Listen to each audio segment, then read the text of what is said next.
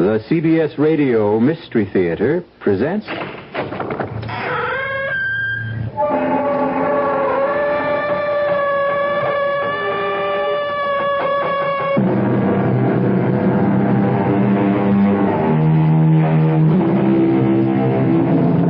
Come in. Welcome. I'm E.G. Marshall. Welcome to the world of terrifying imagination. Make yourself comfortable for the moment. You know, evil has a vitality that defies time. Its power can be curbed, denied, defeated, but only temporarily. And when it returns, its force is more malevolent than ever. We have all been to dark places and felt the presence of evil. And we have all seen things beyond our power of understanding. But, like Tom Fairley, we feel there are explanations for everything. Or are there?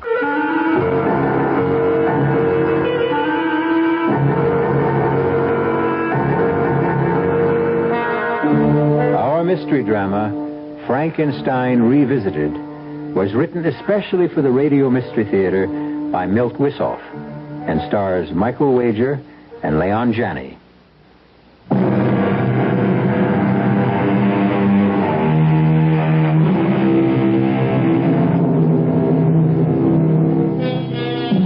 We move now from the friendly people who make these broadcasts possible to the monsters who will make it impossible for you to sleep.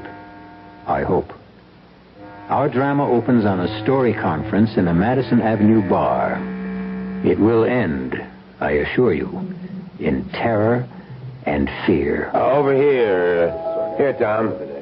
You sure picked a great place for our meeting. Yeah, well, you're late. If I didn't have to fight my way through the mob at the bar, I might have been here sooner. All right, what's on your mind, Frank? Well, I've been looking for a special that we can use as a springboard for our new horror series. And what's more appropriate than the old Frankenstein legend? You mean Boris Karloff and his magic electrode? No, Tom. Not the hokey monster brought to life by the mad scientist. That was cooked up by Mary Shelley. It doesn't rate with the Gothic tale everyone in Germany knows about the infamous Baron von Frankenstein and his terrible death. It's got all the elements of a superb spook show. What's more, this is the 400th anniversary of the Baron's death. So what? So this, old buddy. The monster is reputed to return every century looking for fresh blood. It won't work, Frank.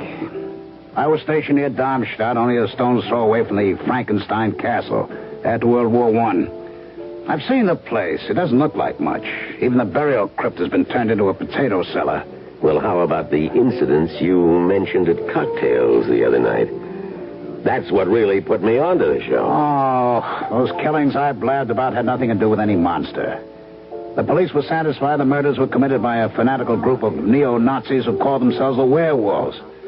Who's going to be interested in a defunct castle on an anniversary nobody celebrates? Well, they will this year. We're going to billboard the 400th anniversary with a gala festival. Well, who's going to show? The peasants used to have a fit when I even mentioned the Baron's name. That was almost 30 years ago. Oh, they'll come. We're going to have sausage and beer, fireworks, and a dandy house of horrors to set the stage for our countdown to midnight. A fake documentary, papier-mâché, razzle-dazzle. The storyline is sound. It should scare the heck out of people. Now, if you don't want to direct the special, then speak up. All right. Count me in. Good. Now, come on, square with me, Tom. Why all the bull about the potato cellar? You don't want to go back there, do you? No, Frank, I don't like the place. Then why not back out? I don't feel you're leveling. Frank, I want to keep on directing for the network. I won't let anything stand in my way. Not you, not the gray hairs creeping up on me. Not even Frankenstein and his blasted castle. Just let me leave this one thought with you. We'll see how much you enjoy the scene when midnight approaches. I'd like to hear the tune you whistle when the wind howls.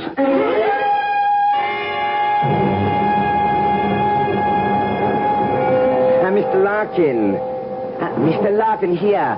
Oh, so good to see you again. And you too, Mr. Fairley. How are you, Klaus? I'd like you to meet our little company. This is Eileen Garrett, who will play the Baron's ward, Laura. And a charming one, I'm sure. In my life. And Flip Johnson, also known in the industry as The Voice. He'll do the descriptive background at the festival and the castle, the interviews with the man on the street. He will also double as Rolf, the suitor for Eileen's hand. That won't take much acting. In that case, you might do. This is Klaus Folger, our local representative, who'll be our strong right hand during the production. We met. When do we meet Mr. Helmut? Very soon. You'll find he makes an admirable Baron. Oh, it's very strange. I've never heard of him. Oh, he's quite a well-known actor, I assure you. Now I think it's time to leave for the castle. It's not the plaza, but I hope you will find it comfortable. Well, I'm sure we will. Who goes with whom? Well, there's enough room in the limousine for all of you. The baggage will follow in a small wagon... truck. Hey, how about you, Klaus? Aren't you coming with us? No, Frank, I will see that the baggage is not consigned to München by mistake. But I will join you later. I wonder what Mr. Helmut, our Baron, is like. I have a feeling. Oh, Eileen, now you sound like Gloom and Doom Fairley. He's probably just another average, run-of-the-mill weirdo.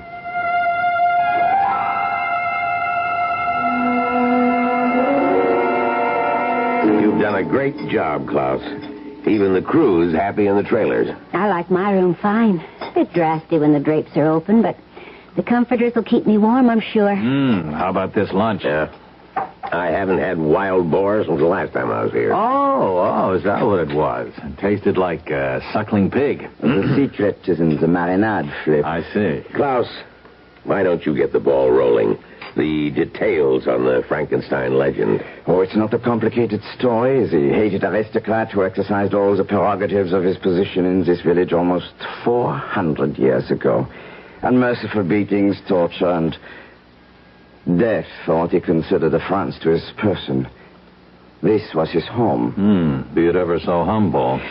The Baron lived here with his ward Laura, but he was a thoroughly evil man and hardly behaved toward her like an uncle should. Tomorrow is the anniversary of the Baron's death. 400 years ago, the Baron had a spectacular scene in the castle with Laura and her suitor Rolf. He mounted his horse and rode off into the woods. Someone or something ripped him from his horse and tore him to pieces. And the legend says that every century the monster that killed the Baron returns. That's about it. We'll be doing this direct from the scene tomorrow night. We'll have a short run through this evening. Look for places to spot mics and pick out locations. Flip will stroll through the woods and give us a little ad-lib color. Will there be a crowd there? Not in the woods, Flip, baby. Just you and the Baron and the other monster. Oh, how come? Because no one in this area will venture into the woods after dark. Tomorrow night, the anniversary eve, they may not even stir out of their homes. Is that right, Klaus? Possibly. People here are very superstitious. Oh, are they? Why don't you explain what happened 100 years ago on the last anniversary? I was not yet born. Yeah, but you know what happened. A man was found dead. Dead, Klaus? He was butchered, wasn't he? Torn to shreds? And his head was found at the foot of the hill.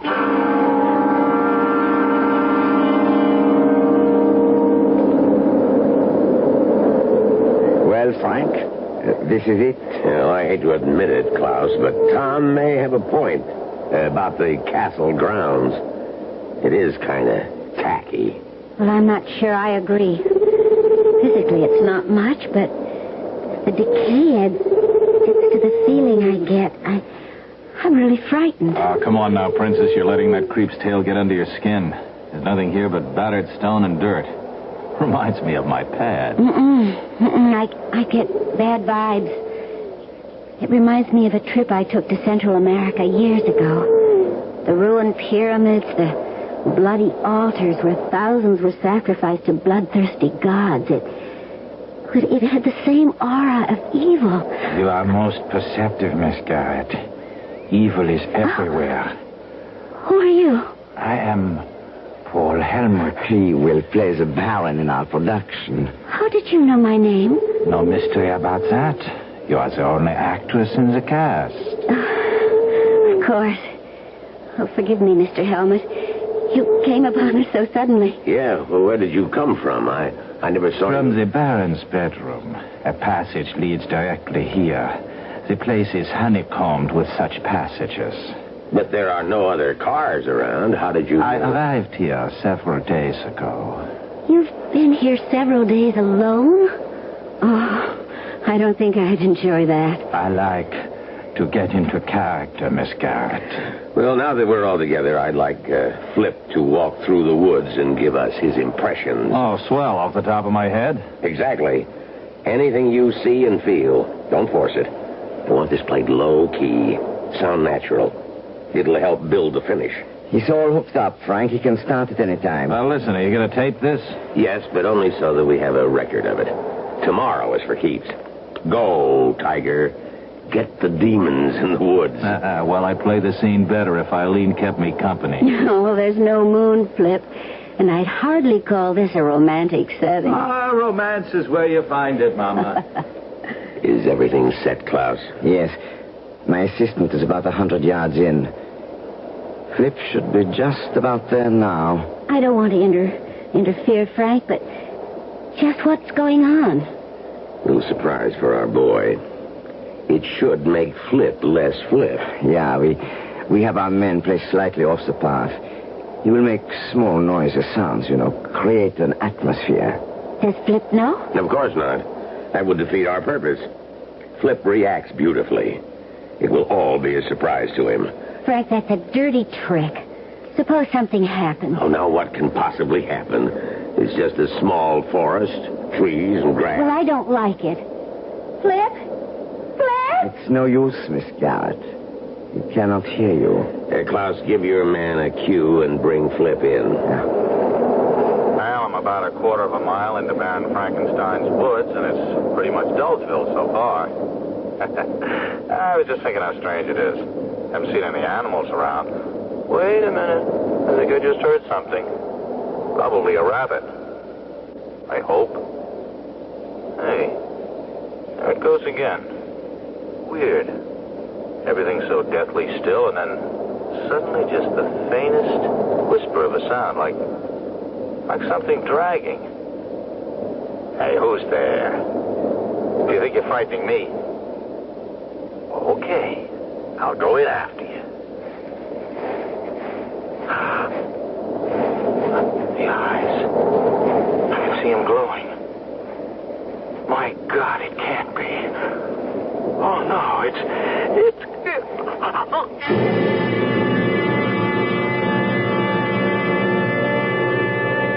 The bard said, "Some find tongues in trees, books in running brooks, and sermons in stones."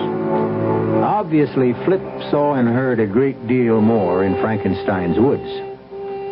Or did he? Perhaps we shall know more when I return shortly with Act Two.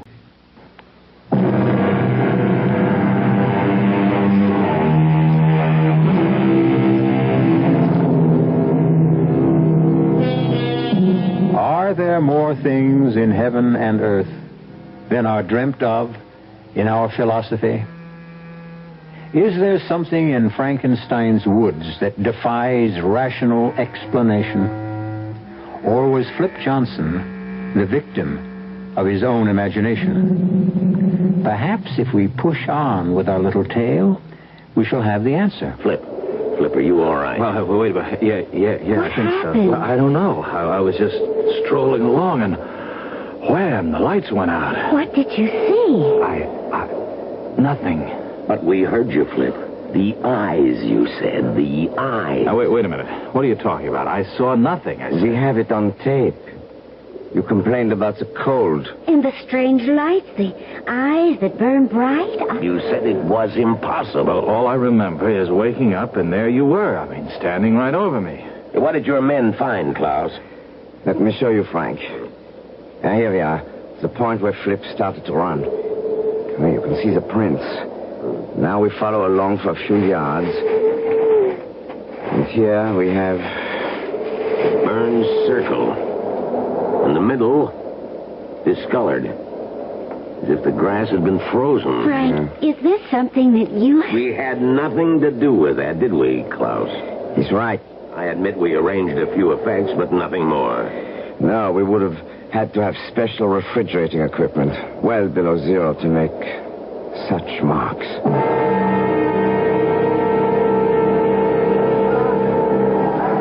Well, how do you like it, folks? It's fantastic.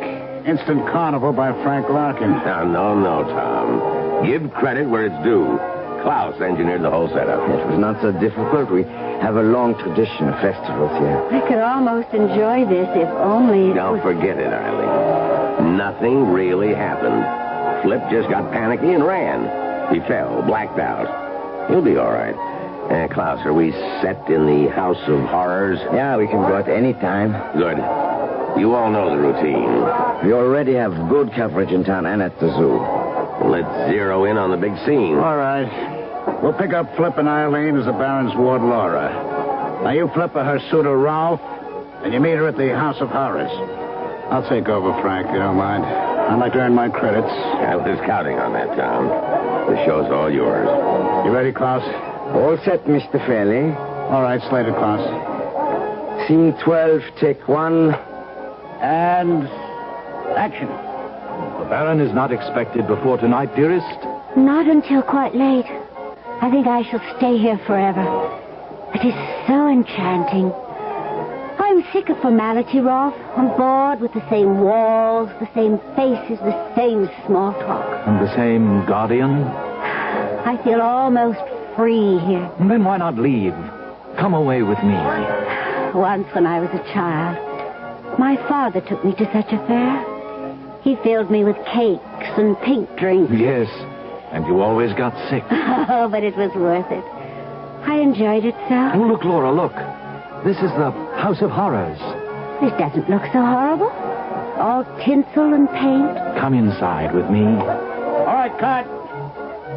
Hey, that was right on the nose, kids. It's a perfect first take. Oh, good. All right, that's it for now. We'll pick up the woods near the castle at 8 tonight. Just take it easy until then. Klaus, you'll have your crew setting up at 7, right? At 7, Mr. Fairley.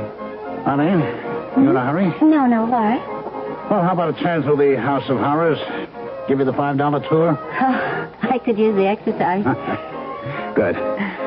You pick the passage, we'll follow it. Let me see. Ippity, jibbity, zippity, zam. Sam it is. Oh, this reminds me of my first date. Well, all first dates are creepy. Mine had a walleye. And mine took me to the tunnel of love. Our first kiss was an orthodontist's nightmare. Braces rubbing against braces. We sent out sparks that lit the tunnel. It's too bad we're past the braces stage. You know, Tom, that's the first time I've heard you laugh since we started this trip. It's nothing much to laugh at. Was it that bad? Yeah. I get the feeling I'm reliving the whole thing. I don't know why. Well, I'm a pretty good listener, Tom. You want to talk about it? No, why not? It was 45 and the war was just over. We'd been through some rough times and we were sent here for R&R. R&R? Rest and recreation. Oh. Seemed like heaven at first. So peaceful. No noise, no bloodshed. But it turned sour. Some of my buddies got blown away. Did they ever discover who did it? No, not a clue. The Army command blamed the neo-Nazis, the werewolves. But the townspeople were convinced it had something to do with the Mad Baron. It's a bad scene. And you? I believe what I see. But it did shake me. I'm glad Flip is all right. So am I. But not for the same reason? Oh, look, Tom. Flip and I are just friends. Casual friends. That's the best news I've had in days. What's that up ahead? Looks like a treadle. Well, what are we waiting for? Treadles are for treading. Step on it.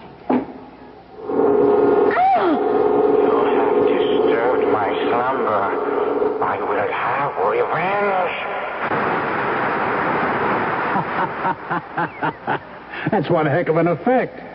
The Baron in non-living rubber expanding before your very eyes. This would be sensational at Mace's parade. Klaus didn't overlook a thing. It should go over big with the tourists and the people in the village. On the contrary, after the first person sees this, it will keep them away. Helmut, where did you come from? What are you doing here?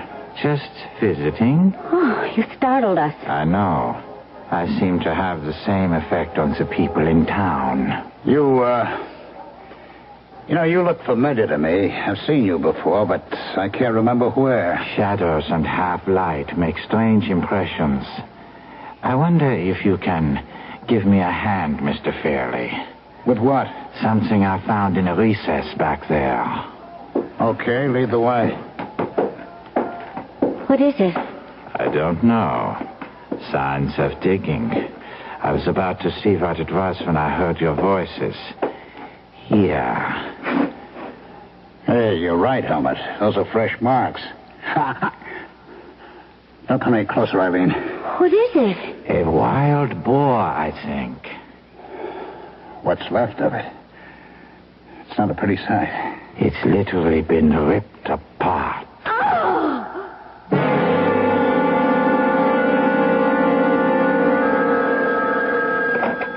Yes? I understand. It will be all over tonight. No, we'll finish the rest back in the States. You can count on that. What was that all about? The town council. They want us out as soon as possible. They were polite but firm. Too many things been happening. Flip and then the dead boar. The word's getting around and is becoming amplified in each telling. Did your visit to town pay off? I think so. It was tough getting permission to go through the old records. The clerk of the city hall was the perfect bureaucrat. He insisted on an application countersigned by his boss. I threatened to go to the burgomaster, and he caved in. Now, how about the newspaper? They were reluctant, too, but greedy. A few marks in the right palm paved the way. Well... All right, see for yourself. Here's a reproduction of the paper's front page 100 years ago. Take a squint at the guy who was separated from his head. I don't know. It's pretty well faded. Look at the eyes and the forehead. It could be, I suppose. And here's a print of an oil painting of the original Baron von Frankenstein. I believe Mr. Fairley thinks the picture resembles me. All right, Helmut, where the devil did you come from? This old castle is honeycombed with secret passages. And you just keep wandering through them like you know where you are. I have been exploring them for days. You know, Tom, there is a resemblance. A trick of your imagination. I knew I'd seen you somewhere before. You're talking nonsense, gentlemen. I could not possibly have been here a century ago, let alone 400 years. How about 30 years ago? I was only a child then. What about your family? I have none. They were killed in the war. Does that satisfy you, Mr. Larkin? I don't know about Frank, but it sure doesn't clear things up for me. Stay inside until midnight, Helmut. You understand? Perfectly. And stay out of the passages until the show's been recorded. I don't want any more surprises.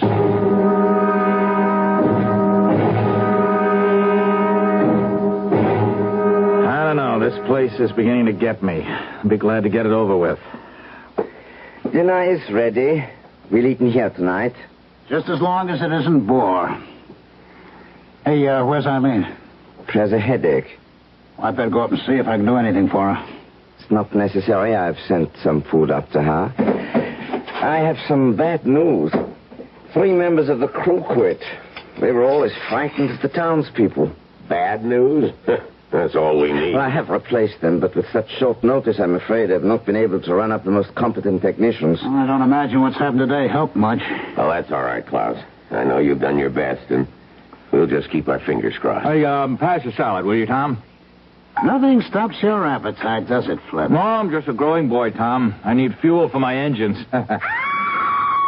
What's that? Eileen. It's just behind that wall. Impossible. There's nothing there. You keep trying the wall. There may be a passage there. I'm going to a roll. I'm with you.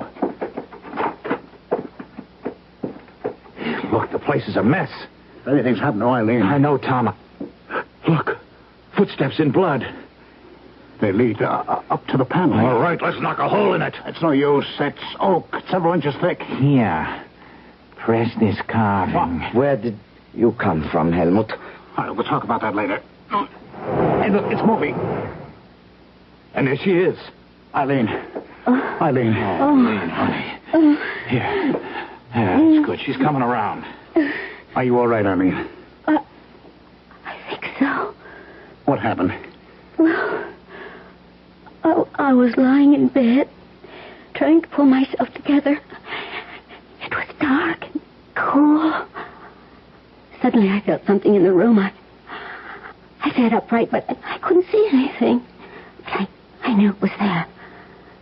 I stepped off the bed, felt something warm and sticky. I panicked and ran. Next thing I knew, I was being held. And then... nothing. You fainted. I suppose so. But just as I was going out, I heard my name. Who was it? I don't know.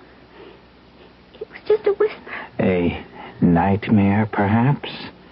A nightmare? With a German accent.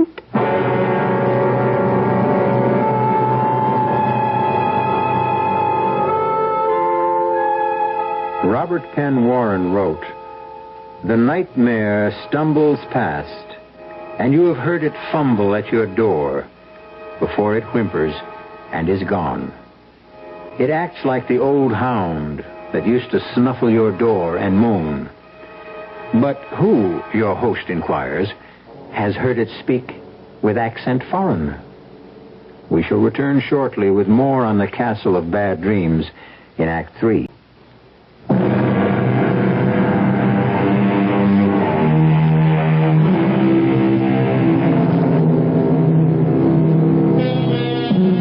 If you have ever ridden a nightmare, you know what a hellish mount it can make. It carries you unwillingly beyond anguish and terror, through deadly whispers and pools of blood. But oh, the relief when it's over. Let's return now to Act 3 and the end of the ride.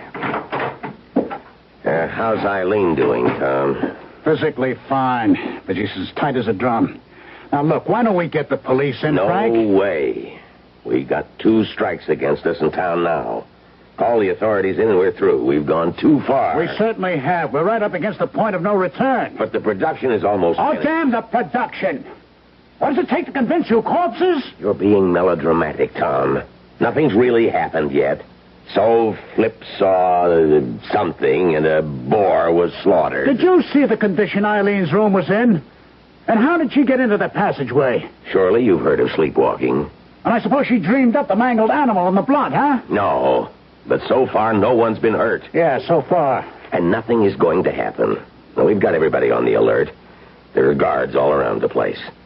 Klaus has brought some extra men in. We've taken every precaution. Every precaution except the most obvious one. Now, let's get out of here, Frank, before it's too late. Not until the show's wrapped up. Come in. What is it, Helmut? Volker says we're ready. Oh, you used the door this time, Helmut. What happened? The passageway blocked? Why the get-up? You won't be on camera, you know. Just a few replicas of the Baron's wardrobe to help me get into character. Authentic, I can assure you. You're taking this role quite seriously. I take all my roles that way. I know only one way to act. If that's all, I'll be going. Okay, tell them Mr. Fairley will be right there. All right, what's up, Frank? I should be splitting too. Now, look, Tom, I don't feel there are any grounds for your suspicions, but I've had some checks made on Helmut's past. What he's done, where he comes from.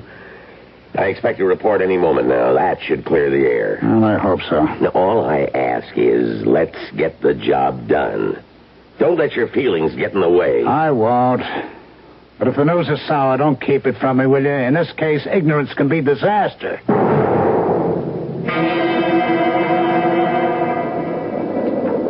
Oh, boy. it's getting cold out here, Tom. What's taking them so long? They're almost set. How do you feel, Eileen? About like Flip. Cold and miserable. Oh, I could use a fireplace and a hot toddy. That's just what you'll have as soon as we finish this scene. It's short, but not sweet. Now, you and Flip, as the Baron's ward and your suitor, are returning to the castle. You got it? You're frightened, and Flip is trying to comfort you. Ah, good. That's one scene I'll truly enjoy. Mr. Fairley, why didn't you answer me on the talk back? I didn't hear anything. The equipment must be out. We're set to go. Oh, good.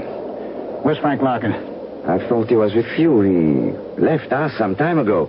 Did he say where he was going? I assumed he was coming here. He did say something strange. What was that? Something about being convinced at last. Does that mean anything to you? It sure does, Klaus. Send your men through the woods and the castle grounds.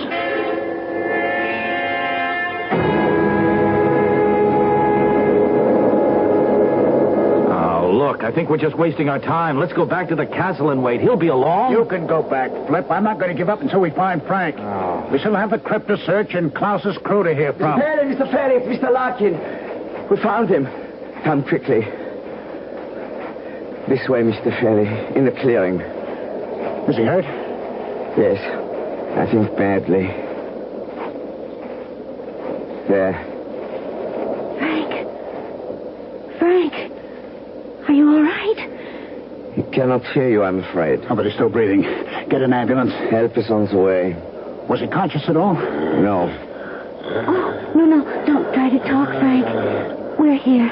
You're going to be all right. Frank, just lie quietly, huh? Don't come near me. Don't touch me. Don't... He's shivering. Throw a blanket on him. Who did this, Frank? Cold, damp, and the smell. Who was it? Cold, bitter cold, and smell decayed. Frank. Is he... No. He's unconscious. We'll talk to him later. Folger, did your men find anything else? Just the grass. It is curious, Tom. What? I don't see anything. Yes, you do, but it doesn't mean anything to you. You weren't here when we found Flip. The area is flattened, and the same strange discoloration. What's all this got to do with Frank? I don't know. But I promise you, I'll find out.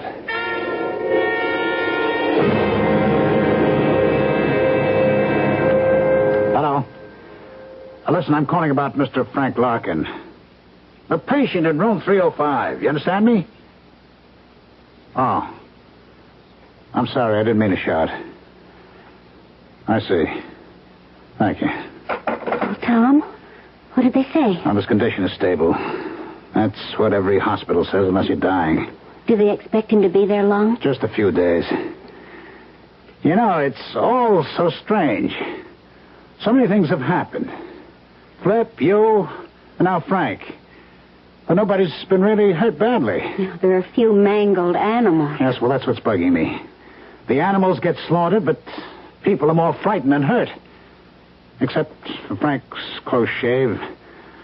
Well, why? It doesn't make any sense. Anything powerful enough to mash some poor defenseless creature surely could do more damage than that. Well, maybe there's no connection between any of the things that have happened. Oh, that'd be piling coincidence on coincidence. I don't believe it, and I don't think Frank did either. After he got that phone call he was waiting for. Well, then why don't you call the police? For the same reason that Frank didn't. But you kept begging Frank to delay the production. Oh, not now. I'm going to finish this tonight, for Frank's sake. But I'm going to be sure that whoever's behind this pays the price. And how will you do that, Mr. Fairley? Oh. I guess you tried the door once and didn't care for it, huh? It is easier to use the passageway. You didn't answer my question. I know I didn't. The reason is simple. I don't know yet. But I will before tonight's over. You mentioned a phone call Mr. Larkin received. Yes. If only I knew what it was. Perhaps I can help you. How? The telephone lines into the castle were a special installation. An exact record is kept at the company of every call made from and into the building. Well, then all we have to do is call the company and find out. Not exactly. They will give it to the police, however. Let's out. Why? Please, Tom, call them in. And the next time, whoever's doing this may forget the difference between man and beast. She's right, Mr. Fairley. You do not know whom you are dealing with. Do you? Auf Wiedersehen. I will see you shortly, when the fun begins. Okay, Klaus, let's get some levels. Get Flip to say a few lines. We need some levels. Okay. This is Flip Johnson in the burial crypt underneath the Frankenstein castle. That's enough, fine. Thank you. Now stand by. See if you can sharpen up the sound, Klaus. Yeah, I will try. All right, Eileen. You get to the Baron's room in the castle. Helmet's there already. We'll do your scene first. Are you all right? Oh, I'm fine. Don't worry about a thing. We've got everything under control. I'll see you later. Klaus, pick up Helmet. Tell him Eileen's on her way. Yeah. Helmut? Mr. Fairley would like to speak with you. Get on the talk back. Helmut?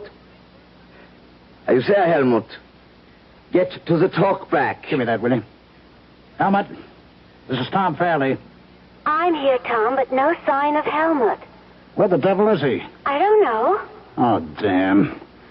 Ask one of the men outside the door to check. You stay put. He says he saw Helmut heading for the crypt some time ago. Klaus, see if you can find him. I'll handle things here. Yeah. Flip, do you hear me? Yeah, loud and clear, Tom. You ready for me now? Have you seen Helmut? Nope. He's supposed to be here? Just stand by. Eileen, have they found Helmut yet? No. What's going on? I don't know, but... I think we had better go to the crypt scene first. I've seen through the passageway, but there are no signs of Helmut. I guess you're right. Flip, Yeah, what now? start your narration, and if you spot Helmut, let me know, huh? Okay. This is Flip Johnson in the burial crypt underneath the Frankenstein castle. It is said that every century the monster that slew Baron von Frankenstein returns to feed his bloodlust. And every century the Baron returns from his grave to meet his fate again. We are less than a minute from the hour of midnight, when all this is supposed to take place. The question is, what will happen here tonight? In just a few seconds we shall know. This burial crypt is one solid room cut out of deep rock. Behind the crypt is a tunnel leading to other burial vaults and to passages that have never been truly explored. It is reputed that 1,000 years of Frankenstein lie buried here. Wait a minute, cut it, Tom. I have to stop. Listen, are you picking up any sounds? Yes, something that sounds like dragging. Do you see anything? Well, no, but the sounds are getting louder. Tom, are you trying to pull something? Well, no, Flip, believe me. Why would I try to pull it? Something seems to be dragging. I hear breathing. At least that's what I think it is. It's getting cold and damp in here, and I smell something horrible. Get out, Flip. Get out as fast as you can. All right, close in, men. Get into the crypt as fast as you can. I want every man in there. I can see them now. Eyes, evil, bright as cat's eyes, glowing and enormous. Oh, God, help me. I can't move. It's here. It's here. Who are you? This is the crypt, Tom. Someone's heading into the passageway. Over there, I think it's Helmut. What about Flip? It's not good. His throat's been crushed. Oh, He's no. not breathing. Somebody stay with Flip. The rest of you go after whatever is in that passageway. There. Stop. Stop, Helmut. Don't move. He's gone. What do you mean he's gone? He's disappeared. Vanished. Into thin air.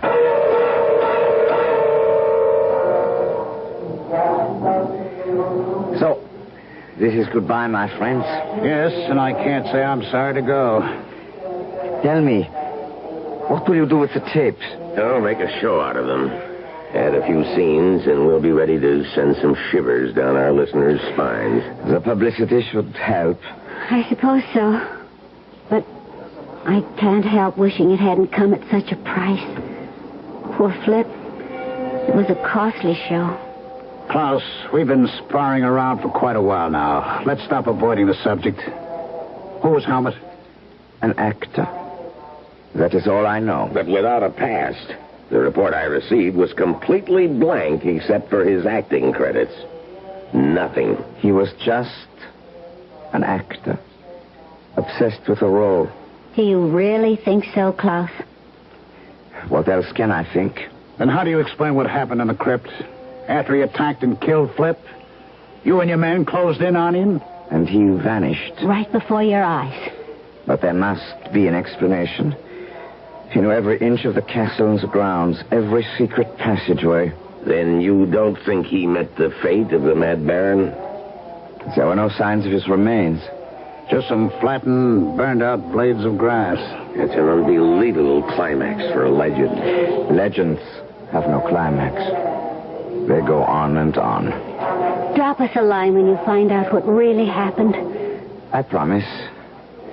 But if you don't hear from me soon, you may have to wait another century for the facts.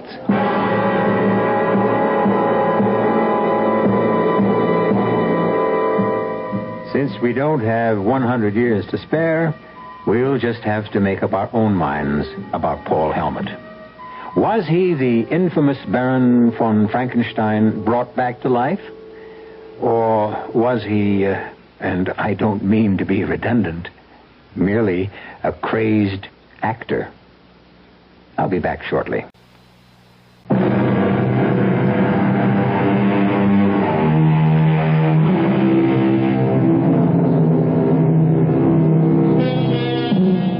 There is no need to look for a supernatural source of evil. Man has shown himself capable of every wickedness. But regardless of where it arises, evil has a vitality beyond time. Its power can be stemmed, but it will return. Our cast included Michael Wager, Leon Janney, Ralph Bell, E.V. Juster, and William Redfield. The entire production was under the direction of Hyman Brown. This is E.G. Marshall inviting you to return to our Mystery Theater for another adventure in the macabre. Until next time, pleasant dreams.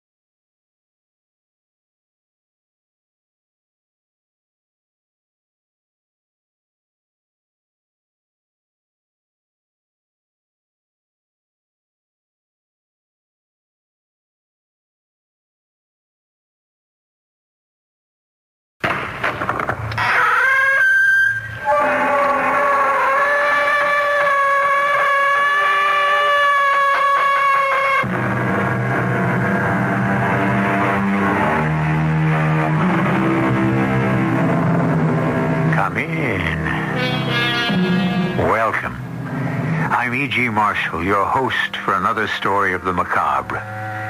The word itself, macabre, suggests the unusual, the bizarre, the unexplainable. And the source of these stories of the macabre is you. Because each of us has been afraid of something, real or imagined, awake or in a nightmare.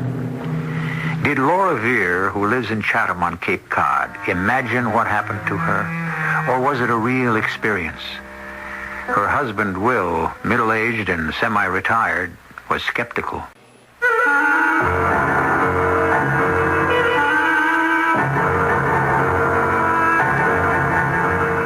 Our mystery drama, The Red Circle, was written especially for the Mystery Theater by Roy Windsor and stars Ann Petoniak and Robert Dryden.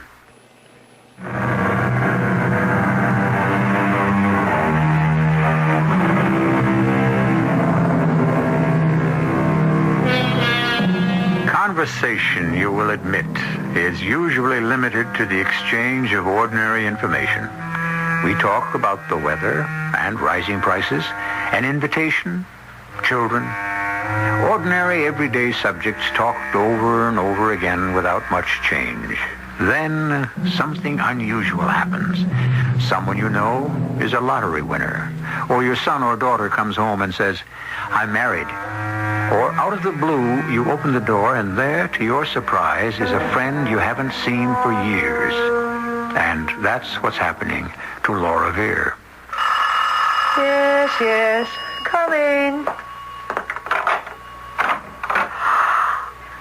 Min. Hello, Laura. Why, Min Wilkins. I have never been so surprised. It's been several years. Come on in, come in. Oh. Now, let me look at you.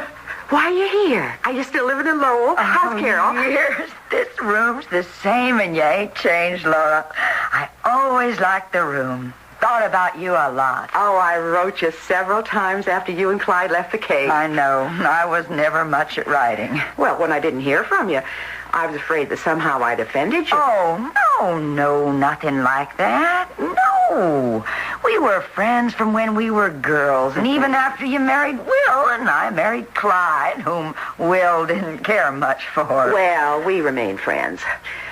Tell me, what brought you back to Chatham? Is Clyde with you? Oh, no, I'm all alone. Are you staying? Because if you are... No, I'm not staying. I just came to see you. Oh, Min, I am so happy that you did. And Chatham, the lighthouse and the beach and the school and, just the town and how I remember it. How's Carol? Married to a nice man named Thompson, which was good to get her away from that house. Oh, does that mean that Clyde and... Oh, Clyde is cruel, Laura. Oh, I'm sorry to hear that. Is he still working at that? No. He went to Boston because he found work. But then he took another job, and now he's kind of a handyman. Min, I'll prepare some tea. Oh, no, please. You like my suit? Oh, yes, it's very nice. Checks are very becoming. Carol bought it for me. She lives in Lowell? No, in Boston. She's never in Lowell. Will you come to visit me, Laura? It's a nice town. Oh, sure. Of course. Next week? Well, I suppose I can get away. Is it urgent? Is something the matter, Min? Well, it's the bequests and that sideboard from my mother you always liked. Pardon me? I don't understand. Well, the sideboard is for you, and the dining room set, which is antique, goes to Carol, along with her old bedroom furniture and the poster bed. Min, my silver, which you and Will gave me, and I want my sister to have that. And then there's a cedar chest. And it goes to the neighbor woman who is the widow because... Min, please stop this talk. Bequests. Now, what kind of talk is that? My goodness, we're the same age, and I'm not thinking about dying at 54. Now, you just stop. You just give me the shivers. It's all in my will. All right. In 20 years or so, those bequests will be made. I hid it. Well, wasn't that foolish? Oh, no. It's under a lot of money, and it's what my father gave me and what I saved. Now, Clyde doesn't know about it. Oh, no. Only me and you. Man, think you should confide in Carol. You'll find it and take care of everything, Laura. Min, just let me prepare some tea. No, thank you. You do like my suit. Oh, yes, very much. The jacket isn't too tight, is it? Does it rub against your throat? No. Oh, because of the red circle, you mean? Yes. Well, it's an allergy made the circle on the neck. An allergy to what? Well, I guess you might say gold. Min talked in a strange way, Will, and all she could talk about were bequests. It was spooky. Min? Oh, I always found her pretty down to earth. Even after she married that good-for-nothing Clyde Wilkins. For your sake, I was sorry Min moved away, but nobody misses Clyde. Silent, disagreeable man. Is he working? Uh-huh, as a carpenter. She wants me to visit her next week. What for? Next week? Oh, for old time's sake. You know, I don't really want to go, but I feel obligated. Can you drive me up? Why not? Real estate's slow right now, and Betty can handle anything that comes in. Sure. You name the day, I'll loaf around Cambridge. Oh, thank you, Will. I really don't want to go. Her visit upset you, didn't it? Talk about death is always gloomy, telling me who gets what when she dies and where she's hidden her will, the money. What? What's that? I don't want to bore you with all that she said. No, I'd like to hear. I'm not so sure you should pay her a visit. She sounds a little crazy. Oh, wait till you hear. By the way, how'd she get here? Drive? No.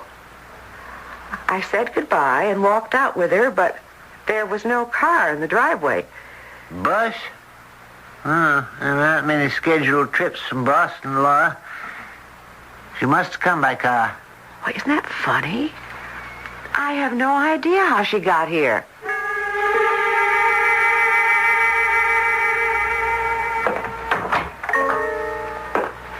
Laura? Yes, Will? I work all day. Oh, come on. You played golf this afternoon, Will. Don't try to fool me.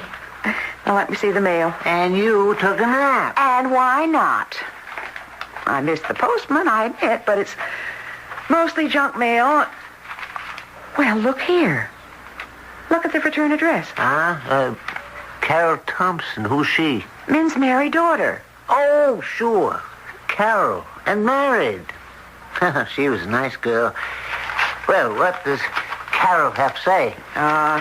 Probably thanking me for her mother's visit. Min's no writer. Let me see. Dear Mrs. Vere, as a dear friend of my mother, she would want you to know. Will. What's the matter? Read. Read what Carol says. Friend of mother's would want...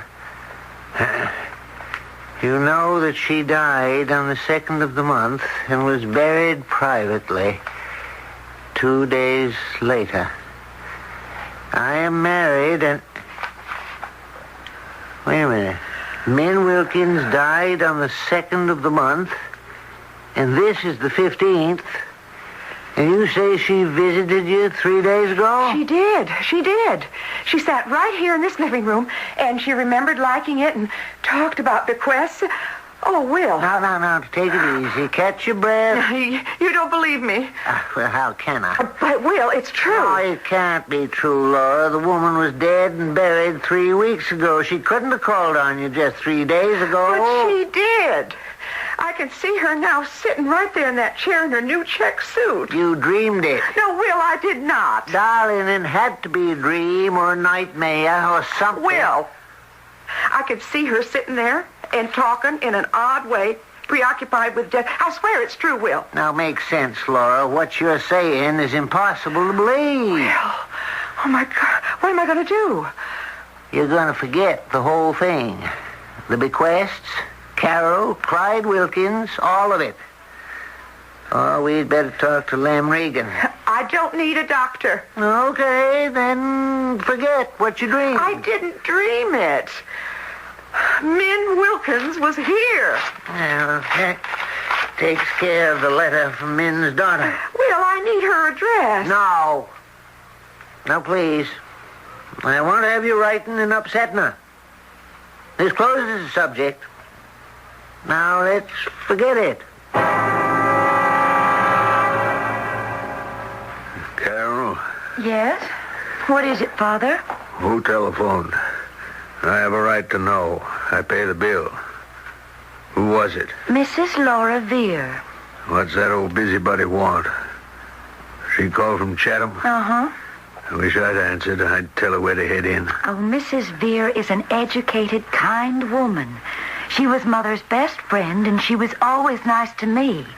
Or have you forgotten? What'd she want? She thanked me for writing to her. You did? What about? Mother's sudden death. I've written to her other friends, too.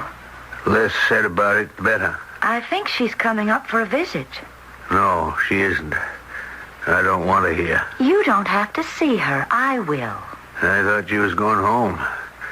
You got rid of all Min's clothes and her other junk. I'll leave as soon as the movers have come and gone.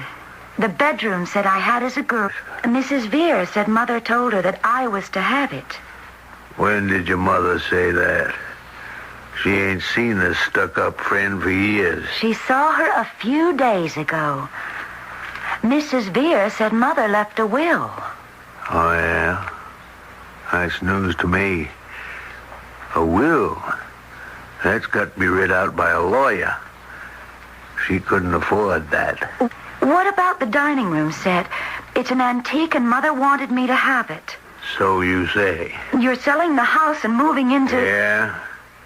Moving into where? Go ahead, say it. I know what you're thinking. Now, I don't want to hear no more about Miss Veer and your mother's will when there isn't one. You grabbing this and that. Good night. She described the suit I gave to Mother, the check suit. How could she know about that suit? She couldn't. Your mother hadn't seen her for years. Mother visited Mrs. Veer a few days ago. Get out, Carol. Go home before I lose my temper. Mrs. Veer swears she talked to Mother a few days ago. Have you lost your mind? Your mother's been dead and buried for over 3 weeks. Let her rest in peace. I don't see how she could.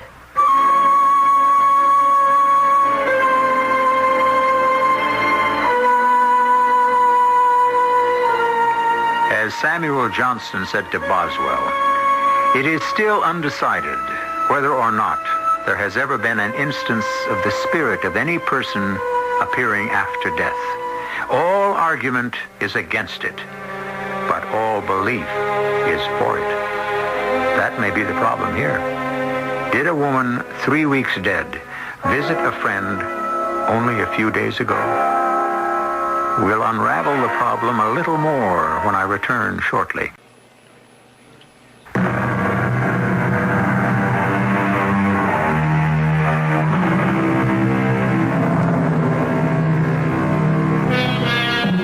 It's possible to have a dream which is so vivid that you would swear it happened, or that you knew it would happen.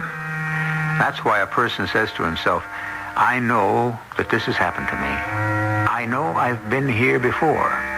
Or, that face is very familiar. Mrs. Veer had a visit from her old acquaintance, Mrs. Wilkins. Or was it a visitation? It had to be the latter. But who could believe Mrs. Veer? Laura, I really wish you wouldn't go up to Lowell. I have to. Will you still drive me up? I don't have a choice, do I?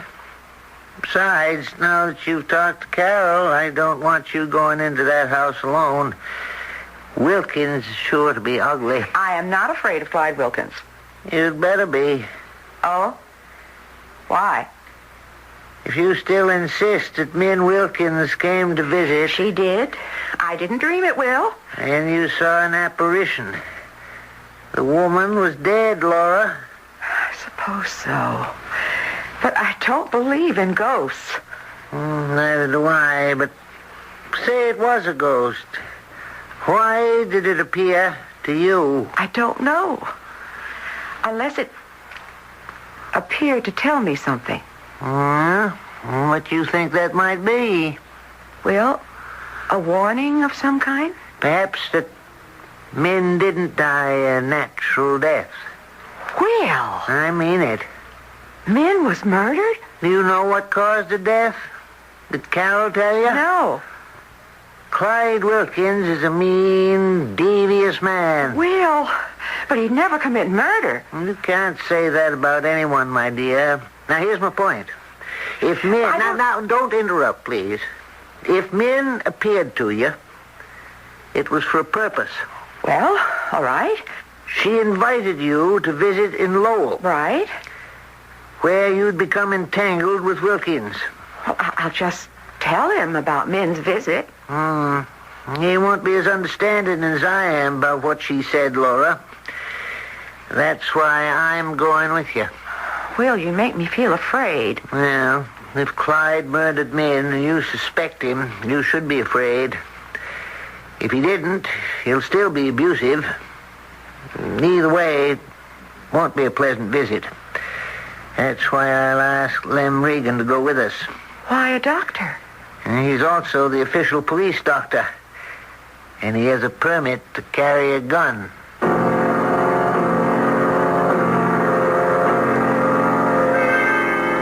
I must say, Laura, it's about as strange a story as I've ever heard. Lem, it's the truth. Well, let's say it's the truth as you see it. You doubt Min's appearance, Will? Well, to be honest, and without meaning to offend my dear wife, of course. Don't you? Well, I don't believe Min visited Laura because, realistically, it was impossible. Still, Laura insists that she did. And then there's the matter of the bequests. Huh? I don't follow that. Well, Laura's been very specific about them. What goes to this person and that, like that. Well, maybe. But Laura's known Min all their lives. Laura's always liked that sideboard. And I'm sure she heard Min talk about what she wanted Carol to have. A subconscious catalog of who gets what when she dies. Correction, now that Min is dead. You do agree with that, don't you, Laura? That Min is dead? Yes. Carol said so.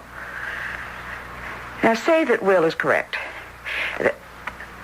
No, I won't say it. I couldn't have known about that. What? Just skip it. Have you remembered something else? I'd rather not say. Why not? It might be important. I think it is. Well, then... No, I'll tell both of you later. For now, it's my secret. Why are you being so mysterious? Will, you've been indulging me, and Lem's just being polite. But he doesn't really believe that Min called on me. Well, you'll see. Both of you. Now, if you'll excuse me, I'll check the upstairs and the kitchen. What was that all about? You know something, Will? I'm convinced. Well, I'm not. Nerves. Oh, she had a bad scallop. No. Laura's in good health, and there isn't a bad scallop anywhere around here. No, I'm convinced of something else. Your theory. If you accept the mad premise of the visit, it could make sense. You remember Clyde Wilkins? Not a trustworthy man. He could have murdered her. If she was murdered. We don't know, but I think that Laura does.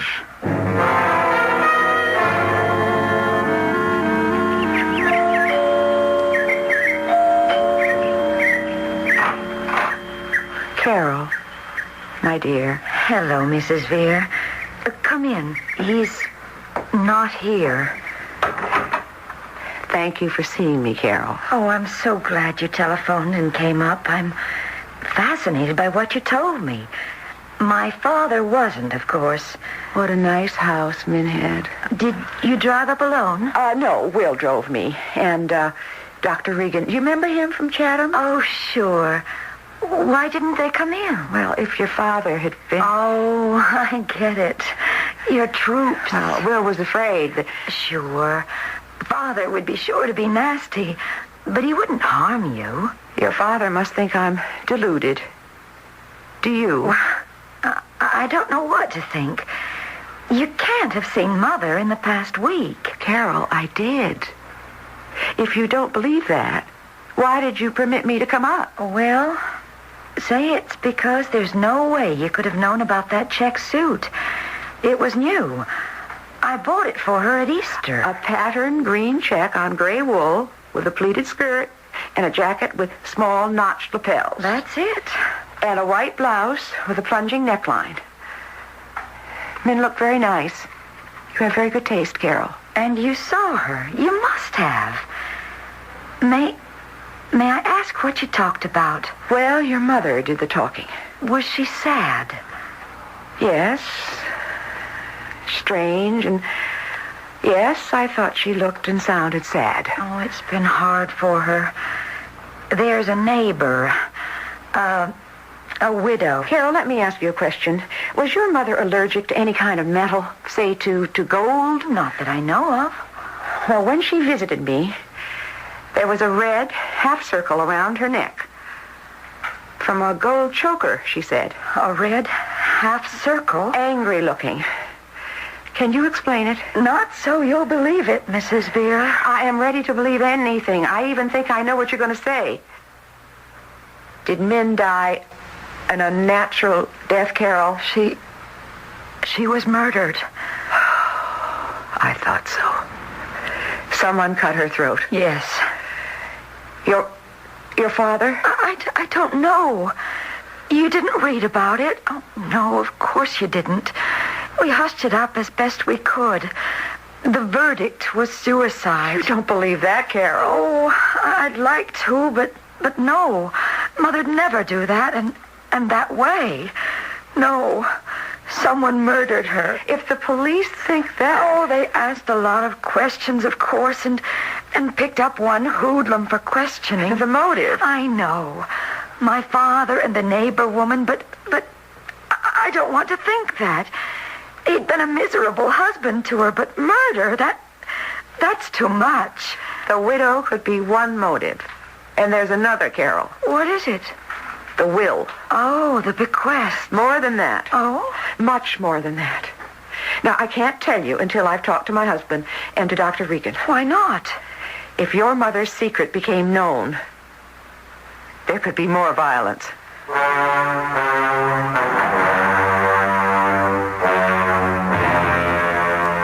So you sneaked her in behind my back. Your supper's on the kitchen table. I told you I didn't want that Miss Via in my house. How could I turn her away?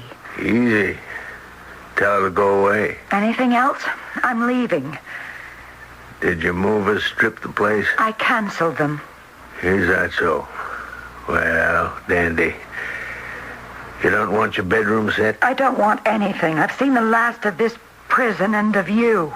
Dandy. That's gratitude. Gratitude? You dare use that word after grinding Mother down to nothing, treating her like a poor relation, leading your double life? Watch your mouth, Carol. What? You'll take care of me, too? Don't tempt me. You admit it. I admit nothing. You murdered Mother. You're a fool. Who put such a notion into your head? That busybody, Miss Vere? She saw the red half circle on Mother's neck. She cut her own throat. I don't believe it. I don't care what you believe. Subject's closed. Not if I have my way. Mother's will. Oh, come off it. There is no will. Yes, there is, and that's why. Night after night, you keep on searching the house from attic to cellar. Go away, Carol. And there's something else. Mrs. Vere said so. Some secret of Mother's. What secret? I don't know. She was afraid to tell me. She'd better be.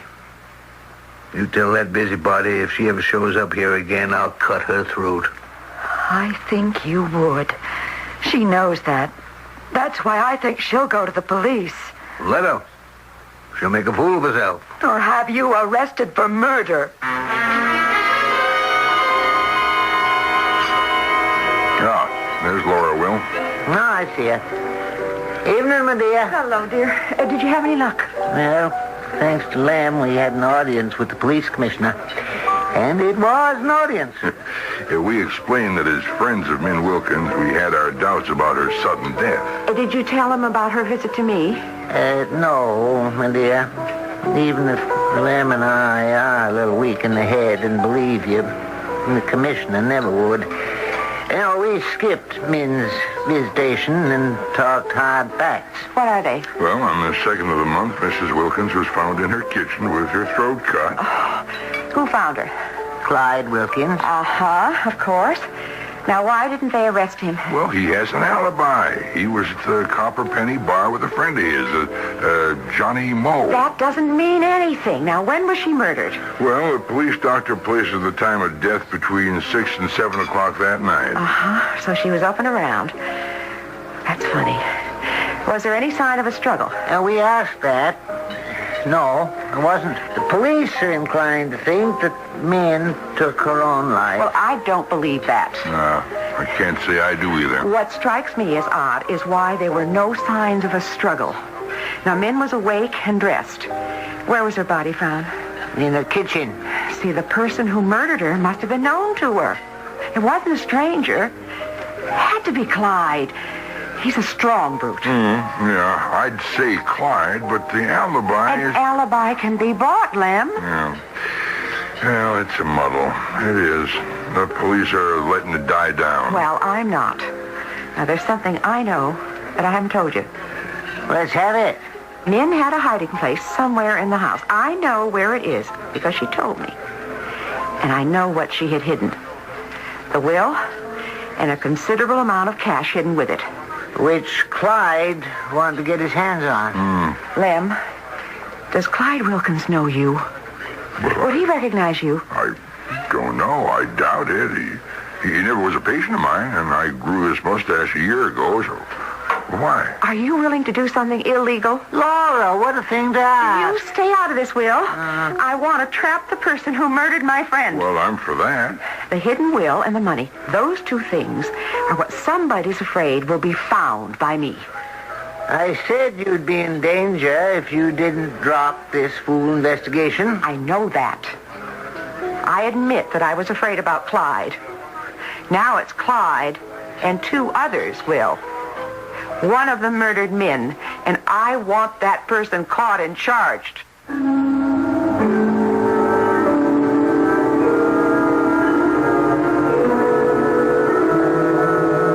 We're following a trail which may lead to the person who murdered Minnie Wilkins. What's unusual is that the pursuer, Laura Veer, insists that Minnie visited her weeks after Minnie was dead and buried. Is that credible? Ours is an age of science, and we have dismissed the idea of ghosts. But legends persist, and perfectly normal persons have seen things, heard them, felt a chill wind in a closed room. So, we will go on with Act 3 shortly. Sudden fame is like being shot from a cannon. It rattles the brain. This week in TV Guide, some young TV performers tell how they cope with the problems that accompany fame and talk about one of their colleagues who couldn't. It's a fascinating look at the dark side of success. In the same issue, Harriet Stratemeyer Adams writes about two of her favorite subjects, Nancy Drew and the Hardy Boys. The author of the successful books explains why her characters haven't come to life on television until now. This week's cover story looks at the growing pains on Walton's Mountain. Success has brought its own kind of problems to the Waltons. After 5 years on the air, the adults are getting restless, and the kids are, well, just not kids anymore. Read about the predicament this week in TV Guide's cover story. America's biggest selling magazine, on sale everywhere.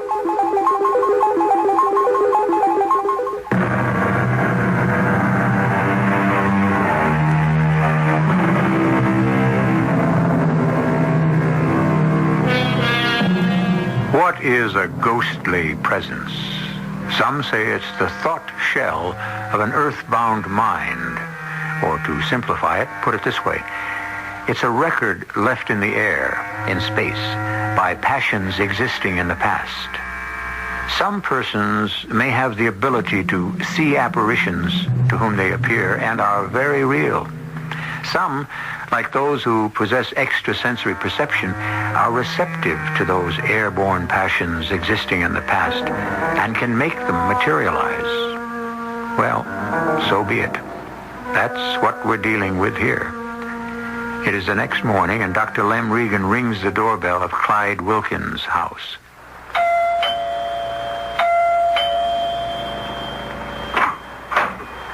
Yeah? What you want? Gas company. I come to read the meter. Oh.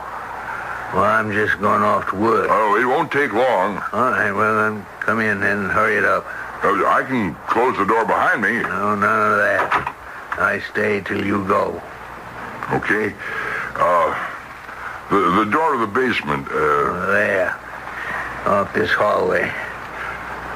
Haven't you been here before? Oh, sure. The lady used to leave the downstairs basement door open, but it's locked, so I... Okay, get it over with. Hop in, Lem. Duck down and get rid of that jacket, Lem. All right. Oh. Everything go all right? Yeah, it worked perfectly. You found the hiding place. I'll never understand how you knew where it was, Laura, but I found it and planted your note. Now, what next? Well, I think I know what's going to happen. Not another visit from an apparition. No, this is just common sense. You'll see. I want to get to a telephone and speak to Carol. I hope she'll cooperate. She will. You can bet your boots Carol wants her mother avenged.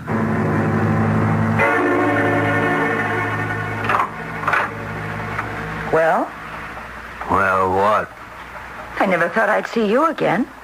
I'd like to speak to you. Okay if I come in? Come ahead. Where's Miss Vere? How should I know? Back in Chatham, I suppose. What do you want to know? I wish you'd talk to her for me. No way. You hate her. No, I don't. I only said she's a busybody, and she is. But I got to find something out. She said there was a will. That your mother had some things written down about... Bequests. Yes, you didn't believe her. The old frump knows something. What's so important about the will? Keep everything for yourself. Maybe the widow will want them. There's money there, Carol. Where? Your mother squirreled away money somewhere in the house, probably where she hid the will. So that's what you've been looking for. Not the will, the money. And you want Mrs. Vere to tell you where to look.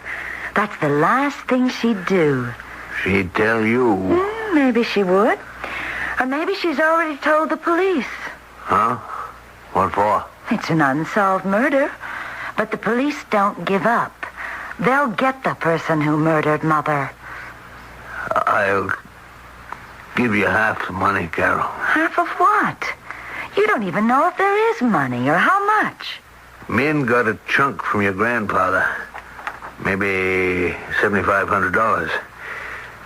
And she hid away maybe another $2,000 or $2,500. You could use $5,000. So could I. She wouldn't leave it to you. The money's mine. We'll see about that.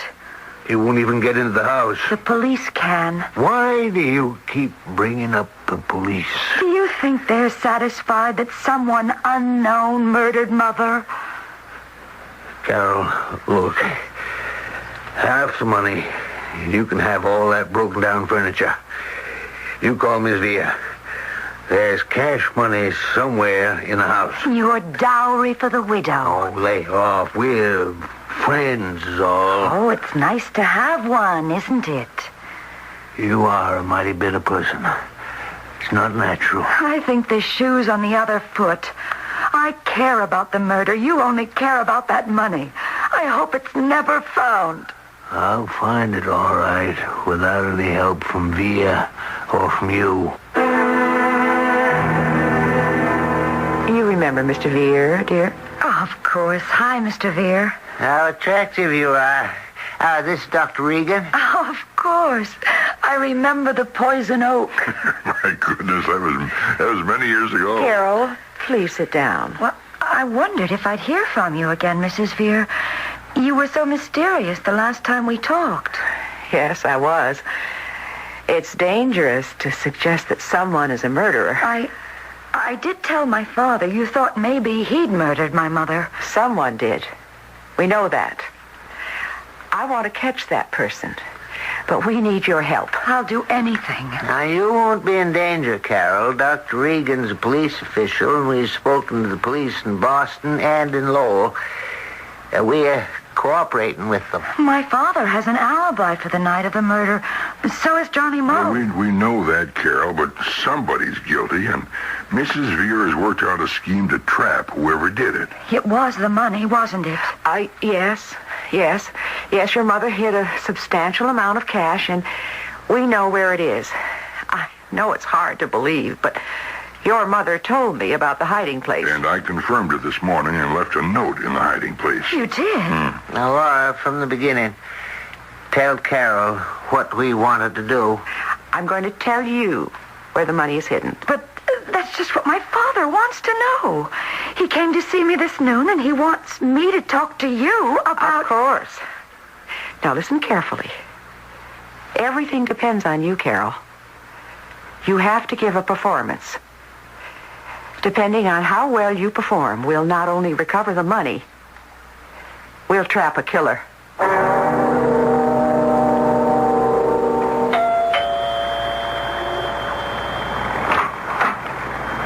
Well, my unnatural daughter, I thought you never want to see me again. I don't. Then run along. I'm going out to eat. You don't care about the money? What's that? Come in. Well? You wanted me to telephone Mrs. Veer. You did? You come to your senses? She said she'd tell me where the $10,000 are hidden if you'd make me a promise and keep it. My word. She doesn't think so. What's the promise the old bat wants me to make? Can I trust you? What a question. I'm your father. $10,000 is a big nest egg, and with the sale of the house... What do you want? I already offered you half the money if we found it. You don't get no more. I want your help to find out who murdered Mother. What are you talking about? That's up to the police, and they've dropped the investigation. Oh, no, they haven't. Someone who knew her smashed her on the head and cut her throat and left. Johnny Moe and me was at the Copper Penny. From what time on? Well, you read it in the papers. What is all this? Why are you raking it all up? Who got to the Copper Penny first? You and Johnny didn't come in together. Well, so what? Did you know that a neighbor of the widow's saw Johnny's car in her driveway around 5 o'clock? That's a lie. You don't know about the widow and Johnny? The handsome Johnny who's 10 years younger than you are? That won't work, kid. Johnny was with me from 5:30 on. Now, you listen to me. The widow's a good woman. I'm going to marry her. You mean you're going to buy her? Why would she pick you when there's Johnny? Watch it. You think you're smart. The education? Yes. But you're dumb, Carol. Real dumb. That slap in the face is nothing. You tell me where that money is, or I'll wring your neck. Not cut it. Where's the money hidden? Tell me, or so help me. All right. But I have to show you. Tell me where it is. I can find it. No, not until you promise to put up half the money as a reward to find the murderer. You're crazy. I mean it. Unless I tell you where it is, you'll never find it. And if you kill me, you'll never know. Okay. 5,000 for the reward. I don't mind. Nobody'll ever collect it. Now, talk. When he slapped Carol, I almost opened the door. He's a dirty brute. He'll break. You got your revolver, Lem? Yeah, ready. That was a good guess about Johnny Moe, Laura. Oh, shh. Not a sound. They can't see us. Oh, it's like a warehouse down here. Oh, there he is. All right. Now, where's the hiding place? Come on. Let go of my arm. You're lucky I don't break it. Where is it? Lift down that box up there. What? That's an old Christmas tree stand. Busted. Should have been thrown out years ago. That's where the money is. I got it. Cut the string. An oilskin bag. It's in there. Here, let me... Keep your hands off. Look, Carol. The money. What's that envelope? Huh? Oh, she's written on it. For Carol. Birth certificates and will. Junk. Here. How much is there? Buckets. Wouldn't her old man spin in his grave if he saw me now? His money, and it's mine. This envelope, it's got a note in it. To whom it may concern. I expect to die a violent death. Clyde, Johnny Moe, and the widow plan to kill me for this money. Clyde won't do it. He's yellow. It will be Johnny or the widow who does it. The one that don't have an alibi. Clyde is a dumb fool. The widow is Johnny's woman. They'll double-cross him. Give me that! Don't move, Clyde. What? I'm a police official. Dr. Regan, hand over that piece of paper. Laura, you murdered Min. No, honest, no. Me and Johnny... Have alibis, and that leaves only one person who could have murdered Min. Your neighbor. The widow. Was she? The note? How did Min know? The police have her in custody, Mr. Wilkins. And experts are searching her house and examining her clothing for bloodstains. You'd better talk. The three of you conspired to commit this crime. And all of you will go to prison for life. Thanks to an apparition. The apparition of Min Wilkins, who visited Mrs. Veer, who's now avenged her foul murder. Perhaps in time, the three who conspired to murder Min Wilkins would have been apprehended. But passing time covers events with the dust of fading memories, and an unsolved murder would have been forgotten, except for that apparition. Min came back from the grave to arouse her friend Laura Veer. A story of the macabre. I'll return shortly.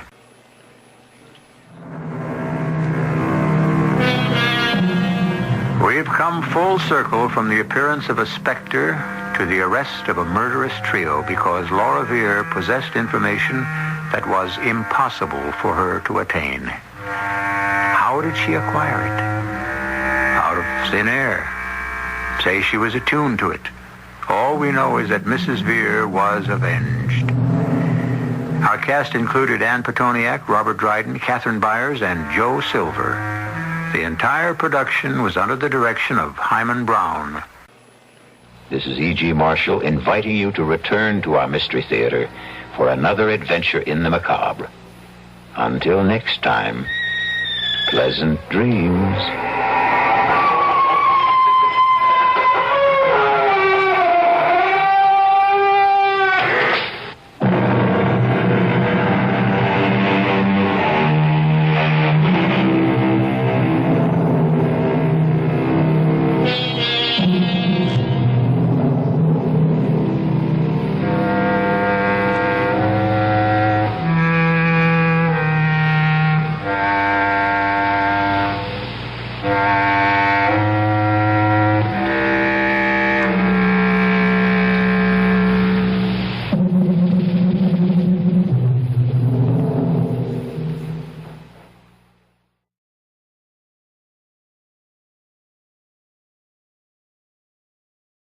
The CBS Radio Mystery Theater presents...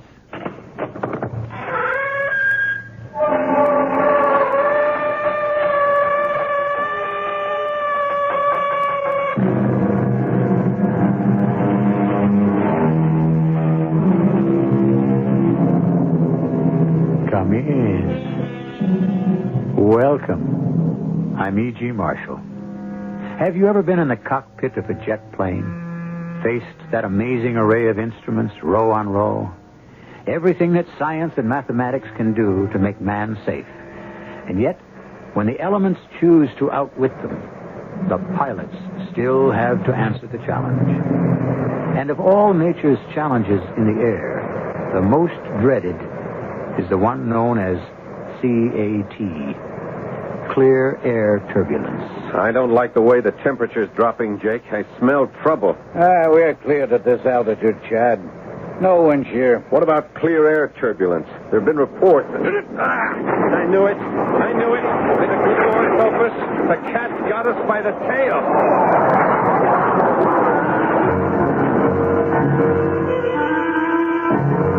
Our mystery drama, The Time Fold, was written especially for the Mystery Theater by Ian Martin and stars Paul Hecht.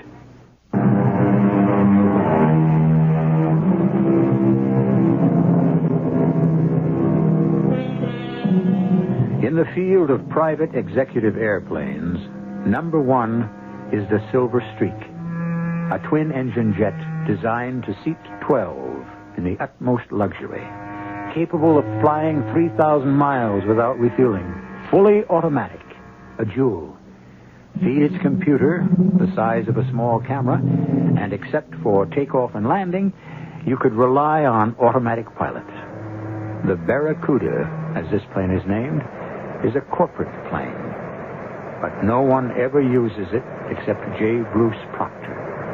He is the only passenger, with the exception of Meg Chatham, his secretary. Flying the plane are number one and two boys, pilot Chad Stevens, co-pilot Jake Slade. How's the weather, Jake? Wild, Chad, wild. What? We get a front eating up the sky. 6-0. It's the big mother. Well, not so long as we stay clear. This doesn't bother me. It's the other. Huh? What? Hold it a minute. XN 743 to Little Rock, VOR. Do you have a weather update, my flight path? Roger, XN 743. Stand by. What's a good word? Well, he put in his nickel. Now we wait for Charlie Computer to answer. Is that possible? CAT canceled? What do you have to ask for? You can see what's up front. Well, it isn't always what's up front that counts. Like who's going through that? Oh, like you said, we bypass. Yeah, only which way? VOR, this is 2743. I read you. Cancel the CAT. Well, what about those pilot reports? No sweat. Light turbulence, 1900 hours, central. Commercial 747 to 350, this side of Kansas City. Ditto corporate pilot flying jet over Shreveport at 280-2010 central. All other flights report no turbulence. Will you follow machine plan or bound and flight plan? Notify. I'll get back to you, VOR. Chad, what's eating you? Anytime I hear anything about clear air turbulence, I get goosebumps. You ever ridden any out? Nope. Well, me neither. I'm not anxious to try. So why play Lone Ranger? You got a clean bill of health if you pick up the new MFP. Yeah, which will bring us into New York pretty near an hour late. I'll be later if you try to go around the front the other way. I guess. Okay, I'll swallow my hunches and follow the rest of the sheep. You better tell our boss, the great shepherd, that his little sheep are going to be late tonight.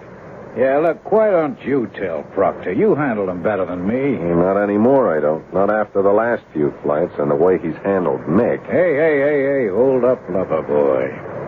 Anybody got an eye for that lady, it's got to be me. You're married up and all. Yeah, don't remind me. Uh-oh. Gone sour again? Still.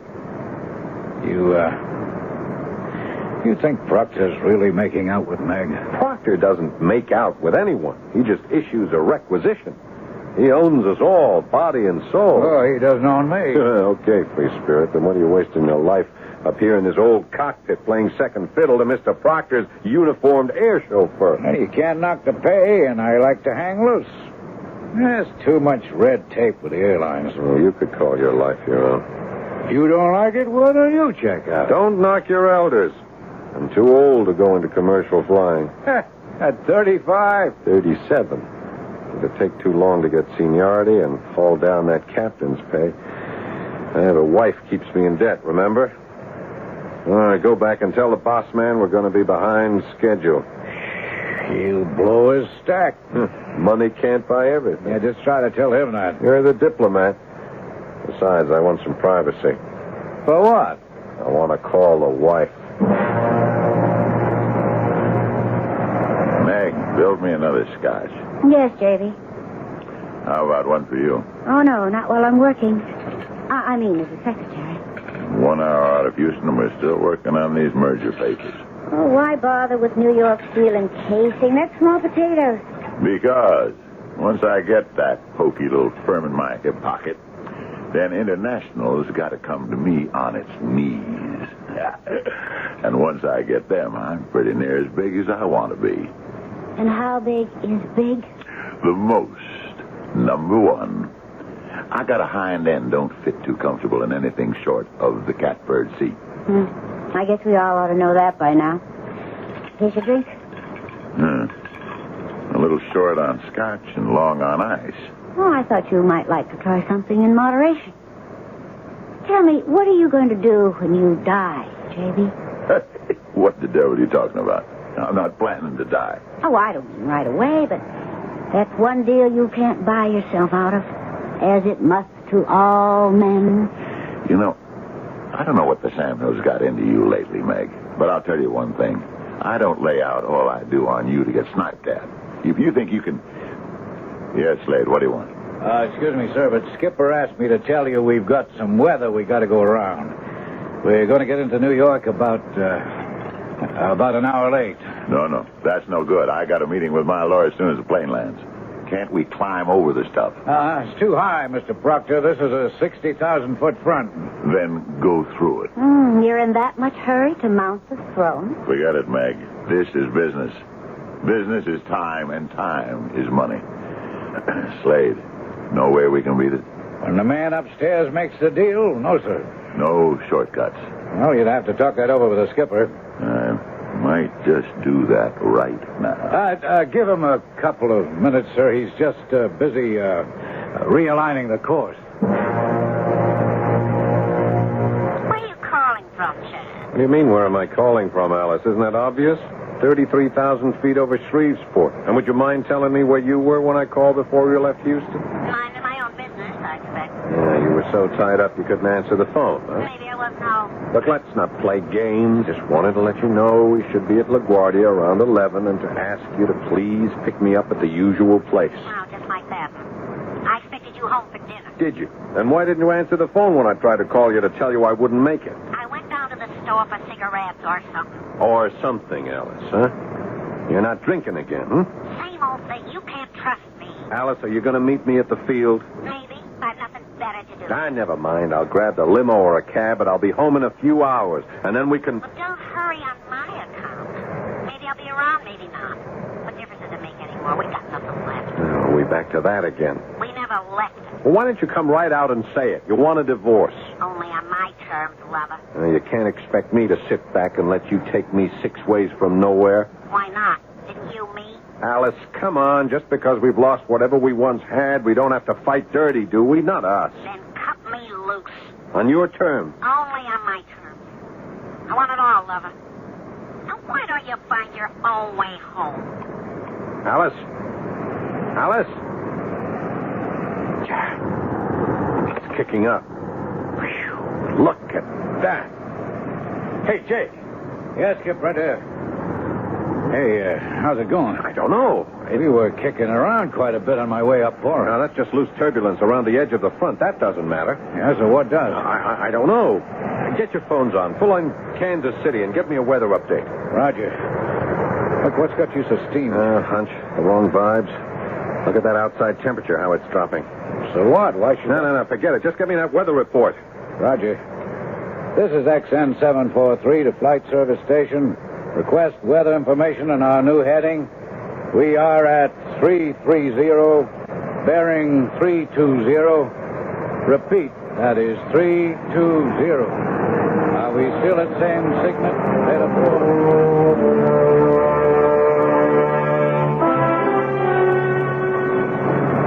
Hey, Meg, I How'd you like to build me another scotch? To stoke you so you can keep knocking out enough ideas to gobble up the world, or to relax? Oh, we sifted through all the papers. It's time for fun games. In that case, you got your scotch. You'll join me? I just might. Sometimes you even like me, don't you? That's a fine question to ask a woman who... I want you to be different. Now, I can buy all of that. I know. You bought me. Now, don't say that, Meg. No, it's true. Well, I didn't think so at first. But then the sun was in my eyes. Huh? There's a wild glory in absolute power, J.B. It dazzles the subjects. Like Louis XIV did. You're trying to make fun of me again. No, not really. Here. Want to drink a toast? Sure. To what? To thanks. So many thanks. And farewell. To To me. No way. Oh, why not, J.B.? We're at a dead end. It didn't work for us. It works for me as long as I say it does. No one walks out on me. Well, I'm not walking out. I just want to shake hands and agree to end a bargain. Not until I'm ready. You know too much about me, lover. You're too dangerous to let go. How can you stop me if I want to? You'd be surprised how many ways, if I ever made up my mind to use them.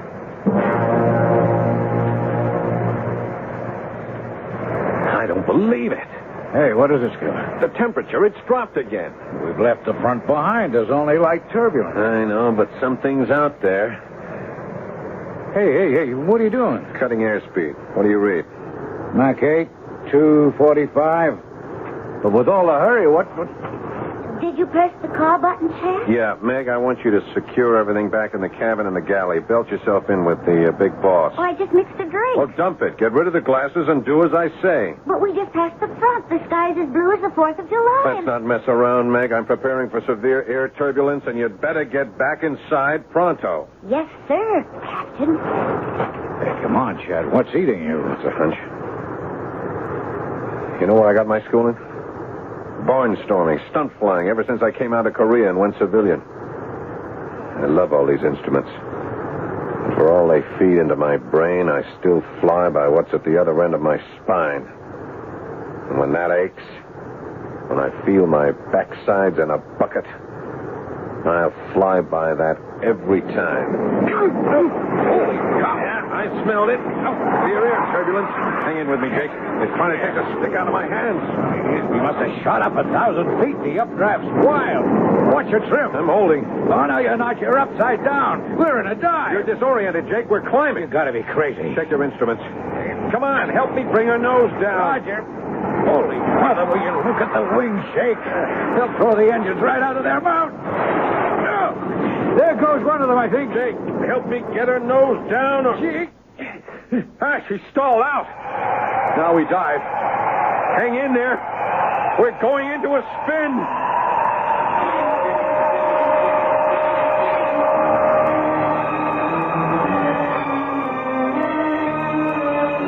Four people in a modern aircraft, equipped with every safety device and instrument to protect lives, caught in the pilot's dread, the phenomenon known as clear air turbulence, or more simply,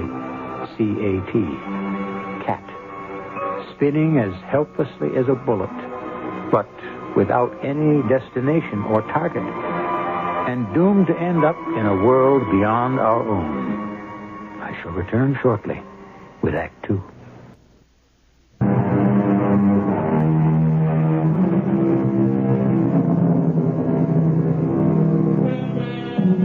Now that the cat's out of the bag, I think I should say a few words about this acronym, the three letters that spell out clear air turbulence.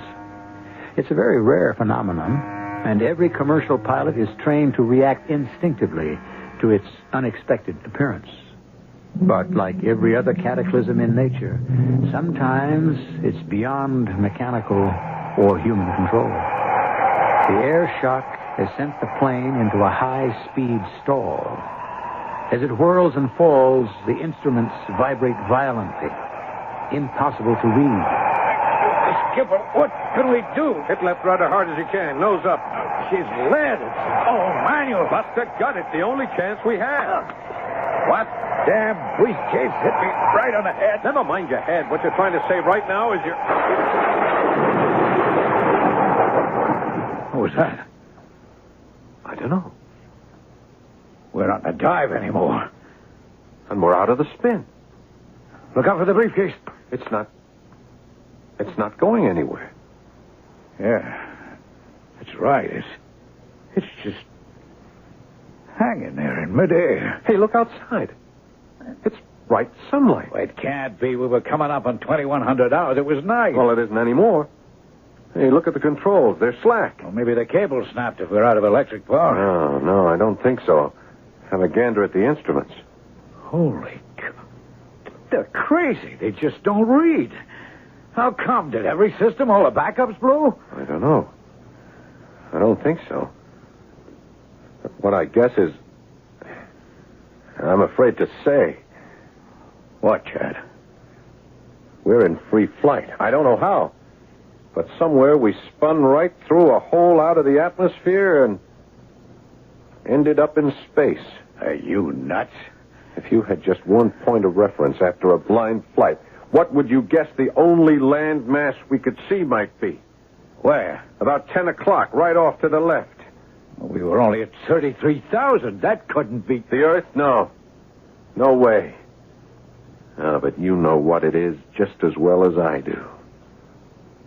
The moon. Yeah, that's just what I read. Look at the configuration. That's crazy, Chad. What are we, dreaming or dead or what? I think we're in free orbit around the moon. Come on, how? From 33,000 feet to nearly 90 million miles in 1 second, how? Maybe it wasn't CAT after all. Maybe we just fell through a hole in space, got folded up in the time warp. Whatever's happened, we got to get busy. First, there's too much pressure in this cabin. We got to release it before we just plain disintegrate. Okay, Ken. Why not take it easy, real slow. Roger. And not too much. We have to hang on to all the oxygen we have. What for, if you're right? All we're with now is the insurance. We can try to get the engines turning over. But no atmosphere? Well, for what? We're yawing pretty badly. We could get her on an even keel. I'm going to try to fire them. Meanwhile, you better check aft and see what happened to Meg and the big wheel.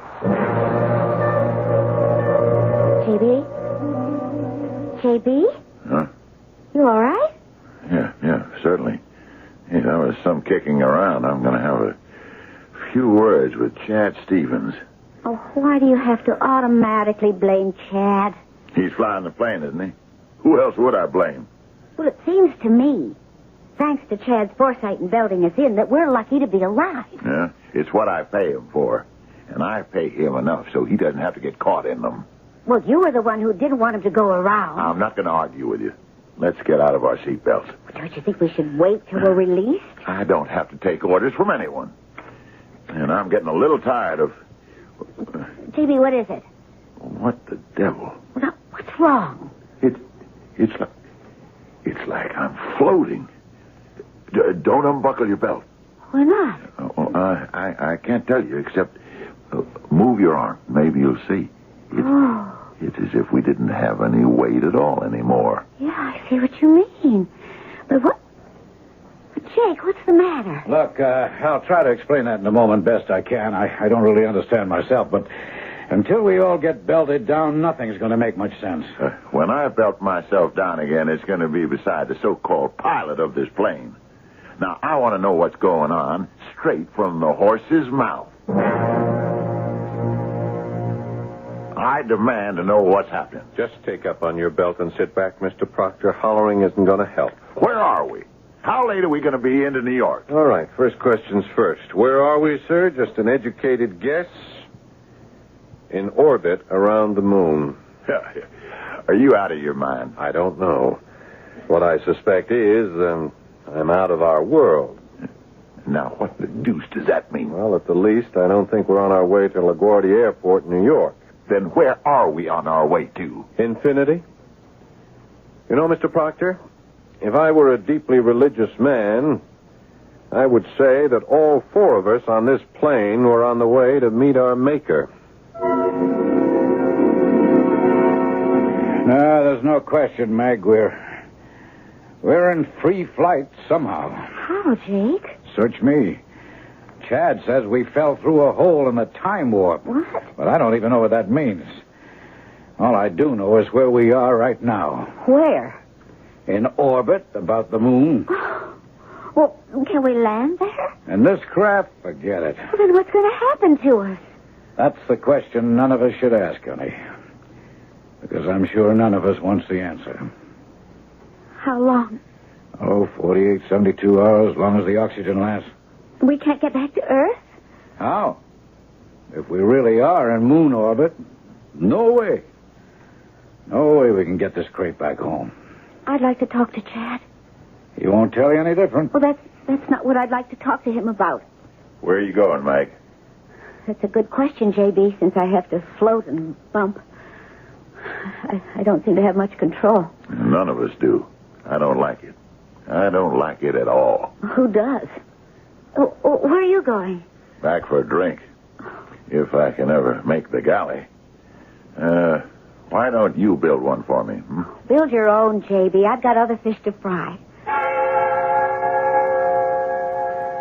Just relax.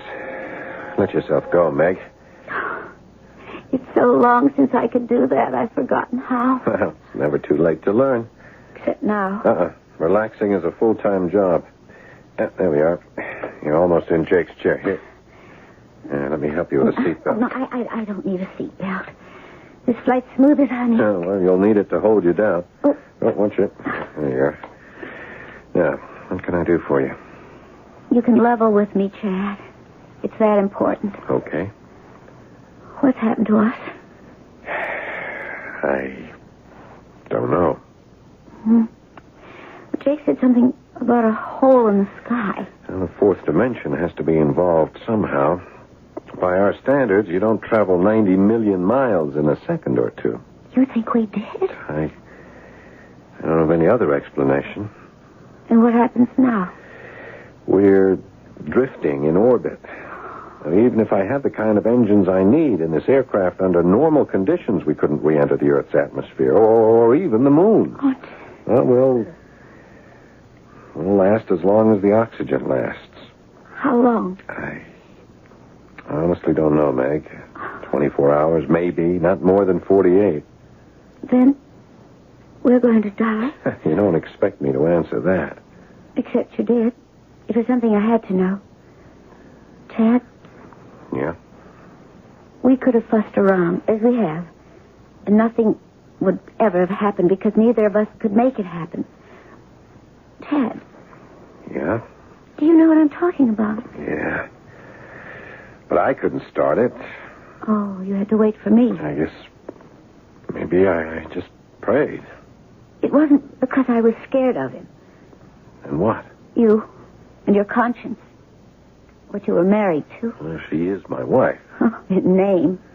What do you owe her? Everything I own. Oh, well, give it to her. What does it matter? Do you own yourself? What? I didn't. I sold myself. And I want to buy it back. My self-respect. Is that all? Oh, no. My whole soul. Just what you ought to do, Chad. So we can be together for good. I'm not ashamed. If there ever was a time and a place to say it, it's now. I love you. And in whatever time is left, I wish to heaven you could say it back to me that you love me. I never thought I'd have the chance, but... Yes, now I have. Hold it. Hold it a minute. What?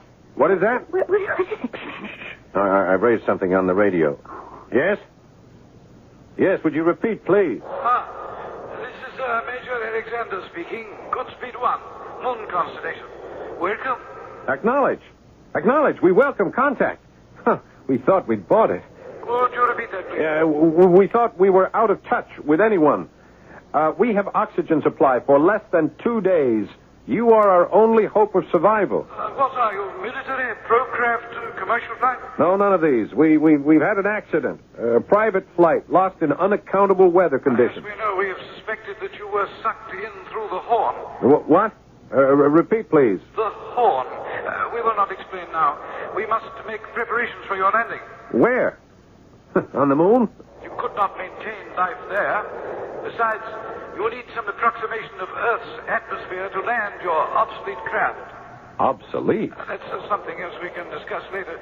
Do you have reserve fuel? Well, enough for, say, 1.5 hours of normal flying under conditions as I understand them. Then you have more than enough to land at Goodspeed 1.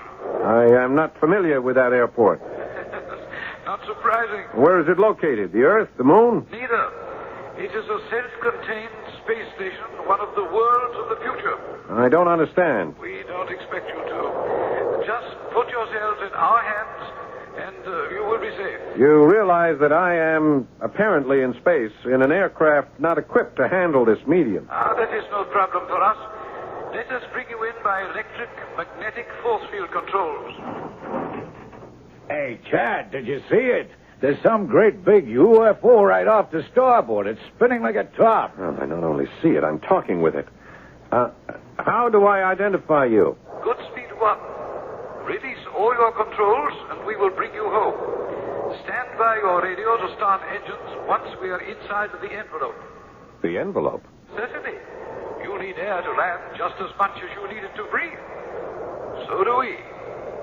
Keep this channel open.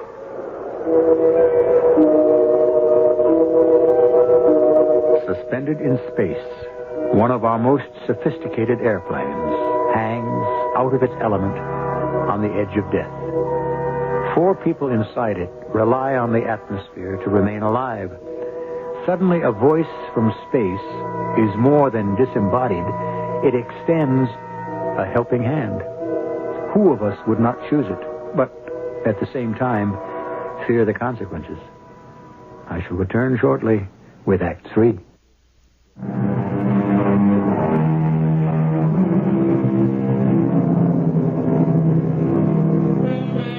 Can you imagine the terror of having been catapulted into an accident in the air, only to find that instead of crashing to Earth in flames and disaster, you are somehow suspended in space, in a vehicle not suited for this element, and with a rapidly diminishing supply of the air you need to breathe? Small wonder that you would grasp at any hope of staying alive. Now you are inside the envelope, XN743. You are now in normal flight posture. Activate your engines. Roger. How about that? Very good. Now take your normal declination and follow the tower's instructions in. Where am I landing? As I told you before, station Goodspeed 1. And have no fears. We may be new to you in space, but believe me, we are very little different once you bring your spacecraft to our land. If you want it, you are coming home.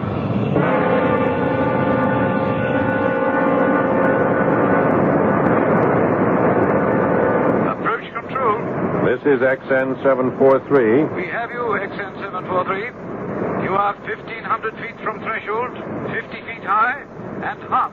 Chad, the airspeed is 17 knots too high. Oh, let's hope there's plenty of concrete. Well, maybe we should go around. We're out of fuel. This is it. You better pull back on the thrust. Touch those, I'll break your arm. Now, just hold on to your hat.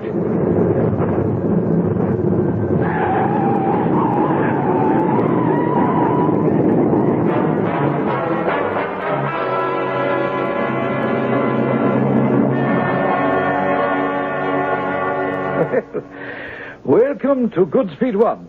I am Major Alexander. And I'm J. Bruce Proctor, and I can't waste any time. How soon can we get a connecting flight? Oh, I don't think you quite realize where you are, Mr. Proctor. So tell me. You are now on Space Station number 1, named at its inception as Goodspeed 1. From here, the only connecting flights are to the moon and such other stopovers as you might select in our area. What are you talking about? I want to get home to Earth. Many other people in your position have. I don't think you quite understand. Tomorrow morning, I have a meeting with my lawyers and all the other people from International Ore and Carbide. My deal has to be firmed up by the end of May. And that's the day after tomorrow. Oh, what year is that? Oh, come on, don't be ridiculous. This year, 1978. Oh, then I think you can stop worrying about the whole deal. It's ancient history. You see, this is 2978. What? But last night before I fled, what did you say? 2978. I don't blame you for being surprised, sir. It's the consequence of falling through a time fold. The older we get, we do nod now and then and lose a few precious moments, huh? It must be catastrophic to wake up suddenly and realize that somewhere we've lost 1,000 years. I'd like to have a few words with you, Captain, if I may. Well, that suits me, Major Alexander. I'd like to have a couple with you. Where's Mr. Proctor? I'm afraid I had to have him temporarily restrained. One of our doctors is treating him now. Restrained? For his own good. He has a heart condition, or did you know? Well, I knew he was hypertense. He's had at least one coronary. He should be more careful. Well, the man has no control. What's bugging him now? His belief that we are making a prisoner out of him, that is not true. I hope you understand that. Well, we are confined to the plane. You are quarantined, Captain Stevens, that is all. You must understand that this is a controlled environment. After nearly 1,000 years, we have finally managed to make our population almost 100% disease-free. We have no infectious or contagious disorders and have made gigantic strides against the normal systemic ravages of old age. This is a far different world from yours, with its poisons, its savage wear and tear, its bent for destruction. What is your world like out there, Major? Let's see. You are from the 20th century, 1978, correct? Yeah. Then you know nothing, of course, of the history of space stations like this, or colony orbits, as we call them. No. There's been talk and speculation about establishing them, but, of course, none have ever been started. Hadn't been before. I can understand your problem with time folds. Even we are just getting used to them. I beg your pardon? Intergalactic flights are just moving out of the experimental stage now. It's possible to go to Centauri 4 now, for example. But the time lag there is really a bummer. Knocks you out. It's approximately another 1,000 years. You're kidding. Not at all. Well, you were going to tell me something about the history of, what do you call this? Goodspeed 1. Yeah. We were the first station, you see. When was that? Oh, back in your millennium, around 1990, I think. Maybe a couple of years later. Of course, it was nothing like it is now. Then it was just an experiment to collect and store solar power to bring cheap energy to Earth. You deliver energy to Earth now? Earth? That burnt-out cinder for what? Burnt-out cinder? Well, I'm afraid Earth moved too late to develop energy.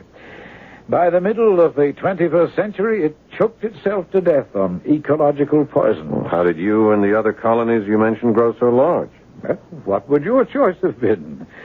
Our colonies grew by leaps and bounds. The waiting lists grew longer and longer. Here on Goodspeed, we rotate at such a controlled speed that gravity is reproduced within the envelope that encloses us. Our grass is always green. We live in a temperature like that of Hawaii, and the air we breathe is pure. We are, insofar as it is possible, all of one class. We're as close to utopia, I suppose, as man can come. And we can be part of this. Once you are decontaminated, I would think so. Oh, our immigration laws are necessarily strict, but yours is an unusual case. However, the question may be academic. Oh, why? Because your employer is adamant that he must return to Earth. The burnt-out cinder. Not that Earth, no. The one you left. Yes, but that's impossible. Not if you move quickly. I won't go into scientific details, but that is why I wanted to talk to you. If we are to take advantage of the time fold that brought you here to return you, there is no time to lose. Now, as captain of the ship, it is entirely up to you. I can give you 1 hour to talk it over with the others, but no more. You're not going to try to get back, Chad? The big man's orders, Meg. He pays my salary. What else can I do? Well, stay here. Don't you know what it could mean? Yes. I know. We'd all be free. We could live our own lives. It'd be like a second chance, a chance to live down the mistakes. I understand. Well, isn't that what you want? It's not what I want. It's what Mr. Proctor wants. Oh, you can't be serious. What about what I want? What Jake wants? Jake doesn't care where he lives. And me? Oh, you could be your own woman anywhere. Well, I'm not now. Bought and paid for. Maybe it'd be the same here. No. Oh, Chad, don't you see? I'd be free here. He can't control me. And you're not free if you go back. You're only going back to her. To Alice? Oh, no. No, never. That's over.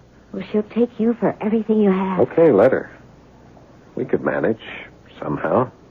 If you stole me from J.B., he'd break us both, grind us to powder. We can still take the chance. Why, Chad? Why? Because if you and I are going anywhere, Meg, it has to be because we fought for it, not ran away from it. It has to be a matter of conscience. I have to go back. I have to live with myself. Maybe you should stay. No. No, darling. You're right. I have a conscience, too, that needs quite a bit of polishing. No, we'll go back together and face whatever has to be. God willing, it'll work out for us.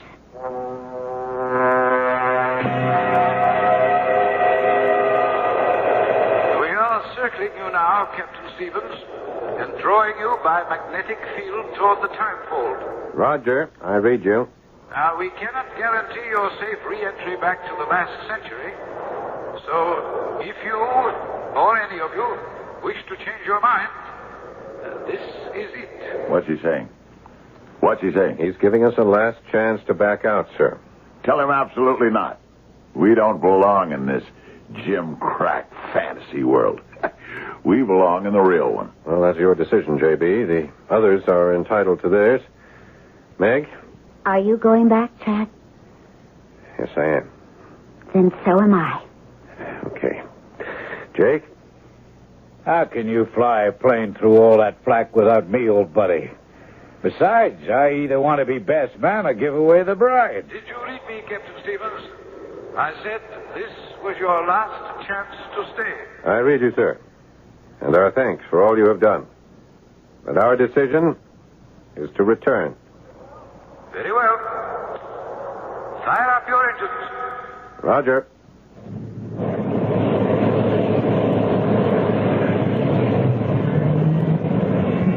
Engine start completed. We'll start the countdown at 30. Bon voyage and good luck. Are you ready? Ready, sir. Synchronize. Coming up 30 on zip. Read 30. 29. 28. Get back and get belted in. J.B., Meg? Go ahead, Meg. I heard what your co-pilot buddy said, Stevens. I just want you to know, if we get back, I'll break you in two before I ever let you take Meg away from me.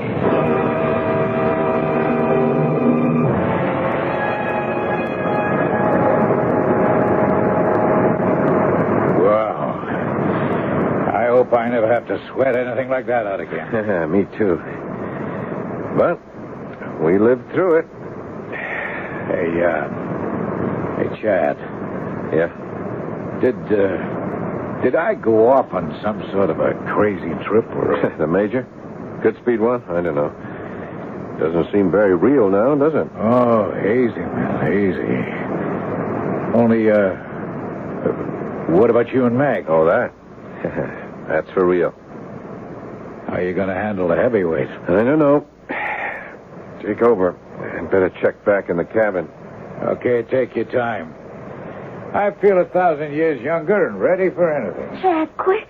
What is it, Meg? JB, I think it was his heart. It was just too much. What? Is he dead? Well, right after we hit the turbulence, he just sort of hunched over. He made this terrible sound and slumped. The way we were being thrown around, I couldn't get to him. Oh, Jack.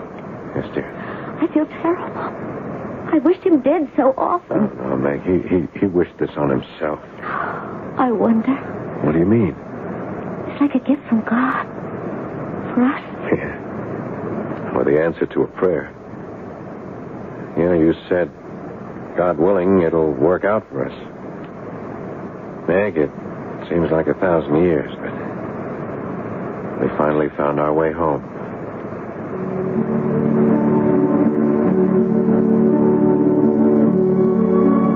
Well, there's quite a little tale to muse over. The fact of CAT is real enough, but what was all the rest? Real or imagined? Does that really matter in the larger sense? All of our travelers returned safely from beyond whatever veil they penetrated, except one. And there will be few to measure the death of such a selfish man. I'll be back shortly.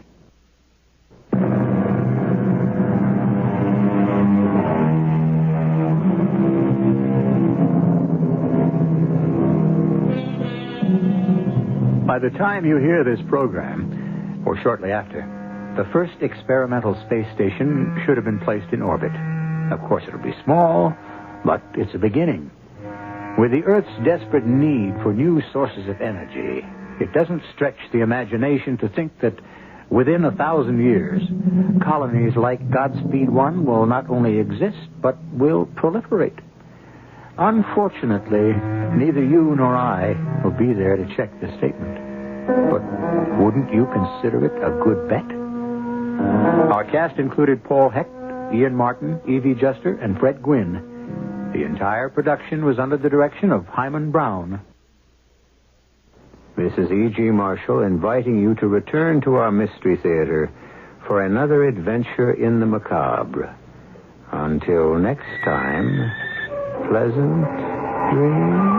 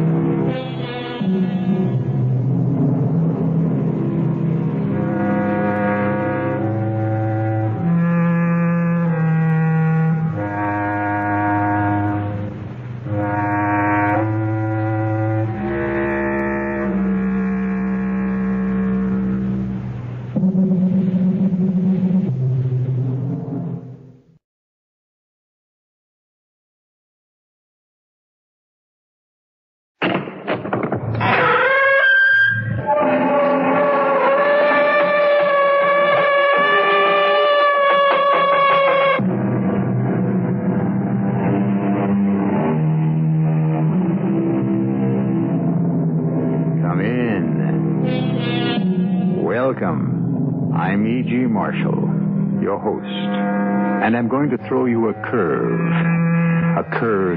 in time. Have you ever heard of the arrow of time? That's a concept which says that time can only move forward, like an arrow. Another theory claims that the arrow of time has two heads and can move either forward or backward. A third theory says that time is eternal. In other words, the past, the present, and the future have always and will always exist together. That appeals to me. It gives me a feeling of security. But sometimes I wonder what would happen if technology started monkeying around with time and got the past and the future mixed up with each other.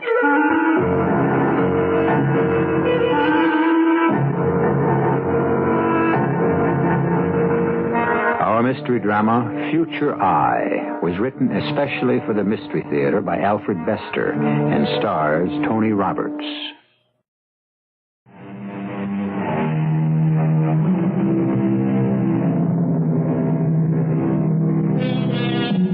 What will the world be like 1,000 years from now? Well, I can tell you many things, but just now I'm most interested in the master control computer. Don't let the name make you think that it's a mechanical dictator. Actually, it's the servant of all. It banks for all, shops for all, takes messages for all, remembers for all, does every chore that the perfect servant would do.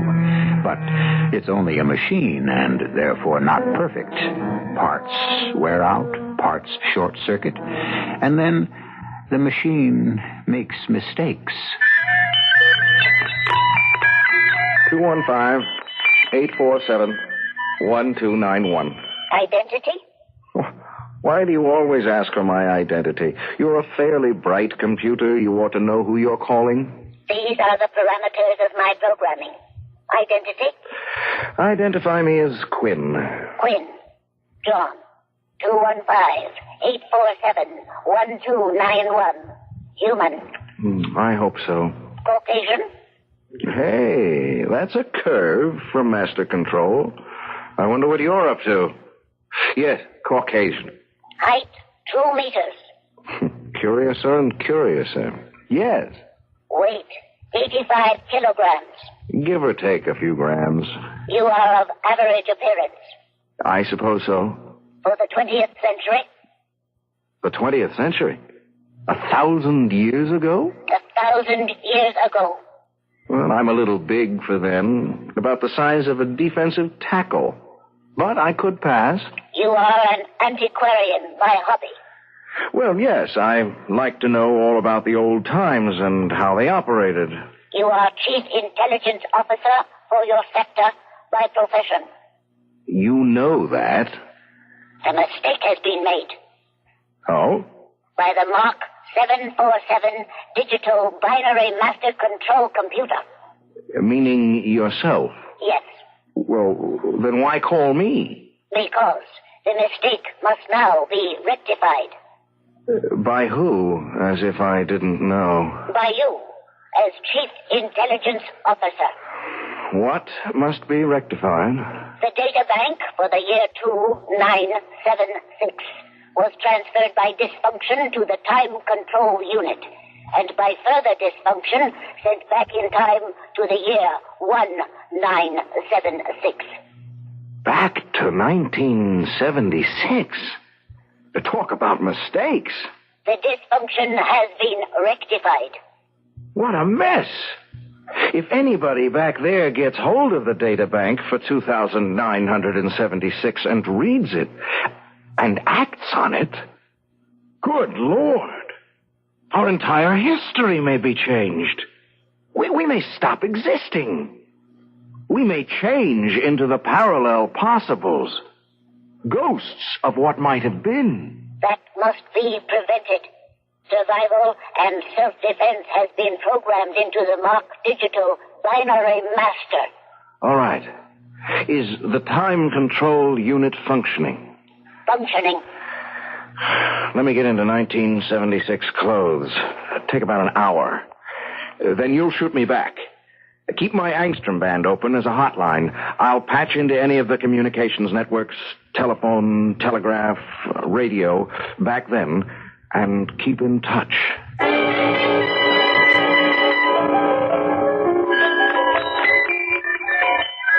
215-847-1291 to Master Control, and sore as hell. You fool! You've shot me back to a ghost world. There's nobody left alive. The data is being filed. Everything's still standing, including this phone booth, but there isn't a sign of life. They must have killed themselves off with radioactive fallout. The disaster is filed. Good. Now, get me the devil out of here and have Time Control switch me to the real 1976.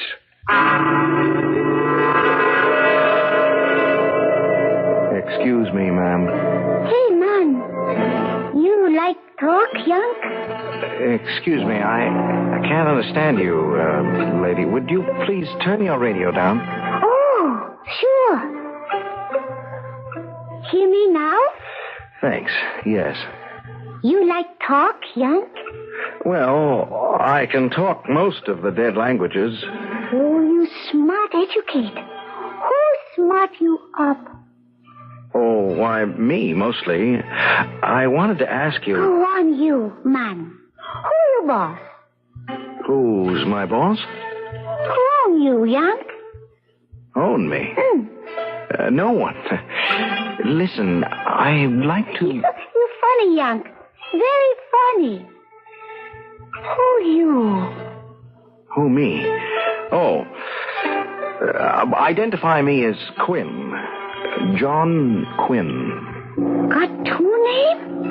Oh, no. You do not fool Sono.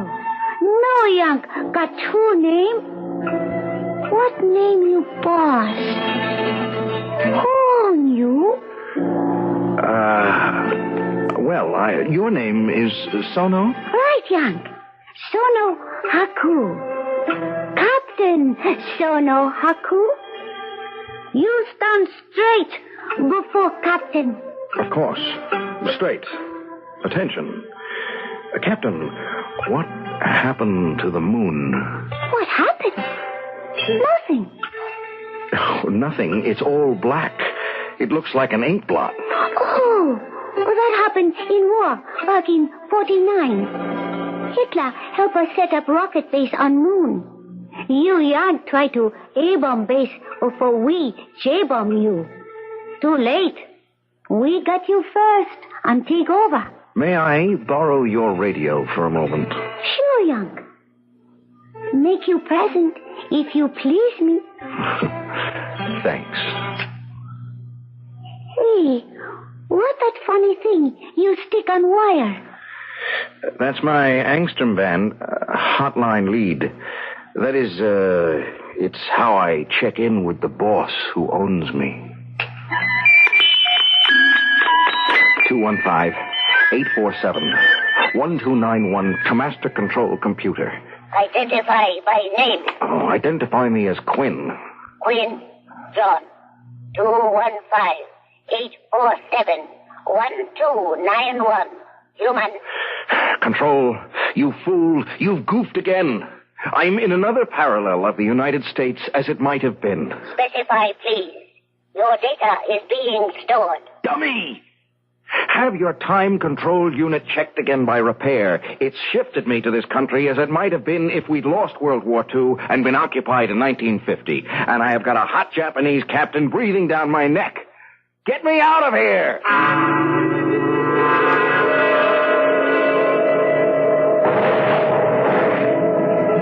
I'm in the projection booth of a movie drive-in, and I've patched into their sound system. Hurry up. Checking.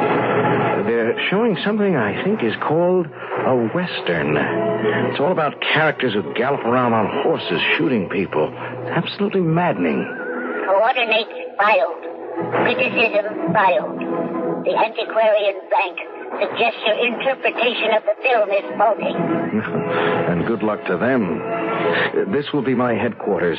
Make all data transmission to me here. First, I need a map of precise location where time control deposited the almanac for 2976. Transmitting. And don't waste time. The moment anybody here in 1976 gets hold of the data and acts on it, we'll all turn into might-have-been ghosts. Transmission received. Stand by. Yes, I see. Not exactly pinpointed, but I'll know where to zero in. Now, transmit description of data bank I must find. Transmitting. Transmission received. Hold on. I can't visualize this. It's a macro circuit, yes? Yes. Well, why is it so big? It incorporates all known data and history up to the year 2976. The material cannot be miniaturized. But a data bank with 6 sides. A box measuring 5 centimeters by 4 by 1.5. That's enormous. 4,000 years of history cannot be miniaturized. Well, give me the physical description of the data bank outside of dimensions. Don't transmit, just tell. 4 sides white, 2 sides brown. Logo symbol on one white surface for random access to world history data to respond to any request for information. Describe the logo. It is a binary code of 1s and 0s forming a geometric shape commonly called a diamond. Commonly called a... Oh, good Lord. I've come back 1,000 years in time to find this? Your dismay is filed, but not understood. Talk to your antiquarian banks.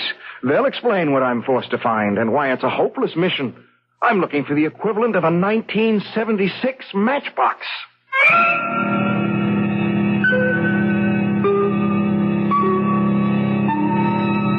Have you got an ordinary matchbox handy?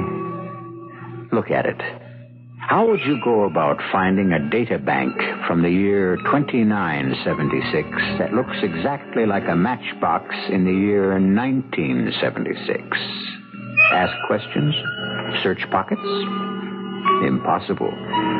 This is the problem that faces Quinn John 215-847-1291 human. I'll be back shortly with Act 2.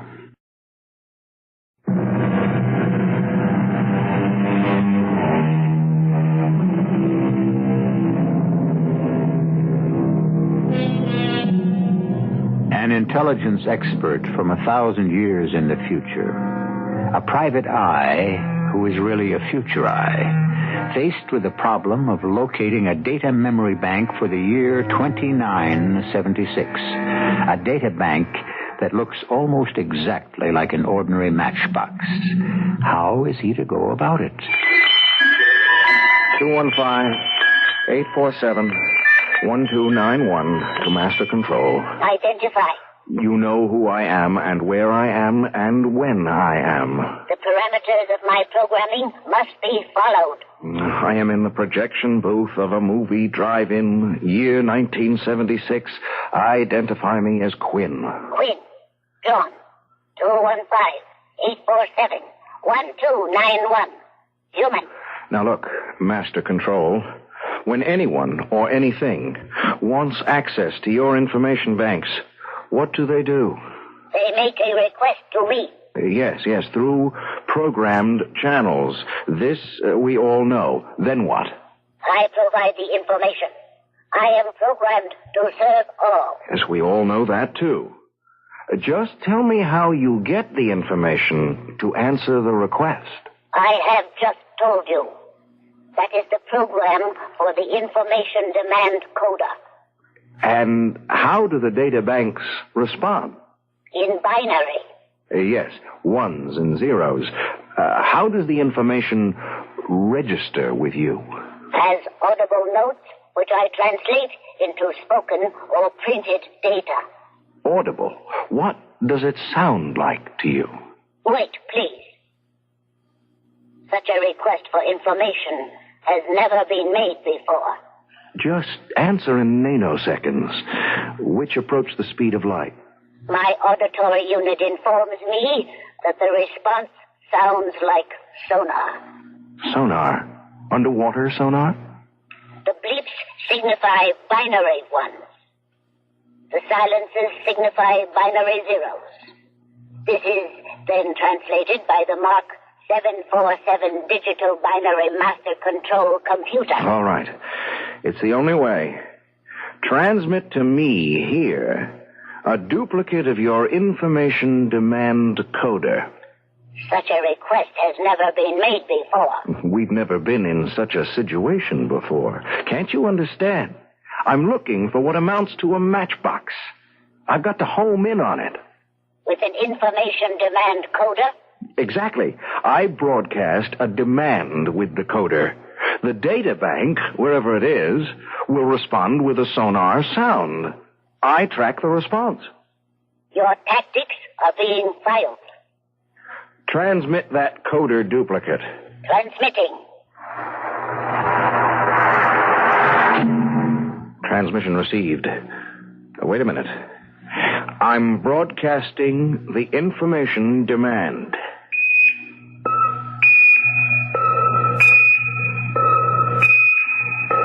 MQ.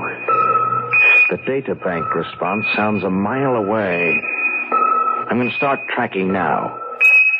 Keep the hotline open. Luck my para.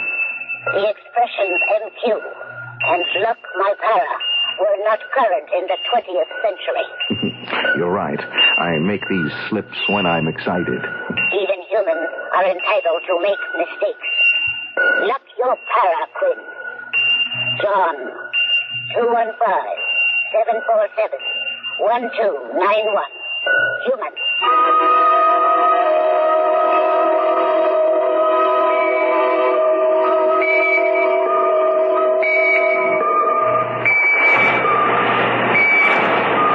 Hi there. What the hell is that noise? Oh, sorry. I've got a pocket alarm watch, and it keeps trying to tell me something. Wait. That better? Well, it's a relief. Sounded like it was trying to climb into my pocket. Yes, maybe it was in a funny sort of way. Say, I've never been in a printing plant before. No? You mind if I do a little sightseeing? Well, help yourself. You some kind of reporter? Well, I have been doing some reporting. Where is everybody? Huh? What everybody? Well, I had the idea that a printing plant would be full of printers. You never heard of automation? We print by pure 100% automation. I'm impressed. You heard of computers? Sort of. Well, they do everything. Oh, do they now? Yeah. Some bright girls put stuff they type into one end of a computer, and out of this end comes books. All printed by automation. And no printers? Just me, the foreman. What do you do? I mind the press. Can anything go wrong with it? Well, only the usual. What could happen to anything that runs like a TV set? Blow a tube, burn out a fuse, that sort of thing. Sounds simple? Yeah. There's only one thing complicated. I can't let any portable radios in here. I see. Electronic interference. Static. Yeah, crazy. Like last year, a kid comes in with a battery set. He's a messenger. It's playing a rock tune. Yes? Oh, we're printing out a psalm book. And? Well, instead of printing Rock of Ages cleft for me, it's printing Abba-doo-ba, Abba-doo-ba, Abba-doo-ba, Abba-doo-ba. Pick it up from the radio. What's your press printing now? Oh, just started a run for Atlantic Publishing. Atlantic Almanac. Almanac? Yeah, you know, latest facts and figures. Hey, what's the matter? You look pale as a ghost. I may be a ghost soon enough. Listen, are those Atlantic Almanacs being shipped out? First batch due to go soon. 100 copies to Letterhead Bookstore. Say, you better sit down, mister. Yeah, thanks. Maybe some fresh air. Oh, yes. A cigarette will help. Can you give me a light? I don't smoke. Yes, but all the same, I think you've got a match on you. By golly, you're right. Yeah, I forgot. Found a box in the lunchroom laying on the floor. Picked it up because it was so funny. Hey, look. All the ones and zeros. I wonder what they're advertising. I sincerely hope you never find out. Oh, you can keep them. I don't smoke. Oh, thanks. Thanks very much. You don't know it, friend, but you've just saved my life. Almost.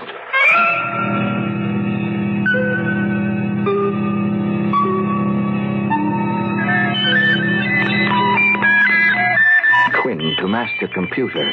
Identify. No time for procedure. We're under the gun.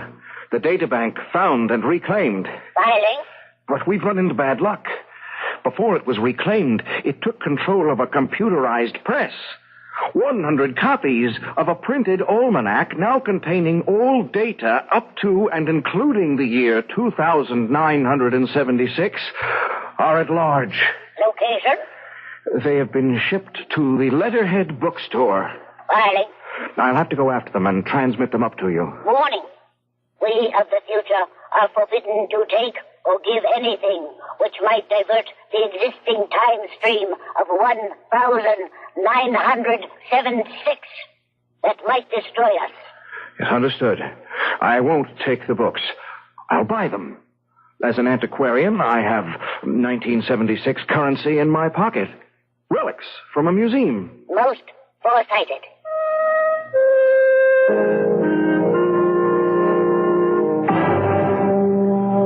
Can I help you, please? Oh, hi. A friend of mine told me that I can get any book that's printed at the letterhead. Oh, that is our boast and our pride, sir. Actually, all I want is the latest Atlantic Almanac. Oh, certainly, sir. The Atlantics arrived a half hour ago. The stock boy just opened the carton. My, they are moving. 2 copies in 2 minutes. 2? Yes, sir. You're the second to ask for it. You were shipped 100 copies. That's right. How do you know, sir? You have a carton of 99 copies back there? Yes, sir. One moment. I'll have the boy bring... Tell him to bring all 99. Sir, surely No, I don't jest. I'll take the carton with me just as it is. All 99 copies. But give me one datum. One what, sir? A datum, a piece of information. Oh, yes, sir. Who bought that other copy? Now, really, sir, do you expect Who me to bought divulge... the 100th copy? Last name, first name, identity number. Identity number? Sorry, you don't use them in 1976. Who bought that other 1 copy? Do you know? Can you identify? Well, as a matter of fact, I can, sir. A regular and valued customer. Mr. Oliver Wilson Knight.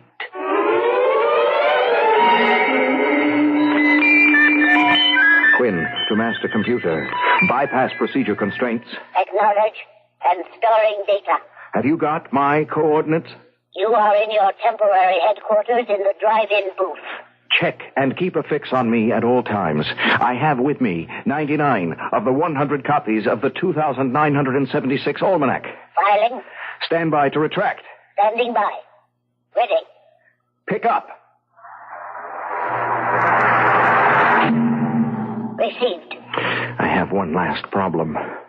The final copy of the Almanac. 1 copy is as dangerous as 1,000. Yes, and don't I know it.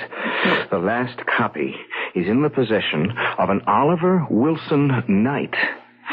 Transmit all available historical data and information about the subject. If available. Information being demanded by coder. Were you programmed for prayer? All known forms of prayer are filed. Then pray. He may be reading that book this minute and we'll all be gone. This is desperate. Information available. Transmit. Received. Let me go through this material. It's quite a dossier. It's tricky now because I'm no longer coping with machines. I've got to handle a human being. The human in the bookstore was a human being. No, not really. He was functioning as a salesman. I will consult the antiquarian bank. Don't bother. Now I'm dealing with a human being on a 1-to-1 basis. He's not a salesman. Suppose he refuses to sell me that almanac. We are forbidden to take anything that might alter the existing time stream. As well I know. It must be a free exchange. Force cannot be used. Deception cannot be used. Honesty must be observed. Wait a minute. Yes, here's something that might do the trick. Yes. Instructions. Your instructions are being filed. I want you to locate and transmit a very special $100 bill.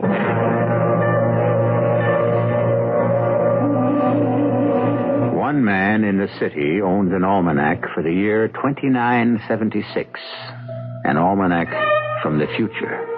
It cannot be taken from him. It cannot be stolen from him. But he must never look into that book, or an entire future will turn into a might-have-been ghost.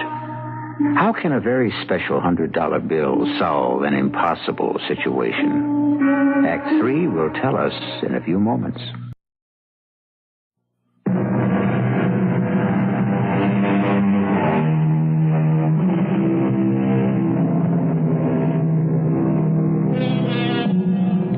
almost everybody in town knows Dan Macy's Pub. It's more or less an informal club where you can drop in for a drink or a sandwich or a soda and always find congeniality and conversation. Mr. Macy knew all his regular customers and had learned to like them. But this stranger fills him with vague fear. He's a big man, about the size of a defensive tackle, and he has a strange way of speaking. Mr. Macy, this is a quiet time for you. I will rent this back room of your pub for 1 hour. You're renting the back room for 1 hour? And that will include exclusive use. Yes? You talk funny. You're a foreigner. No, not foreign in your sense. What's your name? Identify me as Quinn. John. Human. John Quinn. Human. Crazy. Get out of here. I will pay $100 for exclusive use of this back room for 1 hour. $100? Yes. Here. Look. $100 bill, including portrait of Benjamin Franklin, American statesman, diplomat, author, scientist, and inventor. 1706 to 1790. You're a crazy Russian spy. Spy? Yes. Russian? No. What kind of a spy? I am a future eye. What? Slip of the tongue. I am a private eye, an investigator. Take the money and go, Mr. Macy. I have a private call to make. Phone booth alongside men's room. Yes, I see it. Go. I am under time pressure. You want anything from the kitchen or the bar? Thank you. Not now, Mr. Macy. Perhaps my guests.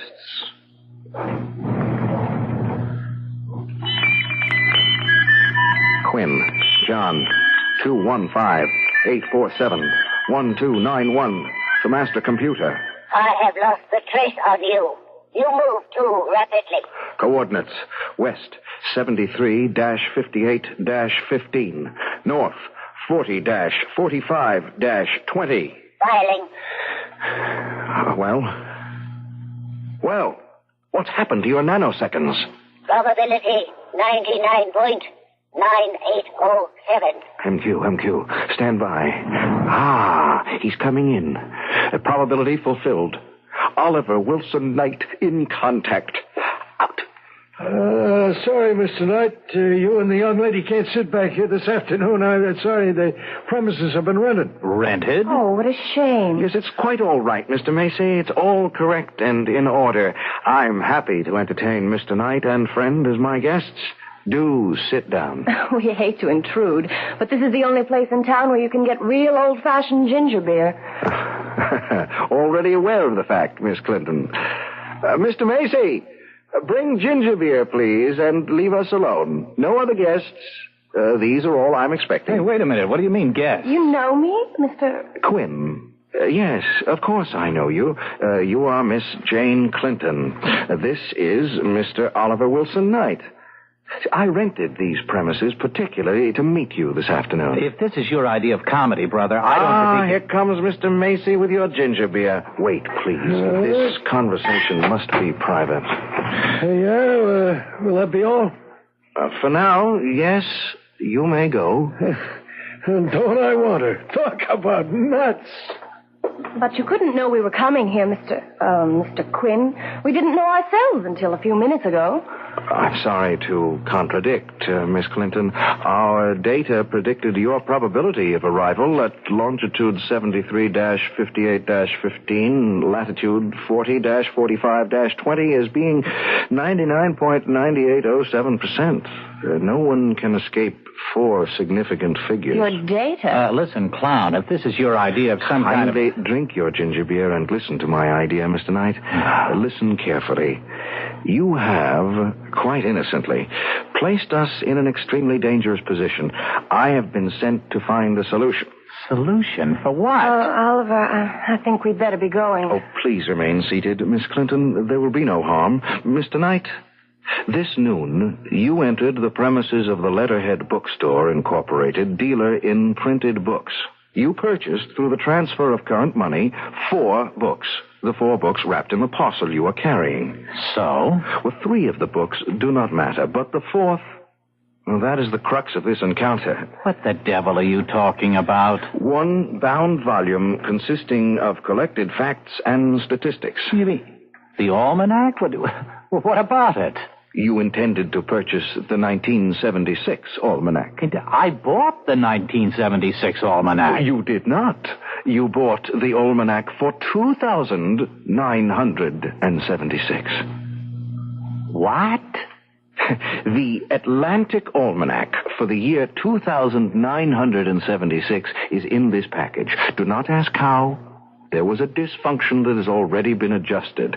There were many difficult complications. That is why I'm here.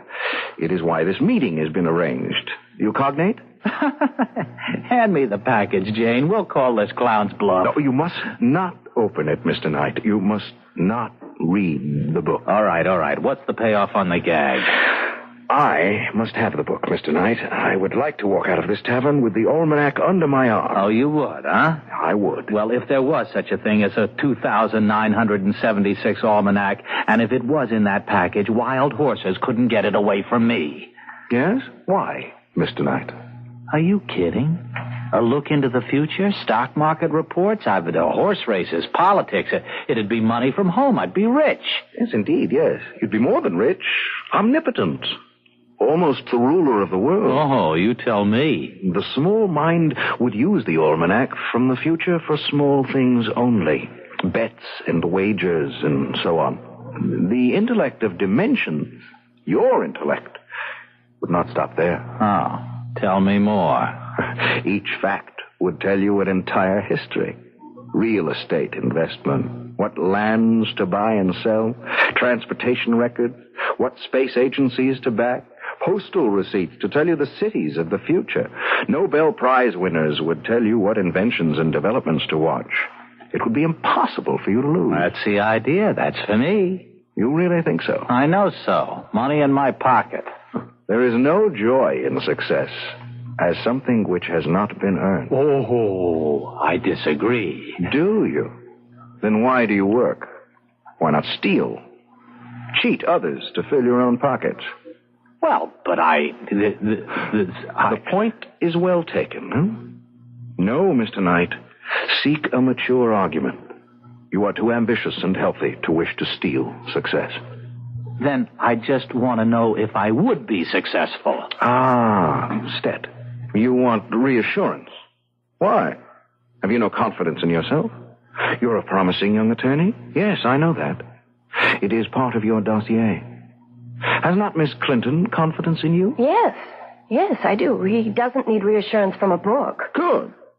So, Mr. Knight, next argument.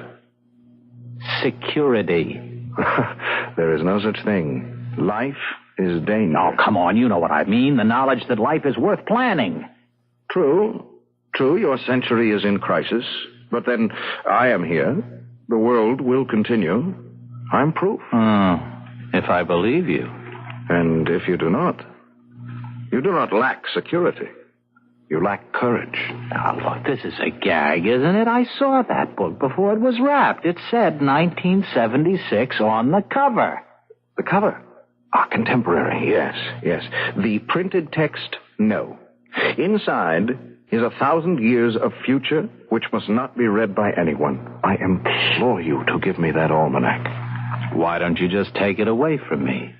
Well, that is forbidden. It must be a free gift. We can rob you of nothing. We can give you nothing. That's a lie. You paid Macy to rent this back room. Yes, Macy was paid, but I gave him nothing. He will think he was cheated, but you will see to it that he is not.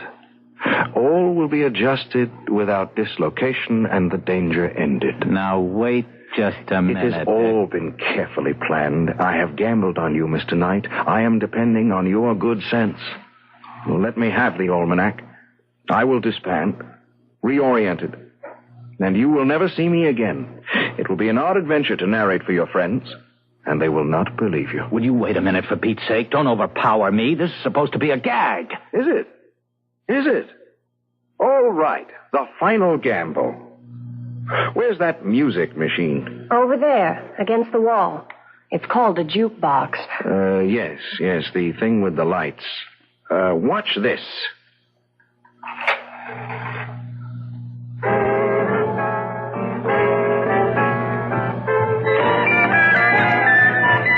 $215-847-1291 to master computer. Follow procedure. Identify. Identify me as Quinn. Quinn. John. 215-847-1291. Human. Mission approaching climax. Filing. Is this a gag, Mr. Knight? Good Lord, this can't be happening, Jane. He's got me believing. Yes. What should we do? If everything he says is true, look, we can refuse and live happily ever after. No. No? There may be money and success in that book, but there's divorce and death, too. Oh, Oliver, give him the almanac. All right, take it. My gratitude. You have eased a precarious situation. It is only fair that you should receive something in return. I had thought to bribe you with it, but now it is a gift. A token of the future. My service to you both. You have given me back my life. Hey, that gift, that token of the future. Mr. Macy has it. Talk about characters. Oh, he really had me scared. What an act.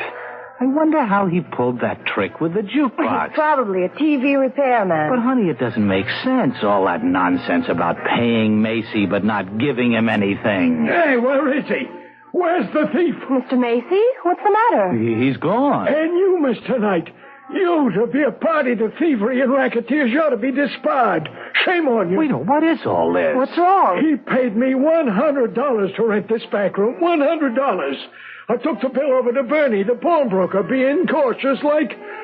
And he found out it's a forgery. Counterfeit. Phony.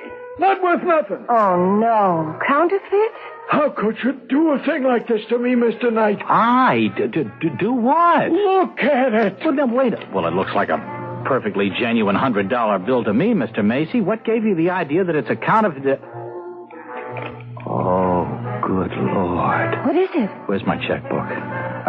Here. Jane, let me have your pen. What are you doing? Making sure that Macy isn't cheated. Look, Mr. Macy, you'll get your $100. Oliver, are you insane? Throwing away $100 because a clown played a practical joke? And I won't be losing anything either. All will be adjusted without dislocation. Oh, they're diabolical. Diabolical. What are you talking about, Oliver? Look at the bill. Look closely. Oh, I'm looking. Uh-huh. You see anything odd? Well, I don't know. I've never seen a $100 bill before, Oliver. Look at the lower right-hand corner, Jane. Read what you see. Series 1990D. Signed Oliver Wilson Knight, Secretary of the Treasury.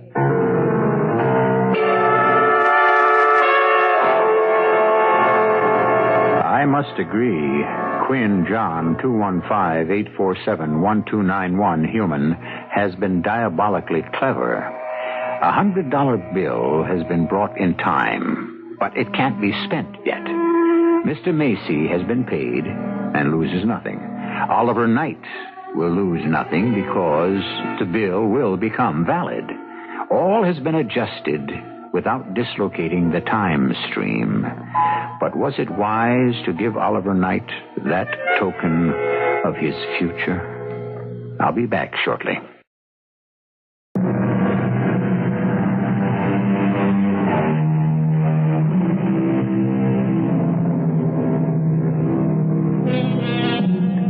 It's only human to want to know what the future holds in store for us, which is why fortune-telling has always been enjoyed and sometimes believed through the ages. But I have a thought for you. It has been said by philosophers that if we don't learn from our past, we may be forced to repeat it. But what about the future? It may be that if we do learn about our future, we may never live it. We present these tales complete with warnings and morals 7 times each week. Our cast included Tony Roberts, Evie Juster, Court Benson, William Redfield, and Catherine Butterfield. The entire production was under the direction of Simon Brown. This is E.G. Marshall inviting you to return to our Mystery Theater for another adventure in the macabre. Until next time, pleasant dreams.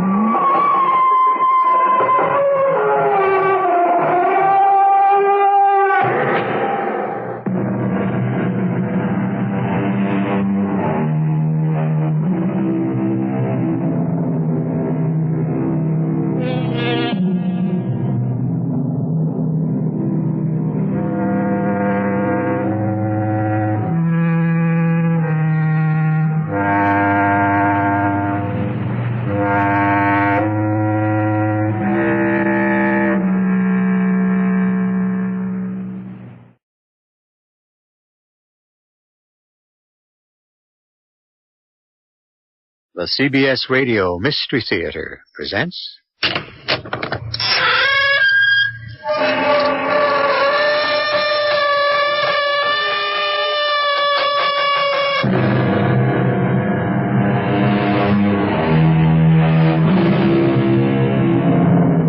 Come in. Welcome. I'm E.G. Marshall. Death is a much maligned figure. An unwelcome visitor to most. But to some, he comes as a friend and a healer, much prayed for and sought. To them, he is Johann Sebastian Bach's Süßer Tod, sweet death, who comes to bind up unbearable wounds. But not to everyone who prays for his soothing touch is he allowed. Some crimes are too great to be forgiven by death.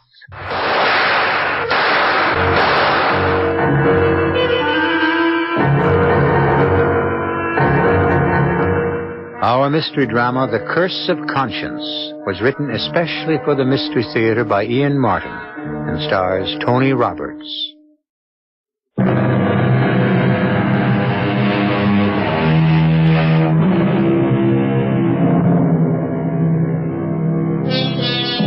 The young, strong hands are clenched so tightly on the cell bars that all the blood is squeezed out of them, and the veins stand out dark and distended against the chalk-white skin. His eyes are glassy, and his voice has the edge of hysteria.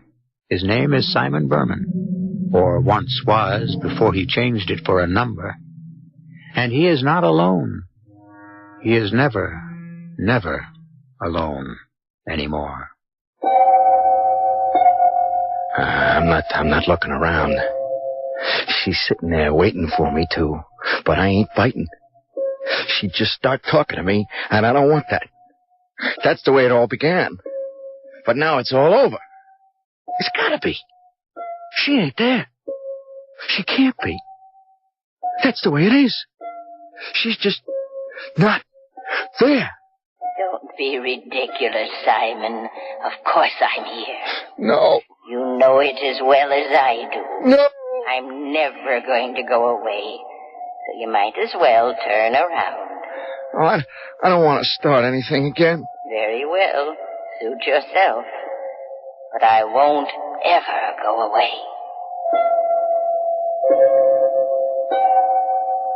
One thing I gotta say is she don't change. I mean, she's like that old crumb in ancient history or something who wanted to get across the river. And the fool who let him climb on his back never could get him off again. It's crazy. I mean, you know, who could have figured the way it began? A couple of years ago, I'm stuck in Cleveland. The town is dead. I mean, dead. You can't turn a buck doing nothing. So I pick up this girl, some Jane. I don't even remember her name now. She drags me into some church social. That's where I meet Cousin Ann. Hello, my dears. You want some tickets to dance? Yeah, sure, ma'am. How much are they? Well, that's our theme of the evening, all for the church. 10 cents a dance. Well, I'll spring for a buck's worth. You might want our special, $2 to dance all night. Oh, gee, that's romantic, huh, Si? dance all night. Yeah. Give me $2 special. You'd like some refreshment? We have a nice punch. No, thanks. No, just the dancing. Maybe after you've danced, you'd like a cool, refreshing drink. What is it, lemonade? Well, that's what the church provides. How much is it a shot? The church set a price of 25 cents a glass. Okay, fine. We'll be back, ma'am. Okay, Candy? Oh, sure, son. Come on, let's dance.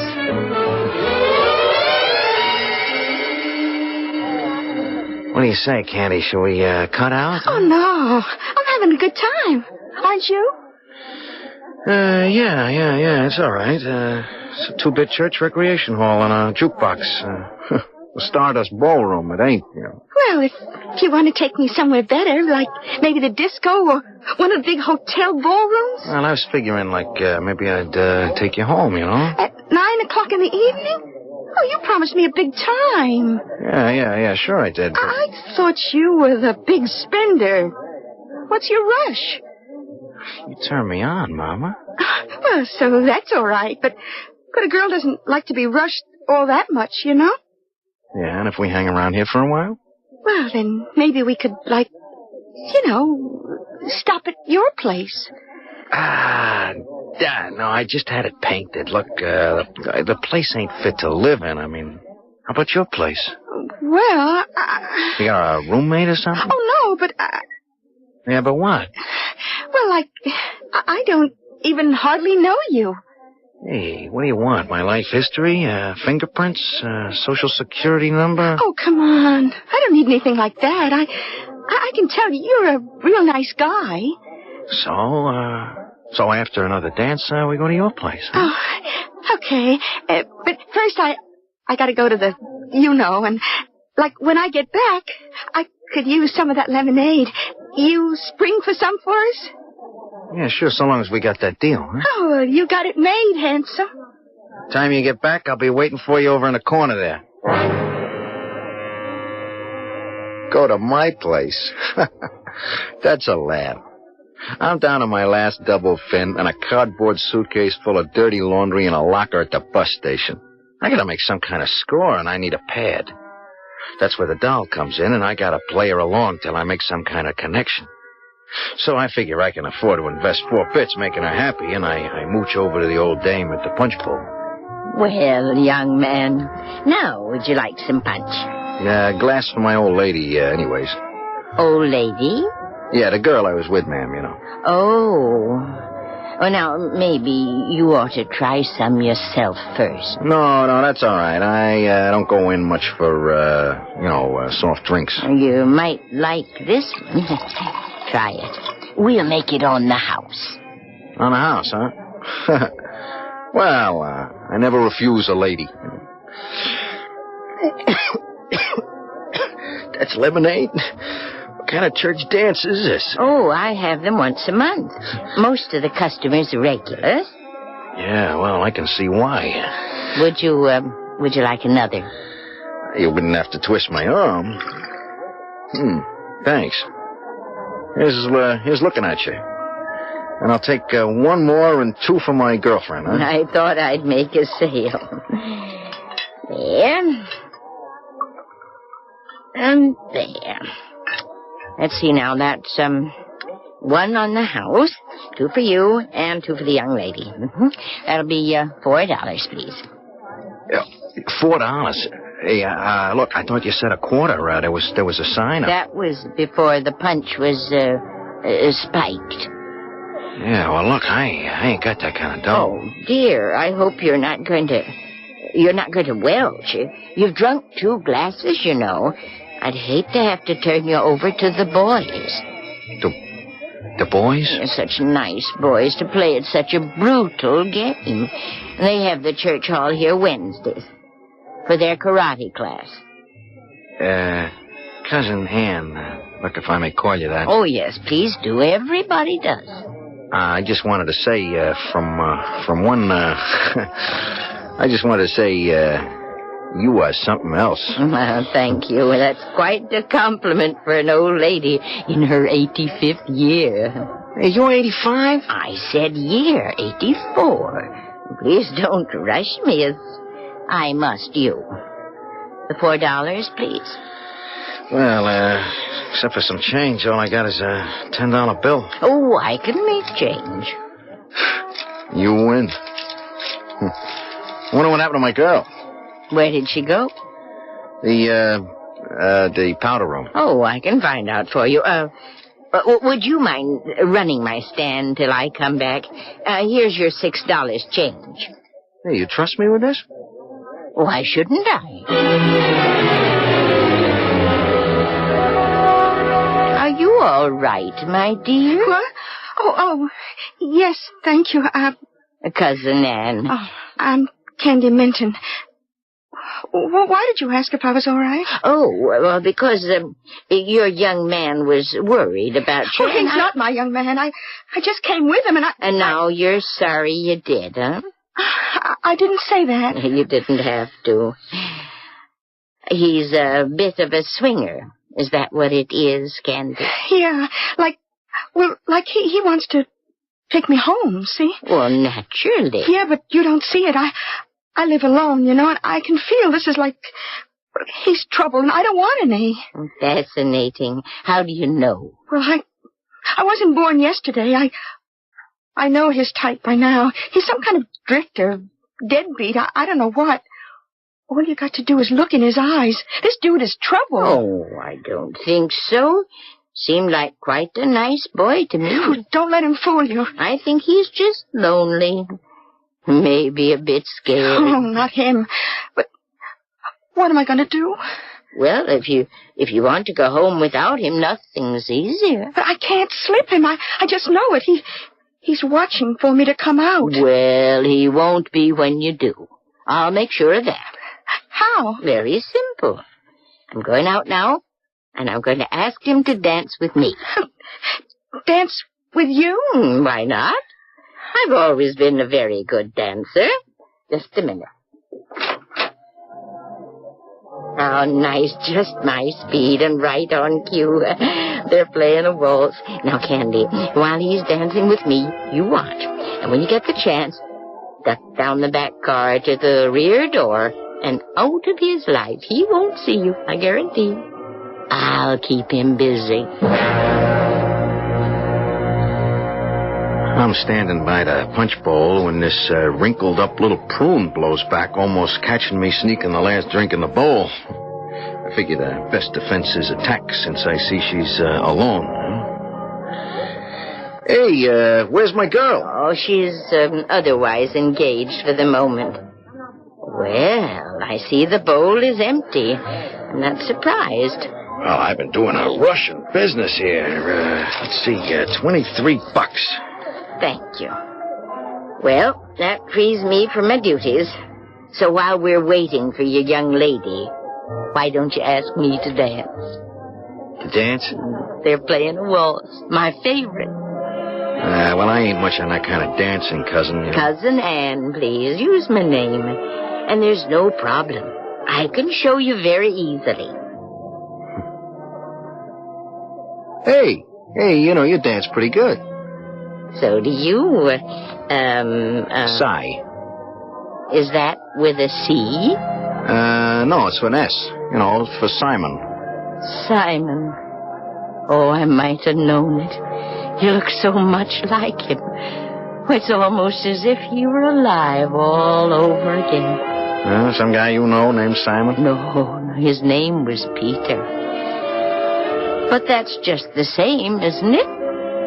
Oh, dig ya. Oh, it's in the book of Matthew, chapter 4, verses 18 and 19.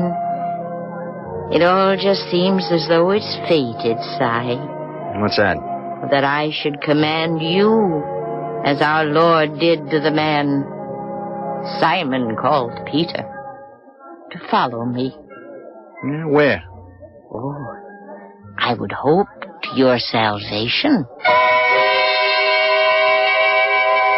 Well, now, that's sort of a rocker for a number one man whose life is dedicated to the pursuit of the easy buck, isn't it? To say nothing of the fact that he's a man who doesn't need an elastic conscience, because in his life to date, he's never needed one at all. Just how do you suppose he'll make out if he ever has to use one? Let's see when I return with Act 2.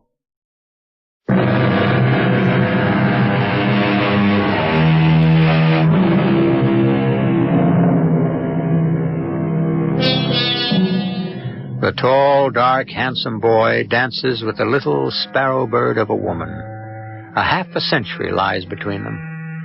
The boy, for all his easy carriage, is a coiled spring, tensed, dangerous. His agate bright eyes, afraid and menacing, behind the surface charm. The little old lady is serene and unafraid, with the dauntless armor of extreme age and inner faith. An ill-assorted couple, joined by an accident of fate, which can lead only to disaster. You're too much for me, Cousin Ann. I don't think so, Simon. Maybe just enough, or at least what you need. You're up against it, aren't you? Come again? You're broke. Practically down to your last dime. And you're looking for a meal ticket. Lady, you fracture me, you know? I mean, how's an old woman like you know where anything's at? I put in my apprenticeship finding out. I've lived a lot of years. Yeah, in the past. Oh, I'm still here. You'll have to tell me if I'm right. I think you've run out the string side.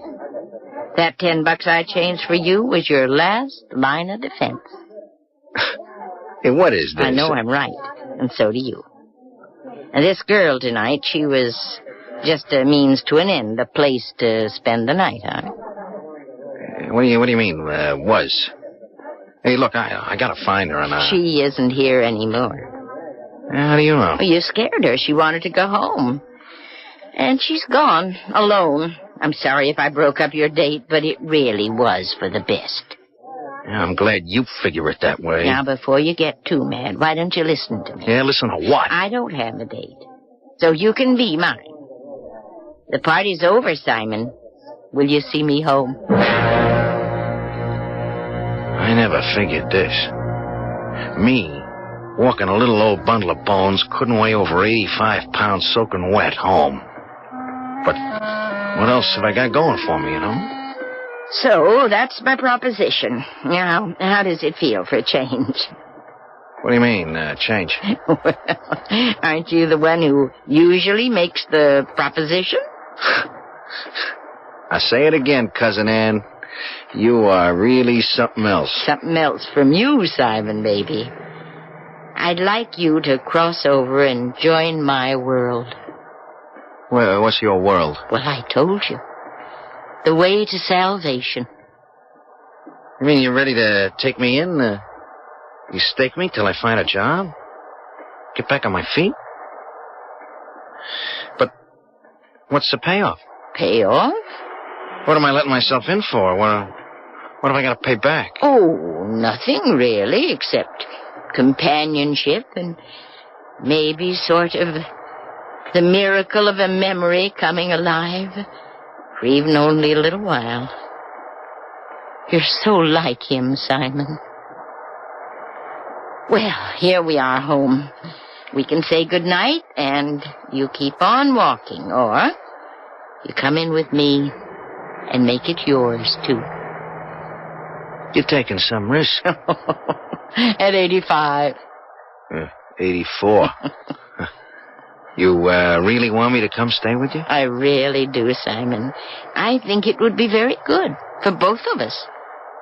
I got a suitcase down at the bus station with my things. I could go fetch it and come back. You do that. And I'll have a nice little supper waiting for you by the time you come back, Peter. I mean, Simon.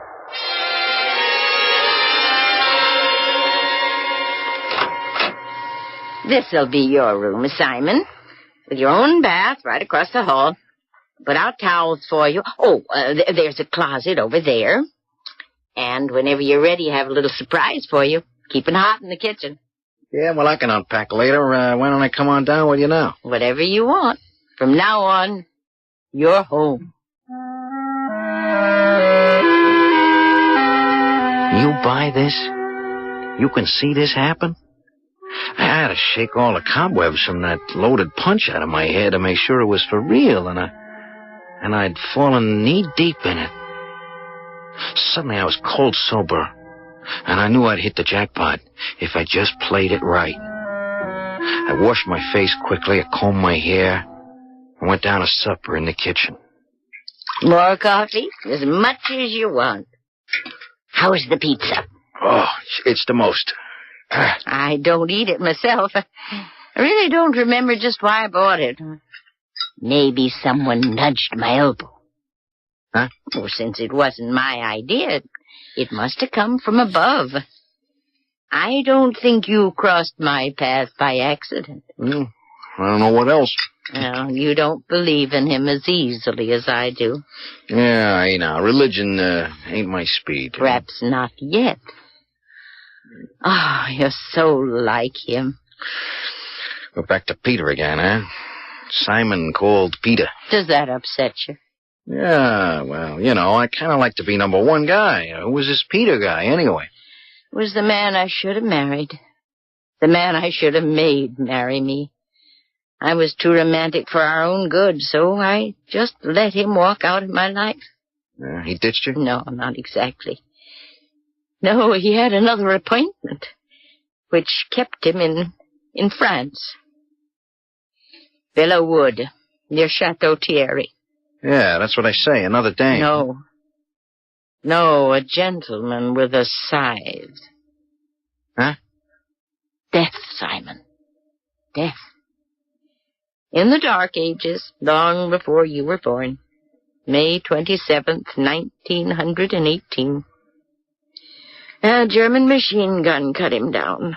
Peter Hearst, who should have been my husband, except that he refused to marry me. Why? Oh, just exactly because of what happened. When he marched away to war, he had a premonition he'd never come back.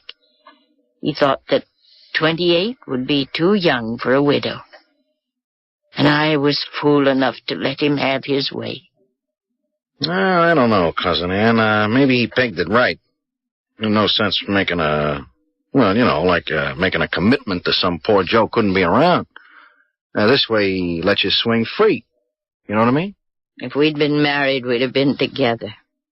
And if we'd been together, I know we'd have had a child. This way, I was left with nothing. You mean you never... Nothing to bother about. Yet.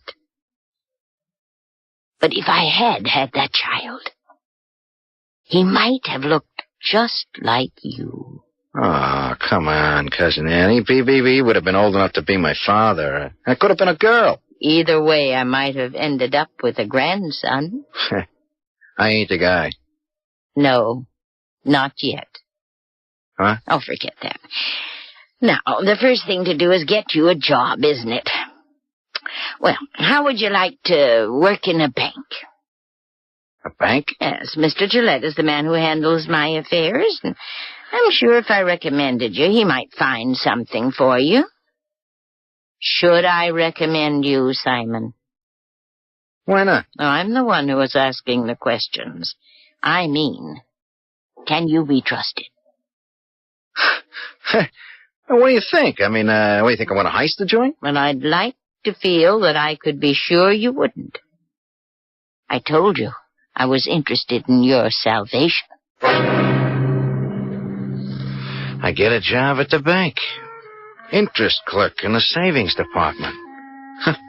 And I lived with Cousin Ann, and she tried to make my peace with her God, and maybe it wasn't all con, because she sort of got to me, and who knows, the way things could have gone, except for Ted Slade turning up one day. Hey, man, I've been waiting for you. Yeah? You don't recognize me? Ted Slade. Yeah, I know. Hey, where you heading? It's my lunch hour. I got someplace to grab a fast sandwich. Okay. I'll walk with you. Hey, working that joint? Yeah. Oh, man. I never thought I'd see you go square. I gotta eat. Yeah. Best you could do. It ain't like that. So, how is it? Tell me. Shut up. Well, just figured you for a little inside info. Yeah? About what?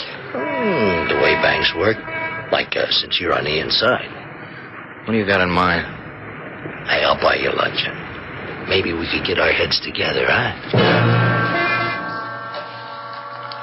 I'm not copping out. I'm not trying to duck it. I knew as well as Ted did where he was heading, you know.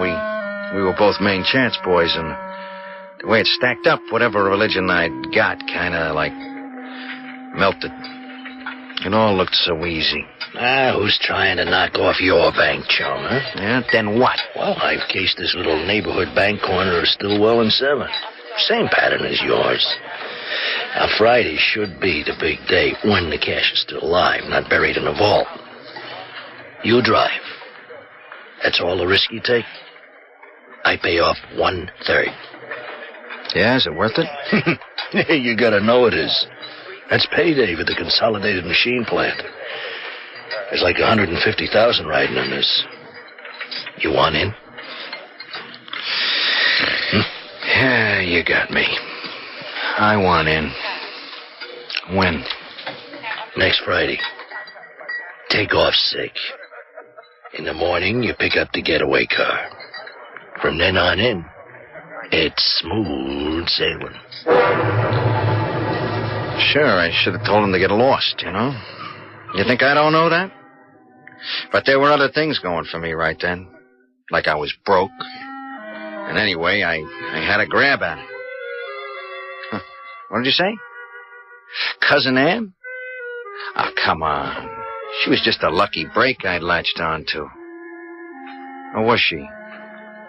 Wasn't she maybe I don't know what to call it, like maybe a force that was shoving me into a corner. I couldn't break out of it. Say, so maybe Ted was handing me a brass ring. I could grab it and I could get off the merry-go-round. Wrong or right, I grabbed it. You okay? Sure. All right, I'm going out now. I just saw Consolidated make the big deposit. You can handle it alone? Duck soup. You just hold fast. Be ready to take off when I come out. No rough stuff? Hey, you playing with children. Not unless there has to be. Hang in there, partner. I saw him saunter into the bank. Then nothing. But the waiting. When I finally heard them, like I guess I knew all along I was going to. That this was one heist which wasn't going to work.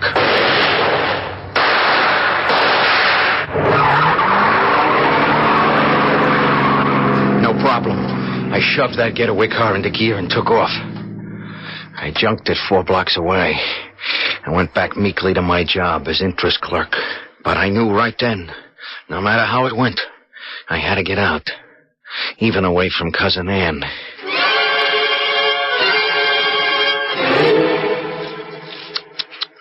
Oh, terrible. What a waste. A young man robbing a bank, shot to death. And what for? Let me see. Ted Slade. Oh, did you know him? I'm just reading his name here in the paper. Where? Yeah, right there. Oh, at the end of the story, I hadn't got that far.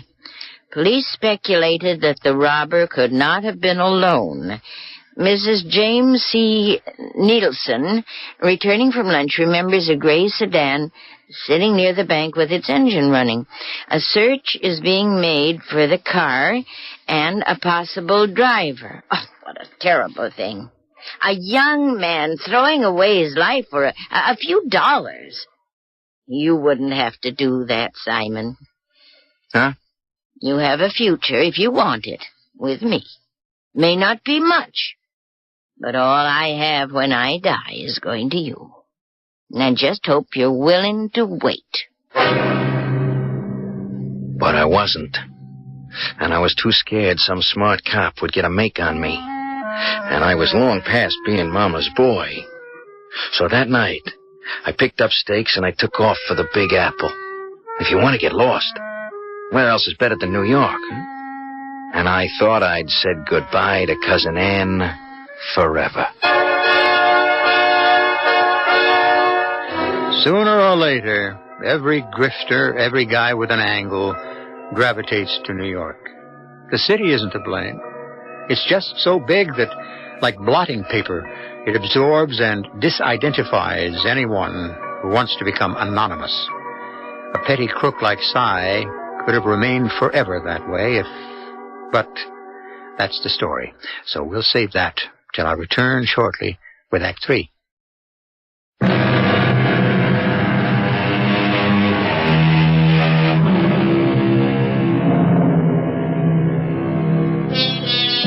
Three months in New York have not been very kind to Cy Berman.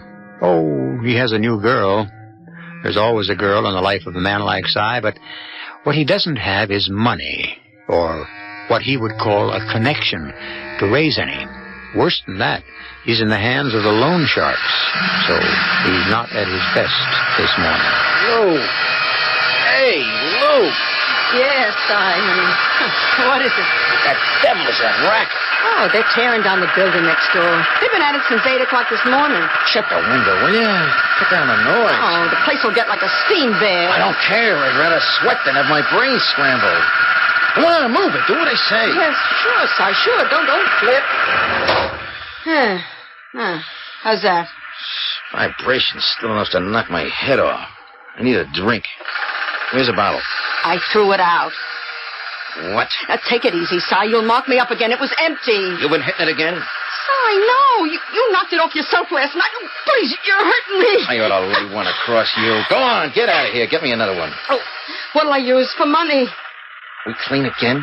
You ought to know. Oh, jeez, what are we going to do, Si?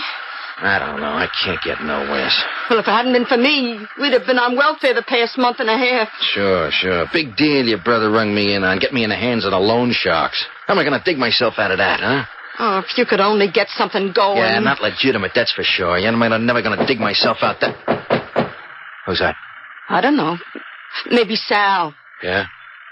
Give him my gun just in case. Now, don't go off like a rocket, Si. I'm sure it's only my brother. Yeah, I'm not taking any chances. Who is it? It's Sal. You alone? Sure. What do you think? You better be. I'm nervous. I'm real edgy. Open that door, Si.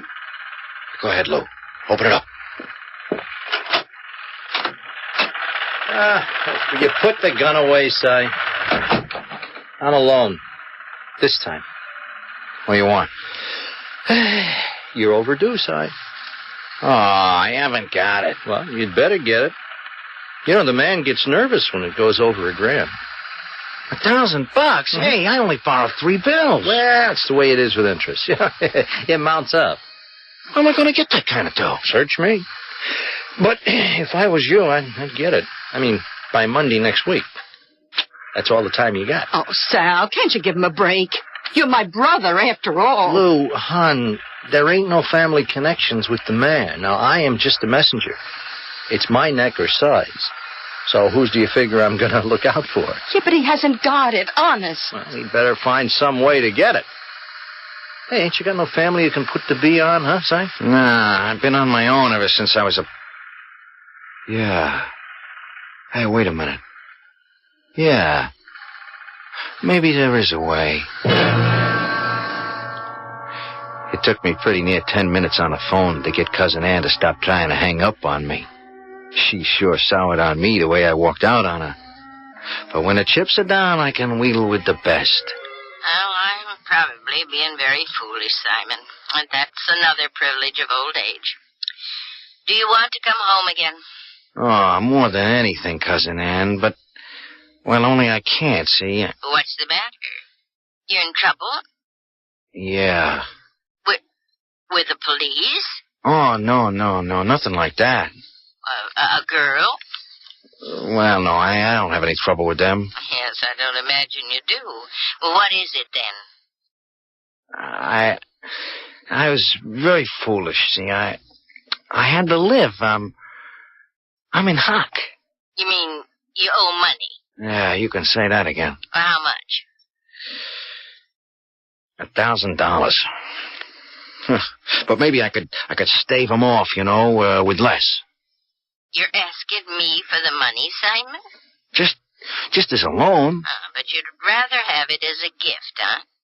Oh, well, you know, you once said something about putting me in your will. I'm sure I'd rather have it now, you know. $1,000? You gotta help me, Cousin Ann, please. Well, give me your New York address and phone number, Simon, and I'll think it over. I guess I don't have to tell nobody how I sweated out the next couple of days. Like, I must have jumped a foot every time the phone rang. And I had Lou running up and down the stairs 10 times a day looking for the mail. Who's that, Lou? Search me. Look, they said I had till Monday. I still got time. Yeah? Yeah, who is it? It's Cousin Ann, Simon. Will you come down and help me with my bags, please? Who is it? It's Cousin Ann. What the devil's she doing here in New York? So, this is how you're living. Yeah, it's the best I've been able to manage. Well, now that Cousin Ann is here, we'll see if we can't improve things for you. You mean you brought the... I mean the money? Now, that's something we can discuss when I get settled in. I want us to enjoy my visit while I'm here, before we go back to Cleveland. The next few days was enough to get me annoyed enough to murder this old babe. Like it gets to be Saturday, and I sneak out of the house to phone Lou from a booth and let her know how the land lays, see? Sal ain't here right now, Si. Nothing he could do anyways. Hey, look, Lou, don't be mad at me. I'm just trying to play the angles, only nothing pays off. She hasn't come up with the dough? Nah. She says it's usury and it's against the law. She wanted to bring in the cops. Oh, no. Yeah, it was all I could do to stop her. Lou, what am I going to do? Don't tell me you've run out of snake oil, John boy. Lay off. Yeah, I tell you, I'm scared silly. And what's driving me bananas is all she's got to do is write a check and I'm home free. I've only got today and tomorrow to make her see reason. If she doesn't come through, I'm going to murder her. Oh, there you are, Simon. I didn't know where you'd got to. I was afraid you'd forgotten our little trip to the Metropolitan Art Museum today. Look, Cousin Ann, maybe this trip here is a big blast to you, but with me, it's life and death. I got less than 24 hours to come up with 1,000 big ones, or else I'm going to get hurt. I'm hurt bad. I gotta know. You're going to give it to me or not? I have no intention of having any traffic with crooks and criminals, or of condoning usury. I am not going to pay it, and neither are you. What? The matter is in much better hands than ours, Simon. And that's the last I intend to say about it. Whose hands? You think this is something that that guy you pray to is going to take care of? I have no doubt in the last analysis. I am sure when we go to church tomorrow, he will answer my prayers. There's a right way and a wrong way to go about things. Now, you listen to me, Simon. No. Now, you listen to me, you silly old doll. You're going to make that pay off.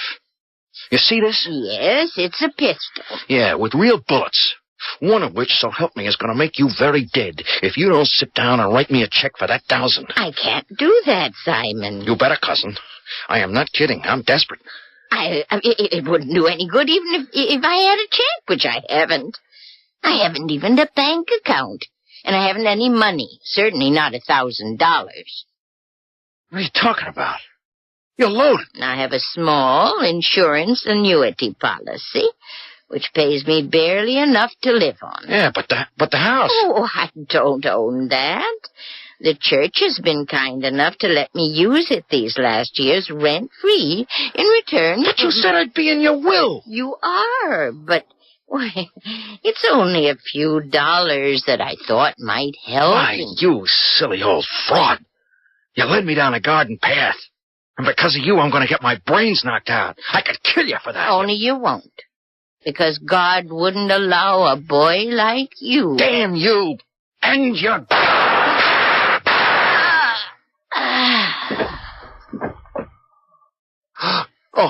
Oh, no. Cousin Ann, look. I didn't mean it. Please, drop your gun and open up. When the door opens, you better have your hands on top of your head. Okay. Okay, I dropped the gun. I'm opening up. That's nice, buddy. Just hold it like that. See to the old lady there. Right, sir. How did you know to be here? We weren't looking for homicide, buddy. Just answering a complaint at the precinct 2 days back by the old lady. Something about usury and loan sharks. We just came by to check it out. What's the matter, Crumb? She didn't want to pay off?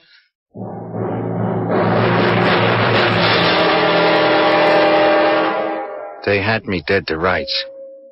They threw the book at me. Maximum security. Solitary. The night I arrived here in jail, so did Cousin Ann. I was getting ready to turn in, washing my face. As I reached for the towel, there she was, sitting on the bed, knitting on something. Hello, Simon. What are you doing here? Keeping you company. Yeah, but you can't. You're dead. Oh, no. No, you took my life in the midst of a deception. And my punishment is I cannot die till you do. We're going to be together a long time. No. No. Get me out of here. God. God. Get me out. I can't stand it. I'd rather die. I'd rather be dead. Not a pleasant story, I'm sorry to say. But then Simon Berman wasn't, I should say isn't, a very pleasant character. So perhaps the punishment fits the crime. He'll have a long, long time to learn with Hamlet that conscience doth make cowards of us all.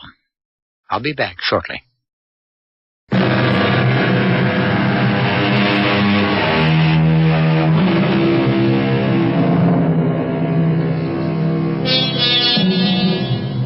Cy Berman is no longer housed on death row.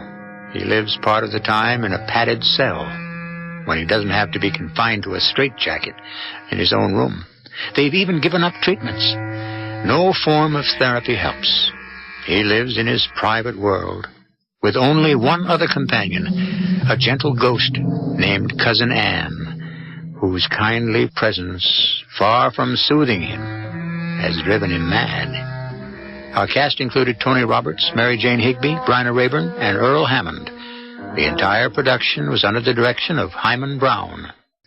This is E.G. Marshall inviting you to return to our Mystery Theater for another adventure in the macabre. Until next time, pleasant dreams.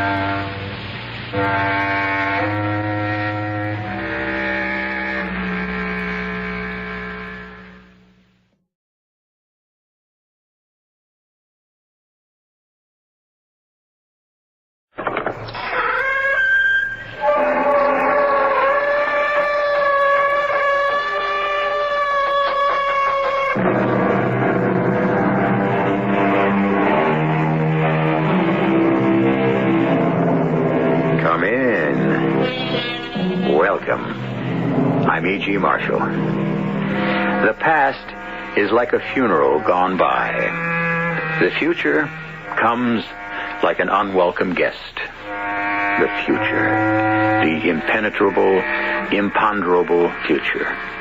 As the song says, who knows what tomorrow will bring? Well, would you like to know? The rest of your life is a book that has not yet been printed. However, would you like an advance copy? A sort of pre-publication preview? The purpose of the next hour is to make you think about it.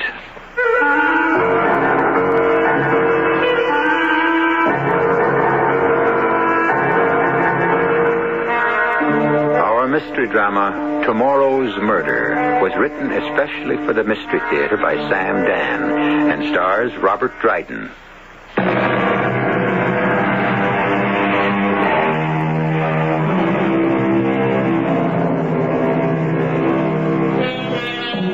Open space. How the suffocated cities cry for green fields, tall trees, and how few are the lush and verdant places. Well, you do have Morrison City Memorial Park, which, quite frankly, is a cemetery. When it was laid out years ago, it was on the outskirts of town, but Morrison City grew up to, around, and past Memorial Park. And it is now surrounded by offices, shops, homes, apartment houses. People go for walks along its broad pathways. They rest on its benches. And why not? Shouldn't it please the dead to play host to the living? Harold K. Starbright usually has a relaxed and leisurely stroll through Memorial Park right after lunch. And as he walks along, a rather well-dressed gentleman speaks to him. I beg your pardon, sir. May I trouble you for a light? Oh, I don't think I have one because I stopped smoking. Yes, here. Keep them. Oh, thank you. You're very kind. Oh, if I were really kind, I would have refused you. What you're doing, after all, is terrible. Yes, I know. I'm afraid I don't have enough character to break the habit. I'm sorry. I shouldn't have said anything. After all, I am a perfect stranger. Well, that's true, but you see, only strangers can be perfect. Our friends we know all too well. You come here often? Yes, my office is right across the street. Delightful place for a bit of fresh air. Yes, one of my favorite haunts, too. Or is that a proper word? I don't believe I've ever seen you before. Well, I have a hobby. Though I don't suppose you could call it a hobby exactly. Well, what is it? Cemetery sculpture. Oh? Mm-hmm. It's hardly the type of thing you'd want to collect, or could, for that matter. Cemetery sculpture? Wow. Yes. And if you think about it, it's the most prevalent form of sculpture there is. Yes, I suppose so. And it's an art form not to be despised. Now, for example, that statue. It's a beautiful little thing. How graceful. Yeah. Now that you mention it, I've never really noticed it. And on that monument, notice the relief. How clean and crisp. You know, you've opened my eyes to an entirely new thing. Well, not all of it, of course, is noteworthy. But here and there you encounter a gem. Here's what I'm talking about. This tombstone.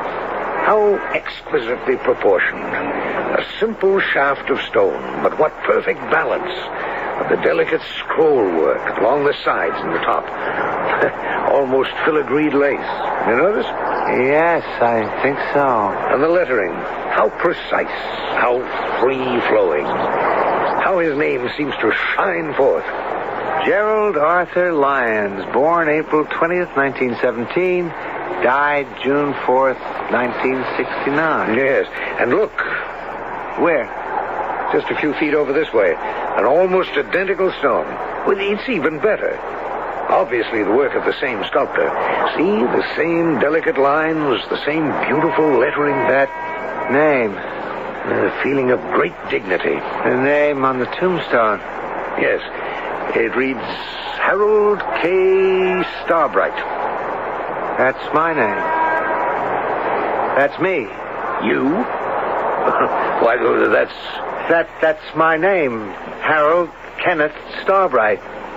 That's who I am. Well, obviously, it's a coincidence. Harold Kenneth Starbright, born July 1st, 1937. That's my birthday. Well, died. Look at that date. Look. Died March 15th, 1978. March 15th, 1978? How's that possible? I don't understand. March 15th, 1978 hasn't happened yet. Is that what's going to happen to me? I'm sure there must be some mistake. My name, my exact date of birth, and the day of my death. March 15th, 1978. Is that the day I'm going to die? Well, I'm sure there must be some explanation. Are you all right? That's my tombstone. My tombstone. Mr. Starbright. Mr. Starbright. Somebody call a cop. Get an ambulance. Harold? Yes? It's me, Gretchen. The doctors here at the hospital think it's wise for you to stay overnight. Yes? You fainted in Memorial Park. What was the matter? I fainted because I was terribly frightened. What are you saying? I was walking along in Memorial Park. On such a lovely day, what could frighten you? A tombstone. Oh, whose tombstone? Mine. What? I saw my own tombstone. But how do you know it was your tombstone? It had my name on it. Harold Kenneth Starbright. Oh, there could be more than one Harold Kenneth. It had the date of my birth and the date of my death. How could it have the date of your death? You're still alive. It's the date. Harold Kenneth Starbright died March 15th, 1978. Harold, you need rest. Now get some sleep. Get some sleep? In a year, I'll be dead. Darling, why don't I ring for the nurse? Ring and tell her I'm leaving. But you can't do that. I'm taking you to that cemetery, and I'm going to show you that tombstone. Harold, you're not well. I'm perfectly all right. It's just that I'm scared to death. You'll feel better tomorrow morning. You don't believe me, do you? You don't believe I saw my own tombstone. Well, why don't we wait for Fred? Fred Stoneman's a quack. Oh, Harold. I'm getting dressed, and I'm taking you to that cemetery. But, darling, there is something wrong with you. That's why you have to see that tombstone. That'll convince you that there's nothing wrong with me. All right. But let's wait till Fred Stoneman has a last look at you. I don't want to see him. Harold, what happened between you and Fred? Why this sudden hostility? I never liked him. You never liked... But you went to college together. You were boys together. He's your best friend. That doesn't mean I like him. Harold, now I know something's wrong. What happened to turn you against Fred? Wait a minute. Why are you so worried about Fred all of a sudden? And why don't you answer my question? I have more important things to do right now. The most important thing you have to do right now is rest. Oh, Fred, I'm so glad you're here. Harold, what's this the resident's been telling me? You got upset over some tombstone? Why? Why? Because it's mine. Well, did you order one? I mean, some folks do, you know. He's not well, Fred. Well, what's bothering you, Harold? What's bothering me? After what I saw today, you can ask me that question? Now, look, I want to get dressed, and I want the two of you to come with me. Fred, would that be wise? Harold... I'm going back to that cemetery, and you can come with me or not, as you like. Now, you say you saw this tombstone, your tombstone. That's true. All right, Harold. Why? What do you mean, why? Well, what is it doing there? Well, how do I know? Who put it there? What are you asking me these questions for? Because I want to know why you should believe you're going to be dead within the year. All I'm telling you is what I saw. No, you are in the best of health.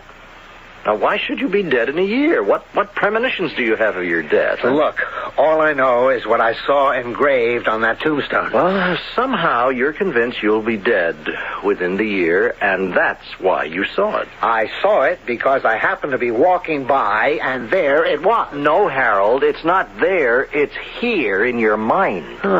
First I get it from Gretchen, and now I get it from you. Everybody's trying to make some psychological stew out of this. There is no such gravestone. But I saw it. But it doesn't exist in reality. Reality is waiting for you on a plot of ground in Morrison City Memorial Park. Now, let's settle this once and for all.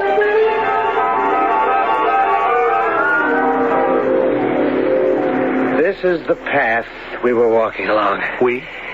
This man and I. He stopped to ask me for a match, and we began to chat. Now, just a minute, Harold. What? He stopped you to ask for a match. Did you give it to him? What kind of a question is that? Of course I gave it to him. Well, how could you? You don't carry matches. You haven't for the last 10 years since you stopped smoking. I'm telling you what happened. In your dream. It wasn't a dream. It was real. Of course. Don't humor me, Fred.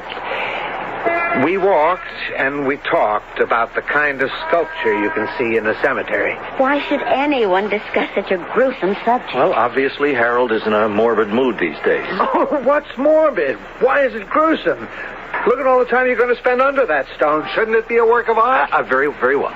Now, you encountered this gentleman and you discussed this particular subject. Then what? Well, we were right here. He called this particular stone to my attention, you see. It reads, Gerald Arthur Lyons, born April 20th, 1917, died June 4th, 1969. I remember... Well? Just a few feet over this way, an identical stone, just as beautifully carved. Where? Oh, right here. Just a few steps to the left. Well, Wait a minute. No, I think it was to the right. Harold? Just a second now. Wait, let me get my bearings. It was the identical stone. Well, I don't see any stone around here that looks just like this one. Well, it was here. Harold, don't you think that you... The stone was here, with my name on it. It was here, I tell you. Sure it was, Harold. Sure it was.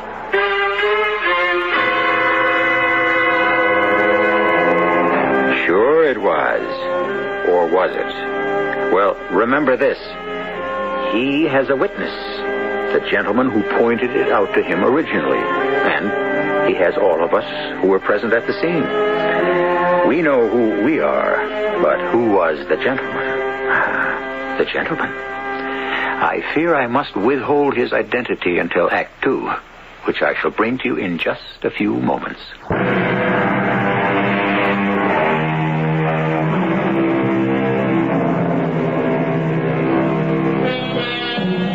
The reports of my death have been greatly exaggerated, said Mark Twain when he opened a newspaper one morning and read his obituary. Well, what is Harold Kenneth Starbright supposed to say? He has seen not an item in the press, which after all is only printed paper, but his own tombstone, which has been engraved in granite. That is, he is convinced he saw it. On a return trip to the cemetery, he is having a bit of trouble locating that tombstone. But it was here. It was right here. I was standing here, and it was... Harold, you've got to go back to the hospital. But I tell you... Now, Harold, the thing to do is not to get excited. Just try to gather your wits. I'm not crazy. Darling, nobody said you were. Harold, we'll take you back, and then you can rest and relax. Everybody talks to me as though I were crazy. I know what I saw. I know it.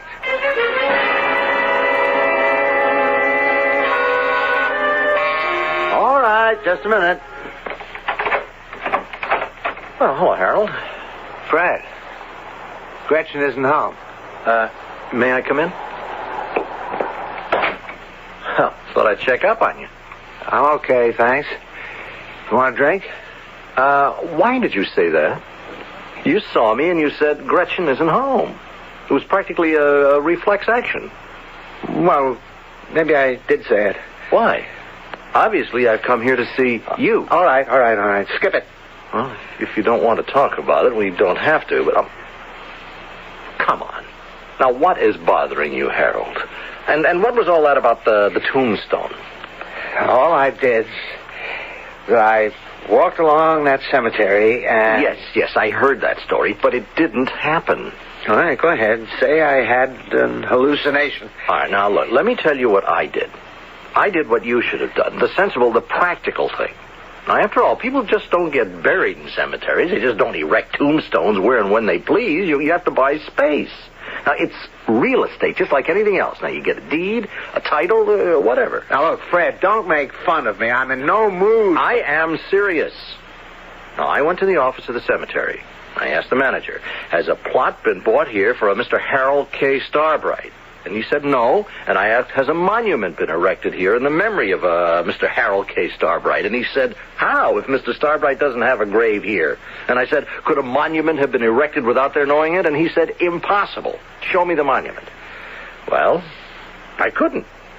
So, shouldn't that be the end of it? I only know I'm not crazy. Then maybe it all goes back to my original question. What question, for crying out loud? I asked you why you opened the door and said to me, Gretchen isn't home. I don't know why I said that. Ah, yes, you do. It means that you think I came here to see Gretchen. All right. Maybe that is what I think. Okay. Now, it's out in the open.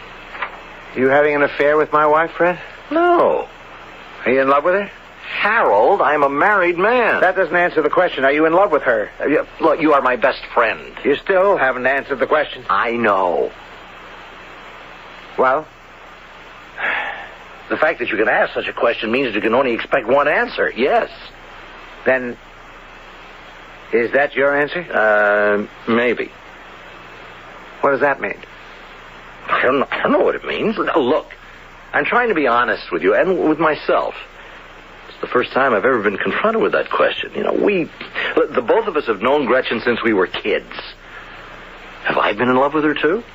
Well, have you? Something has come over you. I don't know what.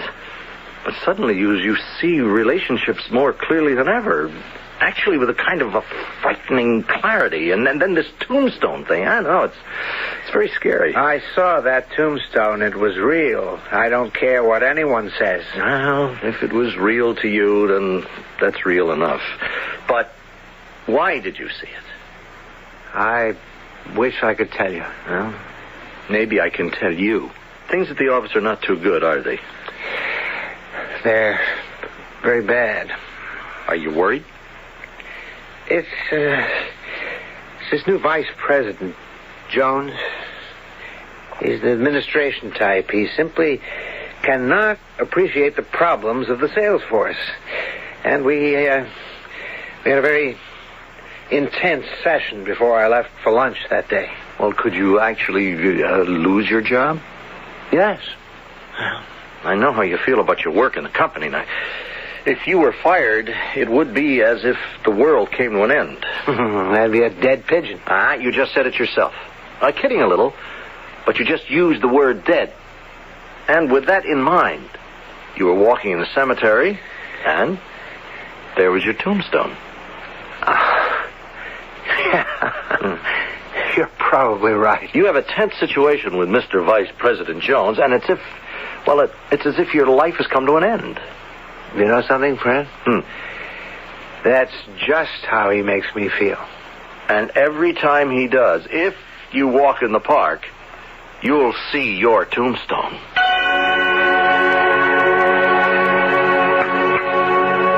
Breakfast is ready, darling. I'm not hungry. Now, Fred says you have to have a sensible diet. You and I and Fred were kids together. That's right. You sorry you didn't marry Fred? Oh, Fred never asked me. Well, that's a reply that raises more questions than it answers. Would you have married Fred? I married you. Because he never asked you. Now, suppose he had asked you. But he didn't. What would your answer have been? How do I know what my answer would have been? How do I know what I might have been feeling or thinking or dreaming about at that exact moment? Now, look, is it too much to expect a simple answer? Are you suspecting Fred and me of having an affair? Oh, I never said that. Then what is the purpose of this inquisition? I only asked you a very simple question. No, you asked a very complicated question, a loaded question. A question no man should ever ask of his wife and no wife should ever ask of her husband. Why not? When you asked if I was sorry I didn't marry Fred, what you really meant was I sorry I married you? Are you? Yes. Well, there are times I'm sorry. Just as there are times when you're sorry you married me. Well, isn't it that way with many married people? With all honest married people? Now, why don't you have your breakfast and go to your office?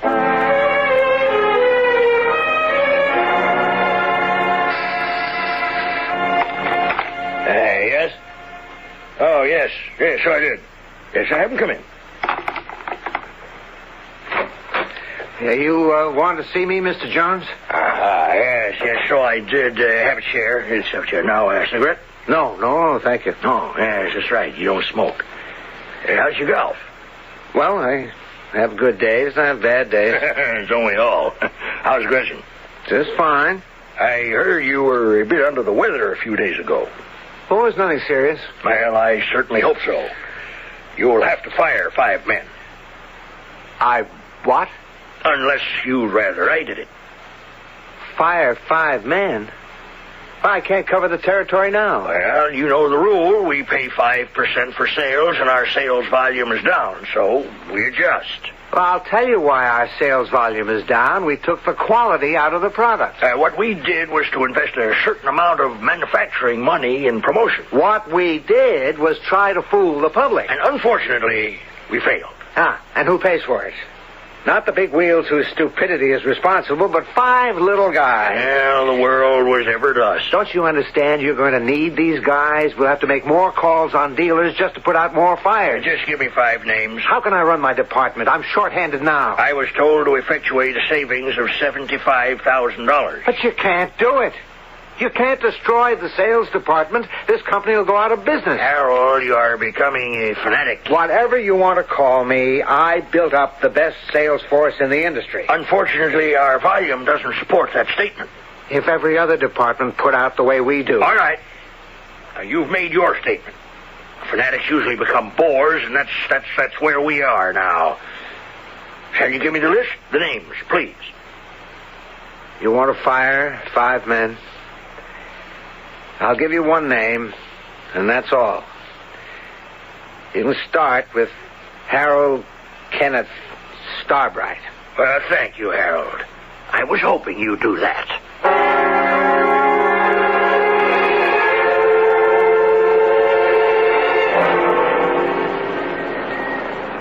Sir, I beg your pardon? Huh? What? Are you all right? Am I all right? I was walking along the park here with my little boy, and I noticed you standing here, standing very still, and just staring, you know, just staring. Is, that what I was doing? Yes, and I couldn't imagine. But, sir, you do look very pale. I'm all right. Are you sure? Yes. You're very kind. Well, if you're sure you're all right, just a minute, ma'am. I wonder if you could do something for me. If I can. This tombstone right over here. Yes? Would you read what's written on it? Would I read? All right. It reads, Harold K. Starbright, born July 1st, 1937. Yes? And, died March 15th, 1978. You're positive? That's what it says? Yes, sure, that's what it says. Doesn't something strike you as a bit strange? No, I don't think so. That date, March 15th, 1978. Well, what about it? It hasn't happened yet. Oh. It won't be March 15th, 1978 for more than a year. Please, excuse me. Junior, come along now. Now, hurry, and don't stop to dawdle. That's what Fred told me would happen, and he's right. Every time I have a tense situation with Jones, I'll see my tombstone. And that's what it is. That's all it is. I'm not going to panic. I'm just not going to panic. Whether he does or not is something you'll find out a little bit later. Now, a loose end. Remember the gentleman Harold encountered at the beginning of our story? The one who called his attention to the tombstone in the first place? At the end of Act 1, I said I would tell you more about him in Act 2.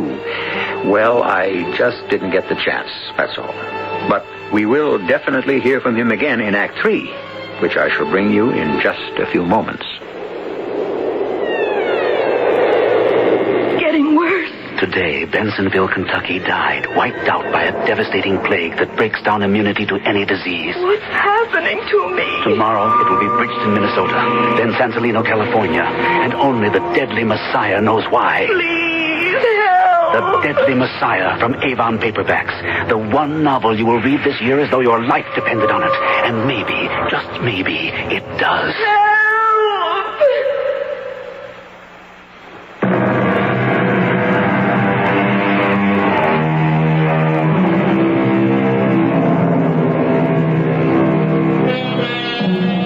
Seeing, they say, is believing. But what is seeing? No two pair of eyes ever see the exact same image.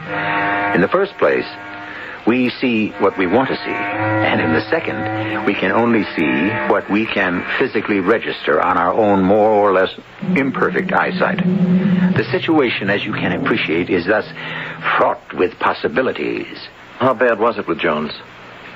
It was the maximum. The ultimate. I'm out. I'm sorry. I had to leave. The place was destroying me. Made me doubt my wife and my best friend. Made me believe my life was finished. It's not, Harold. Of course not. I can find a better job tomorrow. That's the way to talk. Now, I'm sure if you go back to the cemetery now, you won't see the tombstone either. Well, I might. I'm getting better, but I'm not really recovered from the shock of it yet. Well, the inhuman pressure is off you now. Now, all you have to do is just live sensibly.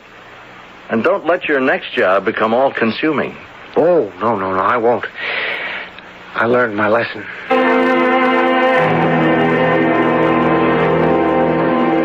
Is the music bothering you, dear? Oh, no. Well, why do you ask? Well, you seem to have such a pained expression on your face. Is something wrong? I was thinking, Gretchen. I might have been a bit hasty in leaving the job. I've been idle the past 3 months. Well, it takes time. It shouldn't take this much time. Damn, that Jones, he ruined me. Now, Harold. He made me quit. He got me mad, and he made me You're quit. not supposed to get excited. I let Jones ease me out of the best company in the industry. Well, you do just as well elsewhere. There isn't any elsewhere. And it's Fred's fault. If you lost your temper with Jones and quit, why is that Fred's fault? Because Fred steamed me up. Steamed you up? Fred was trying to calm you down. Well, it amounts to the same thing. Doctors. Take it easy. Oh, Harold. Just didn't understand the nature of competitive business. He can sit back and wisely shake his head. Relax. Does he know the jungle many of us live in? Now, Harold, you're exciting yourself, and it's not... Does Fred relax? He works day and night himself. He's out to make the very last buck now, possible. Now, darling, please. Here, swallow this. Huh? And you'll feel better. Here, come on. There, that's it. I wouldn't mind if I were killed by a tiger. But to get it from Jones... He's nothing but a hyena. Don't work against this pill. Just relax. I tell you... You'll feel much better. I've got to get another job soon. Oh, it isn't as if we were starving. I gotta be doing something. Of course.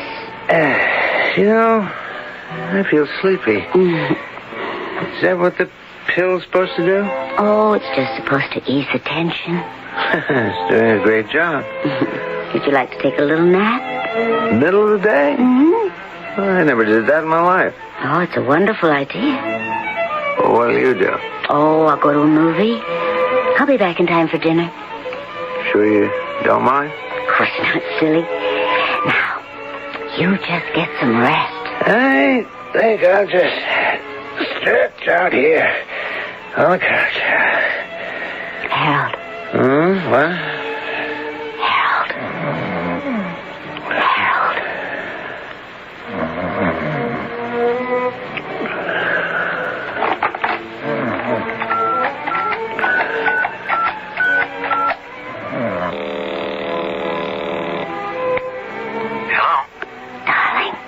see you in 10 minutes.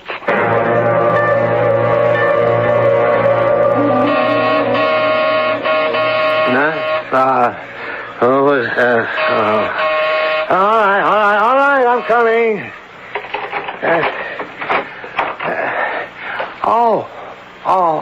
The mailman. Yes, sir. Good morning, Mr. Starbright. Is Terry off today? Terry? What do you mean, Terry? Well, Terry Brzezinski. He's the regular man. You're a great kidder, Mr. Starbright. What are you talking about? Who are you? Well, you know who I am. I'm Joe Cronin. I'm the regular man on this route. I've never seen you before in my life. Mr. Starbright, you okay? You say your name is Joe Cronin? You sure you're okay? Look, come inside for a minute. Well, I gotta do my round. No, just for a minute. Oh, please, sit down. Now, how long have you been the regular man? Well, it's gotta be 6 months now. You've been the regular man for 6 months, you say? Sure. I've been bringing the mail every day. It's been exactly 6 months today. I guess I'm dreaming. You don't look so good, Mr. Starbright. Wait a minute. Why are you wearing that heavy overcoat? Well, because I don't want to freeze to death. Well, how can you freeze to death in the middle of August? August? Hey, Mr. Starbright, what are you talking about? It's February the 5th. There's 4 feet of snow on the ground. That's impossible. Impossible? Take a look out the window. It's winter. Winter. What made you talk about Terry all of a sudden? He's been dead for 6 months. Terry died 6 months ago? But he delivered my mail only yesterday.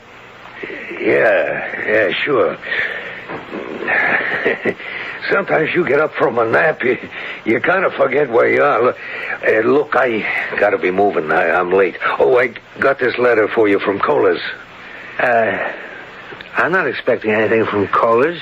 Well, your name's on it. It's impossible. From Kohler's? Well, maybe you did and you forgot. Now, wait another few seconds, please. Yeah, what's this? It says, "Dear Mr. Starbright, the revolver you ordered is ready." But I never... There's got to be some mistake. But the letter's addressed to you. Mr. Harold K. Starbright, 18 Oriole Drive. He asked, but I... Well, it's a mistake. Yeah. Well, I got to be getting on. Wait a minute. The date on the letter, February 4th. Yeah, that's yesterday. Yeah, but today is August 5th. I must have wakened you out of a real sound snooze. Yeah, I'm that way myself sometimes. Yeah, but today is August 5th. August? With snow on the ground? I don't care what anyone says. It's August 1976. Yeah. Well, don't bet any money. You'd lose. It's February 1977. Well, then I must be dreaming. Well, like I've been telling you. Oh, see you around. No, wait. Don't go yet, please. I'm 45 minutes behind schedule. Yeah, but Look, I'm sure you'll be feeling better tomorrow. Come back. Come back. Is this really February? It can't be. Of course it isn't. Green trees, lush grass. It's the middle of summer. It was a dream. A dream? No, it wasn't a dream. I know it wasn't a dream. Was it like the tombstone? A glimpse of the future? And the gun. Why did I order a gun? Why?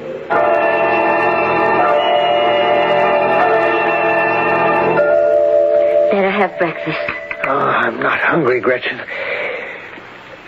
What day is this? Thursday, No, I mean the date. August 6th. You sure? That looks like the mailman coming up the walk. You can ask him. Yesterday afternoon, I dreamed it was next February, and we had a new mailman. Old Terry Brzezinski had died. It's nonsense. Terry Brzezinski's going to live forever. I'll get it. Oh. Good morning, Mrs. Starbright. Yes, that's right. I'm the new mailman. Oh, did something happen to Terry? Yeah. He was killed in an accident last night. What? Oh, I'm terribly sorry to hear that. Yeah. Well, I'm the new guy. My name is... Your name is Joe Cronin. Oh. Hey, how did you know? I saw you yesterday. Me? I wasn't here yesterday. Oh, this is Mr. Starbright. Yeah, pleased to meet you. We've already met. We had a long talk. We did? Maybe I ought to say we're going to have a long talk one day 6 months from now. Oh, yeah. Well, sure. I hope so. And I'll see you folks tomorrow. Why did you talk that way? Is there any mail for me? No. Is there any mail for you? Oh, just a postcard from Fred. They're in Paris. Why does he write it to you and not to us? Because he knows how bored you are with wish you were here postcards. Why did you talk so spooky to that poor old mailman? Because? Because? You wouldn't believe it.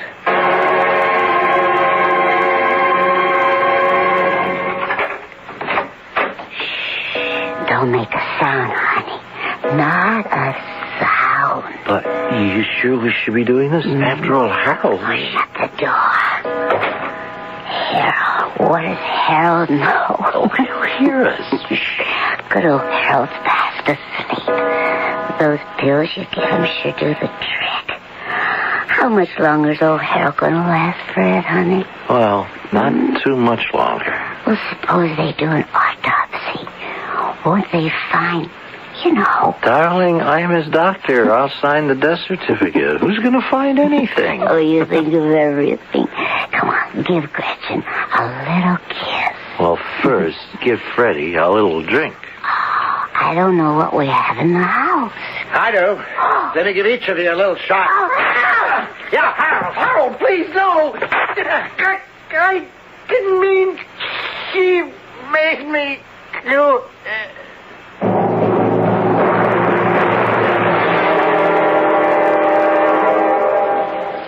Morning, officer. Morning, sir. Great day, huh? Oh, yes. I see there's a new tombstone. Is there? No, I don't count them. Excellently crafted stone. Work of art. Harold K. Starbright. Born July the 1st, 1937. Died March 15th, 1978. Oh, yes. He's the guy that was involved in those murders. Murders? Yes. It was in the papers. He's been in the dumps ever since he lost his job. It must be over a year. So one day he goes out and kills his ex-boss. And then he comes home and shoots his wife and her boyfriend. It's a tragic thing. Oh, yes. Never did stand trial, though. He was dying of some kind of disease. Nobody could figure out just what, but it killed him. Mm-hmm. It's just as well, I suppose. You're right about the stone. I never did notice this kind of thing before, but it's a beauty. Yes. But the one just over here to the left of it, that's even prettier. Okay.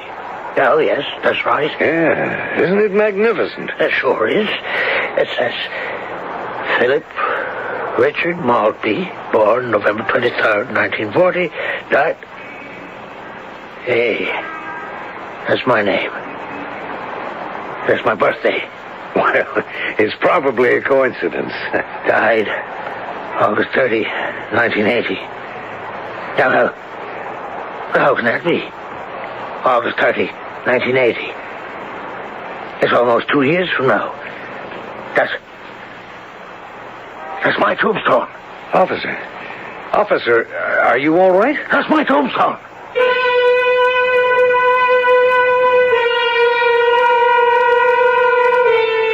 I told you we'd hear from that gentleman again. And perhaps I've been able to perform a most vital service for all of you. Should you ever find yourself in a cemetery for any reason other than the ultimate, and a gentleman offers to show you some excellent examples of sculpture, avoid him at all costs. This is E.G. Marshall inviting you to return to our Mystery Theater for another adventure in the macabre. Until next time, pleasant dreams.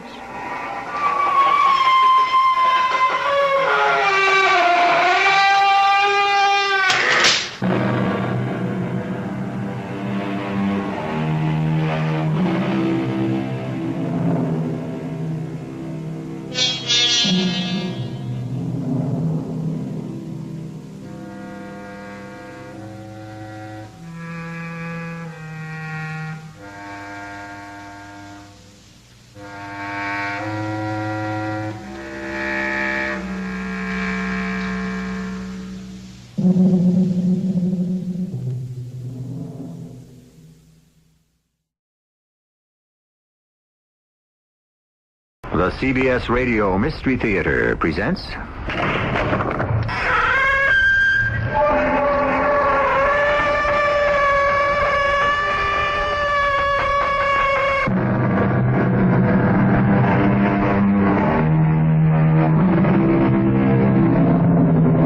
Come in. Welcome. I'm E.G. Marshall. I'm sitting over here in this shaft of moonlight. A curious thing, the moon. The songwriters have hailed its praises for centuries. By the light of the silvery moon, shine on, harvest moon, moonlight and roses, all love songs. And Claude Debussy's most popular piano piece is Clair de Lune, or Moonlight. Yes, the moon has held a fascination for lovers, poets, and musicians. And in our story about to unfold, moonlight plays a rather important part. But it has nothing to do with love. Quite the opposite, I believe.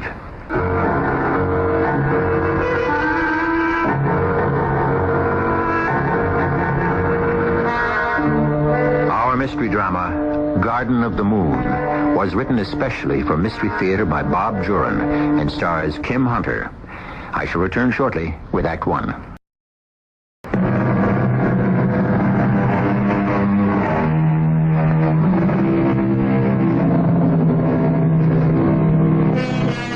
More and more women today are finding self-expression in business.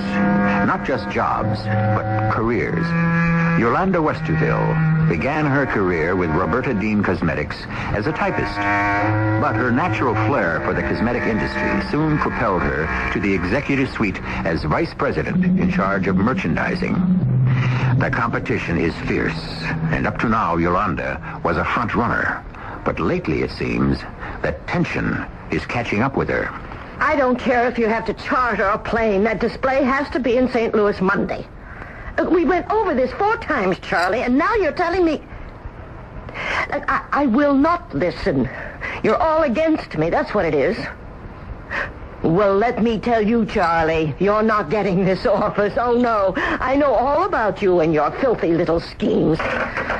Roxy! Roxy, get in here with your pad. Mrs. Westerville, you've got to calm down. Don't tell me what to do. Here, take this. What is it? Take it. Oh, all right. It's only a simple sedative. God, what's the matter with me, Roxy? Just made a fool of myself on the phone with Charlie Benson. I heard. It's been happening more frequently lately. Oh, why don't you take a few weeks off, huh? No, not with the campaign on Sunset Reverie ready to break. Well, then take vitamins. Roxy, sometimes Mrs. Westerville, you know you're under a lot of stress. Diet, exercise, vitamins build you up. You know, you cope better. Is that how you put up with me? I enjoy working for you, Mrs. Westerville. But I'll be honest. Lately, you've become a bit of a shrew. Oh, I know. I've been spouting off at home, too. Bill's unhappy. Oh, I think you're just run down. That's why I'm serious about the diet and the exercise. Roxy, you're a friend. But I don't think wheat germ and yogurt are going to make much difference. Look, a new health food store opened on Lexington Avenue at 45th Street last week. It's called the Garden of the Moon. I haven't been there yet, but why don't you try it? It's a restaurant as well as a store. So why not go there for lunch or at least look around? Well, why not? I'm sick of those martini and steak lunches. Garden of the Moon.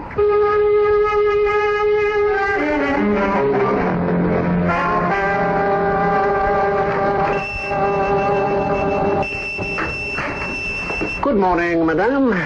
May I help you? I'll just look around, thanks. If I may, Dr. Lunestra at your service. Our merchandise is not the usual type of food you find in most stores, such as this. Oh? Well, I'm a novice, really. I'm not into the health food thing, so everything's new to me. Ah, then you must let me guide you. We're quite new, you know, and we haven't caught on yet. I have no other customers, so let me explain. All right, go ahead. The name of my shop, I did not choose from mere whim.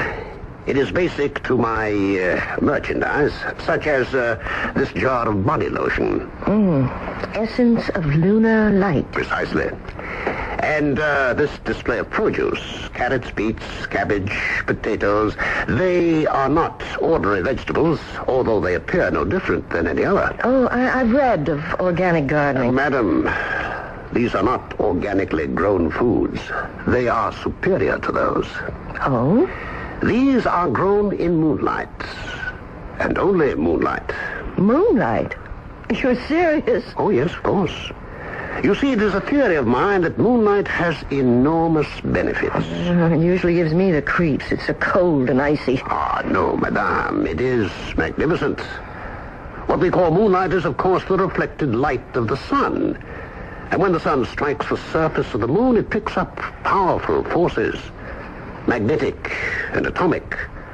Moonlight is imbued with incredible properties. Well, I hadn't thought of it that way. So, all of this produce is exposed only to moonlight. Therefore, it has nutritional benefits beyond imagining. Really? I'm not sure I see, Madame doubts. I know. Others will doubt, too, but when they see the results of eating moon-grown food, they will eat nothing else. Where is the moon food grown? On a farm in New Hampshire. New Hampshire?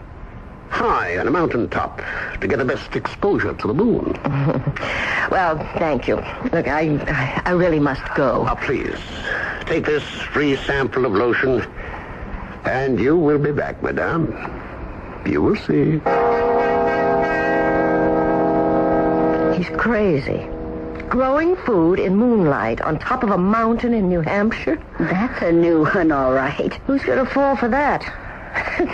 It's just a bunch of vegetables from some Jersey farm. I got out of there as fast as I could. I'll get it. Mrs. Westerville's office? Hi, Roxy. Is she there? Yes, sir. It's Mr. Westerville. Hello, Bill. Hi, darling. How goes the day? Don't ask. Look, can we get out of bridge tonight? I've got a crash brief to get ready for court tomorrow. I'll call the Maxwells now. I couldn't face it tonight myself. Oh, great. Meet me at Alfredo's for dinner, and then we'll go straight home, huh? Okay, I'll see you there. I think I'll take a look at this Garden of the Moon. It sounds so weird. Don't waste your time. Whoever it is that runs the place is a charlatan. But I think I'll take your advice about diet, Roxy. I'm meeting Bill for dinner tonight, and I think I'll stick to cottage cheese and tomatoes.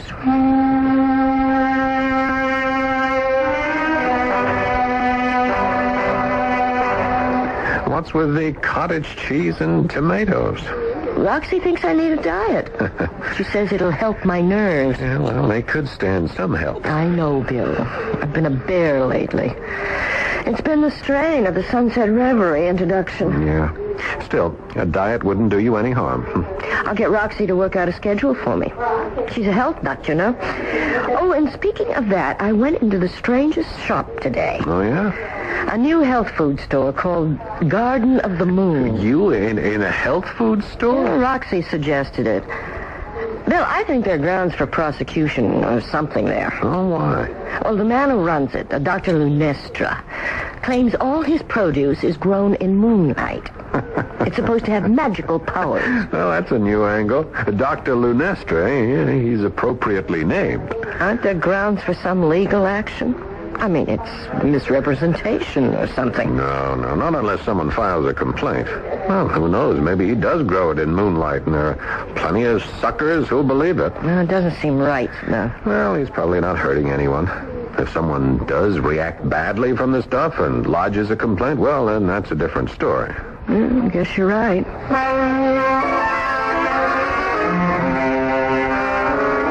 Good morning, Roxy. Good morning, Mrs. Westerville. Any calls? Mrs. Dean called twice. She wants to see you as soon as you come in. Oh, Lord. Carpenter and Rose called from St. Louis. The displays still haven't arrived. Oh, this sure is going to be my day. Tell Mrs. Dean I'm on my way. And pour me a coffee while I put on my face. Right away. Oh, well, I'd forgotten this. What? The sample of lotion that character gave me yesterday. Essence of Luna Light. Huh. Why don't you try it? It can't hurt. It has an unusual fragrance. Yeah, it seems to glow. Well, a little under the eyes and some on the neck. Snap it up with that coffee, Roxy. Roberta Dean awaits. Back already? She's fuming about the St. Louis opening. I'm going to have to fly out there. Look, get me an early afternoon flight and call my husband and tell him to meet me for lunch at Alfredo's. I'll hold all calls except for Her Highness. I'll be back Thursday if I'm lucky.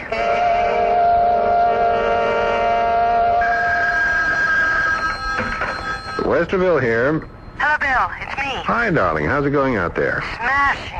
I finally traced the displays to St. Joseph, but we got them here in time. The opening was a huge success. Great. When are you coming home? I'll be in Sunday night. Good. I'll meet you. No, don't. Roberta and I are going to the office first. I'll see you at home. Okay, I'll be there. Hey, you sound as though things are great. They are. Wait till you hear the compliments I got. See you Sunday. Things must have gone well. I haven't seen you this radiant in years. One of the best line introductions we've had. Well, maybe it's the firelighter. Not having seen you for 5 days, but you do look different, Yolanda. Yeah, I've noticed it, too. Hey, your skin seems so much smoother. I mean, well, particularly under your eyes. It's like a younger woman's. What is it, a new Roberta Dean transformation? No. In fact, I'm not wearing any makeup. Oh. I've been using a bottle of lotion I got in that strange little store I told you about. It has a marvelous tightening agent. I'm going to try to make an exclusive deal with him for Roberta Dean. You're going to market this stuff? I mean, a week ago, you were practically calling him a charlatan. Well, I still don't believe the moon nonsense. But chemically and cosmetically, his lotion works. I'm going to have our labs run an analysis on it. If we can't duplicate it, we'll talk business with him. What does the great Roberta think about it? I haven't told her yet. There's a new moon tonight. It looks so picturesque over the Empire State Building. Where are you going? Just out in the balcony. It is beautiful up there. What is it, darling? Something the matter? Just a tingling in my face. Like little nerves jumping. Yeah, no wonder after a week in St. Louis. You better take a hot bath and go to bed. Good idea. Tomorrow I'm going to pay another visit to this Garden of the Moon.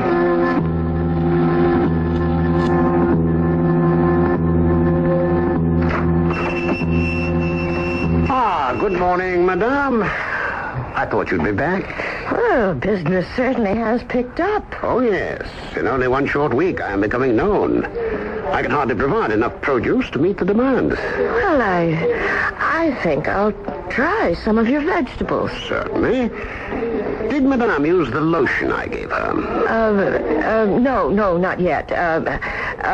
But I've been thinking about your moon-grown food, and, well, all these other people seem to enjoy them.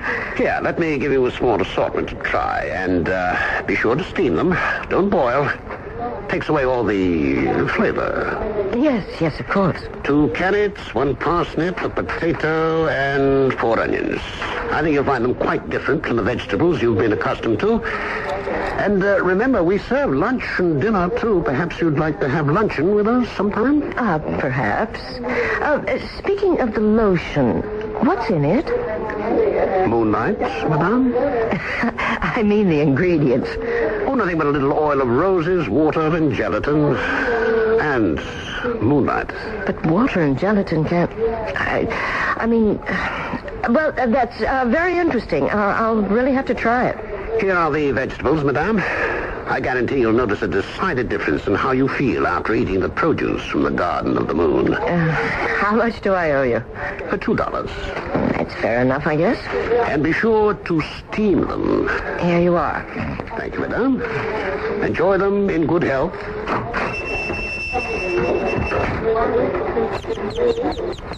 Just browse around, everybody. I'll be back in a moment. If you want help in selecting, I'll be happy to oblige. Back in a moment.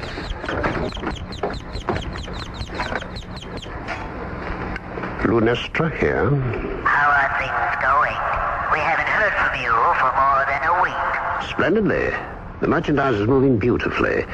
People are coming back for more. In fact, I'm running low on supplies. We can take care of that. When will the next harvest take place? On October 30th. Good. Word is spreading. I'm getting new customers every day. Excellent. We'll keep in touch and see that you get more supplies. By all means. I don't want to have to turn anyone away just when we're beginning to get a name.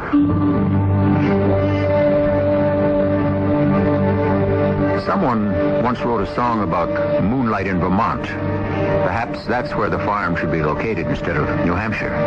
Even so, it seems a long way to ship produce for a New York store. I wonder, though, do you really believe carrots and potatoes will grow in the moonlight? Or that moonlight has special powers? We'll see what happens after Yolanda eats the moon-grown vegetables when I return shortly with Act 2.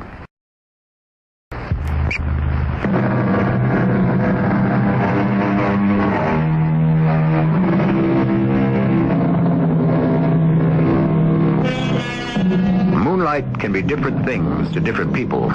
Some find it soft and romantic. Others think it cold and eerie, like Yolanda Westerville. But I doubt that moonlight can add nutrition to vegetables. They need sun to flourish. It is curious, though, that the lotion Yolanda used did seem to make a difference in her appearance. Both she and her husband noticed it. And what did Mr. Lunestra say was in it? Oil of roses, water gelatin, and moonlight? You're actually going to eat those carrots? Well, look at them. They're absolutely no different than any other carrots I've seen. And they taste superb. And they were grown in moonlight. Well, I still don't believe that nonsense. They're probably organically grown and cost twice as much as the supermarket variety. It's the lotion I'm interested in. Yeah, well, you do look different, I'll admit that. Softer. I sent the rest of the bottle to the labs today. I'm positive we can duplicate the formula. You feel like a movie tonight? For once, I don't have homework to do. Let's. I haven't been to a good... What's the matter? Just... I don't know. A sudden kind of warm rush through my whole body. Sounds like the start of a cold. Maybe we'd better just stay home. I guess so. I'd better just get to bed early. Yeah, your resistance ran down during that St. Louis campaign. Why don't you get into bed? I'll fix us both a hot lemonade with a spike in it, huh? Oh, there it is again. Oh, dear, I'd better start nursing myself. I can't afford a bout with the flu this week.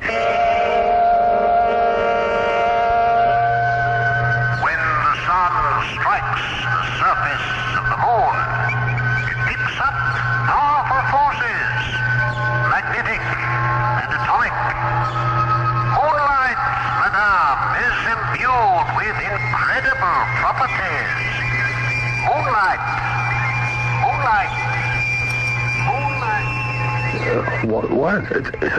Yolanda, what are you doing over there? Just standing here in the moonlight. See how it comes through the window, so soft and clear. Makes a white patch on the carpet. I'm just standing here in the moonlight. Yolanda, come back to bed. You've probably got a fever. It's making you... No, I don't think so. My skin is cool. Cool in the cool moonlight. So cool. Yolanda, stop it, please. Look, come on. I'll help you back to bed. Oh, all right. I'll say good night to the moonlight. Good night, moonlight.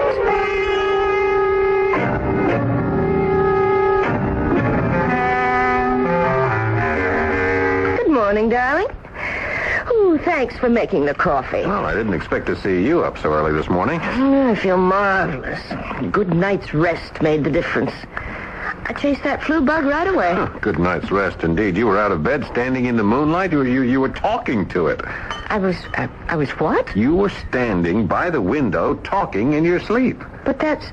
I don't remember it at all. Oh, I'm sorry I disturbed your rest. No, there's nothing to apologize for. I'm just glad you're feeling okay. You got a busy day ahead? Not really, but an interesting one, perhaps.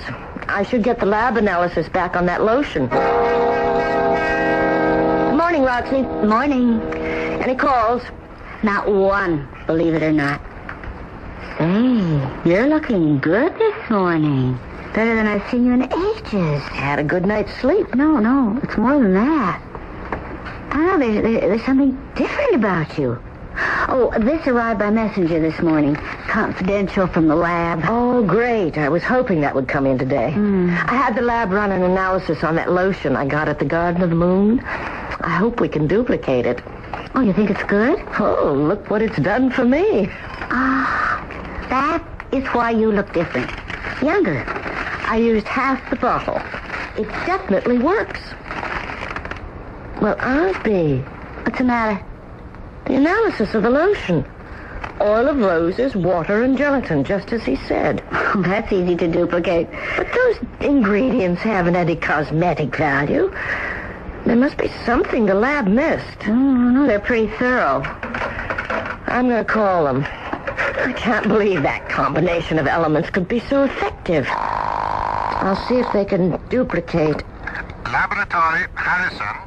Eric, it's Yolanda Westerville. Hi, good morning, Yolanda. Did you get the analysis? Yes. I'm wondering if you missed something. Missed something? What do you mean? Rose oil, water, and gelatin. Are you sure that's all? Yeah. Where did you get this fluid anyway? Oh, I'll tell you that later. Look, I'd appreciate another test. If it turns up the same, we'll forget it. Sure. You'll be hearing from us. Thanks. Bye, Eric. Well? They're rechecking. I know what I'm going to do.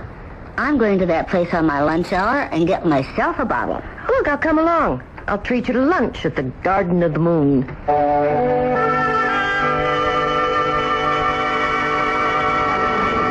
The place is jammed. It's certainly catching on. We'll have to wait for a table. That's the proprietor over there. Odd-looking guy, isn't he? Oh, he's coming over. Welcome, ladies. You're here for lunch. Yes. I have two in the back. Follow me. Oh. Look at those fresh strawberries on that woman's plate. There's his golf ball. Incredible. Thank you. And how did Madame enjoy the vegetables? Excellent, really. I only tried the carrots. Oh, then you ladies are in for another treat. The luncheon menu. Oh, let's see. I think I'll have the tomato surprise. An excellent choice, Madame. So will I. 2 tomato surprises. My assistants will take your beverage order. This place is really packed. You know, I've been thinking. You admit the lotion did wonders for you. Maybe the flu does have some kind of special something. It's possible. I still think the moonlight thing is just a promotion gimmick. 2 tomato surprises for the ladies. Oh, will you look at that? What are they stuffed with? The chef's secret, madame. But you might happen to find a rose petal or two. Exotic. Bon appetit, ladies.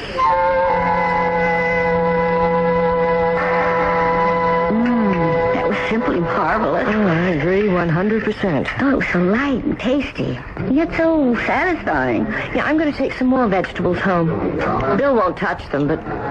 Roxy, what's the matter? Oh, nothing really. Just a sudden warm feeling. Not you, too. Oh, it's the flu bug going around. I had the same thing last night. No, I'm okay, really. Look, you take the rest of the day off. Go home and get into bed. Oh, now that I won't turn down. I do feel a little dizzy. Let's pay the check and go. I want to get a bottle of that lotion. Oh, do that. And give me a few drops for the lab. I'd like another test from a different bottle. Did you enjoy the luncheon? Excellent, yes.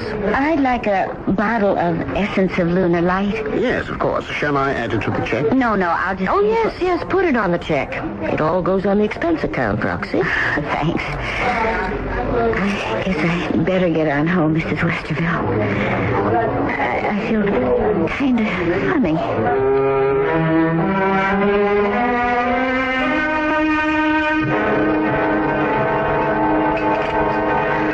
I'm afraid Roxy's going to be out for a couple of days. Oh?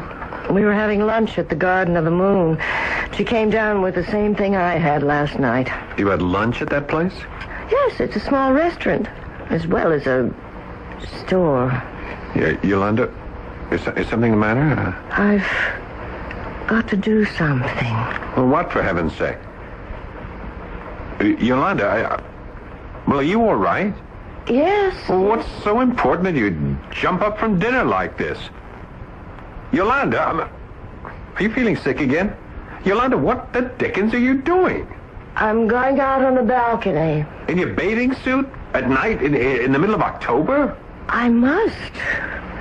I have this need to bathe myself in the moonlight. The harvest moon. Oh, see how big and bright it is. Yolanda, would you come back inside and get dressed? I mean, you just can't... I must take a moon bath. A moon bath? Bathe in the light of the moon. Yolanda, you're not being rational. Is it so wrong to enjoy the moon? Something's happening to you. I mean, last night, now this. I'm beginning to appreciate the moon. I insist that... No! Don't touch me. I feel wonderful. So cool. Ooh, so cool. I can feel the moonlight seeping into my skin. Through my body. It's incredible. Dr. Lunestra is right. Moonlight is magical. The force is flowing through my veins. Vitalizing. Purifying. Cleansing me. Every cell, every atom of me. Washed by the moonlight. Yolanda, come inside. Yes, it's too chilly out there. But the moonlight felt so good. Do you know what you just did? I took a moon bath.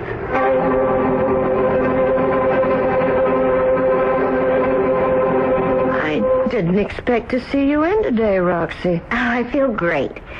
Whatever it was didn't take hold.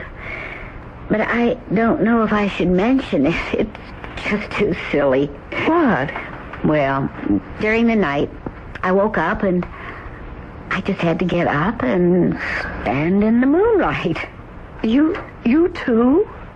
I went on the balcony for a moon bath. Oh, Bill thought I was crazy, but I had the most fantastic sensations. Like a force through your body. Exactly. Well, I went back to bed. And this morning, I felt better than I have in years. And me a health food nut to begin with. Look, let's have lunch there again. There's something about that food and moonlight that's out of this world.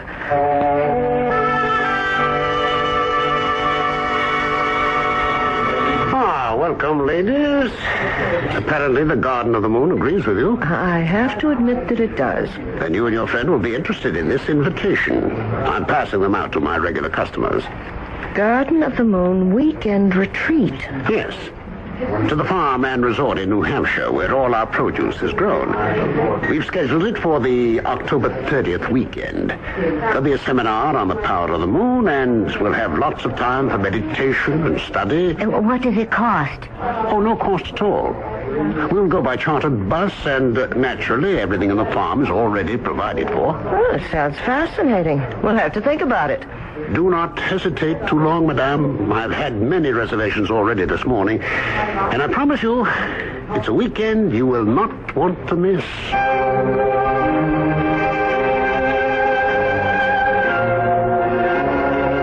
It sounds inviting, doesn't it? A weekend in New Hampshire would be a welcome relief from the New York City pace, no matter what the circumstances.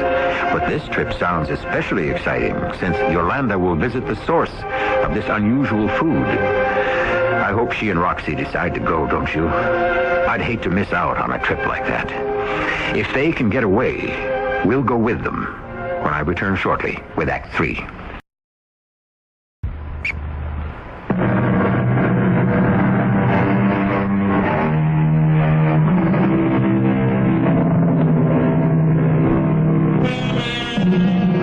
Weekend in New England sounds like a great idea. And it seems that Yolanda Westerville has her heart set on it. Of course, it's a perfect opportunity for us all to learn more about how this food is grown, to visit the farm and see firsthand where these unusual vegetables come from.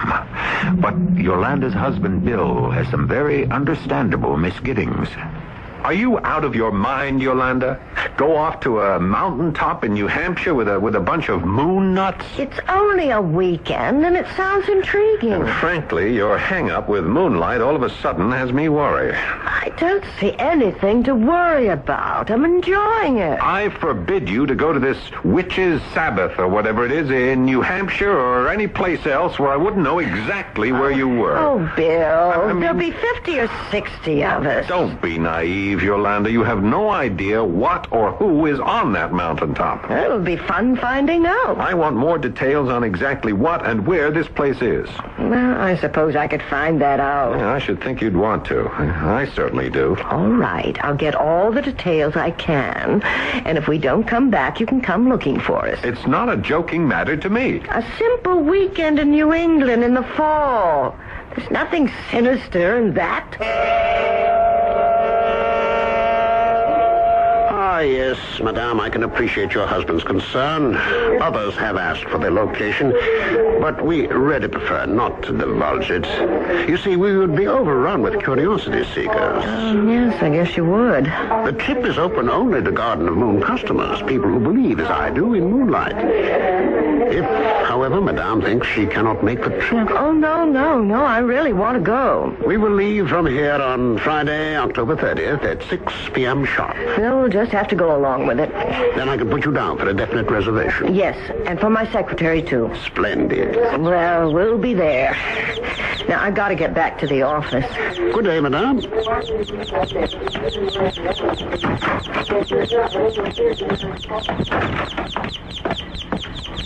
Lunestra here. We're ready for October 30th, are you? Almost, yes. I have 4 more open reservations, but I know I'll have them filled. Good. The harvest is splendid this month. We're looking forward to your arrival.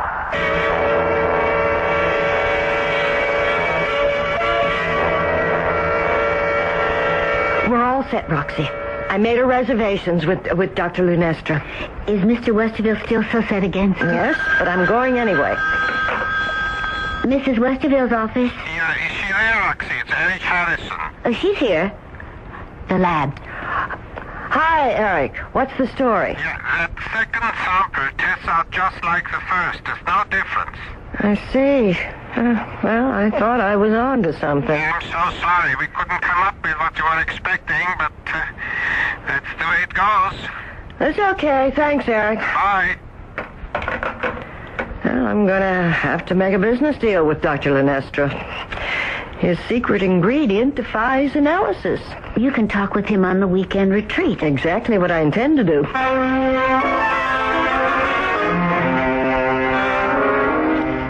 Still set on going to New Hampshire, eh? We leave day after tomorrow. Great. I'll come down and see you off.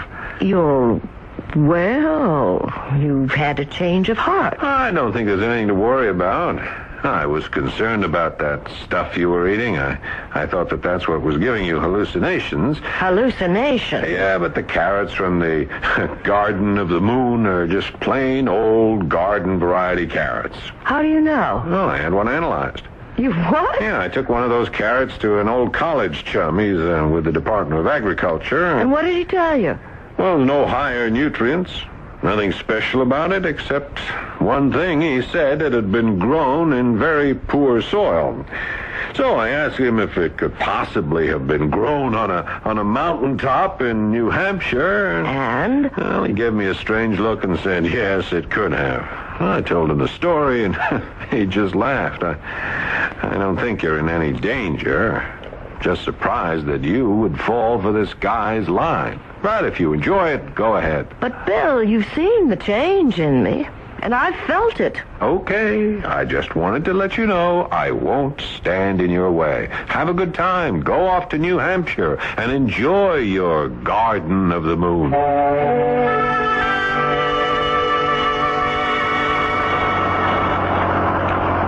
This is the first time I've been out of town for a weekend in years. Too bad it wasn't earlier in the month. The foliage up here would have been glorious.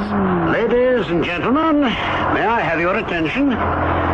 We are turning into the driveway now. We have arrived at our humble resort. Fortunately, we have a bright moon tonight. Your first glimpse of our Garden of the Moon will be just as it should be, in full moonlight. All your luggage will be taken care of, and after you've settled, we'll gather for an evening snack. Off the bus, everybody, please. It's freezing. But where are the buildings? All I see is a mountain. Entirely underground. My assistants will soon be opening the gardens to the moonlight. They are up on the summit. We'll visit them later. This is fascinating. Ladies and gentlemen, you'll kindly follow me. Don't be alarmed. Once inside the mountain, you'll find our accommodations quite comfortable. Everything underground. How unusual. Yes, it is necessary for privacy and convenience. During our retreats, we will never see the light of day, you might say. Welcome, everyone, to the Garden of the Moon. How beautiful. It's so modern. This is the lobby, of course. Sleeping quarters are on 2 upper floors. Dining and recreation are below. We will visit them all. Well, everything's so gleaming. Cleanliness is another secret of our success. Ladies and gentlemen, my assistants will show you to your individual quarters. After you've refreshed, we will assemble here. Well, you said the place was modest. I'd call it elegant. Small, but elegant. We think of it as compact. Come, let me show you to your quarters. If you'll just step inside the elevator. A moving broom closet, I'd call it. But compact, eh? You see, our layout here is all up and down. In fact, from top to bottom, our establishment is 700 feet. Really? But for practical purposes, somewhat narrow. The hallway is circular, you see, with the rooms surrounding it. Here we are. These are your quarters. Again, compact. Make yourself comfortable and join us in the lobby in 1 hour. Just take the elevator. Okay. See you later. Look, our suitcases are here already. What's the matter, Roxy? I'm nervous. Why? This place is so closed in. You're not claustrophobic, are you? No, not that. But it's so strange. I feel like I'm in a submarine. Well, that's part of the novelty, I suppose. Why don't you take a hot shower? There doesn't seem to be a tub, but the shower will relax you. Then we'll join the others. Yeah, maybe I will. And cheer up. We're here to enjoy ourselves.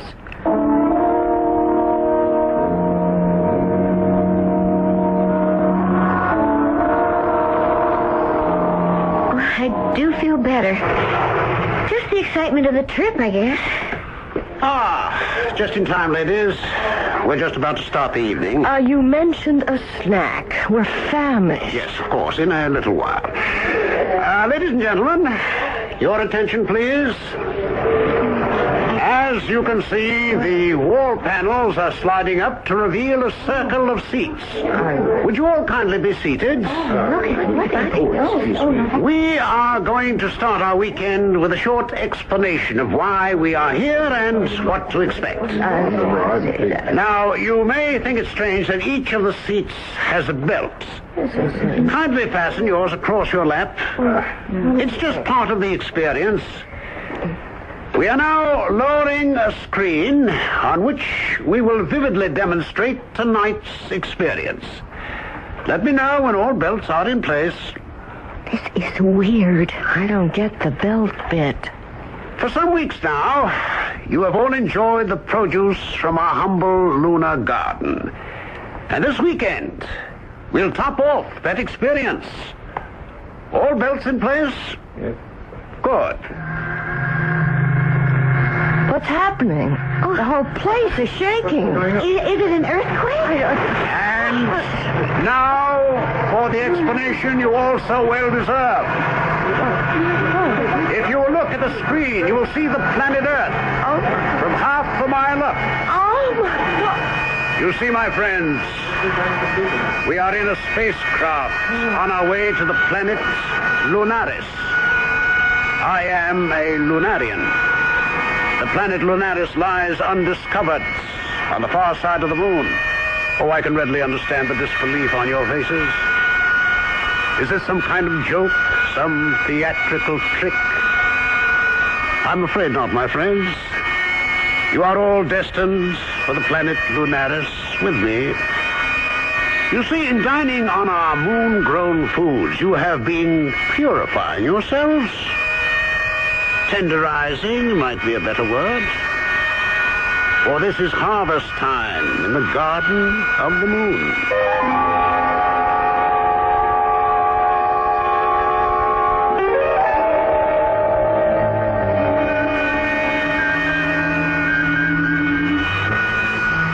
Lunestra here, calling Lunaris. Come in, Lunestra. We are on our way. A fine harvest aboard. Landing preparations are completed and waiting. I suppose I'll be going out again shortly. I am afraid so. The director wants to lay in something oriental. You'll bury the ship in Mount Fuji and open the shop in downtown Tokyo.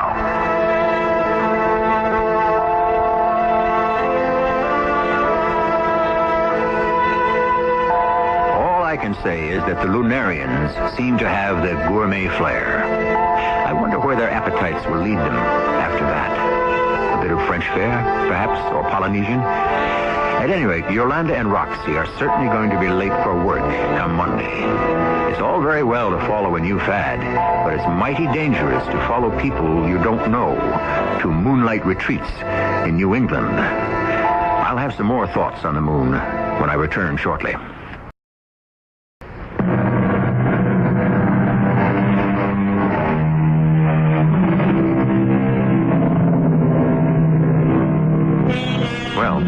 Here I am, still sitting in this shaft of moonlight. If you don't mind, I think I'll move over next to you. I felt a sudden chill. The next time I look at the moon, I'm going to wonder about that undiscovered planet that lies behind it, and whose people cultivate gardens here on Earth. I wonder if the Lunarians could have something to do with all those unexplained disappearances we hear about every year. Our cast included Kim Hunter, Paul Hecht, E.V. Juster, and Ralph Bell. The entire production was under the direction of Hyman Brown. This is E.G. Marshall inviting you to return to our Mystery Theater for another adventure in the macabre. Until next time, pleasant dreams.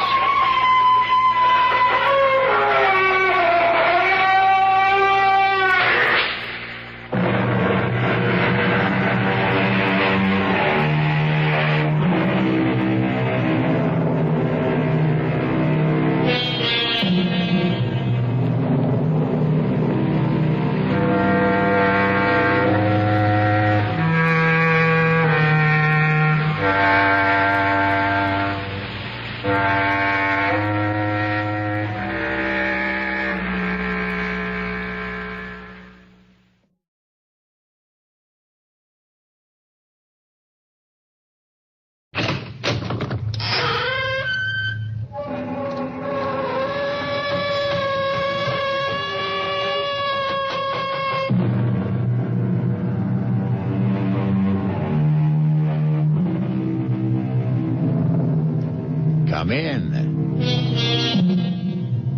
Welcome. I'm E.G. Marshall. Welcome to the world of terrifying imagination. The fear you can hear. This is the story of a natural-born loser. Within the quietest and most retiring of the genus Homo sapiens, there lurks a tiger, as indeed it lurks in all of us. It takes only the right combination of intolerable pressures, unfulfilled dreams, and the opportunity to escape the first and realize the second to make even the worm turn, which is just what happened to Henry Green. I do a lot of dreaming. When you're married to someone like Florence, you got to do something. But I never figured any of those dreams to come true. Revenge dreams, you know, like, it is the decision of this court that you, Florence Green, be removed to a suitable place and hanged by the neck until you are dead. Maybe it's hung. I never remember, like, it's all right, Dr. Willoughby. I know you did your best to pull her through, but it's God's will that prevails in the end. Florence is gone forever. Someone yaks at you like Florence and steps on your toes everything you want to do and has to be on you every moment and won't let you out of the house alone. I'm telling you, it's simply murder. So I dream a lot about my wife just not being. But I never thought of actually causing her not to be. I never really meant to end up a murderer.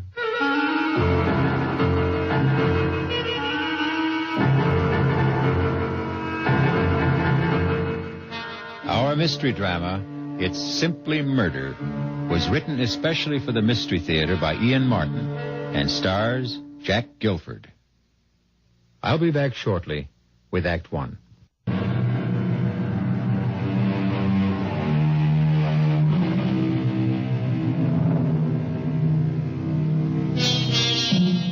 One of the simplest and most fiendish devices to drive men mad is the Chinese water torture. The slow drip of water, second by second, minute by minute, hour by hour on the forehead. Unending, inescapable, inexorable. Henry Green's life was like that, both in his work and at home. Did you wash up all your breakfast dishes? Yes, Florence. You left the spoons up so they drain? Yes. Put out the garbage? Yes. And you cleaned out the sink? Yes, Florence. You wrung out the sponge? Yes. Look, I just... Don't you move until I'm finished talking to you. Now, look, I want you right straight home here after the bank closes tonight. Well, some of the boys... Oh, don't give me any some of the boys. But just a drink to say bon voyage. Look, you'll have all the bon voyage on the cruise when we leave tomorrow. Although don't think there'll be any drinking going on there either. There's enough money being spent on this vacation now. It's the first real vacation we've taken since our honeymoon. And we wouldn't be having it if I hadn't made you save for it. I didn't start saving the money for the cruise. I know. You wanted to save it for a smelly, dangerous, noisy old motorcycle. Well, I wasn't having any of that. I always wanted one. All my life. Oh, stop it. You're too old for one now anyway. How do you know what? What was that? I said, now, do you know that I've got to leave or I'll be late for the bank? Well, don't forget to pick up the suitcase. What suitcase? Your old one that Travers' luggage is repairing. Oh, all right. And mine to come right home after... Watch out for the cat! Ouch! You clumsy fool, you stepped on him. I didn't. He tried to run out of the door and he bit me. Serves you right. He knows you don't like him. Once I left the house, I always tried to put Florence out of my mind. And the best way to do that was to think about Sherry Woods. Not that I could do any more than think about her, because she was Mr. Mercer's day and night, if you know what I mean. But more and more, I guess I was getting to the dangerous age, because I sure did a lot of thinking about Sherry. Well, that's 10, 20, 30, 35, 40, 45, and 1, 2, 3, 4, 5 makes 50. Thank you, Mr. Robinson. See you next week. You haven't any more customers, Henry. Close your window. Why, Sherry, Mr. Mercer wants to see me? I want to see you. Meet me in the conference room. Of course, if you say so, but what's wrong? Everything, as far as we're concerned. Unless maybe we have the nerve to try to put it right. Anyway, it's something we can't talk over here. Meet me where I said.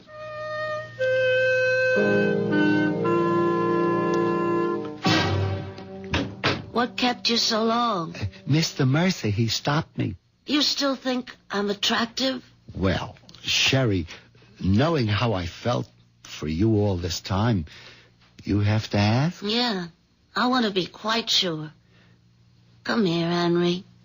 Where? Here. Right close against me. Put your arms around me. Suppose someone should come in. I slipped the automatic lock on the door before you came in. We're quite safe. I don't feel that way. I meant from being interrupted. Now kiss me. Sherry, I'm a married man. Oh, don't tell me you don't want to. Sherry, you could make me do anything, but...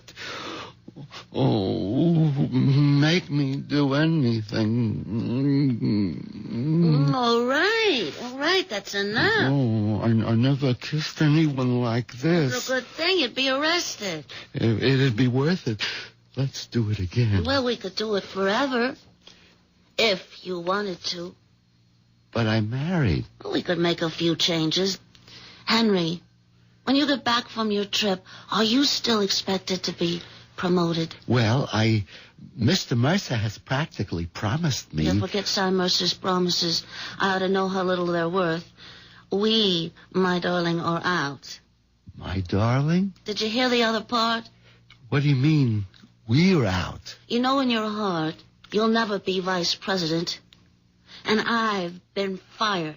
He can't do that to you. Well, he already has. You mean Mr. Mercer has, changed his affections? I mean, that lousy, pot-bellied little two-timer has gone right off the deep end from Miss Fancy Pants. Gosh, Sherry, I am sorry.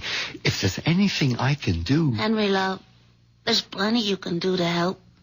You and me are going to be rich. Together. You'd like that, wouldn't you? Look, I better get back to my cage. Is that where you think you belong? Well, I am head teller and... In a cage? Oh, you're a man, not a mouse. Now's the time for you to prove it. Grab the world by the tail. How'd you like to travel the world, live like royalty, never have to punch a time clock, get away from handling other people's money, have it be your own? Both of us. Just you and me. Us? But Sherry, I mean, even if there wasn't Florence, I don't have any money. She's got it all. Oh, then that settles it. I'm going to remake your life. How? Well, why don't we have lunch together, and I'll tell you. Where? The sandwich shop? No. Let's make it the Gourmet. At 12:30? But that's terribly expensive. Oh, Henry, love, that's the way you and me are going from here on in.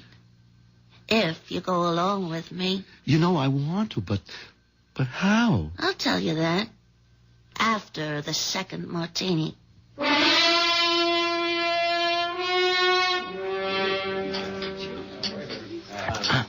I don't think I've ever had 2 martinis in a row. Certainly not in the middle of the day. Well, that's the whole trouble with you, Henry. You haven't really lived. That's because I haven't wanted to. Well, if you really want, you gotta take. I guess we both learned that today. We sure did. The boat sailed for both of us. Yeah, well, there's another boat sailing tomorrow that I'm more interested in. It's the one I wish I was taking with you. Oh, but what could I do with Florence? Yeah, well, that's what we're going to discuss. We are? The best way to get rid of your wife. It's what we both want, isn't it? Florence would never give me a divorce.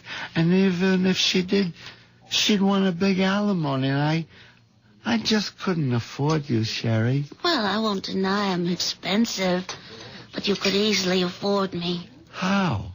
Cy Mercer and his new lady love are leaving early for a weekend in Bermuda. Monday's a holiday. They won't be back till Tuesday morning. It won't be till then that they discover the money is missing. What money? The money in the teller's drawers. How much do you think it adds up to? Well, it's the end of the month. Payday for most people. The deposits have been heavy, somewhere between $600,000 or $700,000. Why?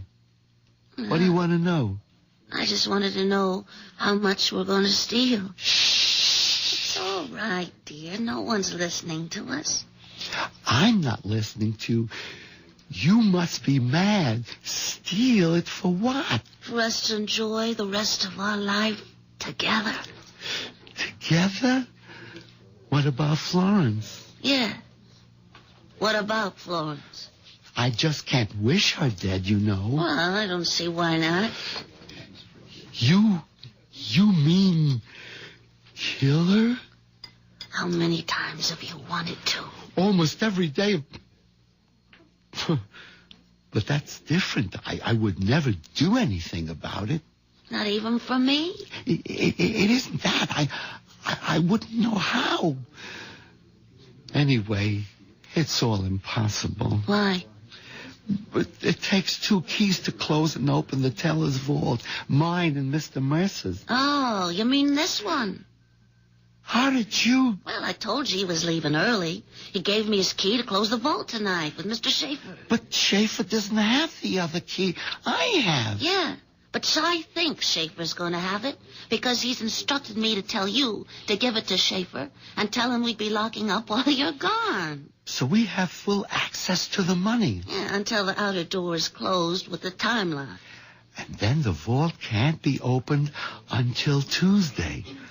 But I'd be trapped on the ship out at sea, and then Henry, after you've taken the money, you never get on that ship. I've always wanted to take a cruise, and Florence wouldn't... There isn't going to be any Florence, Henry. Remember? But where could we hide? With enough money, you can hide anywhere. You'd shave off your mustache, get contacts instead of those wire-rimmed glasses, a mod wig. I'd cut my hair short, dye it blonde, and get a nose bob, and put on a little weight in the right places. We'd be new people. I always wanted to have a beard. So, all right, grow a beard. Florence would never let me. Listen, Florence won't be around to object. Would I really have to kill her? What other way around is there? None. The trouble is, I wouldn't know how. Well, I've thought of that, Henry. Here. What is it? It's a bottle of sleeping pills. Just dissolve them in a nice hot cup of tea for Florence. What more do you want? I think I'll have another martini. I couldn't believe it was me sitting at an expensive restaurant, drinking in the middle of the day, and planning to murder my wife.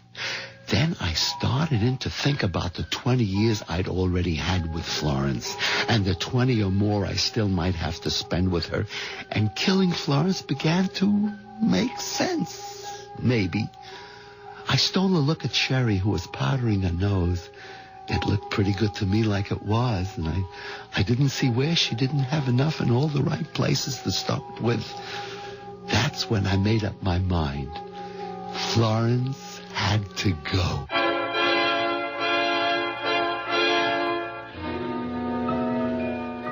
Henry Green, 5'9", 148 pounds, mouse-haired, mild, 45 years old, and safely mounted on a treadmill, running day by day to stand in the same place.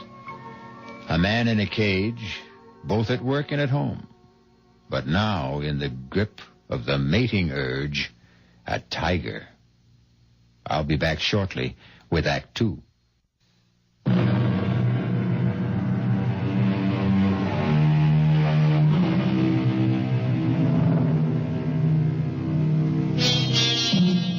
There's one thing you can say for Henry Green.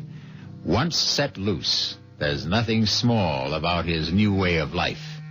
Within one day, he is all set to break 3 of the major commandments, the 6th, 7th, and 8th, although not necessarily in that order. Murder and adultery will have to wait their turn. At the moment, he is occupied with the 8th, and grand larceny at that. All right, Sherry. That was the last teller. Is she gone? Yeah. All right. Let's open up. There. That's mine. Now yours. That does it. Now get the suitcase from behind the desk while I open the vault. Here it is, Henry. Put it flat on the floor and open it. You hand me the money, and I'll pack it in. Hope there's enough room for all of it. Just take out big bills and leave the chicken feed. No. Better take everything. Empty drawers are easier to handle. What is it? Somebody's coming. Hide the suitcase. Get the vault door. Give me the bag. Oh, well, all closed up, Miss Woods. Time to go. Why, Miss Burpee? Forget something? Oh, and Mr. Green, honest, I'm just so embarrassed. I sure hate to ask you, but... But what? Well, there's something I want to check in my teller's drawer. Would you please open up the vault? What? Yeah, but we just closed up. We can't. Oh, you gotta. I have to know if it's missing. Is what missing? My engagement ring. You see, I usually take it off and put it in the drawer till I go home, and...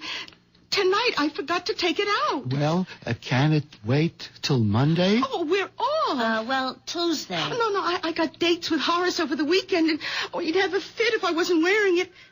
Besides, I've got to be sure if it is there. Well, maybe you put it in your handbag. Oh, no, I looked there first thing because... Oh, now I remember. Yeah, right here in my jacket pocket. Oh, gee, I'm sorry. Oh, that's all right. Well, I guess I'll be getting along home. Oh, sorry, I didn't see the suitcase. I was having the handle fixed before I packed it to go on my vacation. Oh, gosh, you don't have to explain to me. I didn't think you were robbing the bank or nothing. Well, I gotta run. Well, one of the other girls is waiting for me. Just let me make sure she's gone. And for God's sakes, let's pack up and get out of here.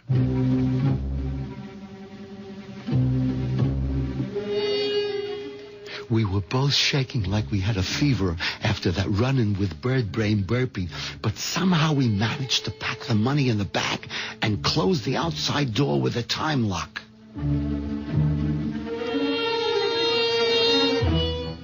Going home in the cab, the tension was so bad I was tempted to take one of the sleeping pills myself to calm me down, but I resisted that. One crime leads to another. I was committed. If I lost my wits now, I stood to lose everything.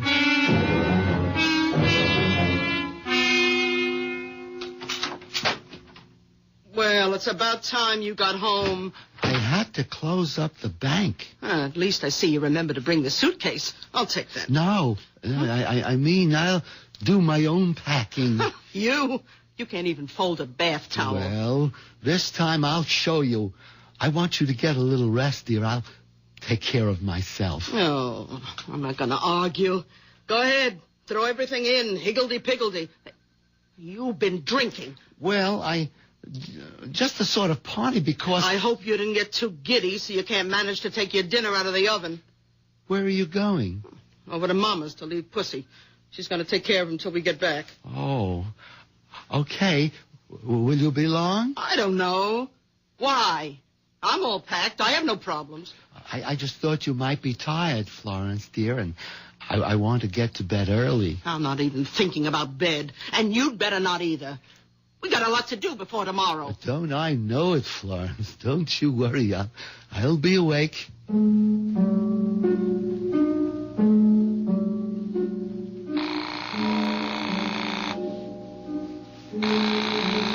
Hello? Sherry? Yeah? What's happened? Oh, nothing yet. I just had dinner. You mean to tell me you haven't got rid of Florence? Oh, yes. How? Well, she just took the cat over to leave at her mother's. Oh, you know that isn't what I meant. I know. It's just I'm Sherry. I don't know. Henry Green, you listen to me. It's now or never. But I don't know how to... Look, you take those capsules, empty the powder from them into a cup or mug or whatever, and coax Florence into having a nice relaxing drink before bed. What does she like? A chocolate, but... No buts, Henry. You can do it. Just put your mind to it and I'm finish just sorry I ever started it. Oh, Henry, when you know you're going to end up with me. Oh, okay, Sherry. You can trust me.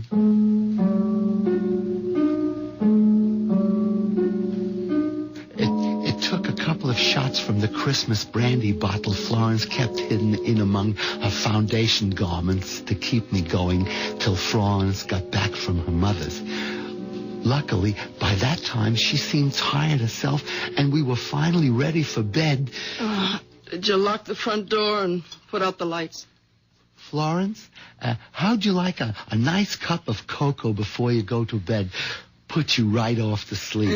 Oh, I'd love it. I'll get it for you. You can't. I used up the last yesterday. But you got it. I mean, wouldn't you like something to drink? Oh, well, I did get a little bit of a chill coming home. I'll take some hot tea. Oh, yes. Hot tea will be just right.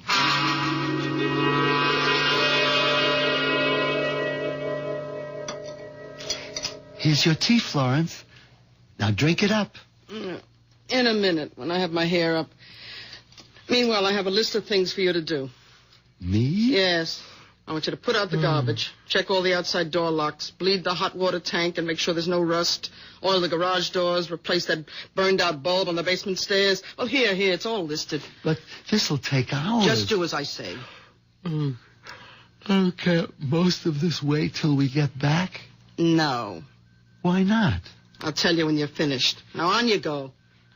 Oh, don't look so pouty. It's something to keep you busy till I'm ready to go to sleep. Yeah. Okay, Florence. Good idea. Something to keep me busy till... Goodbye, Florence. What'd you say? Nothing. Just goodbye.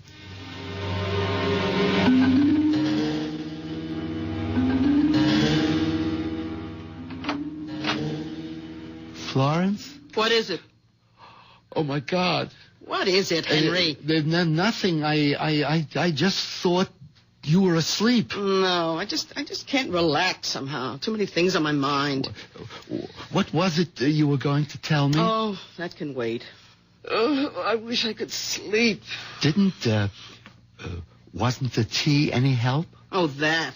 I poured it out. You forgot the sugar. Poured it out? I yelled and yelled for you, but you didn't answer. I must have been outside. Anyway, it tasted terrible and it was cold, so I just poured it down the sink.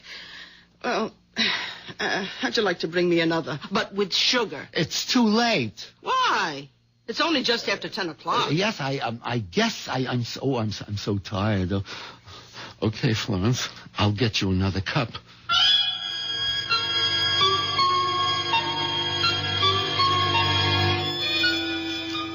And you used all of the capsules? Yes.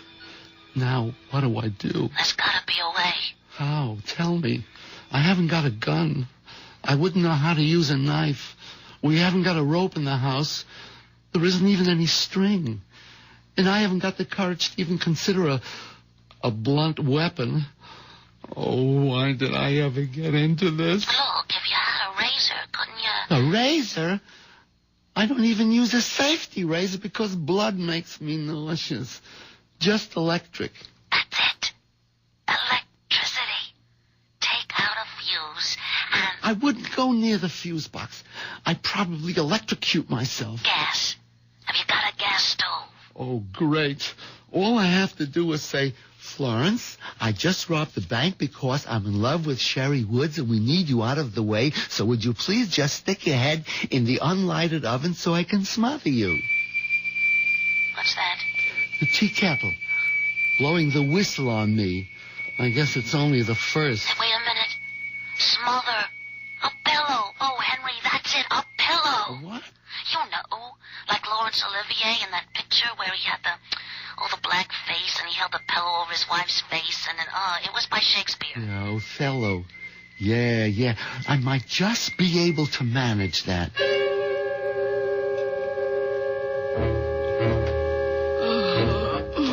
The tea was too weak, but at least it had sugar. Henry, what are you doing standing there with that pillow? Oh, nothing. Just waiting to come to bed. Well, turn out the light, for heaven's sake. I'm almost asleep. Henry! Yeah, sure. Henry, what are you doing with the pillow? Come on, it's late. Who's that? I don't know. Turn on the light so I can answer it. I don't know what's wrong with you. You had that pillow right over my face. Hello? Oh, Mama. Yeah, what's the matter? Oh, just a minute. Henry, will you get that pillow out of the way so I can talk to my mother? Yeah. Oh, yeah, Mama. Yeah. Oh, Pussy wouldn't take his milk. Well, I can't understand. Oh, Mama, I forgot to tell you. Put a teaspoon of sugar in it. Yeah. I mean, he's used to it. Oh, no, Mama, you're not interrupting anything. I got all the time in the world. Oh, well, yes, he doesn't like his litter basket in the bathroom. Unless there's a rug. I lay there listening to the voice droning on and on, the pillow in my hands, waiting for the moment that never came. 3 martinis, 2 brandies caught up with me, and the next thing I knew...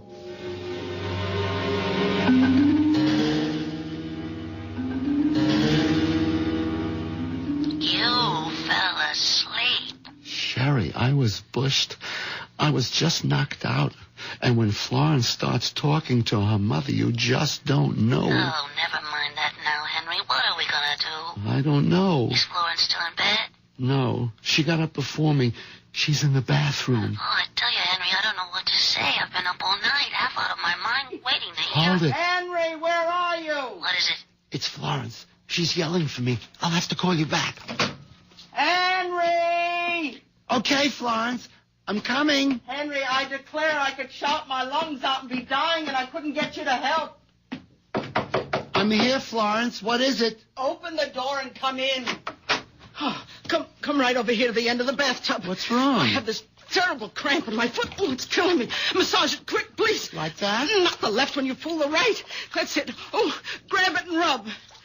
Oh, be careful, idiot. Don't pull it towards you. You almost had my head underwater. You want to drown me? Suddenly, after all the trial and error, the hedging and the fudging, there it was. All I had to do was grab both feet, pull and lift up, and Florence was helpless and gone. Murder could never be made more simple.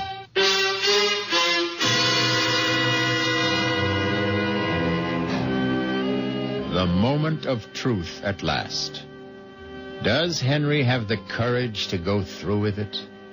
And if he does, can Sherry and he get away with larceny and murder? And having broken the 6th and 8th commandments, will the 7th be worth it all? Those are questions to be answered shortly when I return with Act 3.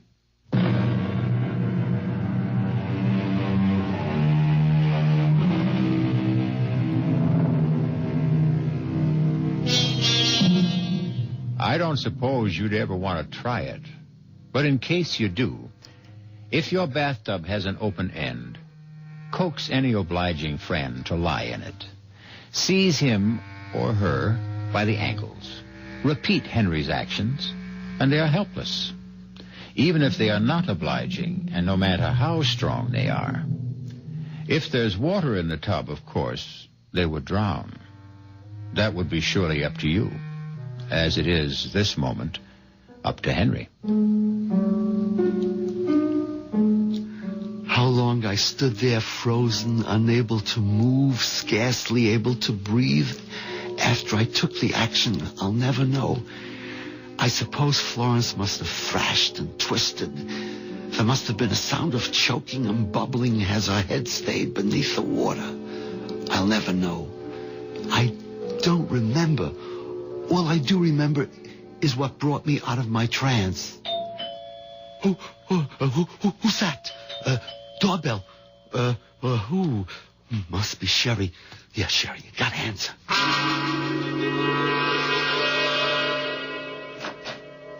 Hey there. Are you Mr. Green? Why, yes, I am. Sal Basso here. Okay to move on in? I beg your pardon? Well, didn't the missus tell you about me? Why, I don't, who? I'm your new tenant. Short term, you know? Just while you're off on a cruise. And that's my family out there in the wagon. My wife rented you our house? Yeah. For the 3 weeks till our house is being painted. Just got the painter started today. Hey, wait a minute. Nothing wrong, huh? I mean, I paid in advance. Mr. Basso. Basso. Yes, Basso. You're sure that... Well, just let me talk to your wife a minute. We can get it all straightened out. There's no need for that. It's just... Well, I wouldn't want to have to kick up no fuss, you know?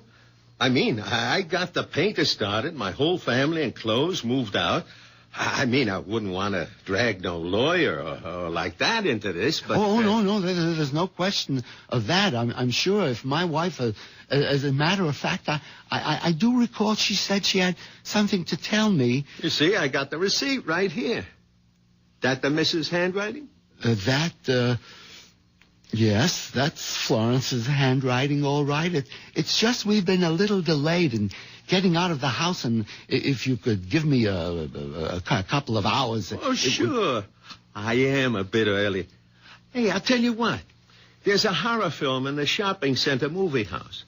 Now, I'll take the family there and give them a thrill and come back in, say, a couple hours, okay? And tell the missus to have a good time on that cruise. And she shouldn't fall overboard or get drowned or nothing like that. Hello? Henry. Oh, I thought you'd never call. Listen, baby, I'm all packed. I'll hop in a cab and come to your house. You better be ready with the bags and money, and we'll leave for the airport in the first plane. What? Why not? Gee, what? Rented the house? Well, so what's the difference? Why can't... All right, Henry. All right, don't get excited. Yeah, not on the phone. I'll be right over. I won't. We'll figure out something. After I hung up the phone, I went upstairs. There was something I had to do for Florence before Sherry got there. She was heavier than I thought, and it took me some time to dry her and get her dressed. It helped since she had all her traveling clothes lying on the bed. By the time I had her propped up in the slipper chair, I was soaking wet and shaking all over.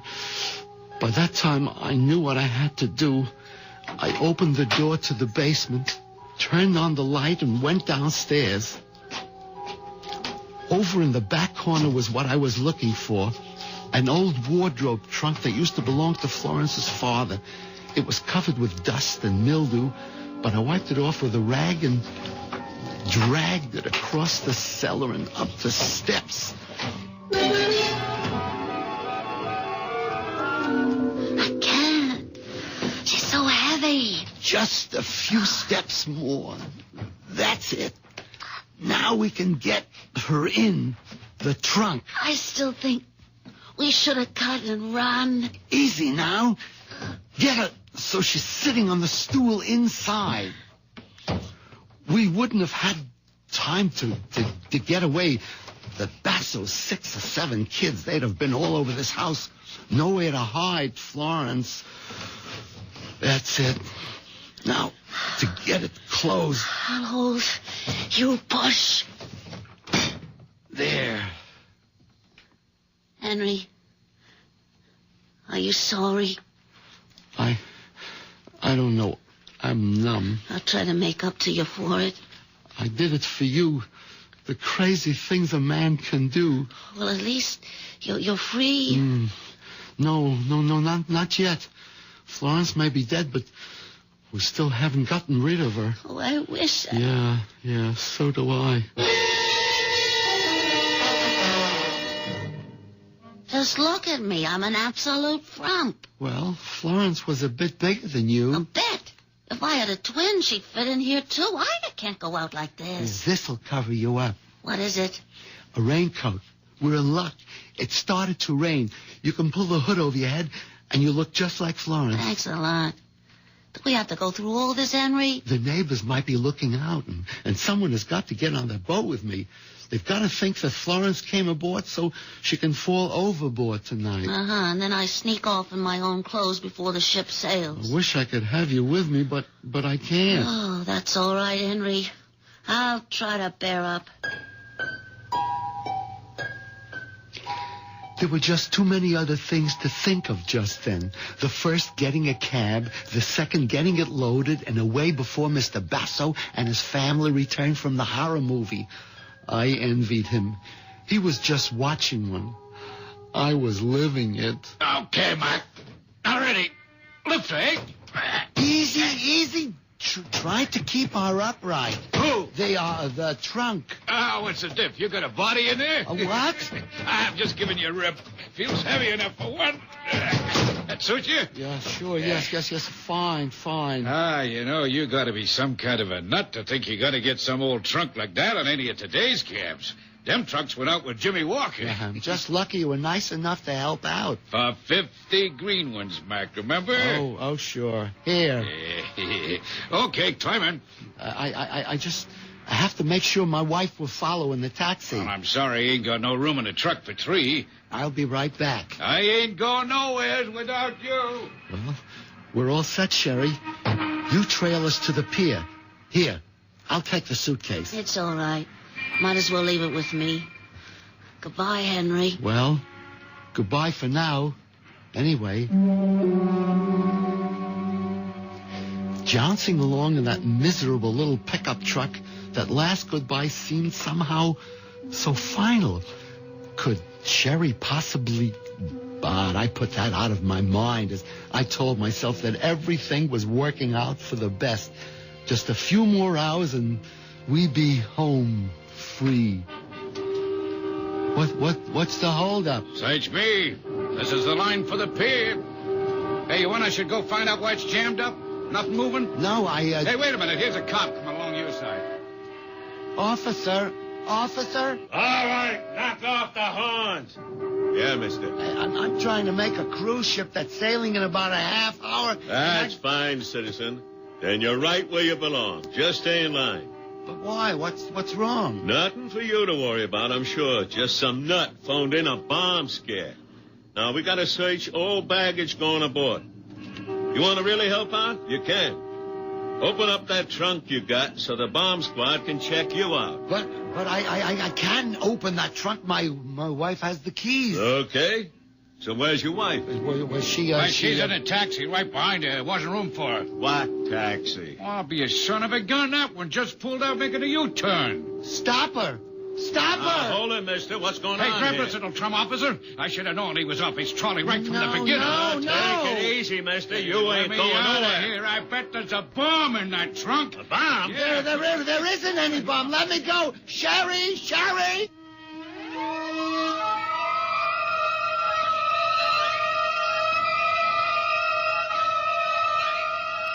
Sherry! Sherry! Henry, wake up. What? Wow, where? Florence, where am I? Oh, I'm not surprised you don't know. Stumbling in drunk last night and waking up the first day of your vacation still calling for a drink. A drink? Well, you're not getting any. I hope you have a hangover big enough to make yourself properly ashamed of. Now you get up out of bed and pull yourself together. Oh, yes, Florence. Oh, my head. Ooh, ouch. Ooh, what's that? Your suitcase. Right where you insisted on putting it last night, right next to the bed. You didn't open it? I did after you fell in the door with it when you brought it home, and I packed it for you. Now, you'll be on your feet and ready to go by the time I'm out of my bath. My mind was reeling and splitting in two at the same time. I kneeled on the floor and opened the suitcase. It contained nothing but clothes. No money, just clothes. With a shaking hand, one ear on the rushing bath water, and an eye on the bathroom door, I dialed Sherry's number.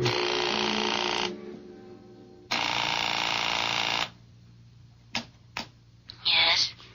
Sherry? Who's this? Henry. Henry who? Henry Green. Oh, hello, Mr. Green. I was going to call you a little later. I should think so. What happened yesterday? Oh, I wouldn't worry too much about anything. You were kind of cute, really, when you left the party, if a bit wobbly. Party? What party? Well, the party that Mr. Mercer gave when you were named vice president.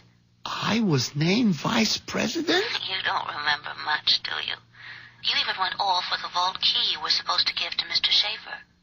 I have to arrange for you to get it to him today before you leave on the cruise. Sherry, Miss Woods, did we have lunch together yesterday? Why, no. I didn't have 3 martinis with you? Well, not at lunch. At the party. Well, I don't know how many you had, but you were pretty looped.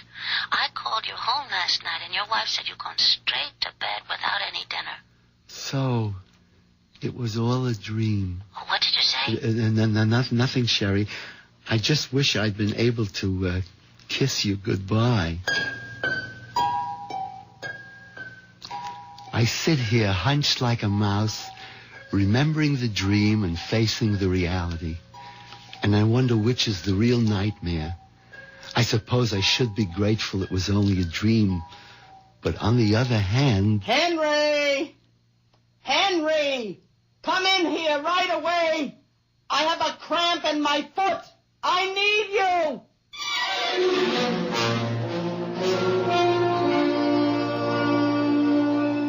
Henry Green, paper tiger, as it turns out. Grand larcener, first-degree murderer, rapacious adulterer thirsting after a young woman's flesh, but all and only in the mind. And surely to have to go on living with someone like Florence is punishment enough to fit the crime. I'll be back shortly.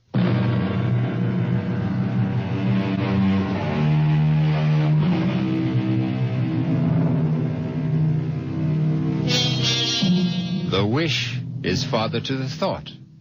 The thought is father to the deed. Henry Green only got 2/3 of the way along that path. Even in dreams, he never managed to break the 7th commandment. Poor Henry. But, as I said in the beginning, this was the story of a natural-born loser. Our cast included Jack Guilford, Marion Haley, Bryna Rayburn, Dan Acco, Ian Martin.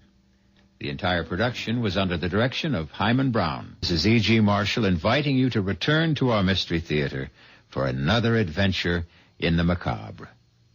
Until next time, pleasant dreams.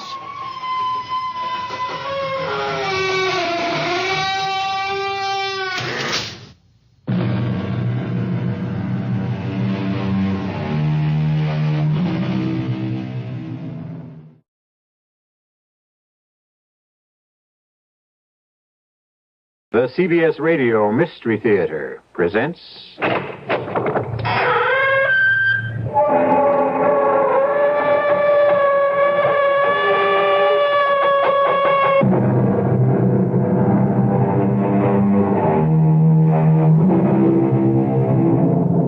Come in.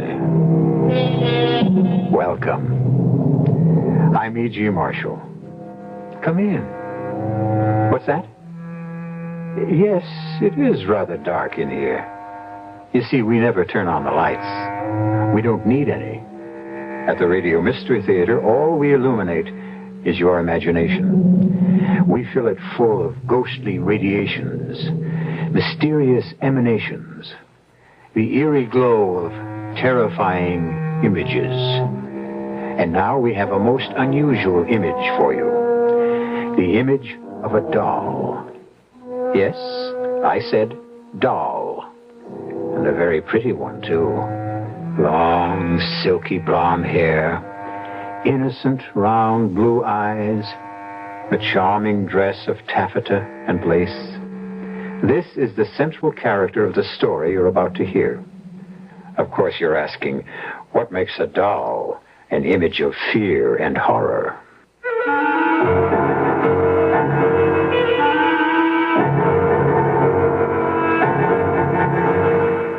Our mystery drama, The Doll, was written especially for the Mystery Theater by Henry Slessor and stars Joanne Linville and Ross Martin.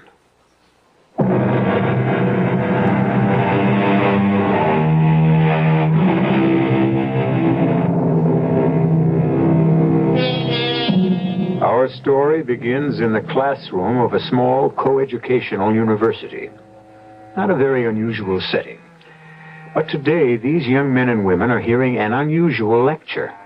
The guest speaker is Professor Eric Douglas, and the subject of his address is written in chalk on the blackboard. Let's step a little closer and see what it says. Homeopathic magic, ancient and modern. Let's be quiet and listen. For thousands of years, people believed they could injure or destroy their enemy by injuring or destroying an image of it. And so they made likenesses in cloth, in wood, in clay. The ancient Egyptians used wax. The wizards would take a drop of a man's blood, clippings from his hair or parings of his nails, and knead them into a wax figure. You mean like a voodoo doll, Professor? Voodoo belongs to the modern era, but the idea is exactly the same. Once the doll was made in this fashion, the victim was at the mercy of the sorcerer. So, you see, the doll is really man's oldest toy and perhaps his deadliest. You mean that stuff really works? Well, that is the strangest part of all. Sometimes it works very well. You've got to be kidding, Professor. Young lady, I wonder if you'd like to help me with a little experiment. Me, Professor? Yes. Will you come up front, please? Now, just for the fun of it, shall we make a doll? Huh? All right. Now let's see. What shall we use? Now this little towel will do fine. I'll just tie a knot to make the head. There we are. And now let's dress it up a little. Can you help me? How? Well, with some part of you, a hair from your head, perhaps. Now, how about something you own? That ring, maybe. May I borrow that? Well... yeah, thank you. Now, we'll put that around the neck. Voila! We have an instant voodoo doll. Fascinating, isn't it? To know that the doll is meant to be a representation of you? Now, look at it. I'm looking. Yeah, well, keep looking. Now, don't take your eyes off of it. You can almost see your face in the cloth, can't you? It's almost as if the doll is you. Whatever happens to the doll happens to you.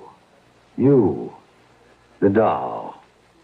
You, the doll, sharing one body between you.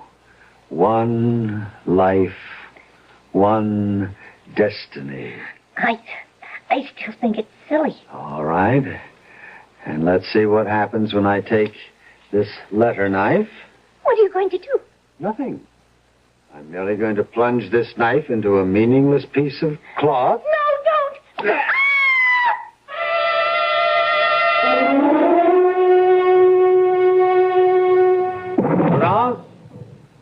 Prudence? Prudence? You called me Professor? Yes, I want to know what you think of this record. Fred Cartwright sent it to me, claims it's an authentic Damballa ritual march. I could not say, Professor. I think it was probably recorded on Hollywood Boulevard. Well, that's enough of that. Well, what's become of Laura? Isn't she home yet? She's just arrived, sir. She's in the living room. Oh. Laura, darling. I didn't hear the door. You're very late. Oh, I'm sorry, Eric. The match wasn't over until 6. It went 5 sets. And who won? You know you don't care the first thing about tennis. That's a young man's game, not for old birds like me. Oh, come on, stop that. You're far from old. Oh, Prudence, I hope I didn't spoil your dinner. It's all right, Miss Fletcher. I'll go see to it now. Eric, why won't she ever call me Laura? Oh, it's just her way. You know how it is in the islands. A servant's place is a servant's place. Tradition. It's more than that. It's resentment. You've got your father's sensitivity. Harry was always thinking that people resented him. Maybe he had good reason. He wasn't very popular among his colleagues. Your father was a renegade. That's why. One thing to investigate primitive cultures. That's an anthropologist's job. But to spend your life among them, to raise your child among them... No, I never complained. Well, you managed to turn out pretty happily. But you're, still half savage, of course. Am I? You can't fool me, Laura. You're still a child of voodoo, just like Prudence. Oh, don't be silly, Eric. I know you all right. When the full moon rises and the drums start to beat in the jungle and the serpent god Damballa raises his hooded head... Eric, stop it. What's the matter? I'm sorry. I have that awful headache. Again? Well, come on, let's take care of it. No, don't bother. I'll be all right in a moment. Best time to stop it is early. Right now. You listen to Dr. Douglas here, and we'll get rid of that pain in 2 minutes. Come on now. Lie back. All right. Now, just relax. Just remember how we've done this before. Yes. I remember. That's right. Now, shut your eyes, Laura. Think of your mind as a large, empty cavern. And in the cavern, you hear my voice. Very faint, as if I'm speaking to you from far, far away. Yes. You feel at peace, relaxed, happy. Your head is clear. Your pain is gone. Yes. It's gone. Oh, you're happy now, Laura. You're happy to be here with me. With me, my darling. Aren't you? Yes. I'm happy. You love me, Laura, don't you? Not in the way you loved your father. You love me as a man. I'll say it, darling. Say, I love you, Eric. I love you. Say my name, Laura. My name. I love you, Jimmy. What is the matter with you, Prudence? I'm sorry, Professor. The dish fell from my hand. What is it? What happened? Nothing, my dear. You're fine. You're just fine. Prudence just dropped something. I came to tell you that dinner is ready.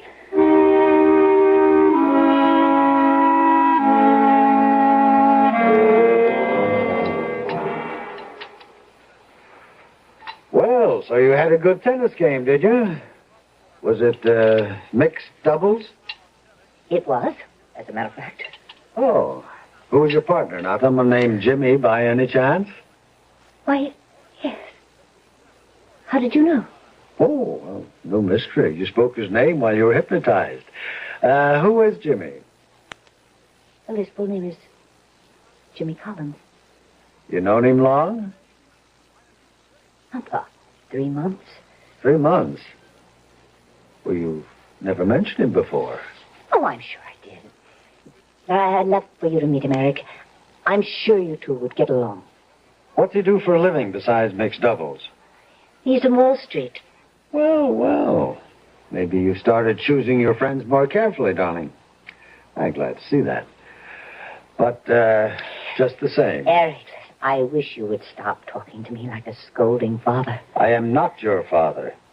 I was talking to you as a friend. I'm sorry. Do you wish dessert now, Professor? No.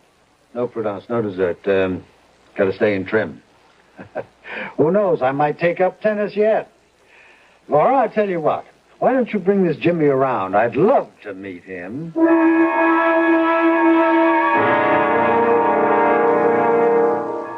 No, I'm afraid I don't know much about Haiti, Professor Burnside. I've never been to the island. Oh, but of course Laura has told you of her life there. Oh, yes, she's told me all about it. In fact, you spent some time there yourself, didn't you? Yes, a few years. That's where I met Laura and her father, as a matter of fact. You can see that Eric brought back half the island. Well, I have my souvenirs, like this thing, for instance. What is that? Looks a little tacky to me. Well, they call it an Ouanga packet. It's a charm the voodoo men use for every purpose. Some good and some bad. We should throw out that awful thing, Eric. Well, it was a gift made for me by an old Mamaloy in Port-au-Prince.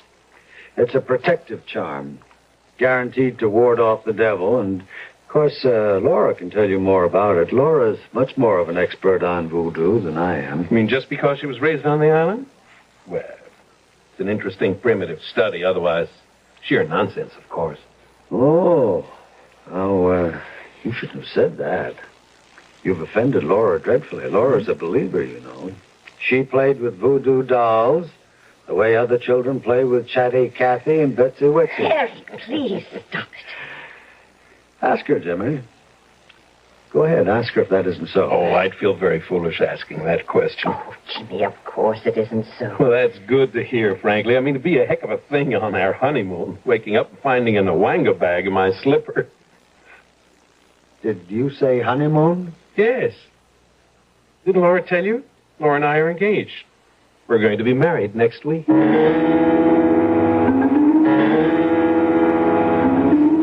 Professor. What do you want? It's late, Professor. After midnight. Leave me alone, Prudence. Go to bed. There is no chain strong enough to hold her.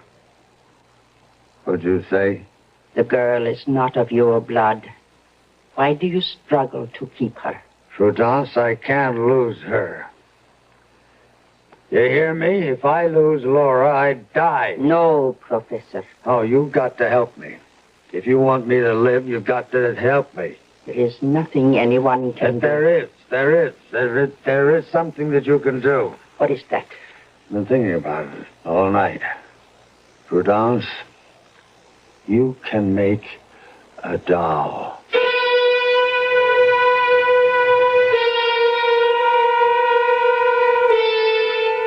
Well, what have we here? A four-sided triangle? Professor Eric Burnside, young Laura Fletcher, Jimmy Collins, a servant named Prudence. Or is this going to turn out to be a five-sided triangle with the fifth member of the equation, a doll? We'll find out what Prudence can do to help the professor in his emotional dilemma when I return shortly with Act 2.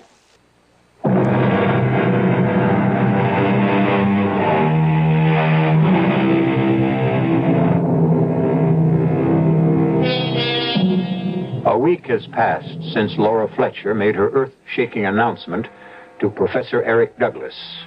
The announcement which turned the professor's world completely upside down. But for a man who has looked into the future and found it bleak and empty, Eric seems like a happy man at the moment as he listens to the sound of the Damballa ceremony and waits for Laura Fletcher to enter the room. Eric? I'm here. Laura. Well, let me stop this racket. Well, don't you look lovely? And don't you look well? Eric, I can't tell you how good it is to see you smiling. Well, I've got something to smile at, all right? Myself. I don't know what came over me that night, Laura. I just was not myself. I couldn't let you run off and get married without my blessing. And a suitable present, of course. A present? Eric, you shouldn't have. You've always admired this ivory charm, and I want you to have it. You and Jimmy. Oh, Eric. It's beautiful. It must be priceless. Well, it's not as priceless as our friendship. I wouldn't want anything to happen to that. Oh, thank you so much. Jimmy will be as thrilled with it as I am. I think we should talk before you go away, darling. I think we should talk about your father. What about him? I have to ask you this, Laura. Whether or not you've ever told your fiancé the full story. I've told him quite a lot. Including the way it ended for him? Don't talk about it now, Eric. Please. No, I still blame myself. I knew that Harry wasn't right in the head. I could see the signs. And I shouldn't have let it go as far as I did. Please, Eric. You know that I cannot bear to remember that time. I know. You were only 14, but you witnessed it all. His mad delusions. Don't. Oh, my head. Laura, what is it? It's The pain again? Yes. Oh, poor darling. Here, come on. Lean back. It happens every time I remember my father. Shh. Now. Don't talk. Just lean back. Relax. Close your eyes. Yes. Thank you, Eric. Thank you. Now breathe deeply, darling. Deeply. Now you remember how we do this together. How we make the pain disappear. How you clear your mind of everything but the sound of my voice. Yes. You can't hear anything but me now, Laura. Just my voice echoing in your mind. You're asleep now. You're so deeply asleep that you won't waken until I tell you.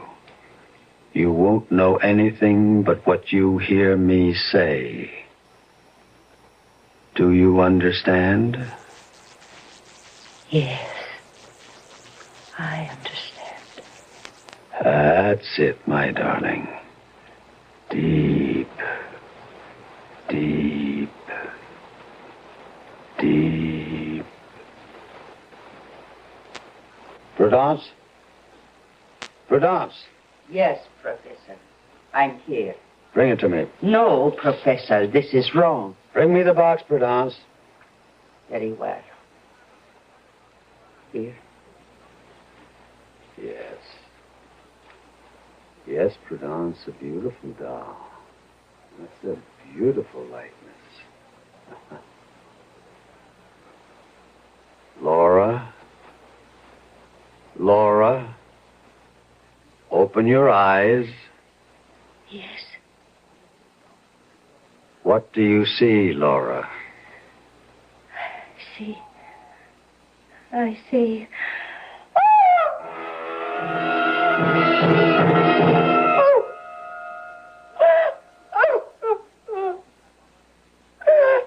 There, darling. There. It's all right. Don't cry anymore. What happened? What happened to me? Nothing at all. You were asleep and you had a bad dream. Asleep? Yes. You had one of your headaches, do you remember? And I put you under hypnosis, and then I decided to let you sleep it off. You seemed so tired. I feel so strange. I know. The truth is, well, I'm not sure that you're well. What do you mean? When do you and Jimmy plan to get married? This weekend. I can't help wondering if that's wise. What do you mean? I wonder if you're well enough. You seem so run down, and the headaches are obviously worse. Took a long time to make you lose the pain. Eric, Jimmy and I are getting married. This Saturday. We're driving to Crompton late, and we're getting married by the Justice of the Peace. Nothing is going to change that. Nothing.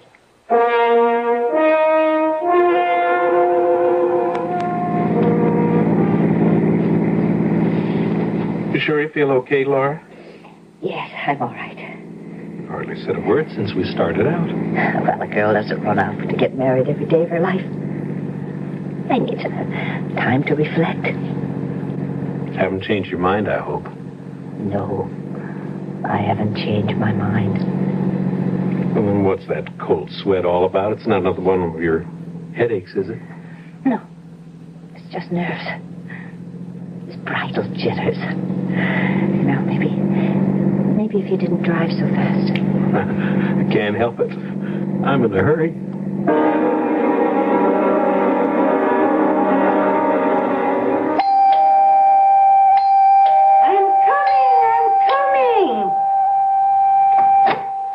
Don't have to rip the bell off the door, young man. I'm sorry about that. My name is Collins. I called this morning about the wedding. Oh, the judge is inside. He's near deaf as a post, so better make the I-do's good and loud. I intend to.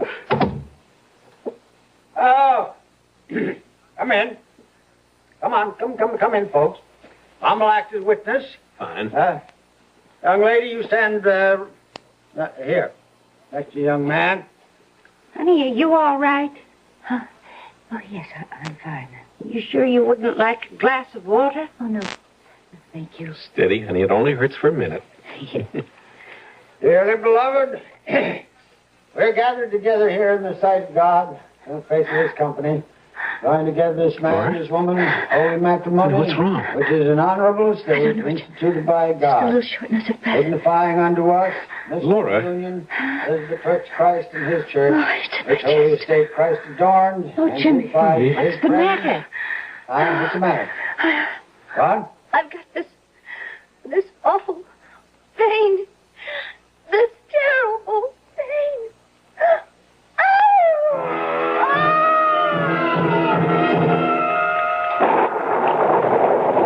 It's raining.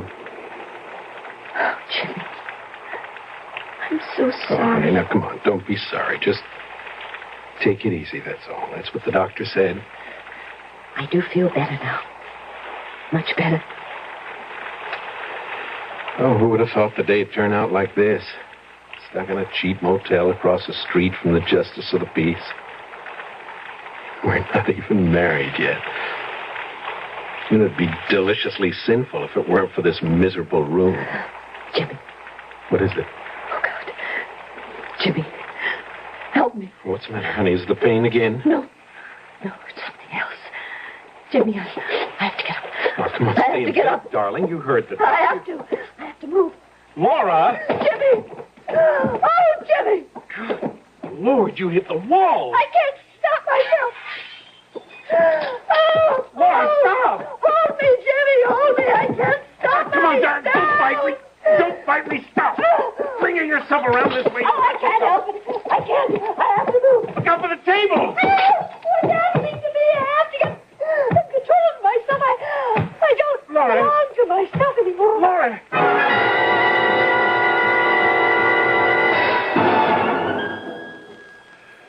I can't tell you how sorry I am, Jimmy, but I also can't say that I'm surprised.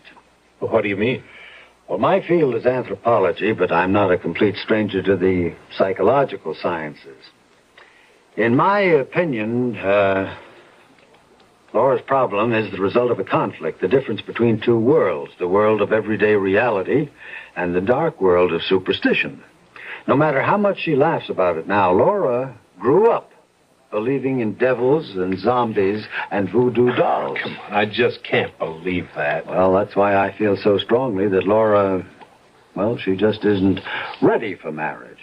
Now, here, let me show you something. What is that? This is a doll. Now, as you can see, it's a very good likeness of Laura. Prudence is an artist of sorts. Your servant made this? Yes. It's her hobby. It's a sort of sculpture. But what do you suppose Laura did when she saw this doll? She screamed. She was horrified. She thought it was a voodoo effigy. And whatever happened to the doll would happen to her. No, Professor, I'm sorry. I just can't buy that explanation. Yes, I was afraid that you wouldn't. Laura's too sensible. This is all such childish Would stuff. you care to test the theory? Test it? How? Yeah. Well, would you be willing to conduct a little experiment? I might. Depends on what it is. All right, I'll tell you. At exactly 9 o'clock this evening, I will take our little doll here and bring it to that fireplace. And I'll hold the doll over the flames, high enough so that it won't be scorched, but low enough so that it can feel the heat. Oh, dolls don't feel. No. Dolls don't. But Laura is another matter. You tell her what I'm doing. Tell her about the experiment. And then see how she reacts. I'm sorry, I don't like parlor tricks, Professor. I just want you to know what you're up against, Jimmy. Now remember, exactly 9 o'clock.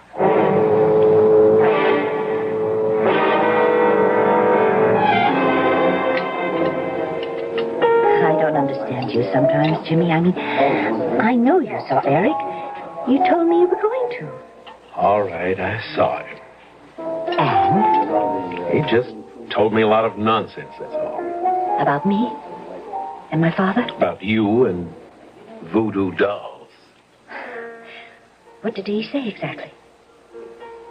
Laura, why did he have that doll made? What doll? You know, the one that looks like you. What are you talking about? You said you saw it, didn't you? No. I never saw any such thing, Jimmy. He must have been joking. He must have been putting you on. I saw the thing, darling. You what? I saw the doll. It was about this big and obviously hand-carved and... Well, it did look like you, Laura. Same long blonde hair, blue eyes, very much like you. That woman knows how to carve. Woman? You mean Prudence? The servant? Yes, that's what he said. That she made the doll and that you actually think... Laura, you can't believe in voodoo. Not really. Oh, dear God. Then that explains it. That explains everything. What? The pain in my chest, it was like the thrust of a needle. Oh, now, come on. And the way I lost control as if I did... Like I was being flung about like a doll. It was exactly like a helpless doll. Now, cut that out. You know that isn't so. You're just convincing yourself of this nonsense. It's all in your mind. But what else explains it to me? What else? As long as he has that doll, he has me. Shh. Honey, please, that's crazy. You've got to find it, Jimmy. You've got to get that doll away from me. Okay, honey. Just give us a little time. I don't have any time. If something happens to that doll, I'll die. No, Laura, you can't really believe that. I want you to prove that isn't true, and you can tonight. What do you mean? That nutty friend of yours said he was going to try a little experiment tonight, just to prove the point to me. Well, I want you to disprove it. What sort of experiment? He said that exactly 9 o'clock he was going to take the doll and bring it to the fireplace. Oh, no. He said he was going to hold it over the flames high enough for the doll to feel the heat, and he said you'd feel it, too. Oh, Lord, Jimmy. What time is it? It's 20 of 9. We'll get out of here. No. We'll go back to my place and we will prove him wrong, darling. Prove him a liar. God, I'm getting warm. I'm getting terribly warm, Jimmy. That's your imagination. No, but it... Oh, honey, he said 9 o'clock. Wait a minute. The watch isn't going. Jimmy, look. That clock on the wall, it is not. For Pete's sake. Oh, Jimmy, it's happening. It's really happening. Laura, don't. Come on, you've got to fight this. It's only suggestion. It's hypnosis. Killing me. He is burning me alive. Honey, no, darling, no. No, stop it, Jimmy. I'm on fire. I'm on fire.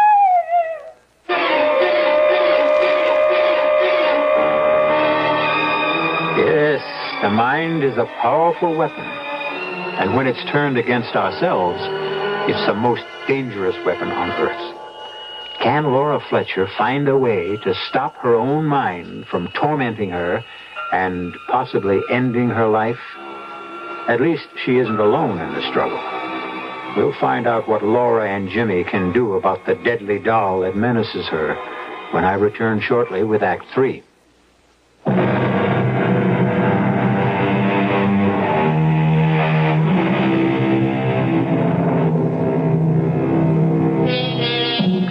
Professor Douglas's experiment has succeeded only too well.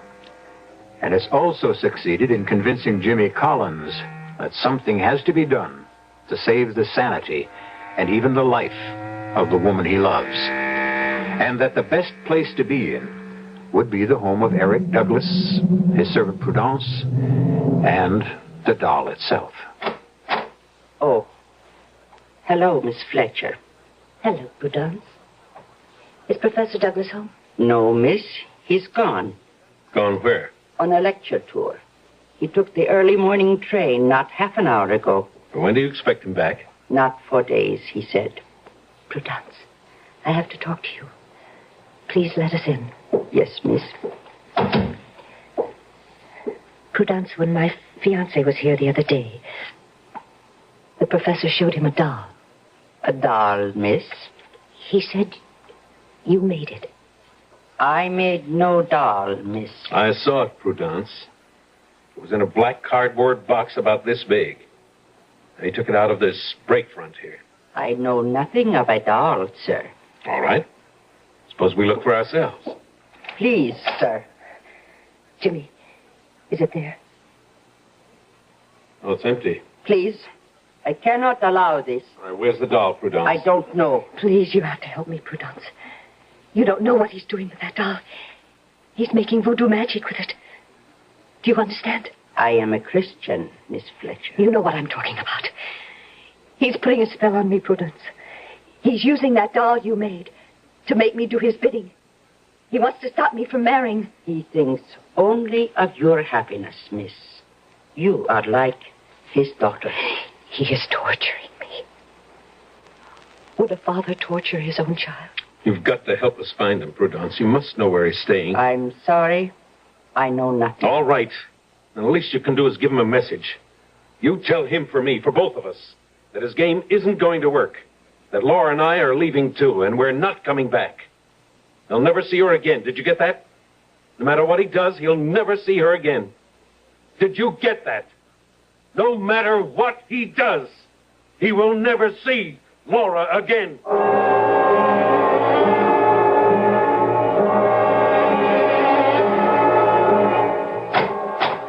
Prudence? Prudence? Where are you? Dear Professor, did you have a good tour? Yes. No. I don't remember. It was endless. Seems like far more than 3 days. They were here, Professor. Who? Miss Fletcher and her young man. They came to see you and to find the doll. You didn't let them? No. It is still hidden. Good. The girl says you are torturing her. Only for her own good, Prudence. I swear that. This man Collins is wrong for her, and I had to prevent the marriage. Why, Professor? Because her father asked me to watch over her, to protect her. That's why I asked you to make the doll, so that I could trick her into believing that I had some control over her. Nothing else would have worked. It was not a trick. Of course it was, Prudence. No, Professor. The doll was made because Dambala commands. With her image, her hair, a drop of her blood. Now the girl and the doll have become sharers of the same soul. Prudence, you're slipping back into the jungle. Doll has no powers. Laura reacted only to suggestion. The doll is her. She is the doll. Only the sorcerer can break the spell. I'm tired, Prudence. I can't cope with mumbo-jumbo tonight. Professor, lift the spell from the doll. Oh, for heaven's sake, there is no such thing, Prudence. Call the girl. Tell her I will ask Dambala Uida to unchain her spirit from the doll. No. I will not do anything of the kind. Why? Because you don't want her to marry? That's right. Because you want her for yourself. What kind of talk is that? I'm more than twice her age. But you still want her. I have eyes. I have ears. I will call the girl. I will tell her that the doll is here. And that you will lift the spell from her. Stop that. Put that phone down. Now, you stay out of this, you hear me? I made the doll for you. Now I will unmake its evil. I told you to put that phone down. Sean. Here, now stop. You're scratching my face. Look what you've done, you witch. You've drawn blood. I'm sorry. I didn't mean... You have meddled enough in my life. Now get out of here. I don't want to see your ugly face again. I want you out of here by tomorrow morning. Do you hear me? Yes. I have.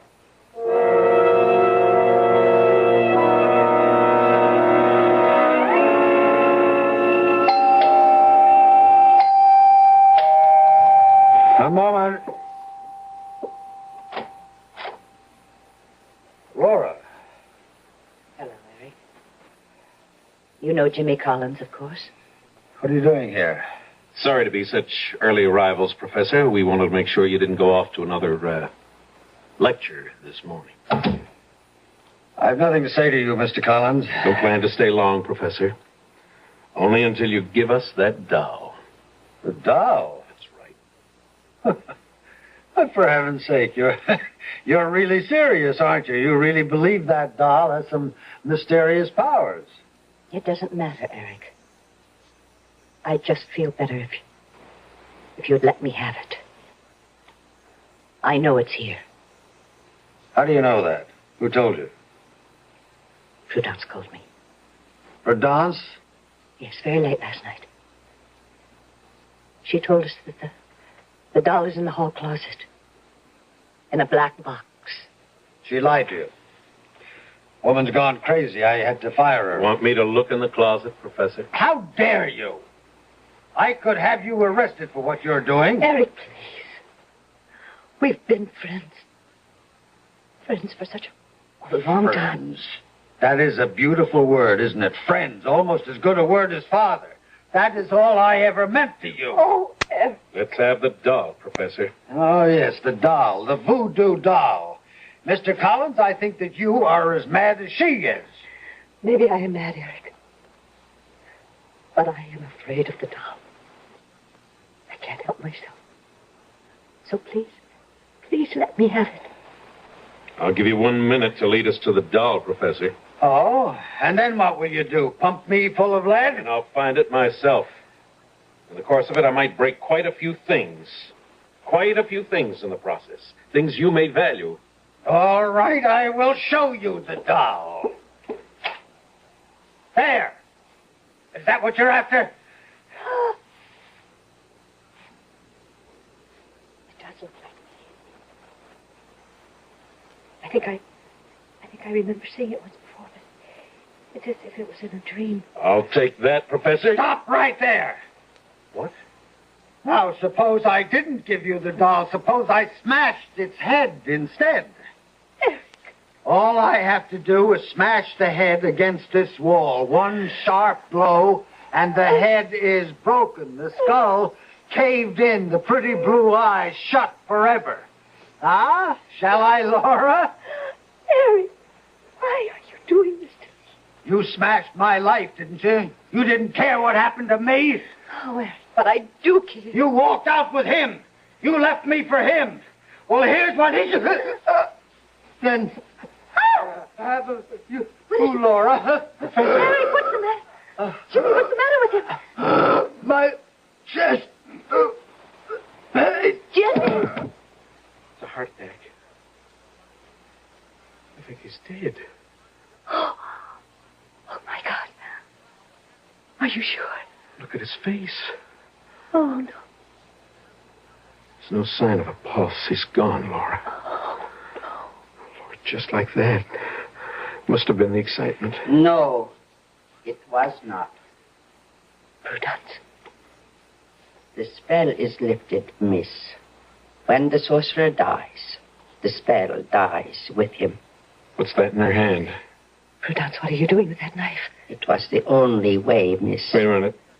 She's got something else. Some kind of doll.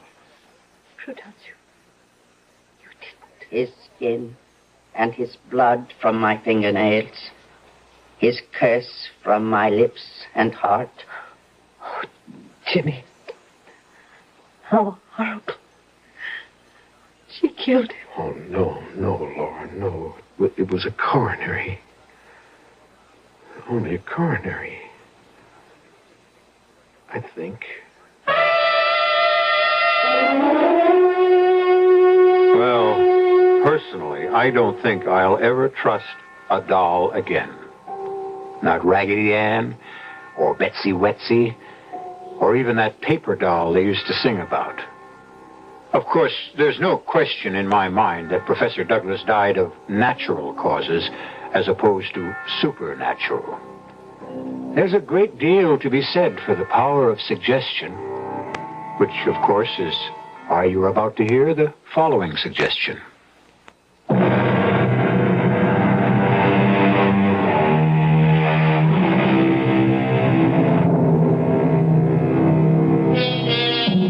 We hope that the story you just heard hasn't given you any ideas, that you're not all rushing out to the local toy store to buy up their supply of dolls in order to try some grisly experiments on your least loved ones. Take our word for it. It doesn't really work. But on the other hand, why do I have this sticking pain in my left shoulder? Our cast included Joanne Linville, Ross Martin, Virginia Gregg, and Carl Swenson. The entire production was under the direction of Hyman Brown. This is E.G. Marshall inviting you to return to our Mystery Theater for another adventure in the macabre. Until next time, pleasant dreams.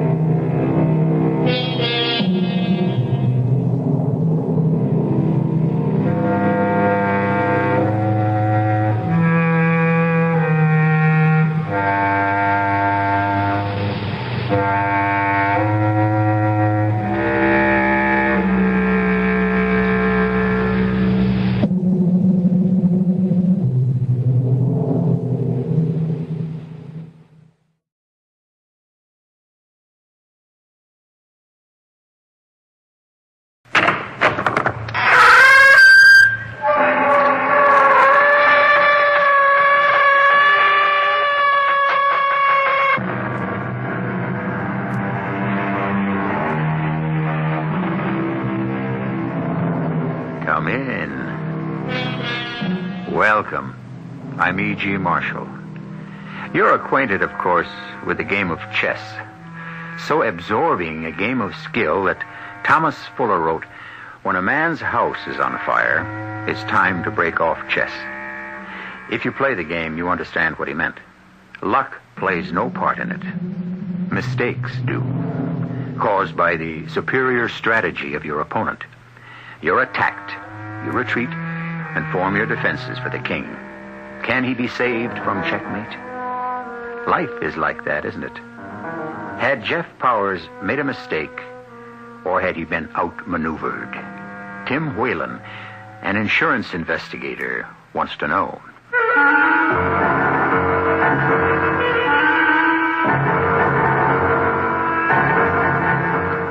Our mystery story, Your Move, Mr. Ellers, was written especially for Mystery Theater by Roy Windsor and stars Jack Grimes and Bobby Reddick.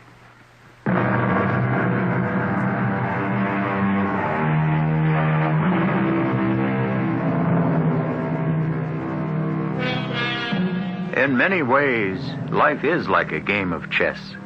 For instance, what else could be meant by putting your best foot forward? All of us try to do just that, appear at our best to others, evaluate the other person in advance so he doesn't think you're overly confident, arrogant. Again, to repeat, very much like a game of chess. You must think about your opponent because he's thinking about you, and one thoughtless move can be your ruin. Another costly gem has been stolen from the showroom of Maudley & Son. Gentle old Mr. Ellers is distressed. This is terrible. Terrible, Mr. Whalen. Well, my company is very upset. Of course, it's understandable. We may have to refuse to renew the insurance policy. What? Maudley & Son is the most respected... Yes, we realize that. But these unsolved thefts have cost us tens of thousands of dollars over the past few years. Your company has become a bad risk. Yes, all of us are aware of that. I don't really know what to say. I've worked for the firm for 35 years. Proudly. Our reputation... But we won't go into that. It's the times. Years ago, it was unthinkable that anyone would steal from us. Today, an emerald worth $30,000 was stolen from a showcase. Your security officers swear that no outsider pocketed the gem. Now, they've said that before. And they're honest men. We know, we've checked. The thief, Mr. Ellers, is an employee. But how? Every one of us is thoroughly inspected before we leave the store. It's embarrassing but necessary. How? How is it done? I'm still trying to find out. You've talked with each of our employees, I know. I'll vouch for every one of them. So will Mr. Maudley and his son. Members of our staff are carefully screened. They're dedicated to our kind of work. They admire our products, appreciate the beauty and craftsmanship of our gems. Yes, I've talked with each of them. Mr. Ellers, tell me about Jeff Powers. You certainly don't suspect Jeff. I suspect everyone. But not Jeff. He's exceptional. I expect that young man to advance quickly in the firm. He's bright, direct, and personable. Yes, I agree. I'm very fond of him. We share an enthusiasm for chess. You mustn't suspect my chess companion. I noticed the men set up on your side table. Oh, Jeff and I often have a game at lunchtime over a sandwich and coffee. He's quite a good player. Chess is our hobby. I enjoy the game, Mr. Ellers. Do you? Mm-hmm. Well, I'm glad to hear it.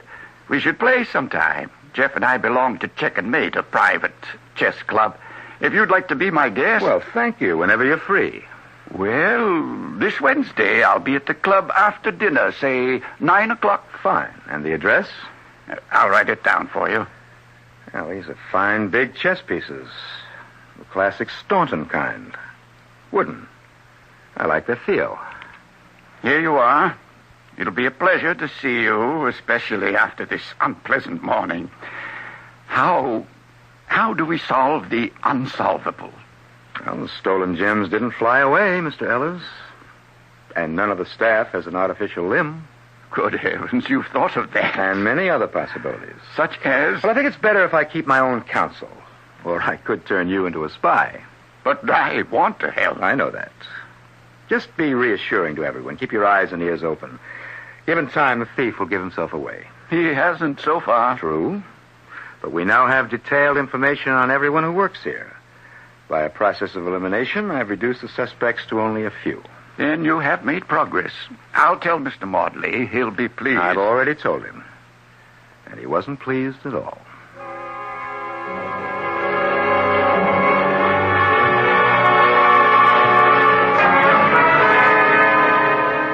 Mr. Whalen. Well, hello, Mr. Powers. Well, that was some grilling you gave us this morning at the store. You're the last person I expected to see here. Well, Mr. Ellis invited me to have a game with him at 9.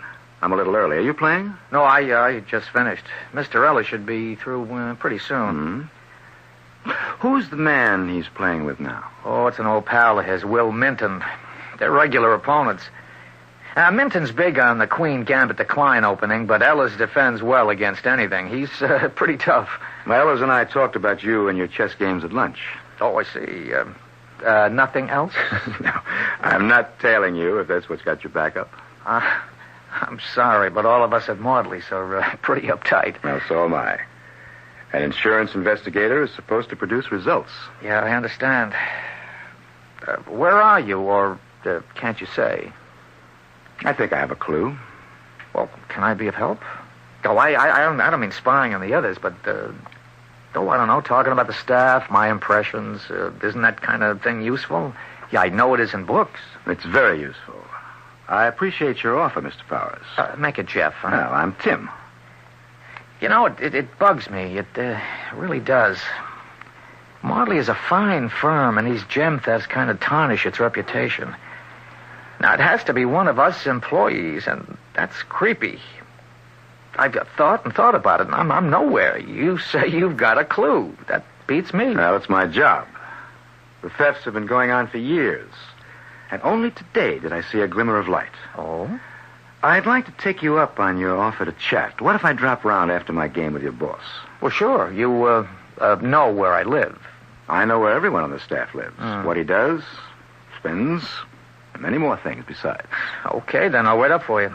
I'll say goodnight to Ellis. Game's over.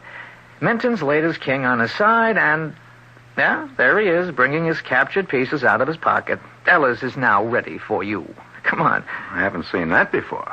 What, Minton pocketing the pieces he's captured? He always does that with everyone. That's a little crazy. Evening, Mr. Ellis. Jeff and Mr. Whalen. Mr. Whalen, Will Minton, my worthy though vanquished foe. I'm glad to make your acquaintance. Thanks. You playing this tricky old devil? When you make a stupid mistake, Will, you say I'm tricky. Chess is the complete game, and luck plays no part in it. You're so impetuous, bullying and flailing away, but you don't intimidate me. I wait until you've overextended yourself, and then I strike. I've been playing for 30 years, and I still have to listen to Edward Ellis' little sermons of chess truth. And then I strike. I ask you, is he far out? Well, how about a game with me, Will? That's an idea. One condition. If you win, which is unlikely. No 30-second sermons, agreed? Absolutely. I've heard all of them. He hands me one at least twice a week. There's nothing worse than losing a game of chess. Sit down, Mr. Whalen. Well, which hand do you choose? Here, my closed hands. The left. The white pieces. Let me turn the board around. There we are. Handsome, aren't they? Isn't quite new. At least some of the pieces are. Oh, they get hard use. The club replaces the worn or broken ones. All right, sir. Begin. Well, pawn to king 4.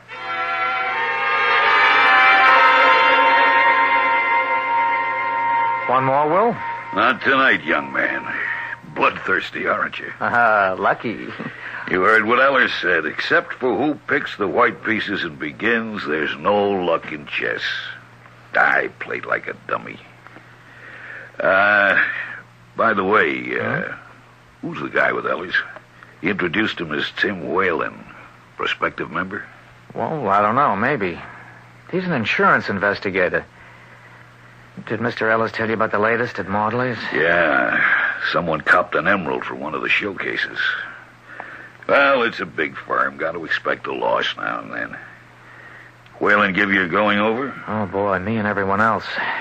Mr. Ellis told me that our insurance may not be renewed. It's kind of a slur on Maudley, and you know how Mr. Ellis feels about the firm. It's his life.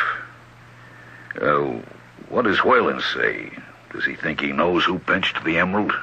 Oh, not yet, but he did say he had a clue. He told you that? Yeah, he wouldn't talk about it, naturally. Naturally. Well, we all have our troubles. I'll see you another evening, Jeff. Yeah, sure. And then thanks for the game. Good night now. By the way, Jeff, have you any idea who stole the emerald? What? Don't get that expression on your face. I know you didn't swipe it. I should hope not. If I did, I'd report it. That's why I asked the question. Don't. Don't? Now, what's that supposed to mean? Someone has a lot at stake. The thief. If he or she suspects that you or anyone else knows him, you could get wiped out. What? You're not serious, Will. But I am. Rather than risk exposure, the thief might act so. Ignorance is bliss. Hey, you are serious, aren't you? Very. I know you like your job, but would you give up your life for Maudley and Son?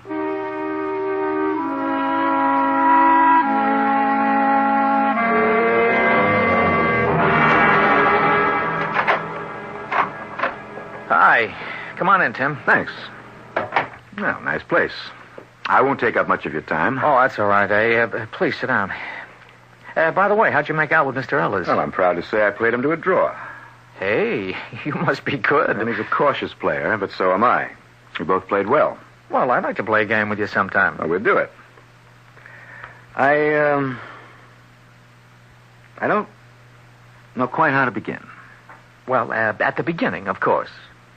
No, I think not. I'm going to make you angry. Oh, you are? Why? Because you're straight and loyal. I don't get you. What do you know about Will Minton? Well, I'll be darned. I didn't expect a question like that. Well, tell me what you know about him. Well, I like him. He's rough, but he's bright. Will's in the import-export business, somewhere in the downtown area. And he and Ella's are good friends? Well, the best. Will's a chess bug, too. They've known each other for years. Well, Will Minton has another hobby, which you wouldn't know anything about. No, I don't know him well, personally. He's a fence. A receiver of stolen goods? Receiver and disposer. The police know about him, and so do I. How about that? So? He specializes in stolen gems. Ah, I see. So he's the clue you mentioned. He doesn't know me, but I recognized him. Minton's well known for slick deals. Many a stolen gem finds its way into his hands and into Antwerp, where it's cut up. And so far, he hasn't been caught. And you think he has the emerald stolen from Maudley's? Yes. Where did he get it? Who gave it to him? If you're thinking what I think you're thinking, I guess you've taken up all of your time. Well, I haven't made an accusation, Jeff. Not yet. Yes, but your inference is obvious. Edward Ellis. Ah, you're spaced out. Mr. Ellis is the most trusted employee at the firm. Forget it. I respect him and I love the old man. And he's not so old. He's not 60 yet. You can't suspect him. If you even hinted at it, both Mr. Maudley and his son would throw you out. You wouldn't have a chance to cancel the insurance. They'd cancel it. Yeah, that's quite a speech. And now that you've got all that off your chest, you think you can listen to reason? You've made your statement. Can you listen to mine?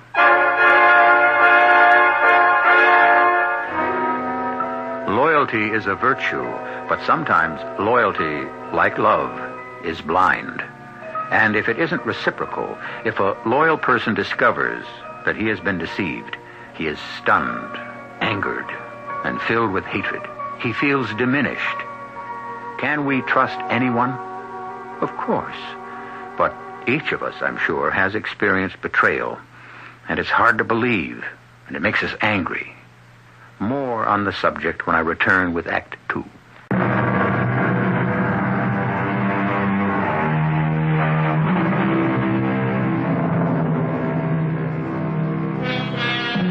He who filches from a person's good name and makes him poor indeed is a universal truth because it obtains every day in every walk of life.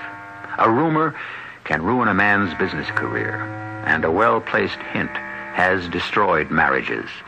And this viewpoint applies here. Jeff Powers is loyal to old Edward Ellers. Is that loyalty well-founded? It would seem to be. The insurance investigator, Tim Whalen, has by inference filched from the good name of Mr. Ehlers because of his association with a man named Will Minton. Hello. Yeah. All right, I'll be there. What's up? Judas, you don't dare. Not so soon after. How big? They'll go crazy. Police all over the place. Can't we wait a month or so? Jeff told me last night that Whalen has a clue. Yeah. Any idea what it could be? What? Jeff? You'd pin it on him? Yeah, it should work. And I'll meet you at the club. When? 8? Okay. Now remember, bring out the Queen Rook as soon as you can. Yes, I'll have it with me. Good luck.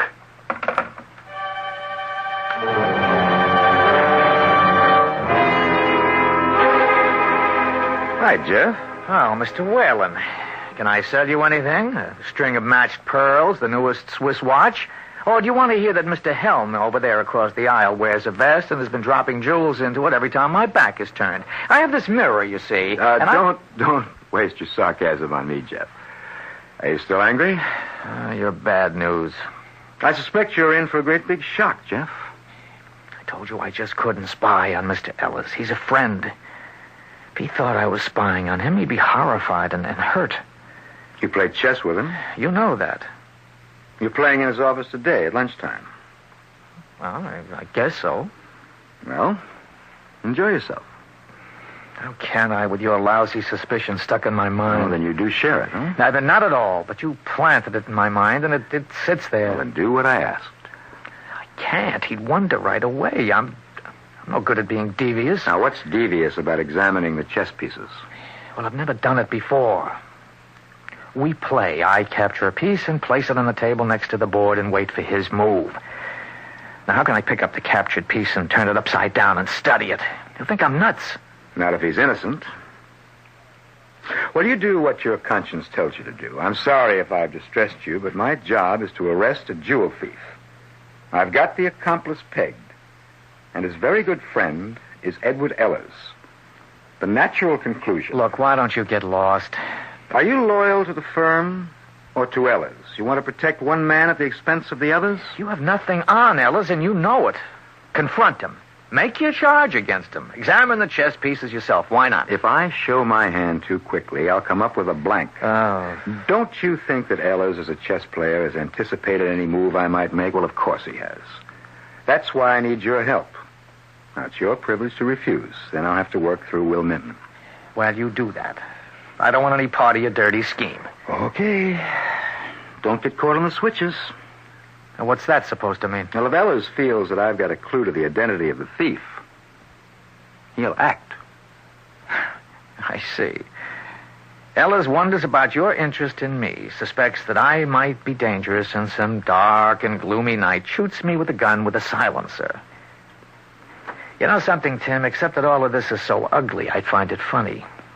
Now, don't make that mistake. It isn't funny at all. Very well played, Jeff. I congratulate you. You've been studying. Oh, little.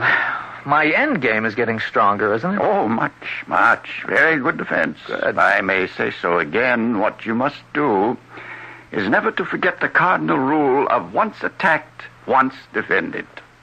You know that, but like Will, you sometimes become impetuous. I enjoyed our game. How about another cup of coffee? Well, me too. I'll get them, Mr. Ehlers. Not only a good chess player, but a gentleman, too. Well, I won't be but a minute. Take your time. It's only 1 o'clock. Hi. Have a good game? Oh, no. You again. I told you to get lost, Tim. Yes, I know. I'm hard of hearing. Okay, now what? Did you look at the pieces?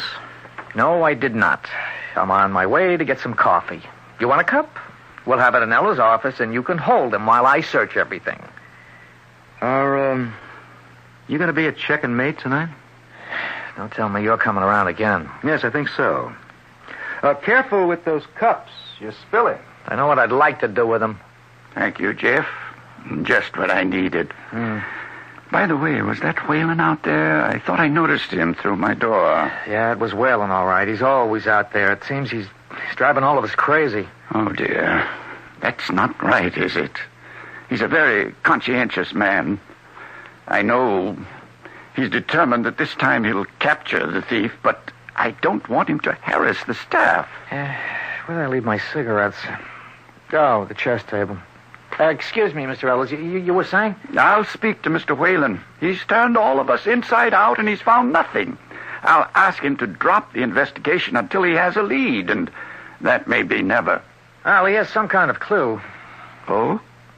Well, he said so last night at Check and Mate. Is that so? Well, that's encouraging. What is it, Jeff? Do you know? No, sir. Well, you don't say that with much conviction. Well, that's because I think he's talking to his hat. He thinks there's a thief and someone who disposes of what's stolen. A fence? A matter of fact, yes. Do you know about that kind of thing? Fences? Or every knowledgeable jeweler does. Would you believe that at one time Will Minton was such a man? Will? Well, I thought he was in the import-export business. He is, entirely. It was a very long time ago. Will's been my friend for over 25 years. Back in the early 50s, he was out of work. A man he'd gone to school with turned out to be a petty thief, borrowed money from Will in exchange for a stolen watch. Will sold it at a profit, and for a while he was in business. I'd never guess. Don't mention it. This is confidential, Jeff. Oh, of course. I take credit for making Will come to his senses. I helped him get started in the import-export business. You can be sure he's very glad that I did. The fence business is far behind him. He'd burn a hand before he'd handle stolen goods. Well, I'm very glad to hear that. I knew Whalen was off his rocker. Oh? He has his eye on Will? I think so. And I certainly will speak to Whalen. I don't want Will to have his past raked up and to be embarrassed by it. You know what that could do. Ruin his business. Let me see. 1:30. We better get back to work. Good game, Jeff. Thank you for the chat. I'll make quick work of Mr. Whalen. Good gracious. Mr. Ellis, you know what that means? What's gone? Well, security says it's that Indian ruby worth $50,000. It's missing from Mr. Helm's showcase. Helm? It's impossible. He's been framed. All the same, every one of us will have to be searched. This is an outrage. Yeah, well, I sure agree. And only a day after the emerald disappeared.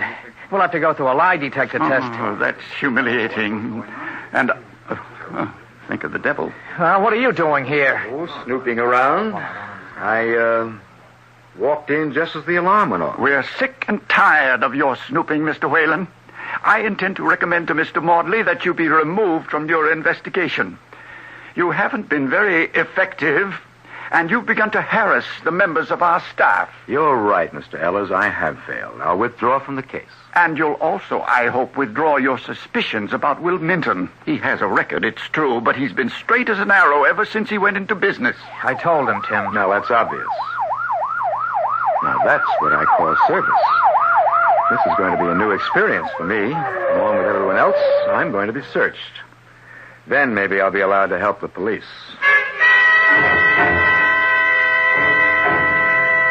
Well, are you satisfied, Mr. Whalen? Completely. Why are you so upset? Wouldn't you rather be searched by me than by a strange cop? No matter who searches me, it's an indignity. Now may I put my clothes on? Yes, and then you may go. Are you next? I'll go when I please, Mr. Whalen. Don't forget this is my office. Okay, all right. Stick around. Now get going, Jeff. Down to the shorts. Give me your coat, then your trousers, socks, and shoes. Okay, here's the coat. You better check inside the lining. I've got the ruby taped in there with a Band-Aid. I don't think that hasn't been tried. Well, the coat seems to be all right. Wallet, pen and pencil set, cigarettes in your handkerchief pocket. Perhaps you should cut open each cigarette, Mr. Whalen. An ideal hiding place for a jewel. Well, that's a thought. Tim, for gosh sakes. No. Mr. Ellers has a very clever idea, but I'm not going to go through 15 cigarettes right now. Later. You're going to keep the cigarettes? Let's have the rest. Trousers, and then... I know. Absurd. Jeff, if you'll excuse me, I'll see you at the club. Yes, sir. All right. Put your clothes on. Huh? Well, what about... Forget your clothes. I have what I want. I want to examine those chess pieces. So that's how you got to examine this. The police are in on this. Well, of course, we worked together. I told them about my hunch, and they said play it. I don't see anything here. Maybe that's good. Well, just what are you looking for? You wouldn't believe me if I told you. If you knew what I'd found already, you'd go through the ceiling. You found something? If I hadn't, you'd be in jail. Oh, you're really too much. No. If these pieces are okay, where's the phony one? Jeff. No. I don't have to ask. You came out for coffee about 1 o'clock. Yeah, that's when it was done. But how? Jeff, give me a straight answer. Where do the employees hang their coats when they come to work? Well, we've got lockers downstairs. And the executives? Well, we have closets in their offices. That's Ellers over there. Now, wait a minute. He didn't wear a coat when he just left. Yeah, but he brought one to work. I know that. I saw him wearing it when he went in to see Mr. Maudley at 5 o'clock. He was prepared to go home. But I found the two of you in here just before the burglar alarm went off. Well, Mr. Ellers came back to get some kind of report from Mr. Maudley. What's wrong with that? Everything. So when he left a few minutes ago, he returned to Maudley's office and picked up his coat. Well, sure, I suppose so. I know so. And then he just slipped away into the traffic. Well, sure. Now, you still don't see it, do you? No, obviously you don't. When Ellers left the store, that ruby left with him. Will you trust me, Jeff? Go ahead. Invite me to check and mate tonight for a game of chess. Well, okay. I think I know how it's done. But I want to see for myself. And now I'd better alert the police.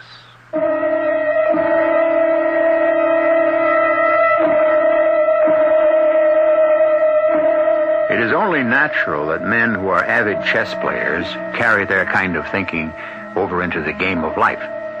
So far, Mr. Ellers seems to be playing the white pieces and is the aggressor. Tim Whalen, several times over the years, has had to resign.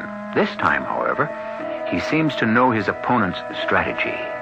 We'll find out more when I return shortly with Act 3.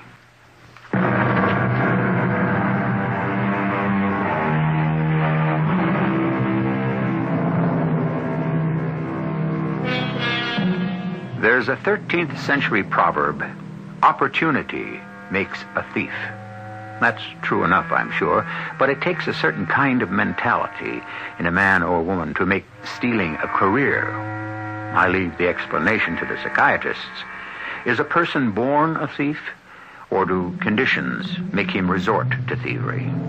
Under certain circumstances, even an honest man will steal. But what about our Mr. Ellers? Is he a thief? If so, why? And what about his reformed friend, Will Minton? Why, Jeff. Well, hi. Well, you look as if you'd seen a ghost, Will. What's the matter? Nothing. You surprised me, so. Oh. I thought you, all of you, would be stuck for hours with the police. Oh, you heard the latest. How'd you find out? Was it on the news? Why, Ellis told me. Called me at home.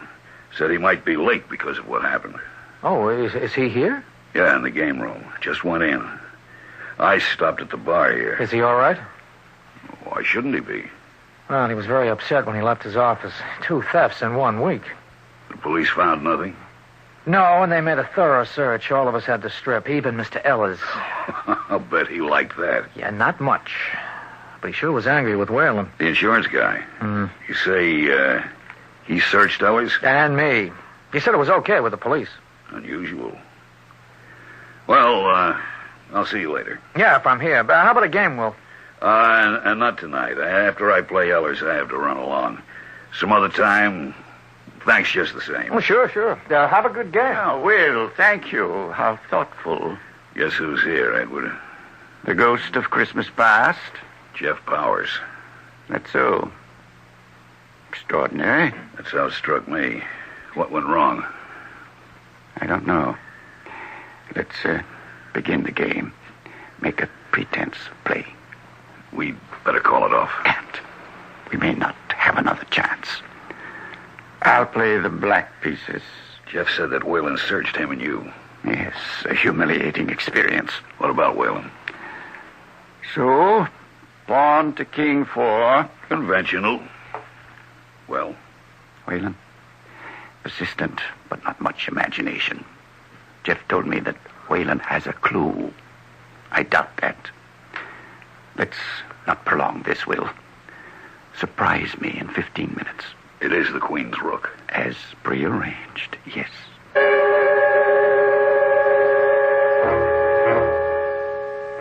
They're playing now? In the game room. Anyone else playing? Well, 2 guys I haven't seen before. I don't know who they are. Good. That's a funny thing to say, Tim. You know, your cloak and dagger routine gives me a pain. Well, of course it does. The kind of work I do is alien to most persons who essentially are trusting. I'm not, because I can't be. You should be able to understand that. That's a lousy way to make a living. Well, it's not much different than being a doctor. Oh, come off it, Tim. No, I'm serious. Crime is a disease. Without the police or a guy like me, you wouldn't sleep comfortably tonight. Well, I won't anyway. Oh, yes, you will. Because the case will be closed within a very few minutes. You mean you know who's been stealing the gems? Yep, and I intend to prove it. Well, if you know who it is. I want to catch the thief in the act. You came here tonight to make the arrest? No, I don't have the authority to arrest anyone. The police will make the arrest. I came here to watch Ellers and Will Minton play a game of chess. You can't even see them from this bar area. I realize that. I realized that earlier when I knew Ellers suspected I might have found the clue to the thefts. I wish you hadn't told him I'd found a clue. Until then, he thought I was just a bumbling amateur detective. Well, he asked me. It's all right. It's all right. No great damage done. Only it did prevent me from watching for myself. And what would you be watching for? The transfer of that ruby from the thief to the fence. Ellers to Minton. Well, how was it done? Do you know? Yes. When a chess player captures a piece, he sets it down behind the chessboard. Not Minton. Well, that's true. For some reason, he shoves the pieces into his pocket and... Tim. You got it? Think about the number of new chessmen that replace old or broken ones here at the club. And then picture the chess set in Ella's office. Are all the pieces equally worn? Sometimes isn't there a new knight, king, or rook? I see. It's ingenious. Especially when the thief is the most trusted man in the firm. Tim, you're not going to arrest him in the club. Certainly not. It's a fine old club. You don't want it harmed by publicity, and neither do I. Now, there are 2 strangers in the game room right now. 2 plainclothesmen. One of your plainclothesmen has just come out. Yes, he's leaving. So is the other man. Well, they got what they wanted. What are you doing here, Mr. Whalen? Well, Jeff invited me. Did he indeed? After what this man has put us through, Jeff, I should think you'd have better taste. May I buy you something from the bar, Jeff? No, thank you, Mr. Ellers. I was about to leave. You mean you and Whalen have already played? No, we intend to, but Jeff's a bit depressed. So am I. Edward, I'll say goodnight. Busy day tomorrow. My top coat... I know which one it is, the Chesterfield. That's right. Next to Jeff's reversible. You'll find the book about the end game in my left-hand coat pocket. Thank you, Edward. Good night. Good night, Jeff. If you'd like a game, Jeff. No, sir. I really am kind of done in. I'll be getting along. Very slow here tonight. Can't understand it. I'll see you in the morning. Tim, when does the action begin? By now, it may be over. Are you susceptible to colds? Have you flipped? Are you? No. You're the weirdest gumshoe I ever heard of. Since when is my health a factor in who's got the $50,000 ruby? I wanted to know because I'm pretty sure that your reversible top coat has been appropriated. You don't make any sense. Ellers is a cagey player. He tipped off Will Minton to get rid of the chess piece. Now, Ella's missed once today. This was his second chance. To do what? Put you behind bars. While we're waiting in Captain O'Hara's office, I have a surprise for you, Jeff. Swell. Have a cigarette. Yeah, but you don't smoke. This your brand? Yeah. Well, the package is yours. I thought I'd return it. Oh. Well, thanks. Remove all the cigarettes. Okay. Look, how long are we going to play games? I'm exhausted. I want to go home and hit the sack. Now, tip the cigarette package upside down. Okay. And what do you find? Hey, Tim, a diamond. Good for you. It is a diamond. It's the one taken from Mr. Helm's showcase and placed in your cigarette package where it was supposed to be found. No. When you stepped out of Ella's office for coffee, he slipped the diamond into the package. Remember his suggestion that I cut open the cigarettes? He said it in a very superior manner. But his intention was very clear. He was leading me by the nose to the stolen diamond. Oh. A diversion. If you had been found with the diamond, you'd also be suspected of having stolen the ruby. And that would have made it much simpler for Ellis to have left with it. Mr. Ellis set out to frame me? What else would you call it? You shocked? Worse than that. Almost as bad as if my father had double-crossed me. Mr. Ellis taught me everything I know about the jewelry business. He's been my friend. Quite a jolt to find out he's got sticky fingers. Hey, you know something, Tim? You've talked pretty big for the last hour. You want proof? Well, the police have it. That's why they let me use this office. I wanted to talk with you alone and uncover this planted evidence. Prepare you for the ugly truth about gentle, clever Mr. Edward Ellis. Now let me show you something else. Here. Examine it. Well, it's a black rook. Where'd you get it? From one of these strangers at your club. The cops? That's right. Now examine the bottom of the chess piece. So? Bring a little pressure on the bottom with your thumb. I'll be darned. Understand? It's hollowed out, and there's cotton in it. And in the cotton was that stolen ruby. It's incredible. It sure is. That's why Ellis and Minton have made a fool of me for years. Yes? Fine, send him in. You mean Mr. Ellis stole gems and hid them in one of the chess pieces? Exactly. Then he'd substitute a new piece for the one with the false bottom. Walk out with a stolen piece and make another exchange at your chess club with Will Minton, a well-known fence. But Mr. Ellis said that Will's been straight for over 20 years. And you believe everything that Ellis says? Am I right? Yes, I do. Come in, Mr. Ellis. Oh, no. Oh, yes. Ellis and I have to finish the game. Don't we, Mr. Ellis? Is this necessary, Mr. Whalen? Don't you think you owe Jeff an apology? He's disappointed in me, I feel certain, because I usually win. Oh, I see what you mean, because I took his reversible coat. Which the police took, and in which they found this. Those two strangers at the club. A move I overlooked. Will cautioned me, but I had to take a chance. One never should. You'd do well to remember that, Jeff. This is unreal, Tim. Just as a matter of curiosity, Mr. Whalen, may I ask what gave you a clue? 2 facts. First, as the firm's oldest and most trusted member, you were not suspect. Second, Will Minton's habit of stuffing captured chess pieces into his pocket. And, of course, the new chess pieces. A new black rook in your office set. A new black one here on the board, where you and Minton played tonight. And then you overextended yourself about Jeff's cigarette package. I underestimated you, I'm afraid. I've denied everything, of course. Well, the police expected that, but you won't get away with it. Will is a known fence. My reputation is sterling. You've recovered the ruby, and I assume Will was seen slipping the black rook into Jeff's reversible coat. So he'll do time in prison. I won't. There's no way you can prove that I had any connection with the theft. What if you've already proven it yourself? Don't speak in riddles, Mr. Whalen. All right, how about this? Remember your conversation with Will before you began to play? Well, the police have that on tape, Mr. Ellis. Have they really? That's right. And we will, of course, check further into your financial status. You seem to be an affluent man. Where's your share of the sales returns? Banked in Antwerp? Probably. Easy to find out. Minton will supply it. Oh, your move, Mr. Ellis.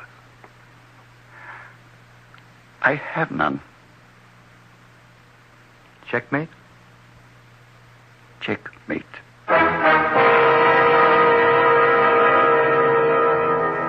The origin of chess is lost in obscurity. Its invention has been ascribed to the Greeks, Romans, Egyptians, Persians. Who originated it? We have a famous array ranging from King Solomon to Aristotle to the Brahmin Sissa and the celebrated Persian astronomer Shatranshah. The game never loses its appeal because its moves parallel our own in life, as Mr. Ehlers found out. I shall return shortly.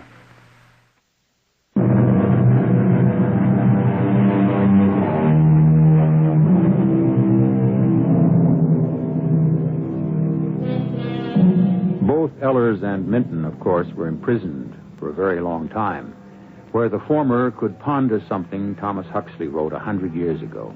He speaks of a chess player's opponent, and he says, "We know that his play is always fair, just, and patient.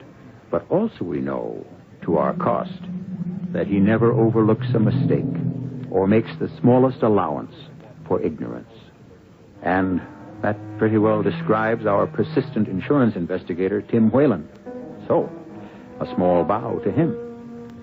Our cast included Jack Grimes, Bobby Reddick, Roger DeCoven, and Jackson Beck. The entire production was under the direction of Hyman Brown. This is E.G. Marshall inviting you to return to our Mystery Theater for another adventure in the macabre. Until next time, pleasant dreams.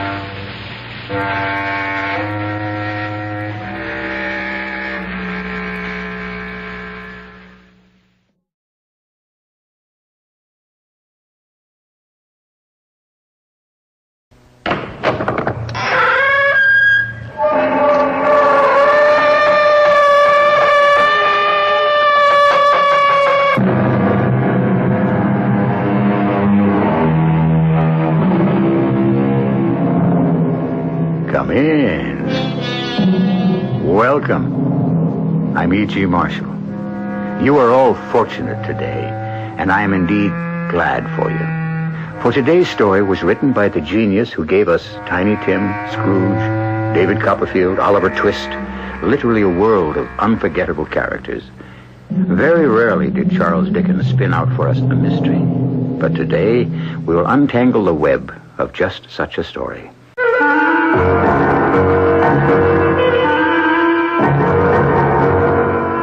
Our mystery drama, Hunted Down, written by Charles Dickens, was adapted especially for the Mystery Theater by James Agate Jr. and stars Gordon Heath.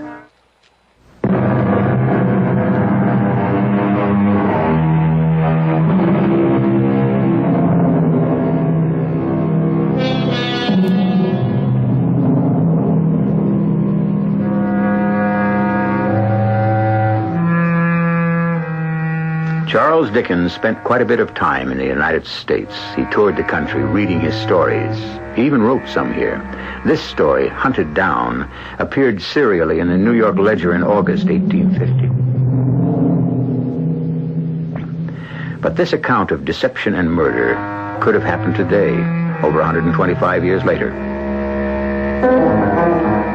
The same idea has been copied by modern authors, but no one has ever told it as vividly as Charles Dickens. This is the way it begins. My name is Edgar Sampson.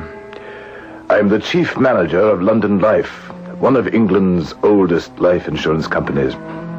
To deal in insurance, one must know how to judge a man. If you can't do that, chances are you will be deceived, and your company could lose a fortune to the unscrupulous. Which brings me to the first time I met up with Julius Slington. Adams, who is that man dressed in black who just left the office? Just now, that was Mr. Julius Slington. One of our clients? No, he's not insured with us, not as far as I know. He has an air about him, I say, like a warning. A warning? As if he was saying, not in so many words, take me just as I show myself. Come along, follow the gravel path, keep off the grass. I permit no trespassing. Oh, I see what you mean, Mr. Sampson. Mr. Slington is all business. Nothing wrong with that, but this gentleman wants to be sure you know it. Well, if that's it, he put on a very big act for the little he wanted. Which was? A few application forms for a friend of his who wants to take out life insurance. Why did he come to London Life, did he say? Yes, he did. Said he was recommended by a friend of yours. Of mine, Adams? Did he know my name? Yes, sir. He looked over here and said, there's Mr. Sampson. Not that I've had the pleasure, so I shan't trouble him. Huh. Well, that'll be all, Adams. You may go back to your desk. No, I didn't like the looks of this Slington. He had smiled too much at Adams, was too agreeable. A week later, I went to see an old friend for dinner, and who should be there but Julius Slington. Edgar Sampson. Well, the work seems to agree with you. Oh, I must admit, Tom, I enjoy it. It was nice of you to ask me over for a meal. Do you know that fellow over there, standing by the mantelpiece? Well, of course I know him. I'm not in the habit of inviting strangers to eat with me. Then, since we are both under the same roof, introduce me. Certainly.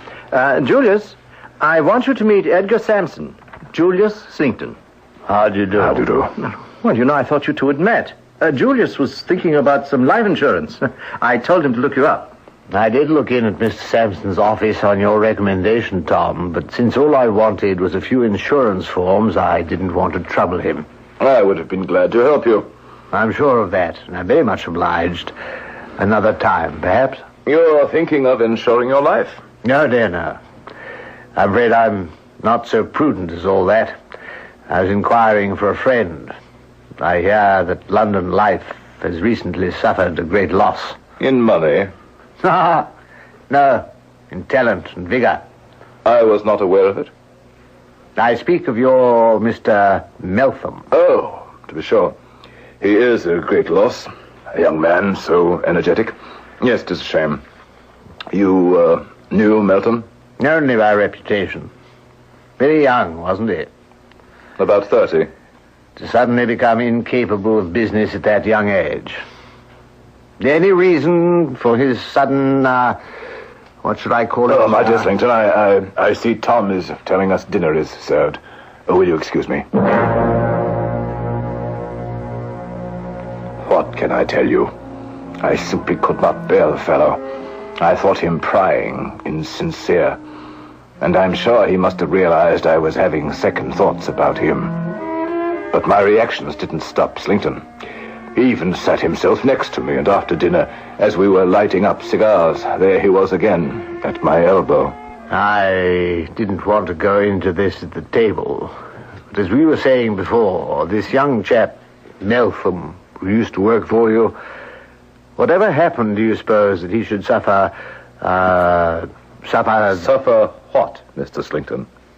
I was going to say a nervous breakdown. Is that what you've heard? In a way. I understand he was actually, how can I put it, broken-hearted. Something about a girl. Although it didn't seem probable to me, Meltham being a young man so distinguished and attractive. Attractions and distinctions are no armor against death. Ah, the lady died. Pardon me, I did not know that. That does make it very sad. Poor Mr. Meltham. She died. Ah, dear me. Lamentable. Lamentable. Do you think this Slinkton is genuine? Neither did I. Why this commiseration for Melton, whom he couldn't have known very well, if at all? What was Slinkton up to? Mr. Sampson, you're surprised to see me so moved about a man I have never known. But I am not so disinterested as you suppose. I have suffered, and recently too, from death myself. I have lost one of two charming nieces who were my constant companions. She died, barely 23, and her remaining sister is far from strong. Ah, my dear Mr. Sampson, the world is a grave. Well, now, if you'll excuse me, I'll have a word with the ambassador. Dear Edgar, you seem to have spent a good part of the evening talking to Slinkton. He's not a bad chap, really. For some reason, Tom, heaven knows why, he's followed me from my first glass of wine to my last cigar. How long have you known him, Tom? Oh, a few months. I met him at Busoni's, the painter. He knew Slinkton in Italy, where he'd been on holiday with his two nieces. One of them died, and he returned to London. He wasn't annoying you, was he? Not really. There are some people who travel from house to house, visiting acquaintance to acquaintance, and in that way acquire ready-made friends. Oh, come now, Edgar. Julius Slinkton is not that much of an opportunist. My dear Tom, when your very livelihood and the success of your company depends upon knowing whom you are dealing with, You saying, Edgar, that some inner voice in you is warning you all may not be what it seems with dear Julius? Precisely. With regard to that gentleman, I should be extremely surprised if all were what it seems. Good morning, Mr. Sampson. That gentleman is here again. He's been waiting to see you. Slinkton? Yes. Ah, Mr. Sampson, good day to you.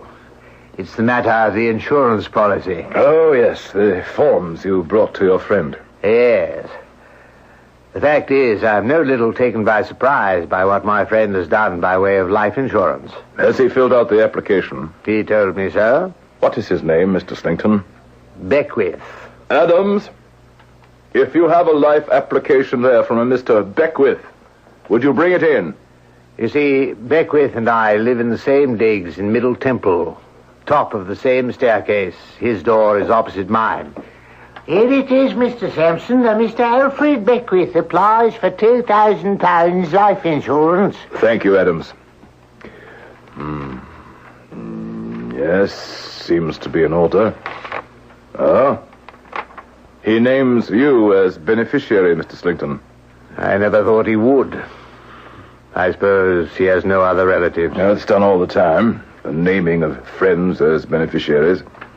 Now you, for your part, must also fill out one of our forms. That night, I was at home when I had a visit from a young man I had not seen in several months. John Meltham. Yes. It's been a long time, Mr. Sampson. Too long, dear John. My boy looked terrible. What have you been doing with yourself? Well, I'm not up to sorts. John, I don't think you should have quit the company. When a sad event happens through an accident of fate... May I interrupt you, Mr. Sampson? This was no mere sad event, but a tragedy. A great tragedy. Nor, believe me, was it a simple accident of fate. My point is, no matter how tragic, one's days must go on. To do that, the best medicine is to fill your hours with work. Come back to London life, John. We'll welcome you like a shot. I can't do the work. I've lost faith in my ability to judge or understand motives. I would be worthless to you. All because a girl we insured dies? No, let's not talk about it. At any rate, I've decided on another line of work. Something I'd rather do. I hope it pays you well. And I hope you were as good at it as you were in insurance. All of us thought you were a marvelous agent. And your commissions proved it, didn't they? Mr. Sampson, all they proved is I put money ahead of humanity. And that's why I can't say it. It's why Marguerite is dead. I'm sorry the pain is still with you. I loved her, Mr. Sampson. Oh, how I loved her. Death is a part of life, you know. Yes, I can accept that, but not the reason for her death. I came this evening to tell you of the peculiar circumstances surrounding her death. She was very young. Too young to die. Please, say nothing. As you wish. I shall sit here and listen. This is very difficult for me to talk about. I'm sure it is. I know. No, you don't. I killed Marguerite. I did. Yet I love that girl as I have never loved anyone before or ever shall again. But if the whole truth were known, I, and I alone, led her to her death. I murdered her.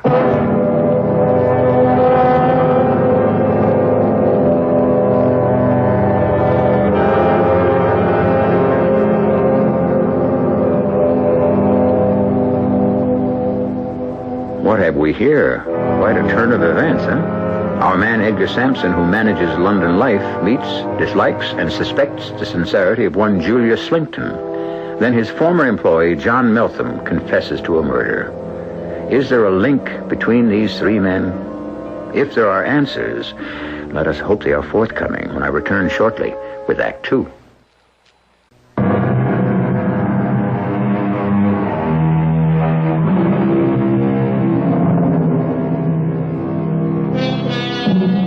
Charles Dickens came to his interest in mystery, murder, and the work of detection late in his creative life. Not that social injustice, which he constantly assailed, was foreign to him, but specific chicanery like that in this story was a new subject for Dickens. Certainly none of his characters before John Meltham had ever confessed to murder. I killed that sweet girl just as certainly as if I had put a bullet through her head. John, I want you to calm down. It's been too much for me to bear alone. Let me, in my own way, tell you how it happened. I was sitting at my desk at London Life. You were away, I believe. Mr. Meltham, there is a young lady come to inquire about insurance. Do you think you can see her? Yes, why, certainly, Adams. What is her name? Oh, I don't need to be announced. I'm not royalty. Marguerite Niner. And you, sir? John Meltham. Pray, sit down. Mr. Meltham, London Life has been recommended to me as trustworthy. I wish to deal with a company that will make good on its promises to pay. I sincerely hope, Miss Niner, that day is in the very distant future. We all hope that, Mr. Meltham. But death does not always consult our wishes. Yes, how old are you? 23. You are smiling, Mr. Meltham. Yes, of course we will insure you. But may I say, for one so young and beautiful, it seems to me that you're... I appreciate the compliment. May I have the forms to... Oh, please. May I... Could I have a glass of water? I don't feel at all well. Miss Niner. Miss Niner. Oh, good Lord. She's fainted. Adams, come here, quickly. In a matter of moments, she had come to of her own accord. Adams and I lifted this beautiful creature and carried her to the couch in your office, Mr. Sampson. I had heard she'd some slight indisposition, but I had no idea the poor girl had fainted. Well, she insisted we immediately begin to process her policy. When I asked her if she was under doctor's care, she actually implied they had all given her up. Well, right there, I should have said, my dear young lady, if indeed you have a history of illness, London Life cannot insure you. But she was so intense about taking it out as she lay there, looking at me deeply with her lavender eyes, reaching and touching my heart. How could I refuse her? I could not. I understand. Extenuating circumstances. I loved her. There could be no other reason. I'm 30 years old, and for the first time in my life, I knew love. John, perhaps insuring Miss Niner without medical approval was foolhardy, but I would hardly call that an act of murder. Why, she was abroad in Italy when it happened. I know now. Marguerite did not die a natural death. You have proof? Not yet. But one must have proof. Let us say I have enough. But whether at this moment I have adequate proof or not, I shall follow the person I believe directly responsible until the ends of the earth. Surely the police... Oh, no. Now, they may have this person later. For now, it is my satisfaction to avenge the deed. John, I believe the death of this young lady is something you should completely erase from your mind. It is unhealthy to dwell upon it, and it could wreck your life. And supposing you were wrong, that hers was a natural death. I cannot forget the day she passed away. It was only 1 month to the day her life policy went into effect. It was also the day I had purchased a wedding ring. It was quite late when John Meltham left my house. We kept in touch, and in September, I went down to Eastbourne for a breath of sea air. Who should be walking the beach that very late afternoon but Julius Slington, with a beautiful girl on his arm, a very delicate, very pale and melancholy young lady dressed in mourning. Mr. Sampson, as I live and breathe. Hi, Mr. Slington. This is a coincidence. How so? I was thinking of you just the other day. In a kindly fashion, I hope. Mr. Sampson, this is Miss Nina, my niece. Marjorie, this is Mr. Sampson. Delighted, I'm sure. How do you do? Are you strolling, Mr. Sampson? Shall we stroll together? With pleasure. Marjorie and I are about to take this rather steep climb to the top of Beachy Head. Ah, look there. The mark of wheels in the sand. The wheels of a hand carriage. Marjorie, my love, your shadow, no doubt. Miss Nina's shadow? Not a sun shadow. Marjorie, my dear, tell Mr. Sampson. There is nothing to tell except that I constantly see the same invalid old gentleman at all times wherever I go. When I'm strolling the beach or, as we are now, mounting the path to the cliffs. There he is within sight, being wheeled about in a bath chair. Strange. Does he live in Eastbourne? He is staying here. Do you live in Eastbourne? No, also merely staying.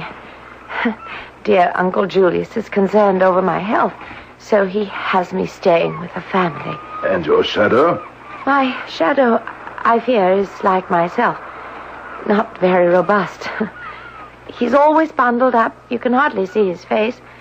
I don't think I should know him if I were to meet him. I think I see his bath chair down there coming towards us. I've not seen him for days.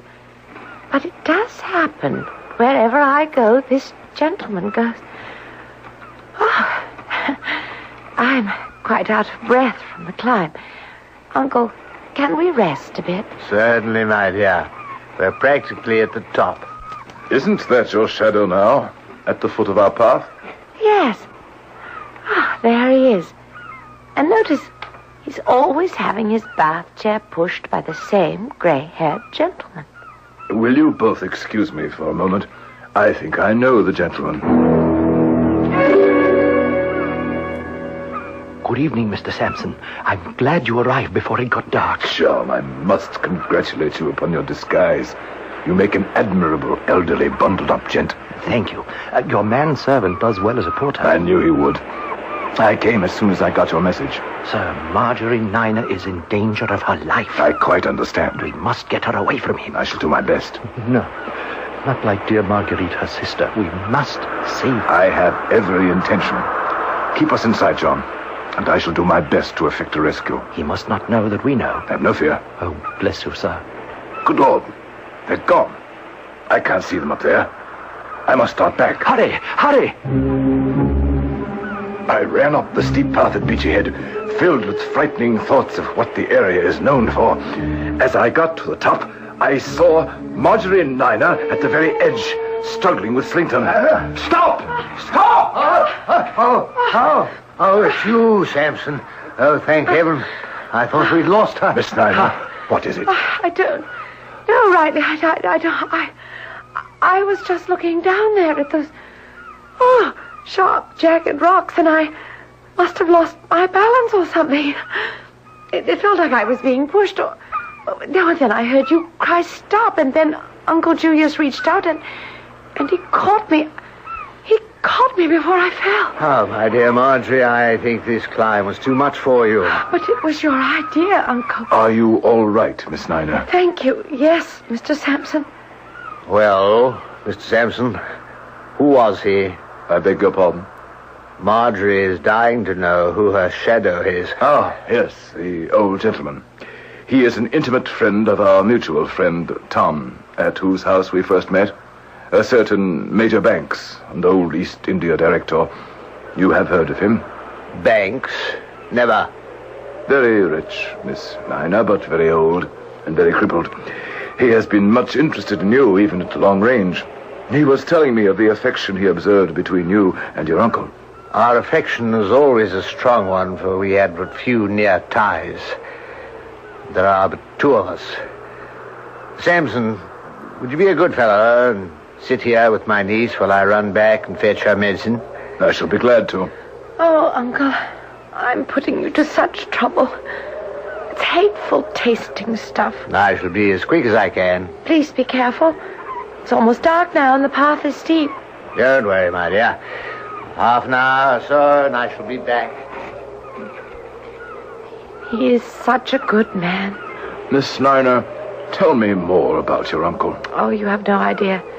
The way he cared for my sister. His untiring devotion to her strange illness. Strange? What? She just wasted away. No one could ever explain it satisfactorily. Your sister passed away in Italy. Yes. How did you know? We were taking a journey, mostly for her health, and in this little town high in the Dolomites, where there was no doctor, no help whatsoever, she passed away. They had her buried there. You have no family? No one to wish her remains back in England? Marguerite and I are orphans. We have no money, no one, nothing. Oh, I signed a little insurance over to Uncle Julius, as did Marguerite.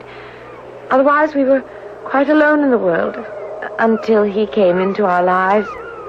He made us call him Uncle, but we're not related, really. May I call you Marjorie? Certainly. I ask that because someone very dear to your sister is very dear to me, and he is much concerned over your well-being. He has a right to be so. I have a feeling that my life is drawing to an end, even as did Marguerite's. It must be in our blood. Marjorie, do you have any idea why Mr. Slington brought you to Eastbourne? Yes. For the restorative powers of the sea air. This very place where we now sit, this cliff, is called Beachy Head. Do you know what it is famous for? In all of England, what Beachy Head is known for? No. Suicides. What? You heard me right. Suicides. When I came up the cliff path just now and saw you in your uncle's arms, suicide is what flashed to my mind. If you had dropped over the edge, would it have looked like suicide? But I thought I tripped or... And you thought he caught you? Perhaps. What are you saying, Mr. Sampson? And the medicine you find distasteful, does it not make you feel worse rather than better? Uncle Julius said one must expect that. Why must one? Marjorie, time presses. Heed my warning. Collect your strength, your resolve. Had you been alone up here, one misstep, and this moment you would be lying shattered on those rocks below. Believe me, the next time your life will not be spared. I cannot believe you. You must. As your friend, as your sister's friend, I entreat you, Marjorie, without one moment's loss of time, come with me, and I shall bring you to the man you call your shadow. He can tell you better than I of the danger to your life. I had barely the time to run with her to the bath chair where Melton was waiting. As the evening star rose into the heavens over Beachy Head, I saw them disappear, and the tall, familiar form of Julius Slington make his way up the cliff to my side. The tall man with his hair parted in the middle had an air about him that said to Edgar Sampson, "Keep off the grass." Now, as he approaches Sampson, the sign seems to read, "Look out. Danger." We have a devious and cunning man, possibly a murderer, pitted against a clever and just man. What happens will be revealed when I return in a few moments with Act 3.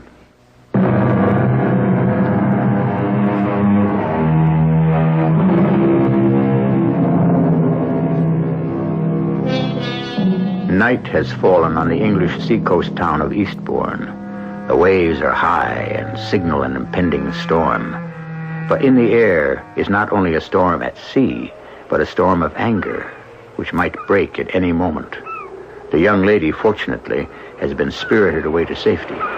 Edgar Sampson sits on a rock high on the beachhead cliffs and waits. Ah, Mr. Sampson. My niece is not here. Miss Niner felt the growing chill and has gone home. Indeed. I persuaded her. Ah, she's easily persuaded for her own good. Thank you, Mr. Sampson. She's better within doors. Safer. I thought so, too. I shall have to take her medicine down to her, then. She is very delicate. Very. Since the unfortunate death of her sister, Marjorie has not fared well. But we must hope.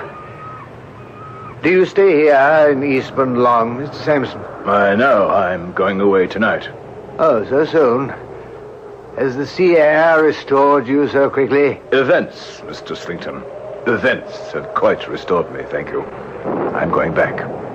To London? To London.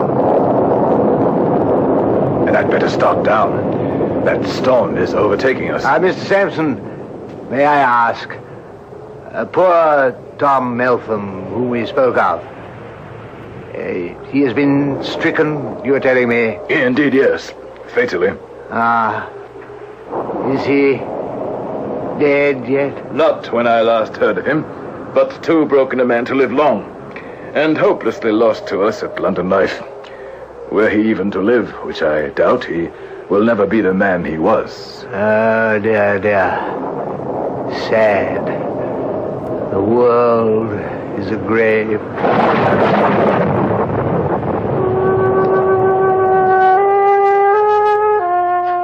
A few days later, I arranged to see Marjorie Niner in London. I selected the safest place possible, an address where I was certain we could meet in broad daylight and not be observed, in front of the statue of Peter Pan in Kensington Gardens. Mr. Sampson, my head is still in a whirl. I honestly don't know what to make of all this. That is exactly the reason, Marjorie. Honesty. You mean? I mean that most of us take at face value the actions of others. We begin by trusting them. We expect them, in return, to treat us honestly.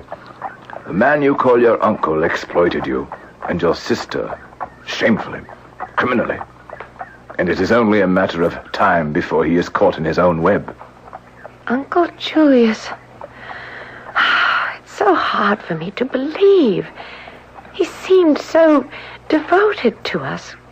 We often remarked at our extraordinary good fortune to have been befriended 2 girls working in a factory we were, by this charming, lovely, thoughtful person who never made an untoward move in any way. His only interest, Marjorie, is money.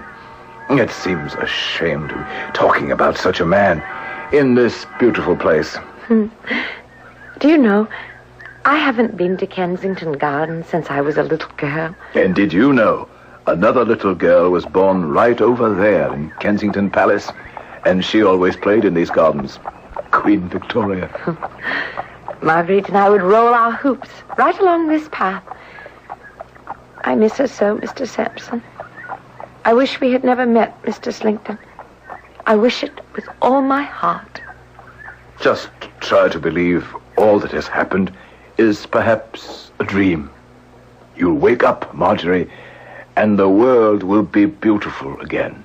I just thought that nice man, Mr. or the one who helped me get away from Beachy Head, my shadow. Peter Pan could never get his shadow to stick on. That's better. You're smiling. Good things can happen tomorrow. Remember that. Even little Peter Pan believed that. I must be going now. I shall watch over you even more closely than your shadow at Beachy Head. How long must I remain with Mr. Meltham's sister? Until we are certain Mr. Slington no longer roams the streets. When will that be? Soon, I hope. Very soon. The final thread of the web led me to the building where Julius Slington lived. the top floor. He on one side of the stairs, and on the other, the gentleman whose life he had insured with us, Mr. Beckwith. Who is that? Oh, welcome. Enter, my good man. Excuse me, I noticed the name on the door. Alfred Beckwith. That is me. Do you know me? By name only. I'm with London Life. Ah, yes, you are looking for my dear friend Slinkton, no doubt. He is across the hall. I'll call him. Julius? Julius Caesar! You have a visitor. What did you say your name was? Sampson. Julius Caesar! The sun is over the yardarm! Alfred, what is the matter with you? Oh, Mr. Sampson, what brings you here? Mr. Beckwith, will you excuse us a moment? Where can we talk, Mr. Slinkton? Right outside, on the landing. Oh, yes, indeed. You are excused, but I shall expect you back. Is this your friend, Beckwith, who you insured with us? I'm afraid it is. I'm exceedingly sorry to say. But surely you could be of some help. He is your friend, you said. His rooms are in such disorder. How can anyone live like that? By the way he looks, I'd say he's in the last stages of delirium tremens. I'm as saddened as you. Yes, he's a very great friend. He must have been very ill, even before I knew him. Now I can do nothing with him. Nothing at all. How is your niece, Mr. Slinkton? My niece? Marjorie Niner. The one I met with you at Beachy Head.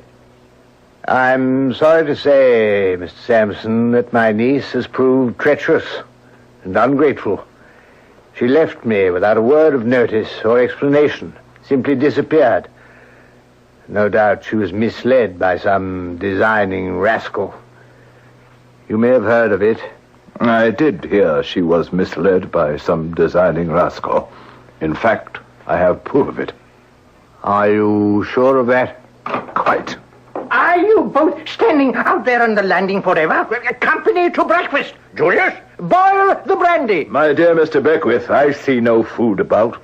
Nothing to eat but these salted herrings. Yes, Julius believes in keeping up my thirst. You will forgive me, Mr. Sampson, the way I am dressed. This old dressing gown is all I seem to have. My clothes have all disappeared. Sorry, Mr. Slinkton. You could fetch him some food to eat. The man is ill. Mr. Sampson, you're a man of the world. I'll be plain with you. Oh, no, you won't. I understand your object in visiting here. London Life wishes to save its funds and escape from its liabilities.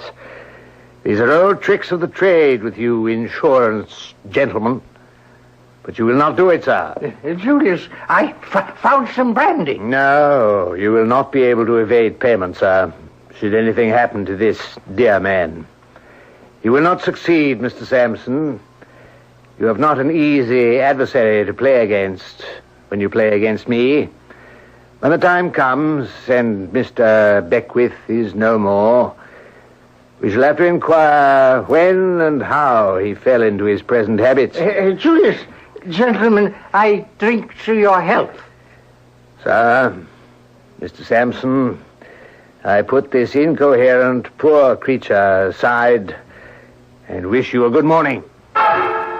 With that, Alfred Beckwith took his entire glass of brandy and threw it right into Slinkton's face, and then the glass after it. As he mopped the blood and brandy away, Julius Slinkton saw before him a man no longer reeling and trembling, but a changed, determined, forceful Alfred Beckwith.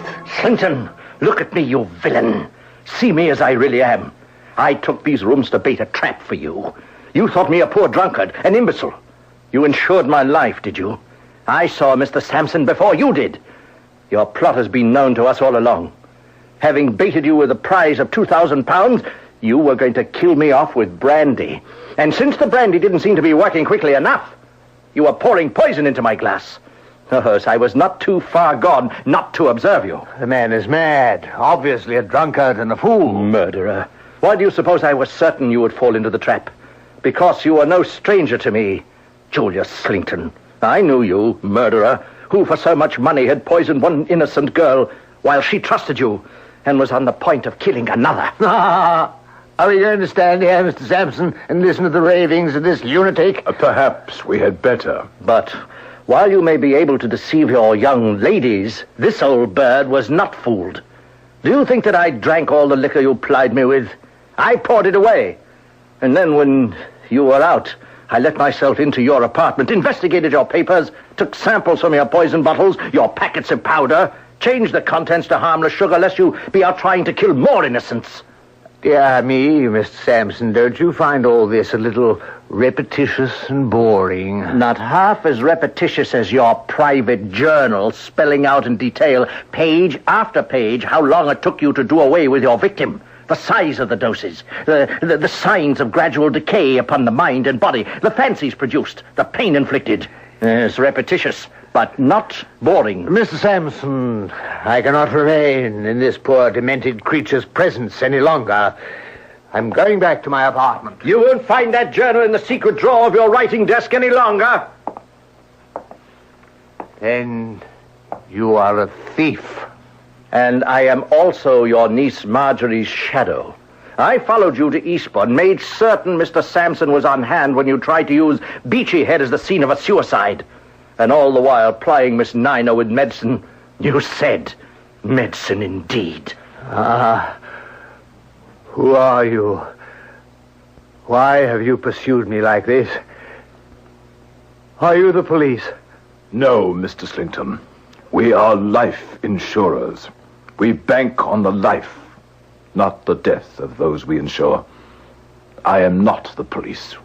Beckwith, who are you? When you sent the sweet Margaret Nina, whom you murdered, to the office of John Meltham, it fell to his lot to see her, speak with her, give her the insurance forms naming you as beneficiary. But it did not fall to his lot to save her. Having lost her, he had but one object left in life, and that was to avenge her and destroy you. I am John Meltham. Julius Slington was apprehended, brought to trial, and condemned to pay for his crimes with his life. John Meltham, I am happy to say, is beginning to recover from the sadness of having lost his first love. At least, he no longer blames himself for her death. And it may very well be, if he and Marjorie Nina continue to see one another, they will both find a happiness long delayed. As for myself, Edgar Sampson, I look very carefully at the line marked beneficiary in your policy. I try to find out as much as I can before we insure your life.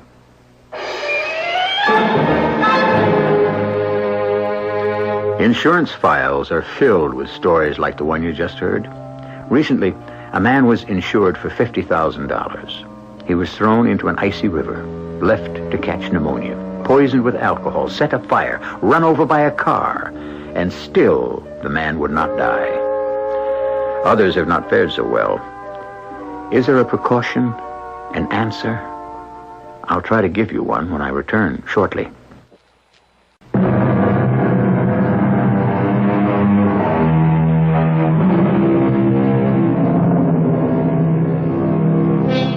Yes, it was over 125 years ago that Charles Dickens wrote this brilliant expose, especially for American readers, serialized in a New York newspaper.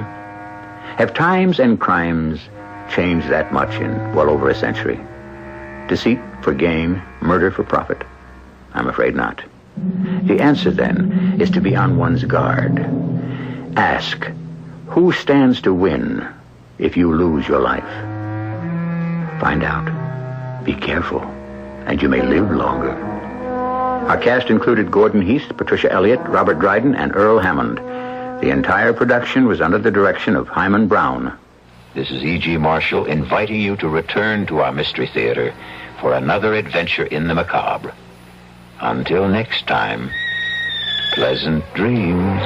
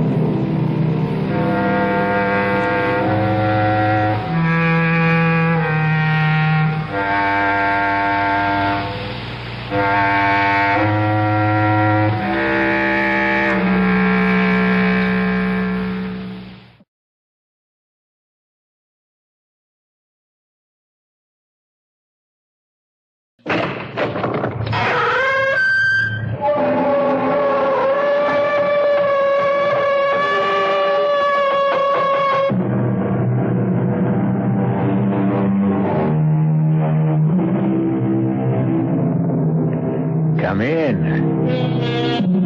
Welcome. I'm E.G. Marshall. Sorry about this door of ours.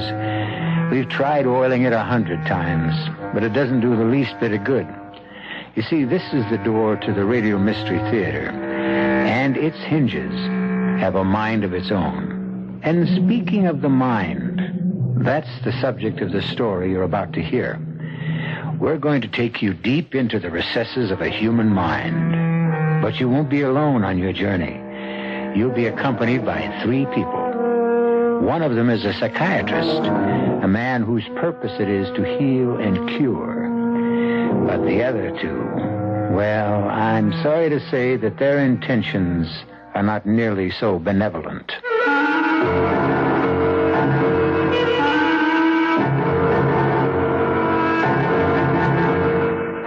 Our mystery drama, The Case of M.J.H., was written especially for the Mystery Theater by Henry Slessor and stars Augusta Dabney.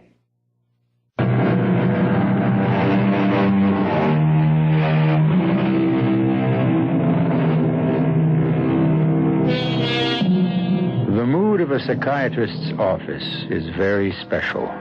A quiet mood, which gives no hint of the raging storms contained in the minds of those who lie on Dr. Vernon Cooper's leather couch and murmur their way through the secret fears and hidden angers of their lives. I must have been, 20 or 21, something like that. That was when I started putting on the pounds. My God, I put on weight so fast I had to get rid of a suit I'd bought only 2 months before. It was, like you said, I got myself into a spiral. I couldn't get out of it. I didn't have any friends. I didn't think any girl would look at me twice fat as I was. And the more I felt deprived, the hungrier I got. And the more I ate, and the more I ate, and... Oh, listen, I must have told you this story a dozen times, Dr. Cooper. No, it doesn't matter. It's like a waste of money, isn't it?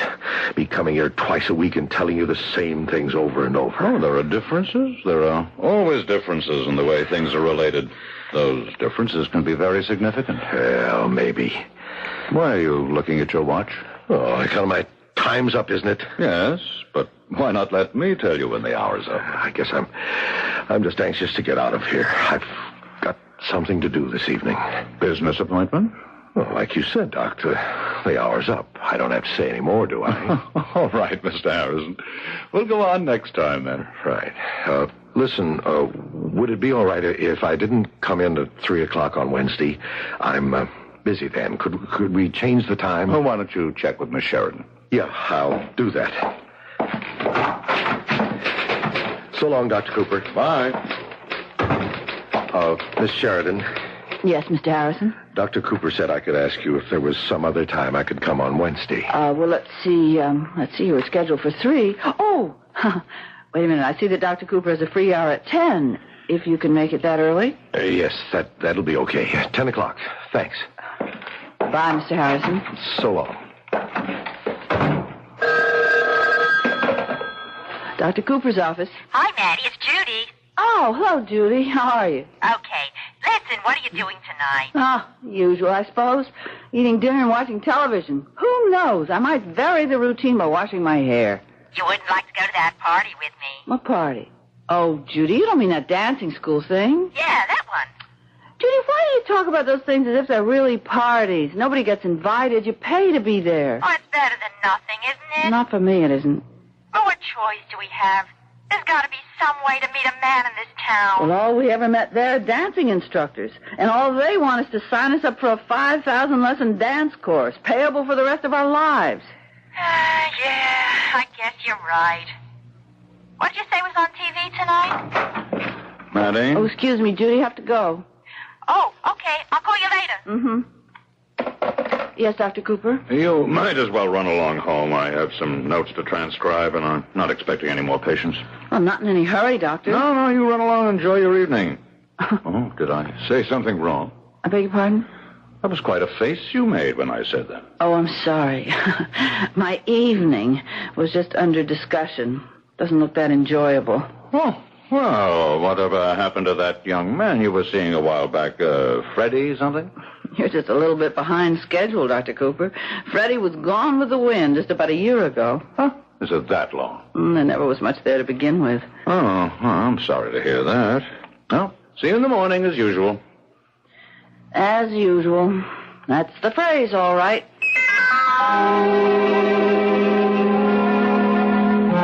Mr. Radovitz says to Mr. Clark, who's supposed to be handling the money around here, you or me? So Mr. Clark says, why have we got adding machines in the office if you're not going to use them? So Mr. Radovitz says, hey, Maddie, are you still there? Yes, Judy, I'm here. You haven't said a word for 5 minutes. I wonder why. Listen, am I keeping you from something? Only from my dinner. I thought I had some macaroni and cheese left over from last night, but it had green mold all over it. Well, what are you going to do then? Go out to the cafeteria, I suppose. I thought you hated that place. You said it was full of nothing but tired old men. Hey, old men, but fresh macaroni and cheese. I'll talk to you tomorrow, Judy, okay? Yeah, all right. Hey, you know something? What? Right about now, I'd even settle for a tired old man. Excuse me, miss. Yes? Maybe I better give you a hand with that tray. It looks like you're about to drop the whole thing. Oh, this darn book of mine has made the whole thing unbalanced. Well, here, maybe if I grab the book. Oh, thanks. That helped. Hey, this is some book, all right. Must weigh 10 pounds. It reads that way, too. Well, thanks again. Why not sit down here at my table? Well, okay. I guess it's just as good a table as any. Of course, maybe you'd rather be by yourself to read your book. No. I don't think I really feel like reading tonight. Hey, what's the name of it, anyway? Hey, you know something? I can't even pronounce the name of it. It's called The Psychopathology of Everyday Life. Sigmund Freud. I'm sure you've heard of him. Yeah, he's a shrink or something like that. Well, he was just about the first shrink, I guess. No kidding. Hey, you must be a pretty brainy type reading stuff like this. Well, I'm afraid I only read it because I think I should. Not much of it really penetrates. Well, that's the way I feel about most books. Only I never cracked one with a title like that. Well, you see, I work for a doctor. Oh, hey, you a nurse? No, not really. I'm just a receptionist, a secretary. But I did have some training, and I thought it would be necessary in order to work for that sort of person. Oh, what sort? A psychiatrist. Oh, you mean he's a shrink, too? Well, I suppose you could call him that. Well, what do you know? You know, all my life I wondered about those guys.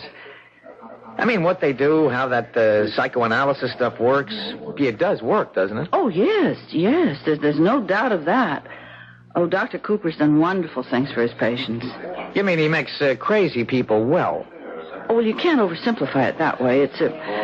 Well, his patients aren't, crazy, as you say. They're disturbed, and they have problems and neuroses, and, well, an awful lot of people do. Only, not all of them seek professional help. Yeah, well, that's for sure. There are more nuts walking the street. Psychopathology? Yeah. I don't know. This kind of stuff is too much for me. Hey, you're not eating your dinner. No. Yeah, that's right. Well, then, you're not eating yours either. Well, I'm not too hungry tonight. I'm just having coffee. That's all? Well, that's all I came in for. Only I guess I'm getting a little more than I bargained for. I mean, this nice conversation. Do you live around here? Well, not too far away. In fact, I was thinking of looking for a room in this neighborhood. Just a room? Well, yeah, what else does a guy like me need? I mean, a guy without a family. Oh, I see. You know, I really can't get over it. Over what? The combination. What do you mean? I mean, a girl like you, a nice-looking girl like you, with brains, too. Listen, my name is Jimmy French. How do you do? Oh, hey, come on. Fair is fair. I told you my name, the least you can do. Okay, my name's Maddie Sheridan. Maddie? Yeah, well, the truth is my name is Matilda, but I don't care for it very much, so my friends call me Maddie. Well, fine, that's okay with me. My name is James. Well, I guess I should be running along. I gotta meet a guy downtown, talk about a job. Oh, you're not working right now? No, well, I'm kind of between things, you know, but it'll be okay, I guess, if I just keep trying. That's the old American spirit, right? Yes, of course. It was sure nice talking to you, Maddie. It was nice talking to you. Maybe I'll see you around. Who knows, right? Yeah, who knows?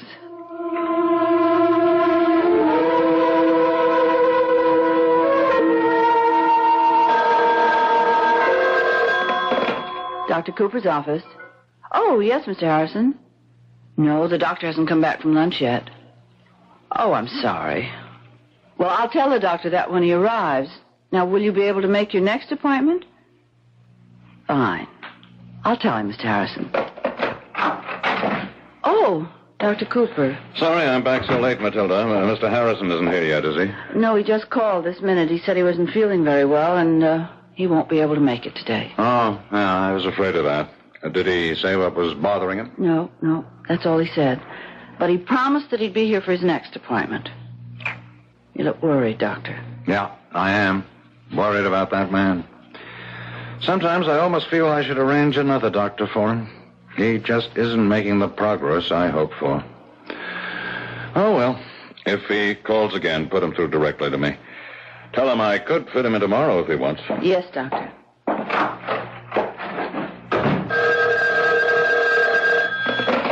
Dr. Cooper's office.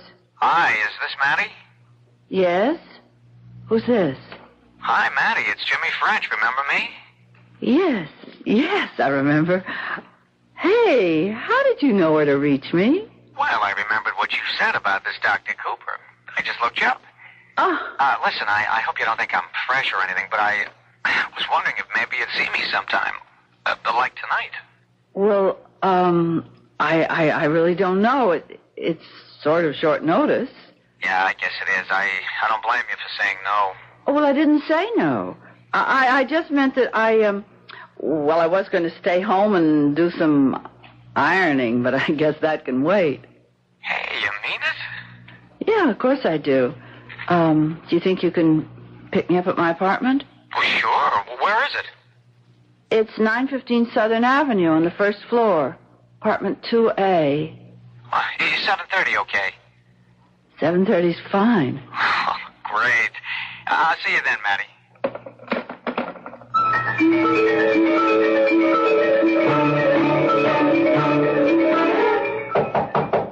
1 second. Who is it? It's Mark. Yeah, that figures. I knew you'd be coming around again. That's right, Jimmy boy. I'm coming around every night until we get our business finished. Now, what do you say? Got a little installment for me? Mike, listen, I got something better than an installment. Come on, buddy. Don't tell me you got the whole thing. I'd keel over and die. You never had 2 bills in your pocket at the same time. Mike, I got something going. I got something that's going to take a little time, but it'll be just what I need. What we both need. You know what I need, Jimmy boy. I need my bread. All of it. And I need it now. You'll get it. Every nickel, Mike. I'm going to start putting it all together tonight. 7:30 tonight.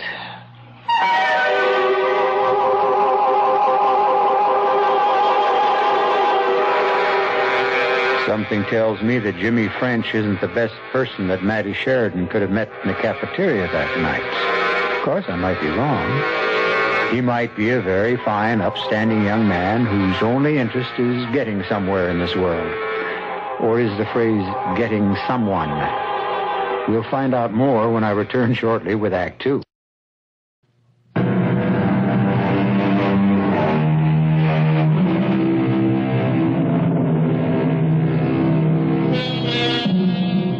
Maddie Sheridan has had a remarkable evening.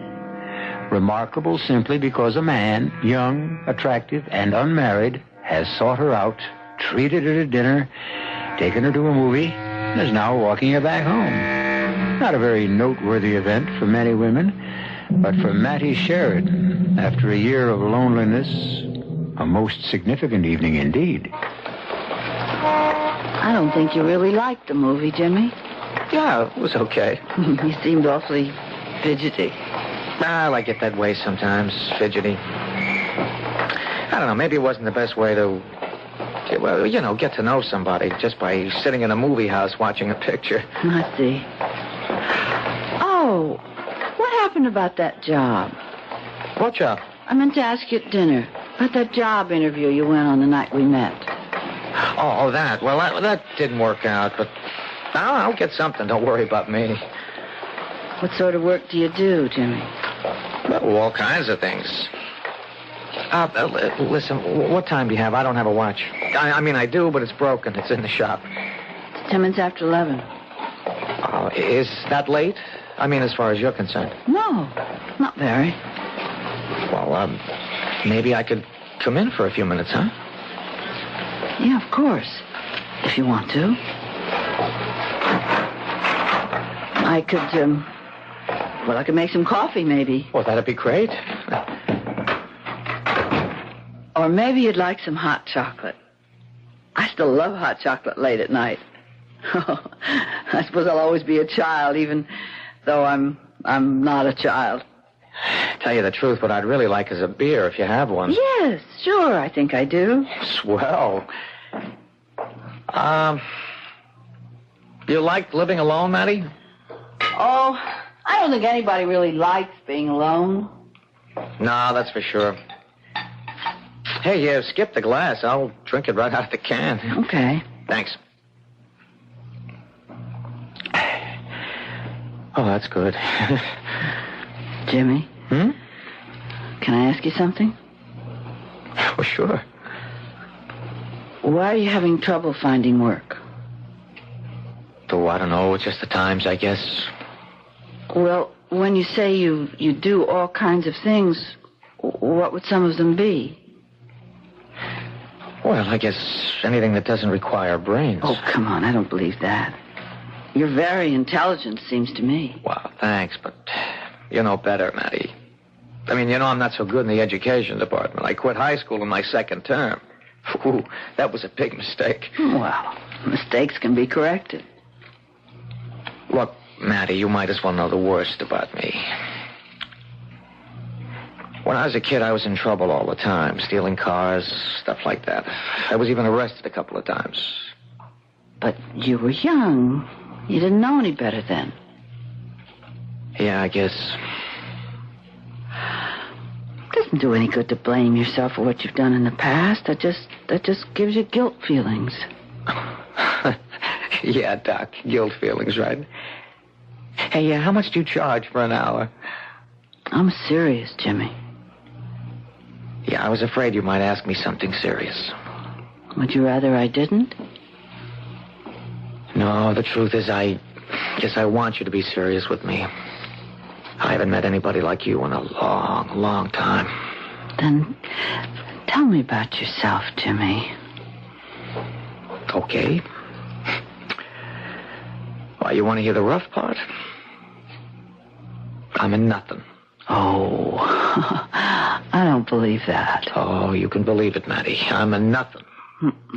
I don't have a trade. I can't do anything that'll make me a decent living. I've had 6 jobs this year, none of them worth $100 a week. I'm not the kind of a guy who can, take a girl to fancy places, stuff like that. I don't like fancy places myself. Yeah, but you deserve something a lot better than cafeterias. I mean, you're really something special, Matty. Didn't you know that? Me? Listen, I never thought a girl like you would look at me twice. But why? Oh, come on, you're 1,000,000 times smarter than me. Look, maybe I'd better be going. Well, you haven't even finished your beer. I'd better go. I'm just getting you all depressed, and me too. Jimmy? Huh? Will you be calling me again? Why do you want to hear from a guy like me? What for?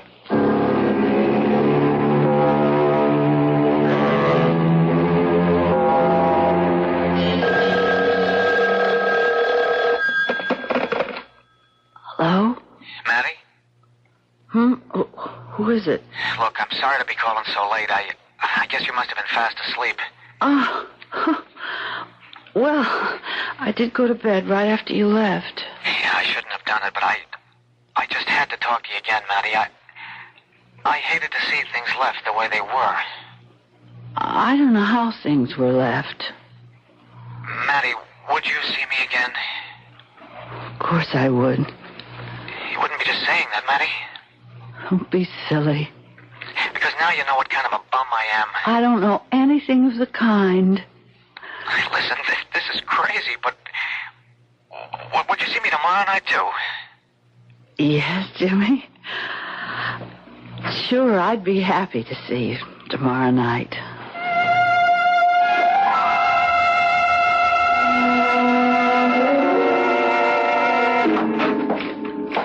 Mr. Harrison not here yet? No, Doctor. I should have guessed that he'd be late. He always is recently. Dr. Cooper. Yes, Matty. About tonight. I know we usually work a bit late on Fridays, but I was just wondering if I could leave at 5:30. Well, yes, of course. Huh. Something special about tonight? Yes, sort of. I've been meaning to tell you how well you've been looking these days. You're doing your hair differently, aren't you? Yes. Yeah. I got sort of tired of that old maid look. Now, if I had to give a professional opinion, I might diagnose a condition of the heart. All right. I'm here. I suppose you're all upset because I'm late. Oh, no, Mr. Harrison, not at all. Please come in.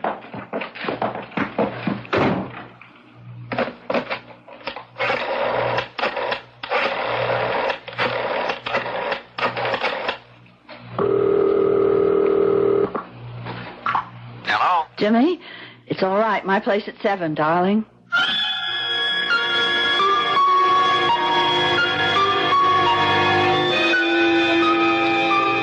Here we are. Roast beef, specialty of the house. Yeah, looks good.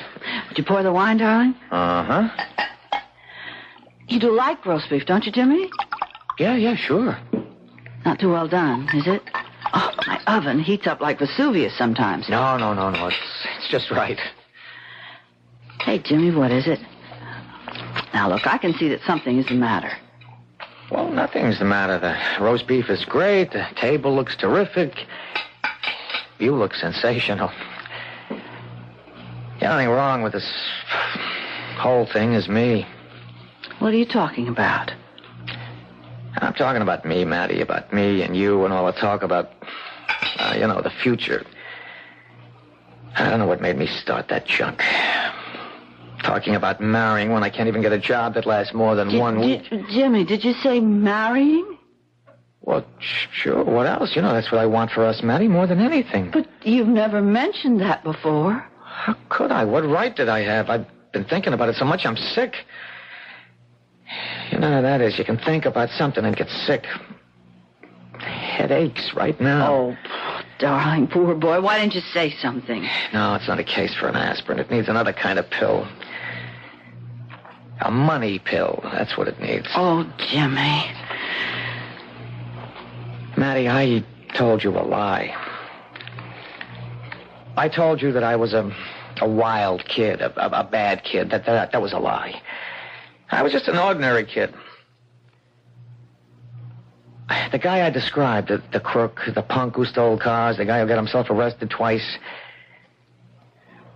That's me now, Matty. Right now.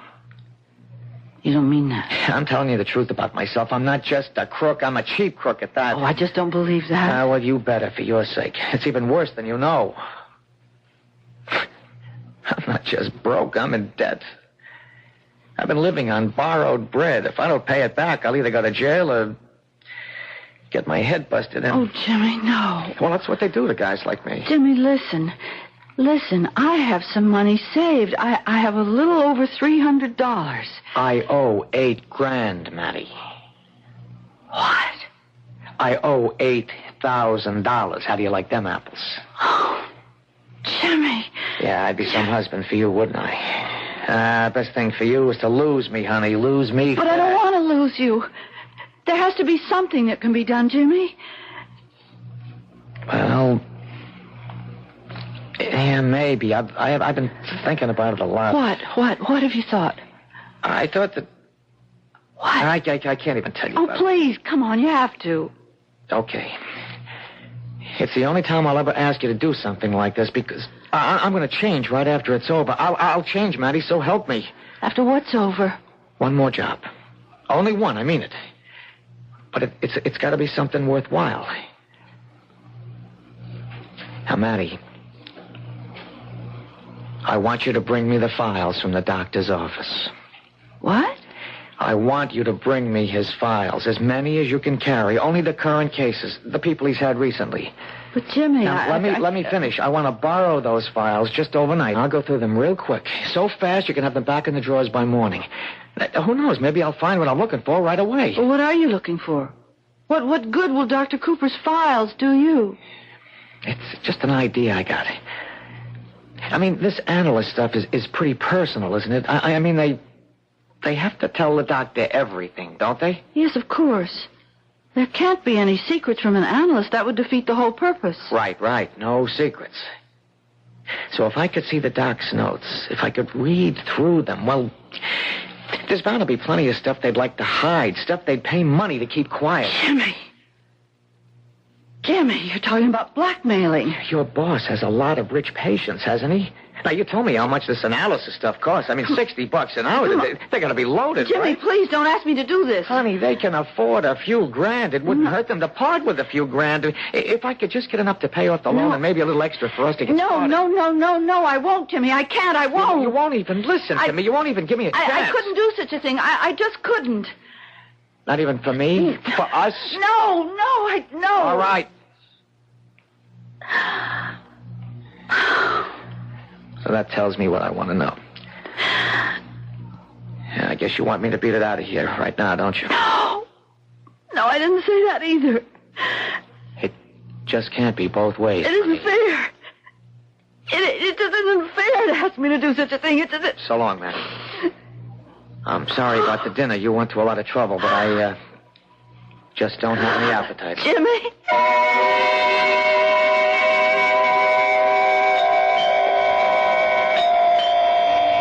Who is it? It's me, Jimmy. Who? It's Maddie. Maddie, what are you doing here? I just wanted to see you. I've been calling you for days. I've been out. Why didn't you call me? You know why. Jimmy, I missed you terribly. I missed you too, Maddie. What's the use? What's the good of us seeing each other? It doesn't go nowhere, honey, don't you see? Jimmy, can't you see what I have here? What's that? It's the files. It's not all of them. It's just his current patients. Patients? Yes, it's Dr. Cooper's files. I've brought them.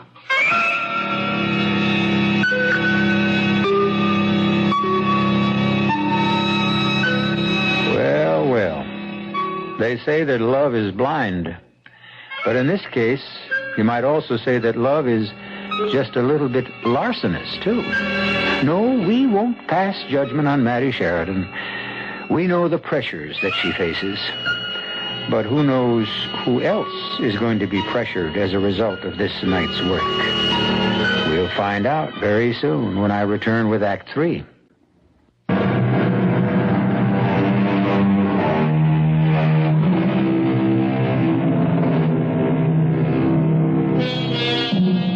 There is frantic activity in the one-room apartment rented by Jimmy French. A steady period which has lasted for many long hours. Folder after folder has been perused. Long, copious notes full of psychiatric jargon have been studied. And if Jimmy French is getting what he expected from the notes of Dr. Vernon Cooper, he certainly doesn't seem to be pleased with the results. Nothing. I can't make heads or tails out of this Please, stuff. Jimmy, try just to keep them in some kind of order. If you mix up the pages, I'll never get them back correctly in the files. Why can't I figure out what he's talking about half the time? I told you it wouldn't be easy, that they wouldn't make sense to you. It's like reading a foreign language. Wait a minute. What are those type pages? Well, they're transcripts of conversations. They're taken from a tape recorder. Well, Dr. Cooper doesn't always tape what his patients are telling him unless he thinks it's important. Oh, boy, this looks like a long night. I haven't even eaten yet, have you? No, I came right from the office. Oh, I got some hamburger meat in the refrigerator. You want me to fix it? That'd be great. All right. Maddie? Yes? Look, I know how you feel about this, but you're not doing your boss any harm. These files will be back where they belong tomorrow morning. You're all right, Jimmy.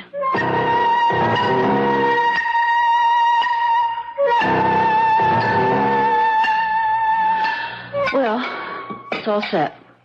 I couldn't find any hamburger rolls, so I hope white bread will do. Maddie, I think I got it. I think I found the one.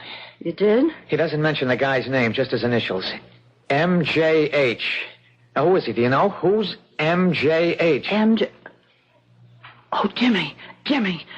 No, not that one. Well, why not? Who is he? Because his name is Harrison. It's Martin J. Harrison, and he's in Wall Street. And I suppose he's very wealthy, but he's such an unhappy man. Jimmy, don't make it any worse. He doesn't sound so unhappy to me. You read the stuff about him? No, I don't know anything about him. Dr. Cooper types his own notes. They're confidential. Well, I'll tell you one thing about the guy. He's got a girlfriend. He does?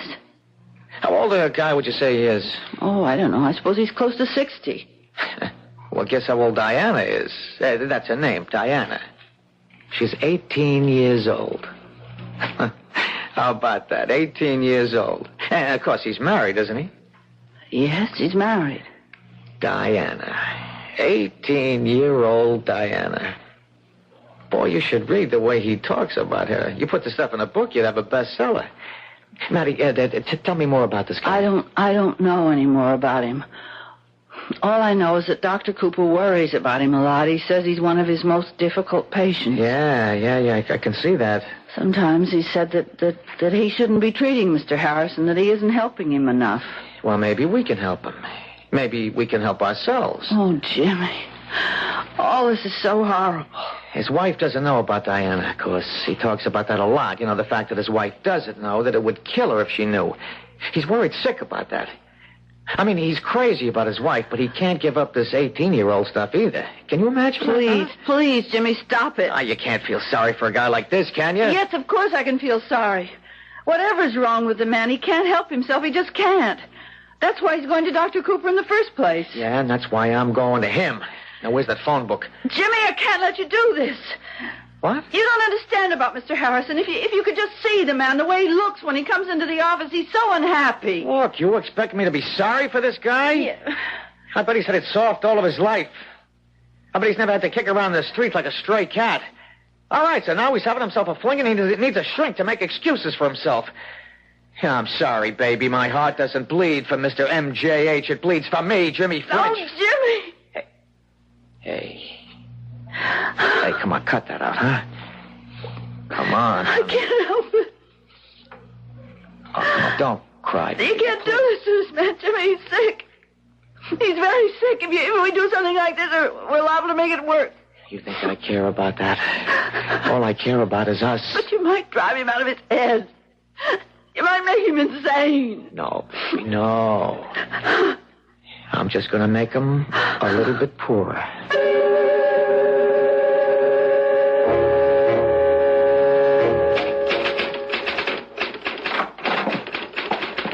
Oh, good morning, Mr. Harrison. Morning. I'm glad you were able to keep the appointment. Is the doctor in? Yes, I'll tell him you're here. Dr. Cooper, Mr. Harrison's arrived. Yes, I will. You can go right in, Mr. Harrison. Thanks. Please come in, Mr. Harrison. I suppose you've got a few nasty things to say to me today. Well, why would you think that? Oh, because of the appointments I've missed. Or maybe it doesn't matter to you. You get paid no matter what, right? Probably a relief to you when your patients don't show up. Please lie down, Mr. Harrison. All right. Well, is it true? You're glad when we screwballs don't show up to bother you, aren't you? Yeah, you happen to be wrong about that. I'm not glad to miss a session. I lose something by it. And more important, so do you. $60, that's what I lose. Can you give me any particular reason why you didn't show up last time? You know the reason. Do I? You know very well. I needed a different kind of therapy, Doctor. Go on. Well, you know what I'm going to say next. Well, I'd rather you did the talking. I went to see her, of course. Diana. I see. Took me a whole day to figure out how to get to Diana's place and stay a while. Without my wife finding out, of course. And did you succeed? Yes, I succeeded. I told her I was coming to see you. That's always a good excuse, of course, going to see my analyst. So you see, you do come in handy sometimes, Dr. Cooper. You're worth $60 an hour even when I'm not here lying on your couch. I'm on somebody else's couch. You don't really consider me an excuse, do you, Mr. Harrison? No, that's not what I meant, Doctor. You know what I meant. Please continue. Anyway, I made sure that Elizabeth didn't know where I was. I always have to make sure of it, that she doesn't suspect anything. I told you what it would do to her. She's a sick woman. That heart of hers is held together with tissue paper. Did I ever tell you how sick she is? Yes, you've told me. It would kill her if she found out about Diana. She'd just lay down and die. I can't have that happen, Doctor. She's everything to me. She's my whole world. Well, I know what you're thinking. If she's my whole world, what am I doing with Diana? That's what you want to know, isn't it? If you can answer the question, please do. That's just the thing. I can't answer it. I don't know every time I see that rotten little 18-year-old tramp. Tramp, that's all she is. Jailbait. And yet you continue to see her. I've got to. I can't help it. I've got to go on seeing her, Dr. Cooper. She's got a spell on me. A hex of some kind, I swear it. And yet, oh, God, if Elizabeth ever knew, if she ever found out, it would kill her. My wife would die. And then I'd die, too.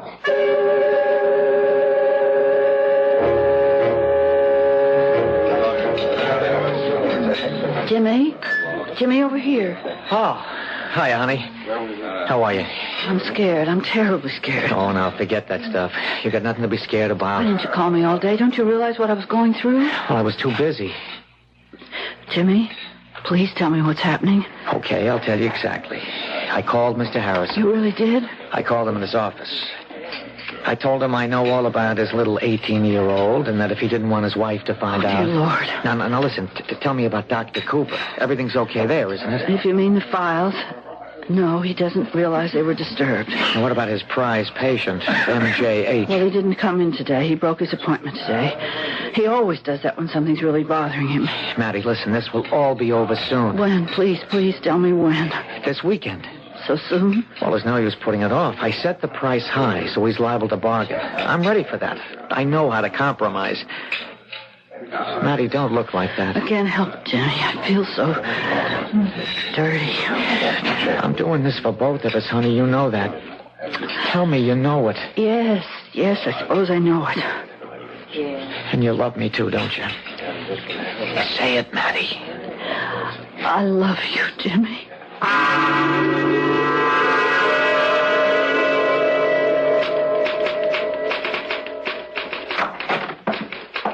Morning, Maddie.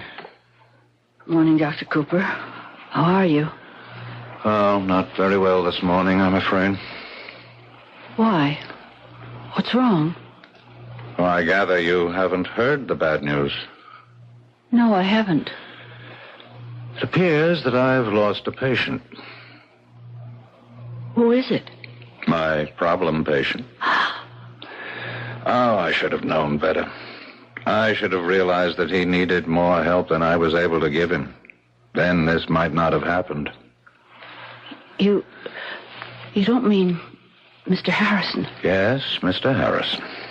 I knew there was a dark and dangerous force within him, that it was getting closer to the surface every day, but I never expected anything like this. What happened? He killed a man, Maddie. He what? I saw the violence in him, but I didn't foresee this. Who did he kill? A blackmailer. Man's name was French, James French. He was threatening to tell Harrison's wife about a young girl Harrison was in love with. Harrison wasn't going to pay him. Harrison went to see the man, and he brought a gun with him. He shot him dead, and now the police have arrested him. Dear God. A blackmailer. I can't understand it. I can't understand where he could have learned such a thing. How he could have made such a terrible mistake. A mistake? What do you mean? Well, I mean, there was no cause for blackmail, Mattie. No real cause, only the dark fantasies in his own soul. Fantasies? There was no girl named Diana. It was only Harrison's delusion, only a creation of his own guilt-ridden mind. She wasn't real? He was guilty about something that never existed. And when a blackmailer threatened him, he protected his delusion with murder, the ultimate rationalization.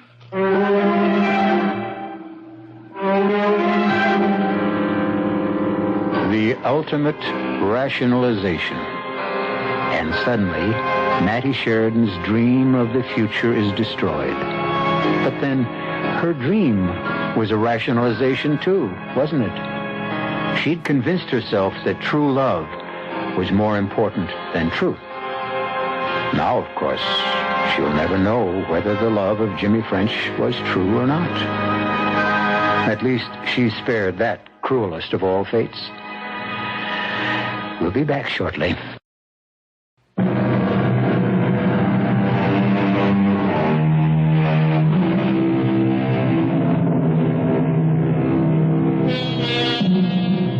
We hope you've enjoyed this little journey into neurosis, blackmail, and murder. They're the typical sort of menu on the Radio Mystery Theater, as our loyal audience has already discovered. We plan to bring you more of the same bill of fare in the future. Now, if you'll excuse me, I have to see if I've managed to oil the creak out of our door. Our cast included Augusta Dabney, Jack Grimes, Alan Hewitt, Robert Maxwell, and Joan DeMarais. The entire production was under the direction of Hyman Brown. This is E.G. Marshall inviting you to return to our Mystery Theater for another adventure in the macabre. Until next time, pleasant dreams.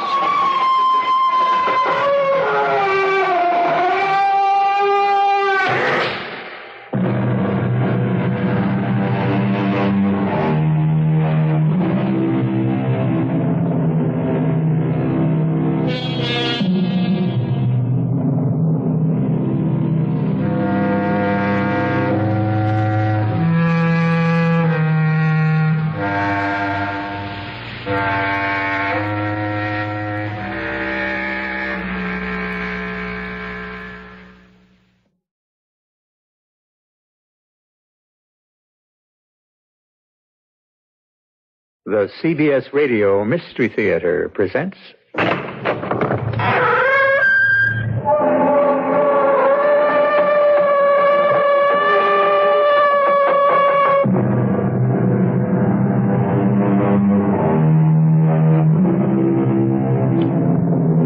Come in. Welcome. I'm E.G. Marshall. It was William Congreve, the early 18th century playwright, who first penned the words, "Heaven has no rage, nor hell a fury, like a woman scorned." It is a basic truth, whatever century. Certainly is true in the 19th, where this story lies.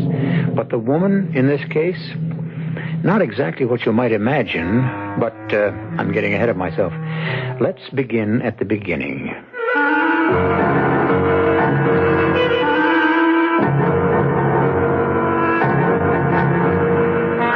Our mystery drama, To Hang by the Neck, was written especially for the Mystery Theater by Ian Martin and stars Marion Seldes.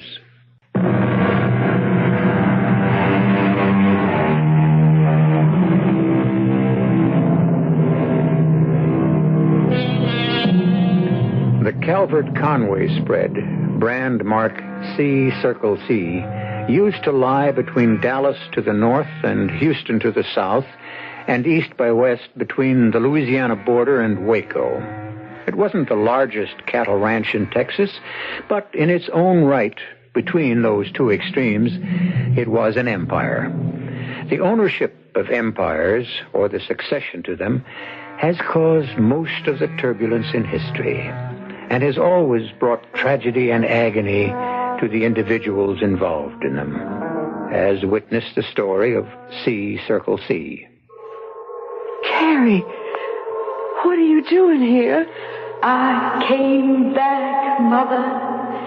I thought you needed me. Of course I need you. But what good is this? You're gone. I've had enough of dreams. Maybe this is a little more than dreaming. What? Remember Becky Pryor, who was going to be my maid of honor? Of course. I had a letter from her recently. She's coming to visit from New Orleans. But you don't want to see her. That isn't true, Precious. Your father felt that perhaps the way I am, it wouldn't be the best idea. He's very solicitous of you, isn't he? Of course.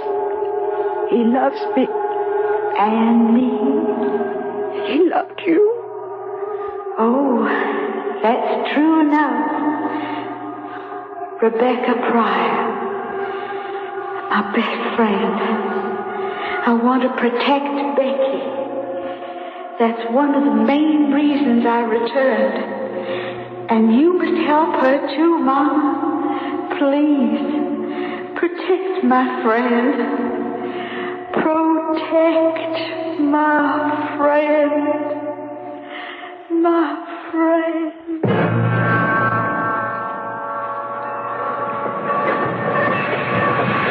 Pardon me, ma'am, but you've just got to be who I'm looking for. Miss Rebecca Pryor? I answer to that name, sir. What is yours? I'm Teague Whitman, ranch hand of the C Circle C. I was sent to meet you. Oh, how nice. I was afraid I might have beaten my telegram here. No, it come on time. The only thing was I reckon Mrs. Carstairs didn't have enough time to answer you back. Well, I'm glad, because being an anniversary and all, I wanted to come. Anniversary? Yes, sir. Just about 1 year ago, I came off this same old train to be maid of honor at my friend Carrie's wedding. Only to find out the terrible news. What news is that, ma'am? Both Havisham, her husband-to-be, had run out on her and carried it. You have no need to go on, Miss Pryor. I know what you're talking about. The hanging. I still can't believe anyone, especially Carrie, could kill herself that way. But I don't want to talk about it anymore. I can understand why. But I got the rig waiting. Let me get your bags and take you out to the ranch.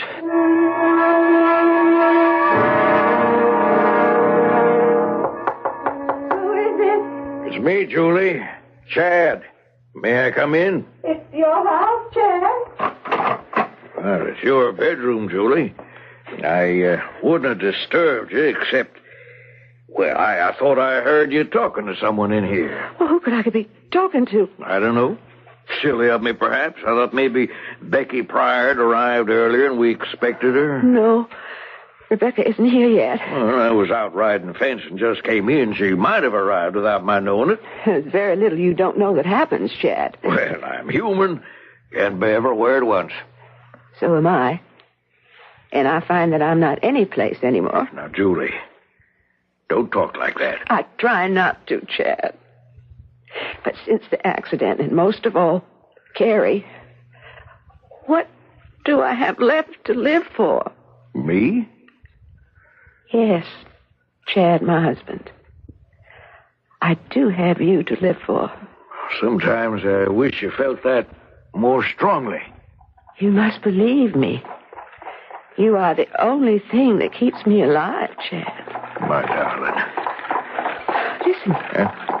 Someone's driving up. That must be Rebecca. She planning to stay long? Well, I shouldn't guess. She just said in her letter she'd like to come and visit Carrie's grave on the anniversary. Why didn't you mention the letter? It's just one of those things. I replied, invited her. Do you mind, Chad? Oh, why should I mind? You need some companionship stuck out here in the back of beyond the way we are. I reckon maybe I do, Chad, especially since my accident. Oh, that damn mare. I told Punch Williams her milk wasn't proper drawn after she lost the colt, and she went plumb loco. I should have fired Punch. What kind of ranch foreman was he to let it happen? You cannot blame him. I should have been ready when the mare shied. It's just that she was always so surefoot and gentle. I never dreamed Don't dwell on it, Julie. Well, what else can I do? My back broken, shackled to a chair the way I am, in pain most of the time. It's your visitor, all right. I'll go on out and make her welcome. I never should have let Rebecca come here, except somehow I must find a way back to my own child. Oh, my lovely darling. The flesh cut and scarred, the staring eyes, your feet moving a little yet, as if they had life of their own, but all the rest of you was still. Why? Life could still have been good. Nothing should have made it worth throwing away.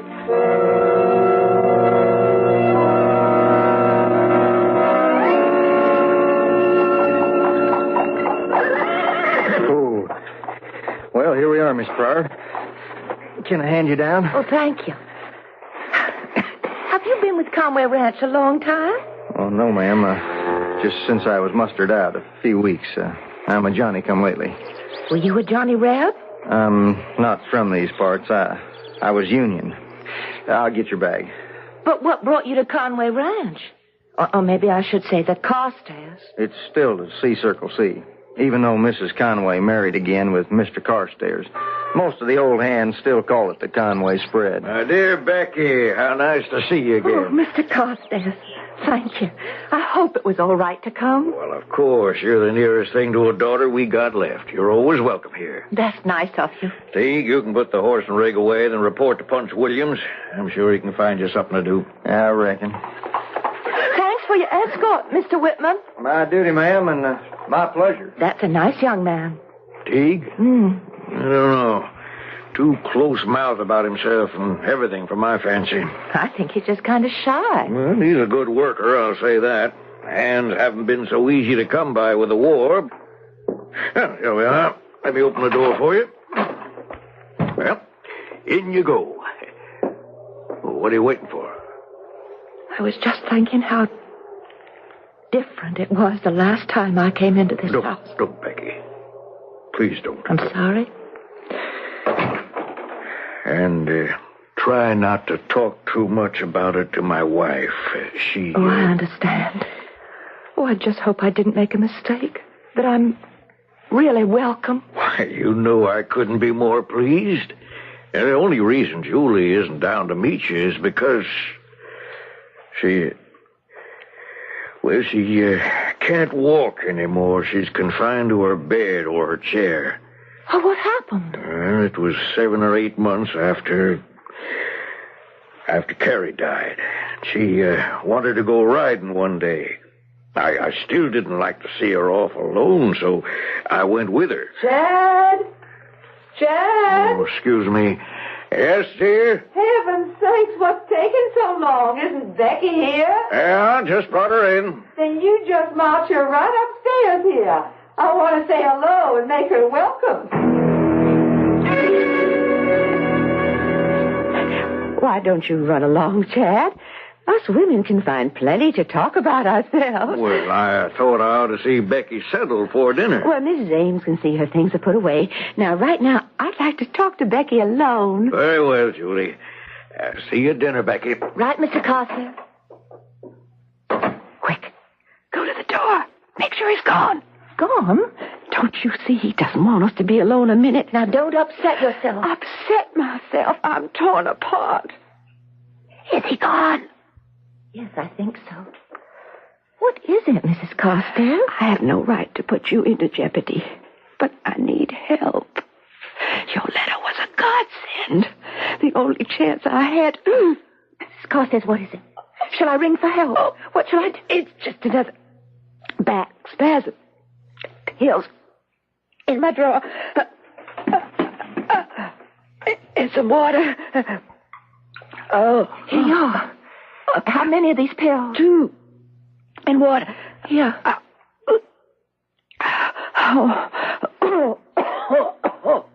Now, I can't tell you, but I must. I need help. And Gary can't rest in peace until the truth. Is anything wrong? You better come in, Mr. Carstairs. What's the matter, Becky? I thought I heard Julie cry out. Well, it's her back, I think. I gave her some of these pills, 2 of them. Is that all right? Yes, that's all you can do when these attacks come. Oh, look at her. Look, she's... Yes, it's a very strong drug. Puts a person to sleep almost immediately. Oh.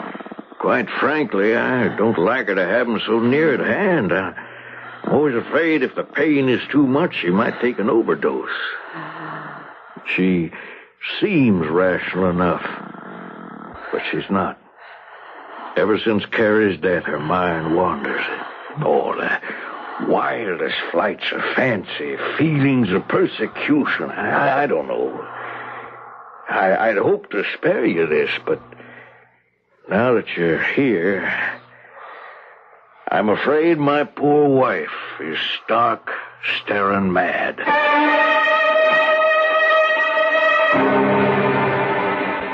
Rebecca Pryor looks at the handsome man, the lines of sorrow etched deep in the gentle face, and her heart goes out to him. And then suddenly, she is remembering the haunted face of her dead friend's mother and her cry for help. Against what? Rebecca doesn't know. What she does know is that she will not be able to relax till many questions are answered. I shall return shortly with Act 2.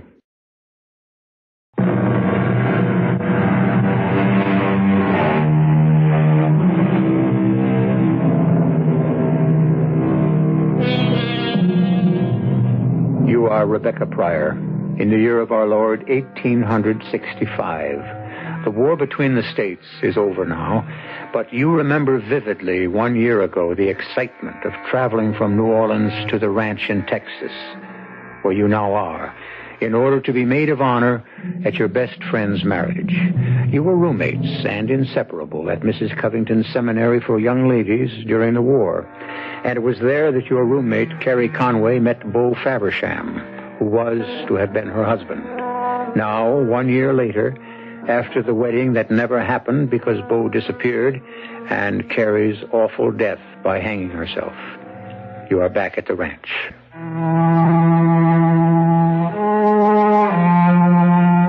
Dear Daddy, I'm writing you because something is strangely wrong up here at the Circle C. And I think it might need you to help set it straight. Do you think there's any possibility you could come here as though to fetch me home? And then, while you're here... Oh, who is it? Chad Carstairs, Becky. Can I see you a minute? Of course, Mr. Carstairs. I'll be right there. Oh, if it's too early... No, I'm all up and dressed, as you can see. Come in. Thank you. How is Mrs. Carstairs this morning? Well, not much better, I'm afraid. I'm going into town to fetch a doctor. I thought perhaps you might like to ride with me. Oh, that's kind of you. But maybe I can help here with your wife. Oh, I doubt it.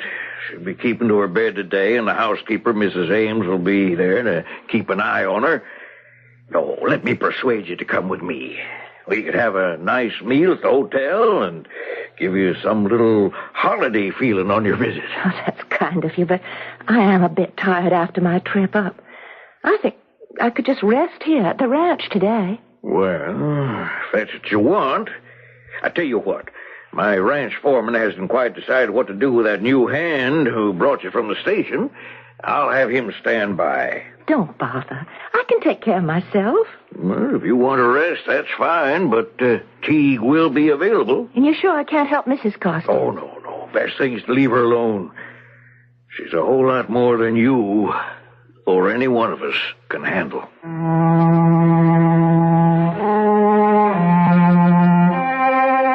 From my window, I watched Mr. Carstairs climb into his buck wagon and give some orders to Teague Whitman, who glanced once towards the house.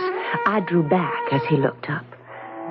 I found suddenly that I was a turmoil of mixed feelings, and the only thing I could think of to do was to finish my letter to Daddy. But as I did, I blamed myself bitterly for not going into town with Mr. Carstairs. I could have posted the letter myself. Now, who was I going to trust to get it sent out? Once I sealed the envelope, I felt the need of some air. Well, howdy, Miss Pryor. What you got there? A letter you want mailed? Yes. I reckon I should have finished it sooner in time for Mr. Carstairs to take it to town. Well, you won't have to lose out. I'll be riding in after sundown. I'll see it goes out with the morning stage. Oh, I wouldn't want to bother you. Or trust me. Well, whatever made you say a thing like that? I don't know. Maybe because I wish I was sure you did or would. Why on earth shouldn't I? I kind of got the notion Mr. Carstairs has it in for me some way and plans to let me go. Oh, I don't think so. It's just... Just what, Miss Pryor? Well, I think he... No, I'll tell you straight out what he said to me. He thinks you don't talk very much about yourself, and he'd like to know more about your background. And he asked you to see what you could find out? Not exactly. Anyways, I wouldn't have any part of a thing like that. It's none of my business. But maybe you could do something for me. With pleasure. Matter of fact, I was told by Mr. Carstairs to keep an eye on you. An eye on me? Well, he seemed to want to make sure you stayed away from Mrs. Carstairs in the stable here. Why the stable? Well, I wasn't here when it happened, but I suppose because this is where Miss Carey, well, you know, I should think it'd be the last place you'd want to see again. But I was going to ask you if you could saddle me up a horse or hitch one up to the trap so I could ride into town and mail my letter. Oh, I don't know about that. There's only one horse left in here, and Punch Williams, the ranch boss, took all the hands in the remuda out this morning to graze up on the Northwest Fork. There's just this one mare left. Well, there's just this one girl. That'd suit me. Will she take her in? No, ma'am. The way I heard it, well, this poor little black mare got stole some time back, and whoever the horse thief was, he hitched her to a split-rail fence somewhere and left her to starve or die of thirst. Well, she got so frantic, she broke the stringer right out of the posts, and when they found her lying exhausted in an arroyo, she plain had dragged that heavy log, Lord knows how many miles, till her strength gave out. Buck Henry, the oldest of the hands, told me about her. Ever since that day, you try to hitch her to anything, and she goes just plumb loco. Other times, she's as nice a little filly as you'd ever want to see. Well, will she stand if you just let the reins trail? I reckon. Well, then I'll just change into some jeans, and you could saddle her up, and I'll ride her into town. I don't think Mr. Carstairs would want that. Well, I do. But would you come inside the stable with me for a moment? No, I don't want to go in there. Why? Did you see her hanging? Tone. Yes. I did, just before they cut her down. Oh, how could she have done such a thing? I was hoping you might know the real reason. What do you mean, the real reason? Well, it's mighty hard to believe a girl could hang herself just because a man ran out on her, if he did. Oh, he did, all right. Where is he now, this man? I don't know. I don't reckon he'd dare show his face anywhere in this state, or Mr. Carstairs will be out looking for him. What are you doing? Opening the stable door. What for? Just where was she hanging? Could you point it out? From that big beam there. Oh, Lord, I don't see how she could have done it. Plain and simple, Miss Pryor. You toss a lariat over the beam, tie off the hitching rail so it hangs with a noose some 8 feet off the ground, climb on a horse, get under it, put the noose over your neck, and kick the spurs home, and you're left hanging. To strangle slowly to death like that, it's so horrible. Nope. Chances are on the first drop you break your neck, and you don't know anything after that. Oh. No, ma'am, the how is not the question. It's the why. Just like you said. And I get the feeling you know more than you want to say about that. Who are you? Let me ask you a question first. What brought you back here? A year after it all took place. What are you looking for? What right have you to ask? Maybe none. You afraid to answer? I don't see it's any of your business. Supposing I could convince you it might be. What's that? Oh, someone coming. Why, it's Mr. Carstairs. Back from town so soon? I reckon he forgot something.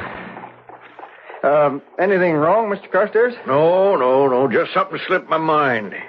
Becky, didn't you say something about a letter you wanted to get in the mail? Well, yes, I did. But I hope you didn't come all the way back here for that. Well, weekend coming up suddenly crossed my mind it could be important. I should take it in. Could I change my mind and come in with you? Well, that's always a lady's privilege. Tell you the truth, it's just what I hoped you'd do. It crossed my mind after I left. This was no place to leave you alone.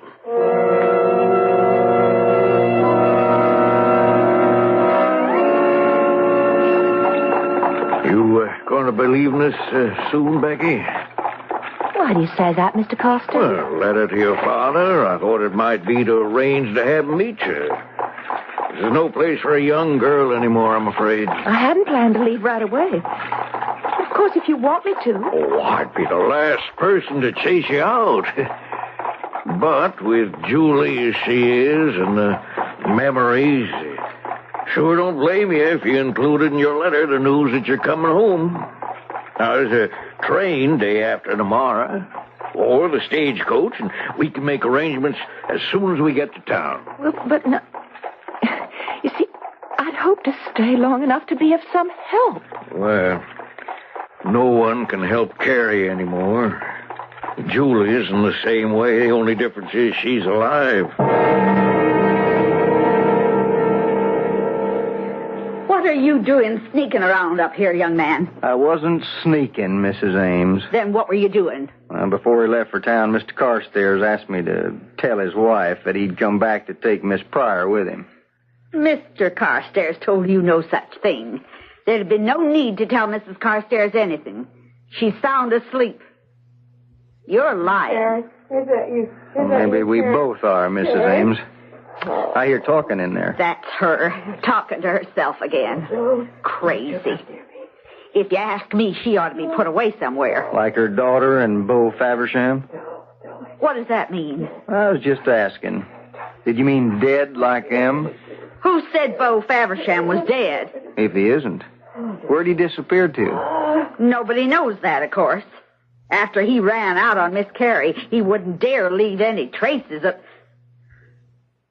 What business is that of yours? None. Who are you? Just a hired hand. With a large bump of curiosity. I'd like to know why. And what you're doing in the house. I'm sure the cat... Mr. Carstairs wouldn't like it. Does he have to, Mrs. Ames? Couldn't you and me share a secret or two between us? You keep your ideas to yourself, young man. You picked the wrong woman to smart around. Now get out of this house, and before the sun rises tomorrow, I'll see that Mr. Carstairs gets you off this ranch. How, Mrs. Ames? Feet first, like Beau Faversham went? Why do you say that? Who are you? Oh, just an interested bystander. You listen to me and listen close. If you're counting on Mr. Carstairs inheriting the C-Circle C, or ever controlling it, forget it. Oh. And you might want to keep your own skirts a little clean. So I'm asking you a question. What really happened the night Miss Carey died in the stable? How did she die? And why? Why, everybody knows that. They know what was supposed to have happened. What I'm looking for is the truth. Good Lord. What was that? No, Carrie, no. Don't tell me there was a child. You know there was. Why else would I haunt you? What is it you want me to do? Face the truth. Don't let me have died for nothing. Don't let him win. What can I do? I'm afraid he'll kill me just as he did you. No, Carrie. Leave me alone. I'm afraid. Now, don't ask me to fight him. Don't. What is it, Mrs. Carstairs? Oh, nothing. No, nothing. It's just a bad dream. A dream about what? Who's that? Get him out. I don't want to talk about it. I don't want to talk about anything. I just want to be left alone. I'd like to have you talk to me, ma'am. I don't want to talk to anyone ever again. Except maybe Rebecca Pryor.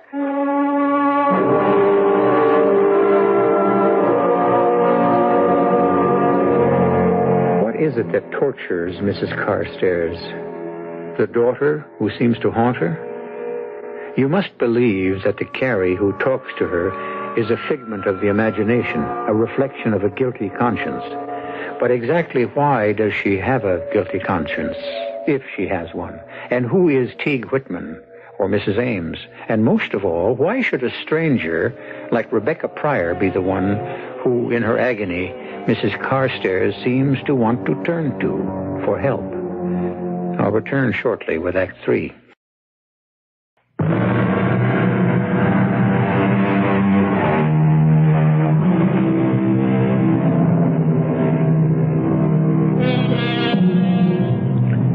While events at the C-Circle C have been moving to their own climax, they have also been moving more slowly to a decision in Becky Pryor's life.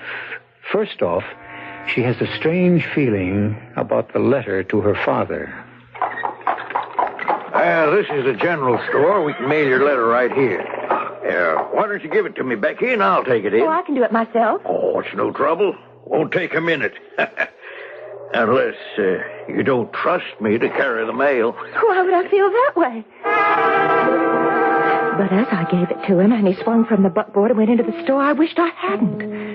Some nagging doubt tugged at me. For a moment, I almost followed him in. But I was too late. For at the moment of decision, he was already returning. That's that. Now we can go visit Doc Medford. Yeah, boy, yeah. You really think he can help her? I don't know what that means. I'm afraid to say it means anything. It was honestly just a question. Then I'm going to be just as honest in return, Becky. No, I don't think he can. I don't think anyone can. Then why do you go to him? Well, what other choice do I have? I couldn't save my daughter. I'd like to save my wife. Why did Carrie do it, Mr. Carstairs? Hang herself? That's really, I suppose, why I'm back here. I just can't understand. That she counted the world well lost for love? No, she was young like I am. Some other man would have come along. I tell you true, I am never going to rest till I can understand why.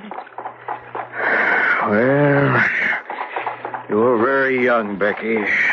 So many things you don't know or even imagine. If it'll help you, I'll tell you the one secret. What? Why Carrie killed herself. It wasn't just because her promised husband walked out on her. Then why? Why? She was carrying a child that would have no name. Bo Favershams. If he wasn't the father, who else could she claim? And how could she face bringing a fatherless child into the world? All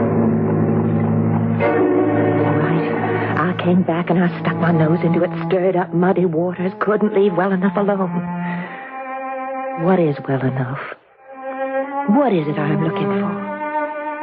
And if Carrie didn't put a rope around her neck, how else did she die? And most of all, why am I so scared? Becky, I don't know what you wrote in the letter to your dad, but I didn't mail it. What? Here it is, unopened. I just felt there was no point in mailing it, the way I feel now. I don't understand. Well, I figured with you taking the train tomorrow morning, you might even get there before the mail's delivered. You want me to leave? Well, it would be best for everyone. I didn't see Mrs. Carstairs that evening. I went through all the preparations for leaving, haunted by some inner voice that I shouldn't. That something was being left undone. I didn't get a chance to talk to the doctor after he'd seen Mrs. Carstairs. And when Teague Whitman came to get my bag, he was escorted by that dour Mrs. Ames, so we had little to say to each other. I might have made some opportunity to try to see Mrs. Carstairs, but the truth is that after dinner with Mr. Carstairs, the wine seemed to go to my head, and I barely made it up to bed before I was in a profound sleep. Deep, but uneasy, because it seemed to me that in my sleep, I was talking to Carrie. Becky. Becky. Huh? Who's that? Who's calling? It's Carrie. But you're dead. In the grave, but not at rest. I wander and cry out for retribution. Retribution? For what?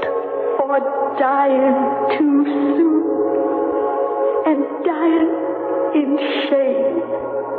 Don't leave me alone. You're the only friend I have. But what can I do to help? Someone will show you the way. You have guessed at some of the truth. Someone will show you the rest. Someone. It's all going to be in your hands. Your hands. Becky? Miss Pryor, wake up. Wake up. Wake up. What is it? It's Teague. It's Teague Whitman. Huh? You've got to get up. Here. Let me help you to your feet. That's it. Now, start walking. What are you doing in my room? I'm trying to revive you. You've been drugged. Drugged? With what? Keep walking. Breathe deep. With Mrs. Carstairs' medicine for her back pains. But why? Why should I be drugged? So you could be killed more easy. Killed? Who would want... Shh. What? Why would anyone want to kill me? Same reason Carrie was killed. And my brother. Your brother? Yes, ma'am. Bo Faversham. You see, Faversham is my real family name. I don't understand. Of course you don't. Becky, it all goes back to what is the most unattractive of human sins. Greed. Chad Carstairs was foreman of this ranch, and he wanted to own the C-Circle C so bad he'd stop at nothing. He tried to romance old man Conway's wife and wouldn't have got nowhere except, well, fate gave him a lucky break. Mr. Conway died of a heart attack, so he swarmed around and finally up and married the widow, only to get a real shock. What sort of a shock? Well, he found out the spread wasn't left to the widow, but to Carrie, the daughter. He tried romancing her, but she didn't want any part of him. She had her own man, my brother, Bo, but Chad Carstairs is a man set on getting his own way, so he didn't stop at romancing. It wasn't my brother's child she was carrying. Oh, no. Oh, so that's why Bo walked out on her. And why she... Bo didn't walk out on her, Becky. He loved her too much. I figured Chad had some hired guns to take care of my brother and leave him in the desert to have his bones picked clean. Carrie didn't hang herself. She was hung. But how? At the point of a gun. He had the rope all tied to the spike on the hitching post and made her climb on the horse, dropped the noose over her neck, and kicked the horse out from under her. I reckon, poor lady, she didn't care all that much about living anyway. But she didn't take her own life. It was took. How do you know all this? No, I don't. I'm only guessing. Well, how you feeling now? I don't think I'll ever want to sleep again. Oh, good. Good? Yeah, because I got to get you out of here while There's still time for you to get away. Well, I'm leaving tomorrow morning. Well, that may be too late. Too late? For what? To save your own life. Why should my life be in danger? Because this evening, while you were asleep, drugged, Doc Medwick and I witnessed this will by Mrs. Carstairs, leaving the C Circle C to you. Yeah, she'd asked you to take it home with you, well, to your father, to be recorded. But why will the ranch? To me? To anyone rather than the man who murdered to make it his own. And you were her daughter's best friend. But what difference does it make? A will could be changed at any time as long as... As long as the person who makes it is still alive. Becky, Mrs. Carstairs died less than an hour after this will was made. She's dead? A few more pills than you were fed. Mrs. Ames took care of that. She's in on it? She's Chad's real wife. What? It's true. Now, you come on with me. We're going down to the stable and get you some transport to get you out of here with a whole skin.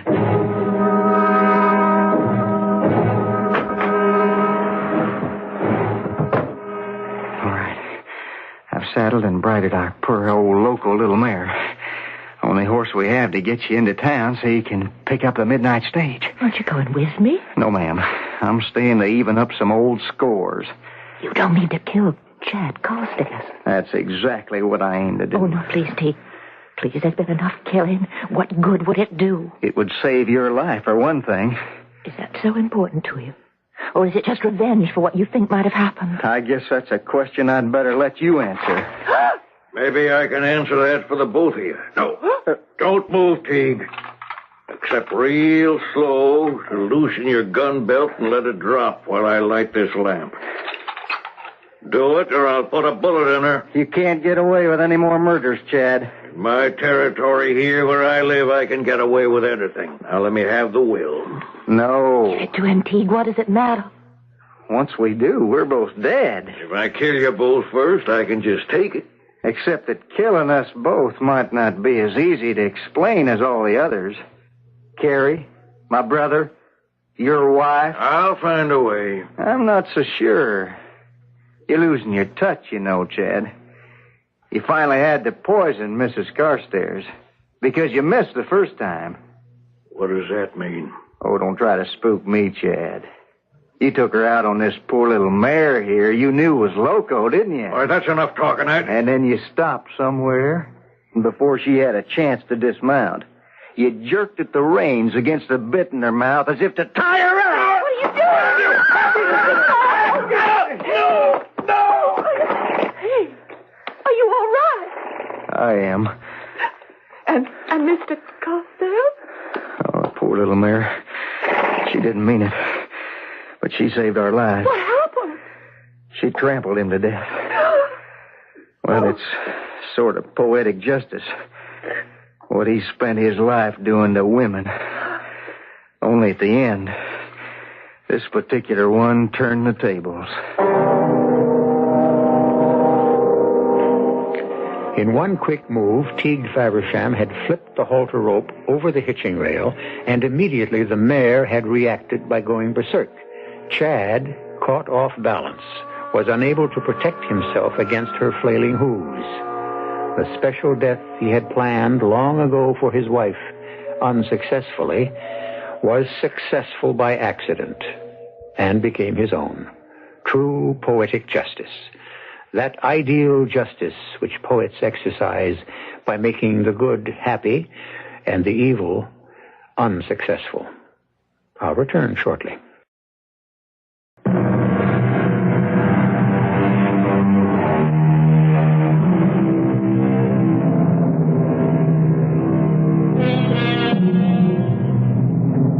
The C Circle C has changed its brand, but the ranch is more successful than ever.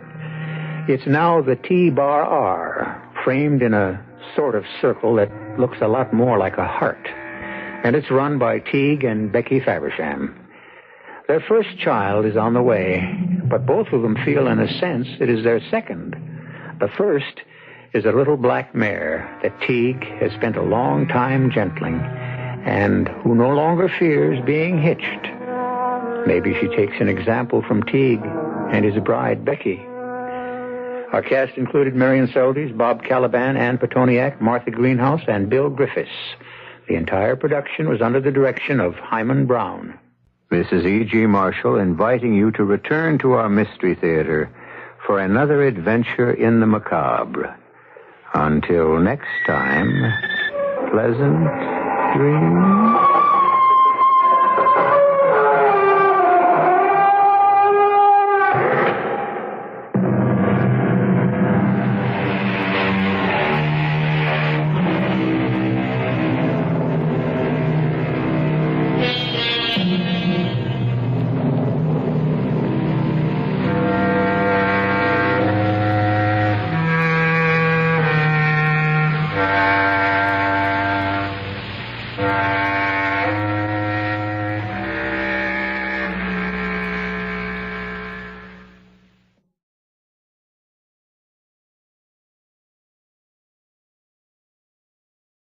And now, Mystery Theater.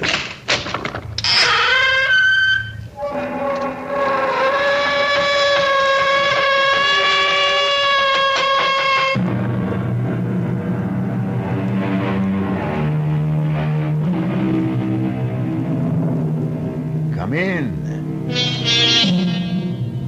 Welcome. I'm E.G. Marshall.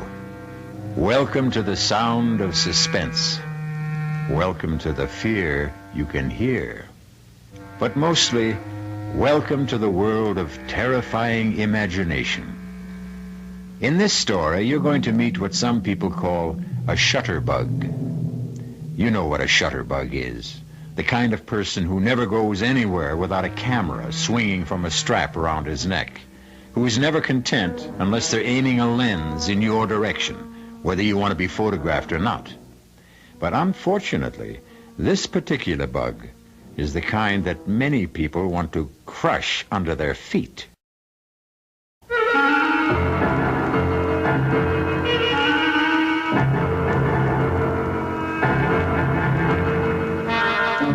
Our mystery drama, A Choice of Witnesses, was written especially for the Mystery Theater by Henry Slessor and stars Paul Hecht.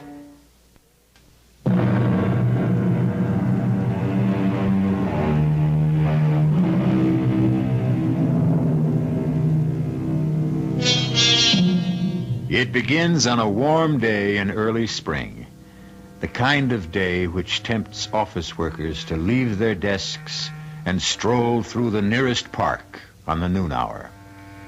Among the strollers is an amiable young man named Gordon Bailey, who is enjoying the sunshine so much that he's taken a sandwich lunch to a park bench. He knows it's not going to be a very good sandwich.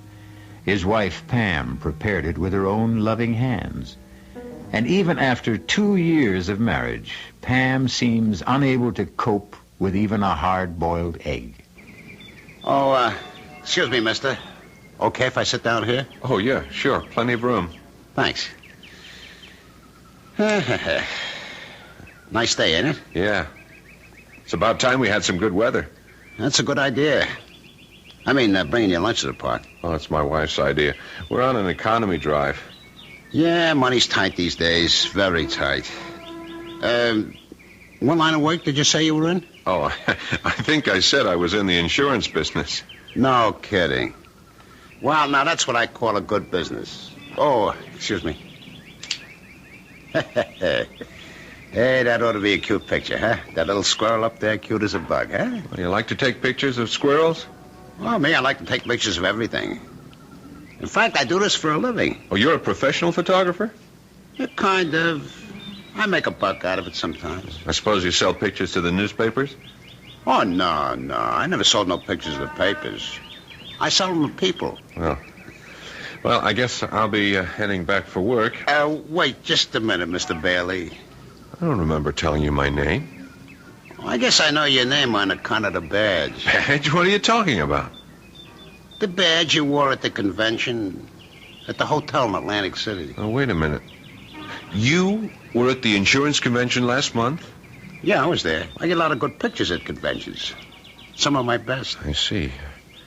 Or maybe I don't. Well, you know how it is. Bunch of guys get away from home, away from the wife. They do a lot of crazy things. Oh, would you like to see the picture? Of the insurance convention? I'll tell you the truth, Mr. My name is Kellerman. Frankly, I just don't understand why you'd be carrying around pictures of a bunch of drunken insurance men. Yeah, you were gassed, all right. I never seen anybody more gassed than you were, Mr. Bailey. You don't mean you have pictures of me? Yeah, that's what I was trying to tell you. You like to see them? They're real beauts. I don't think I ever took better, Mr. Bailey. All right, let me see them. Oh, yeah, sure. Here they are. I'm in my pocket here. Yeah. Look at this one. Oh, no. She was really stacked, huh? How did you get this? Well, I told you with my trusty little camera. But how? Hey, come on. What do you think? I'm not giving away no professional secrets. You were in that hotel room? She let you into that room, didn't she? You must have been hiding someplace. Hey, don't do that. Don't tear that up. What do you think I'm going to do with them? Oh, come on, Mr. Bailey. You know I got negatives. I can print up 2,000 of them if I want. What is this? Blackmail or something? Nah. It's like a business deal, that's all. I figure I got some pictures that you want to buy. And I got them to sell. How much did you pay her for the privilege of being in that room? The question is, how much are you willing to pay? I mean, so your wife don't get a complete set. Look, are you willing to sell me the negatives? I didn't say that. I got a different kind of deal in mind. You know what would happen if I told the police about this? Well, a guy did that to me once. It was a meat packers convention. He called the cops. They hauled me in. I said I was just a photographer working a convention, that's all. I was selling pictures of the guys there. He couldn't prove nothing against me on account of, you know why? It was true. I am a photographer. I do work conventions. I sell regular type pictures, too. But they're not as profitable as these, are they? You know, that guy became one of my steadiest customers. Only then his wife divorced him anyway. He wouldn't make no more payments. Payments? Are you saying this is a regular thing?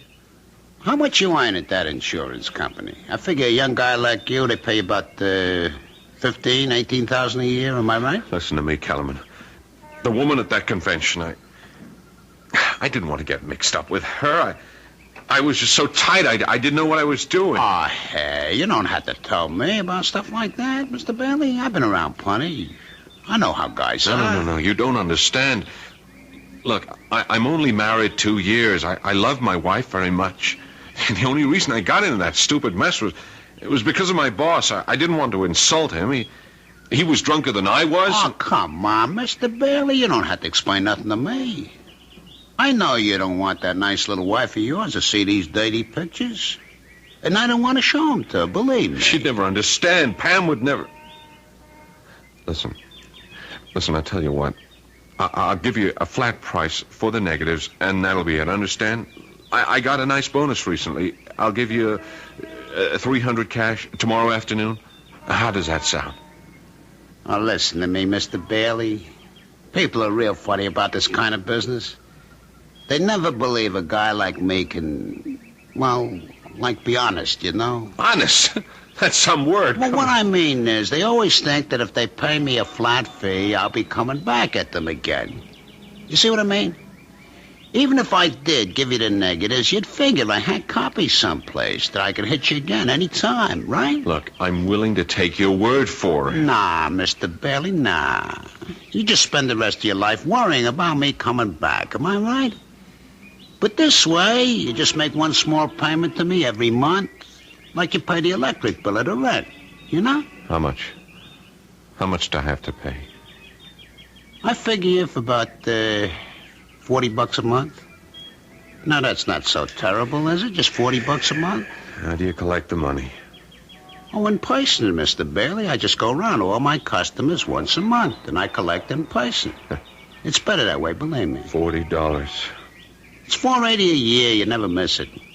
And everything will just be fine between you and the missus.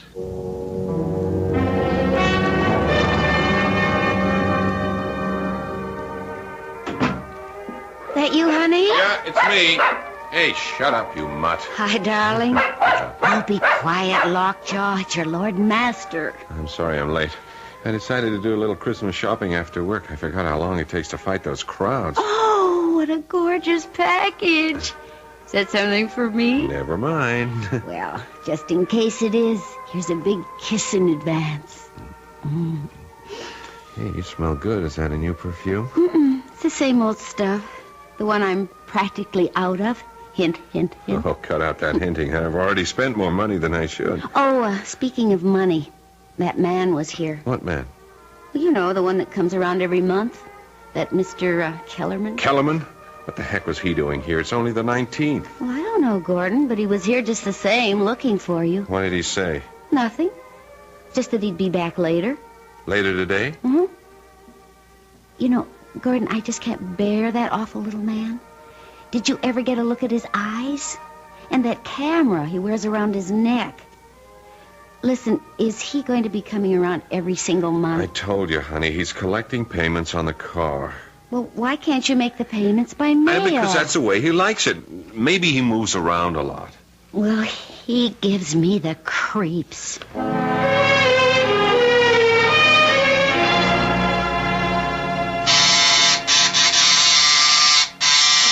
Get that, honey? I'm feeding the dog. Yeah, okay, I got it. Oh, it's you. Evening, Mr. Bailey. I heard you came earlier today. Yeah, but you aren't home yet. Hope I didn't disturb your wife too much. Look, we'll talk in the hallway.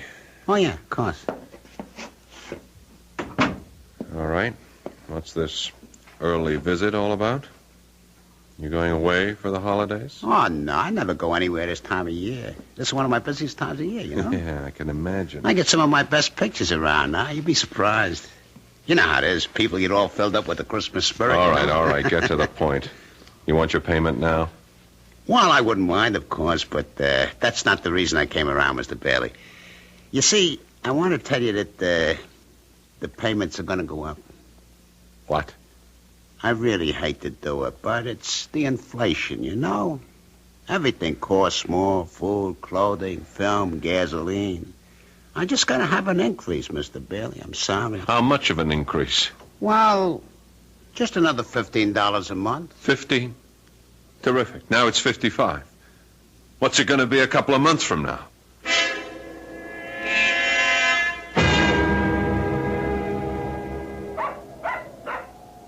Shut up, Lockjaw.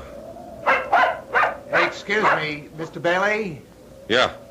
What can I do for you? May I talk to you for a moment? Do I know you?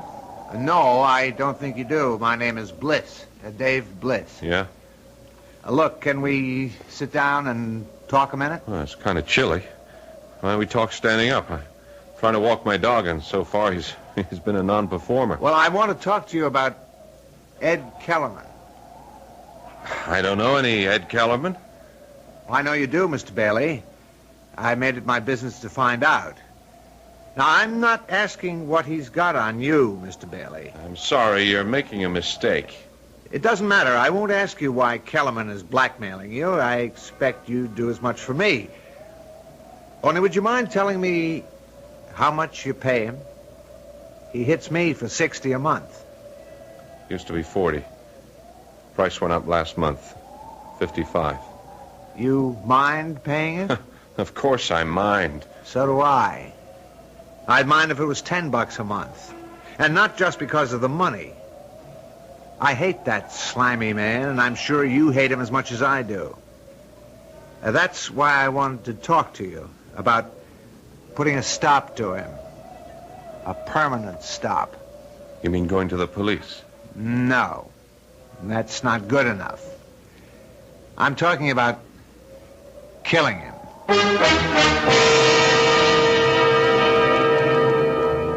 Every problem has a solution, they say.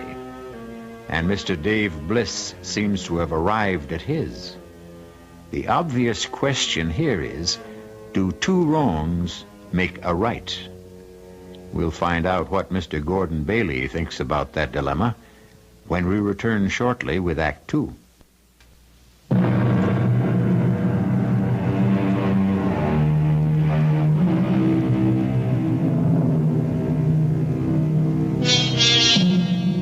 Blackmail is an interesting, if dishonorable, crime.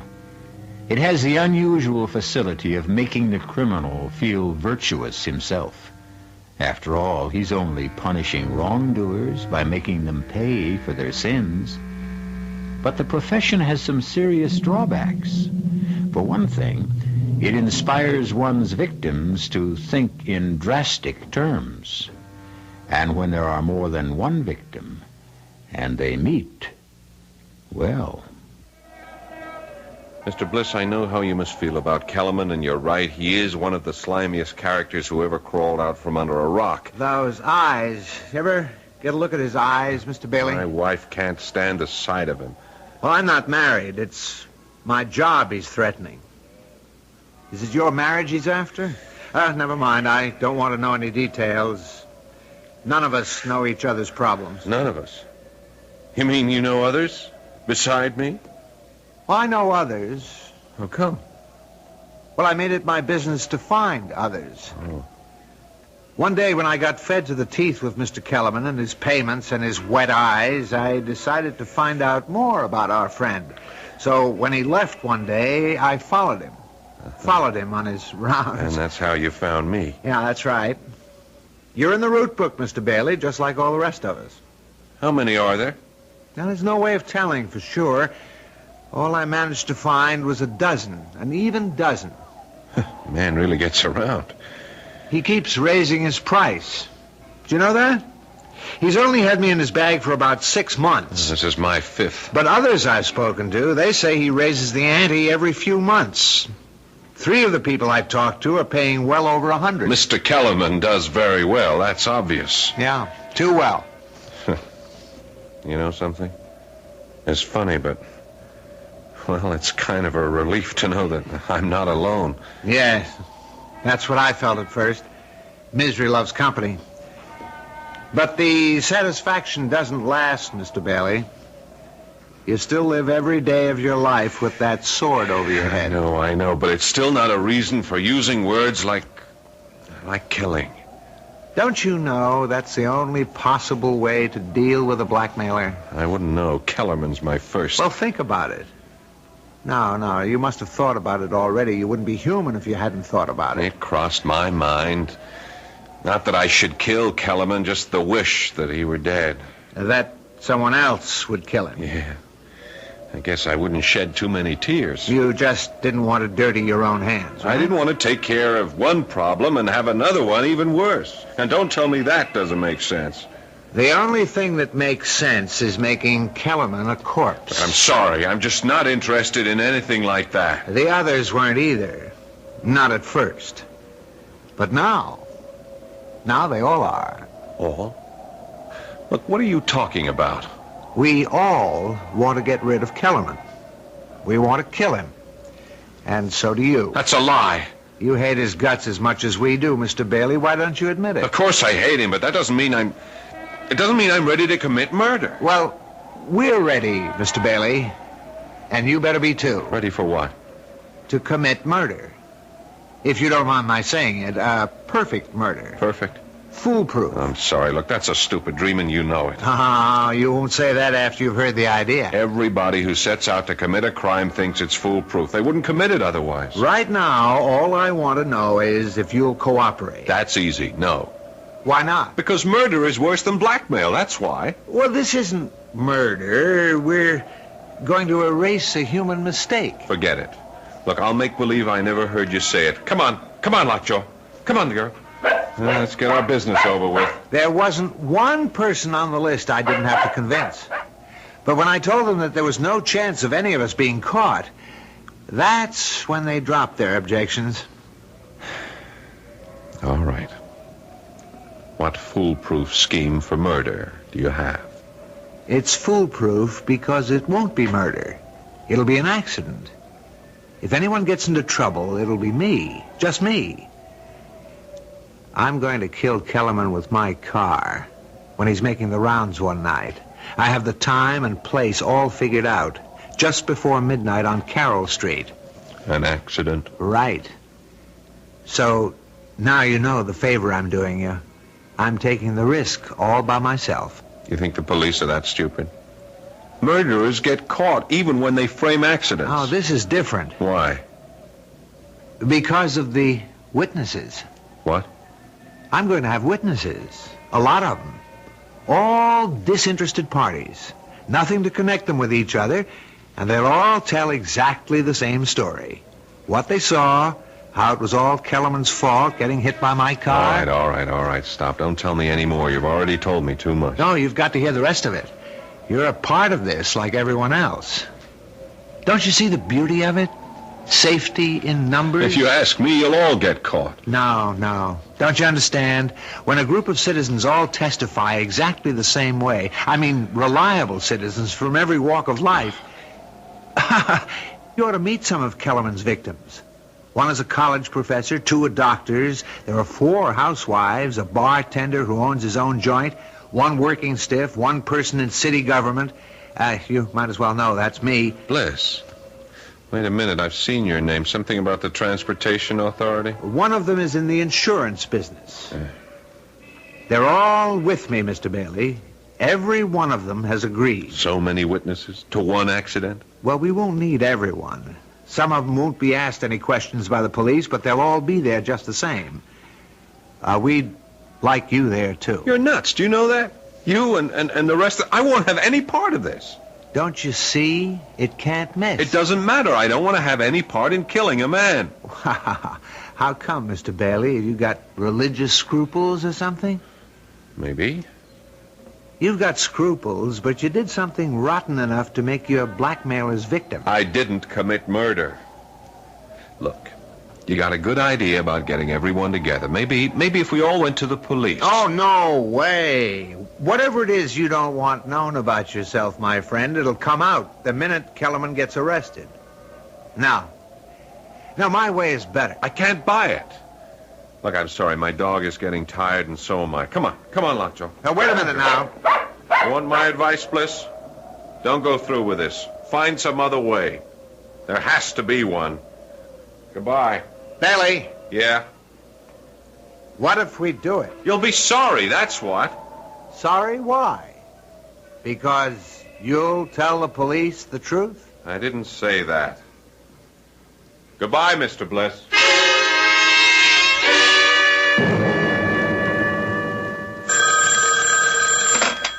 Hello. Evening, Mr. Bailey. How are you? I'm all right, Bliss. What do you want? You going to be busy tomorrow night? What do you mean, busy? Well, some of the gang are getting together tomorrow night. At corner of Carroll Street and 9th Avenue, about 9:30. How about coming down? You might see something interesting. Look, you can't go through with this. We're all in it together, remember? You might not have to do a thing. Just stand there and see it happen. That ought to be satisfying all by itself. I won't be there. Well, we'd sure like to have you, Bailey. You won't get away with this. Nobody ever does.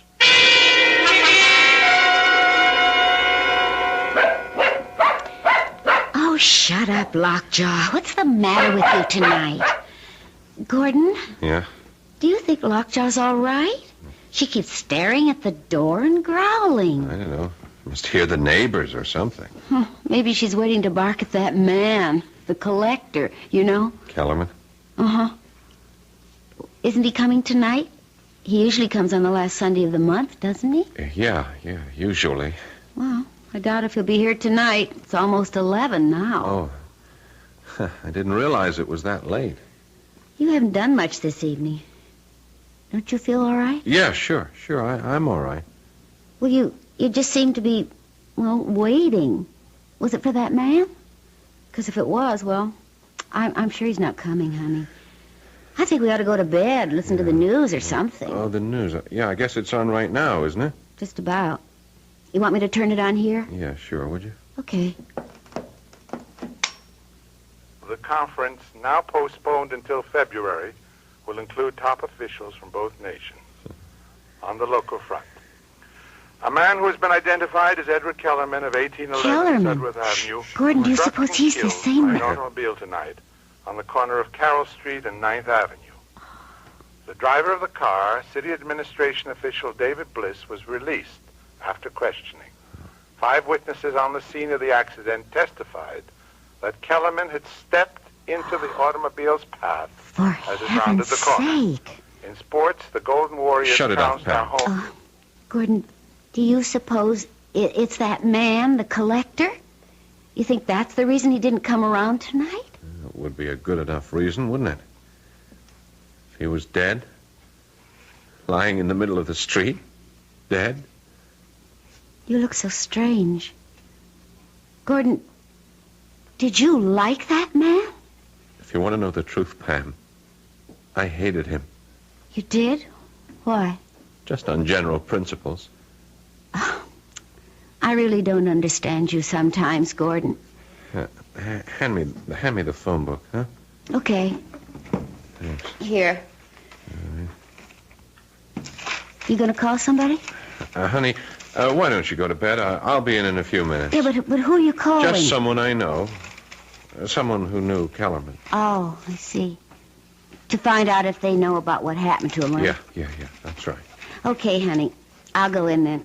I'm feeling a little tired. Yeah, so am I. I'll be right. Good night, sweetheart. Good night.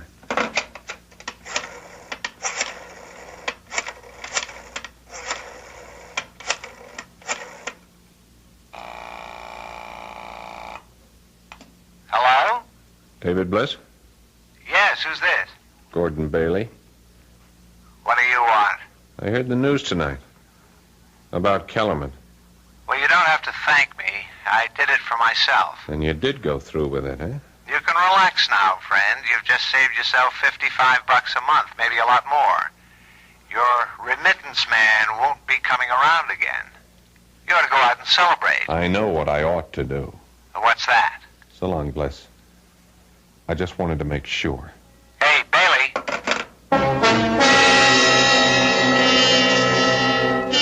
Obviously, there's one thing you can say for David Bliss.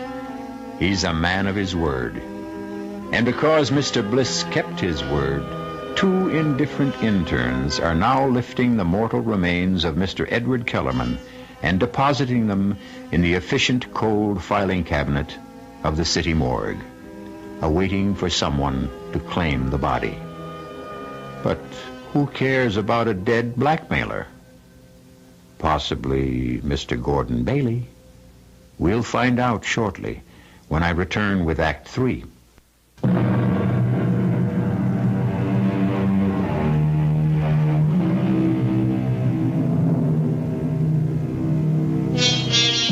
As David Bliss and company managed to commit the perfect crime, so it seems, since the death certificate for Edward Kellerman simply states the cause of death as accidental.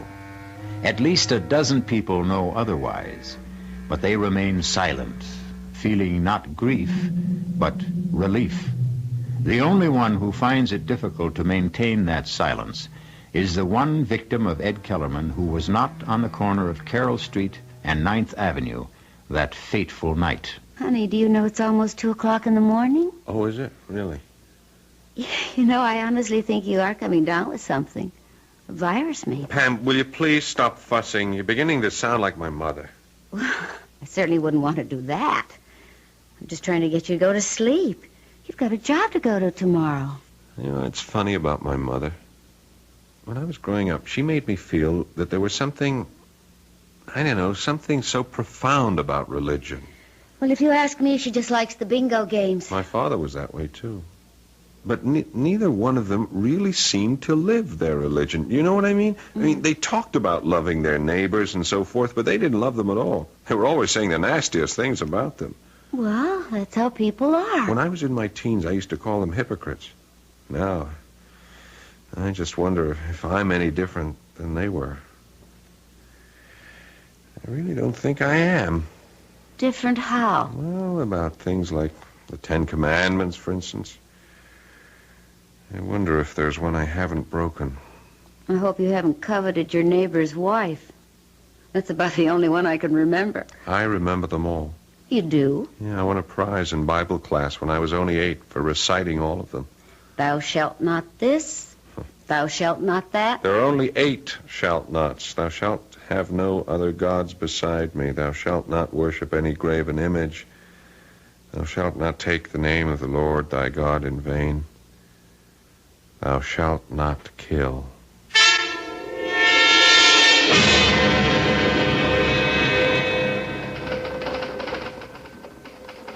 Yeah, sure. I'll have that file completed in time for the meeting.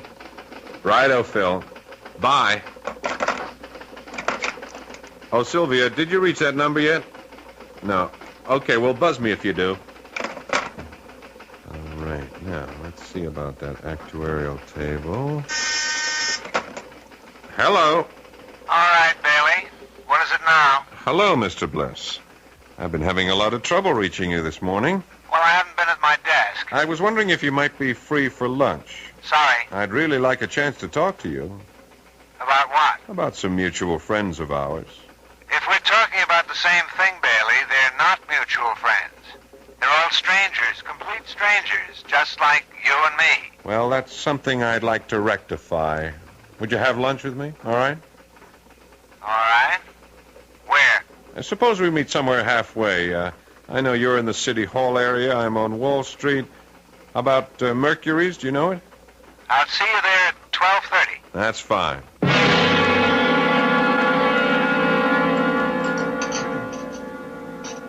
All right, Bailey, let's have it. You don't want a social lunch. You have something on your mind. You're right.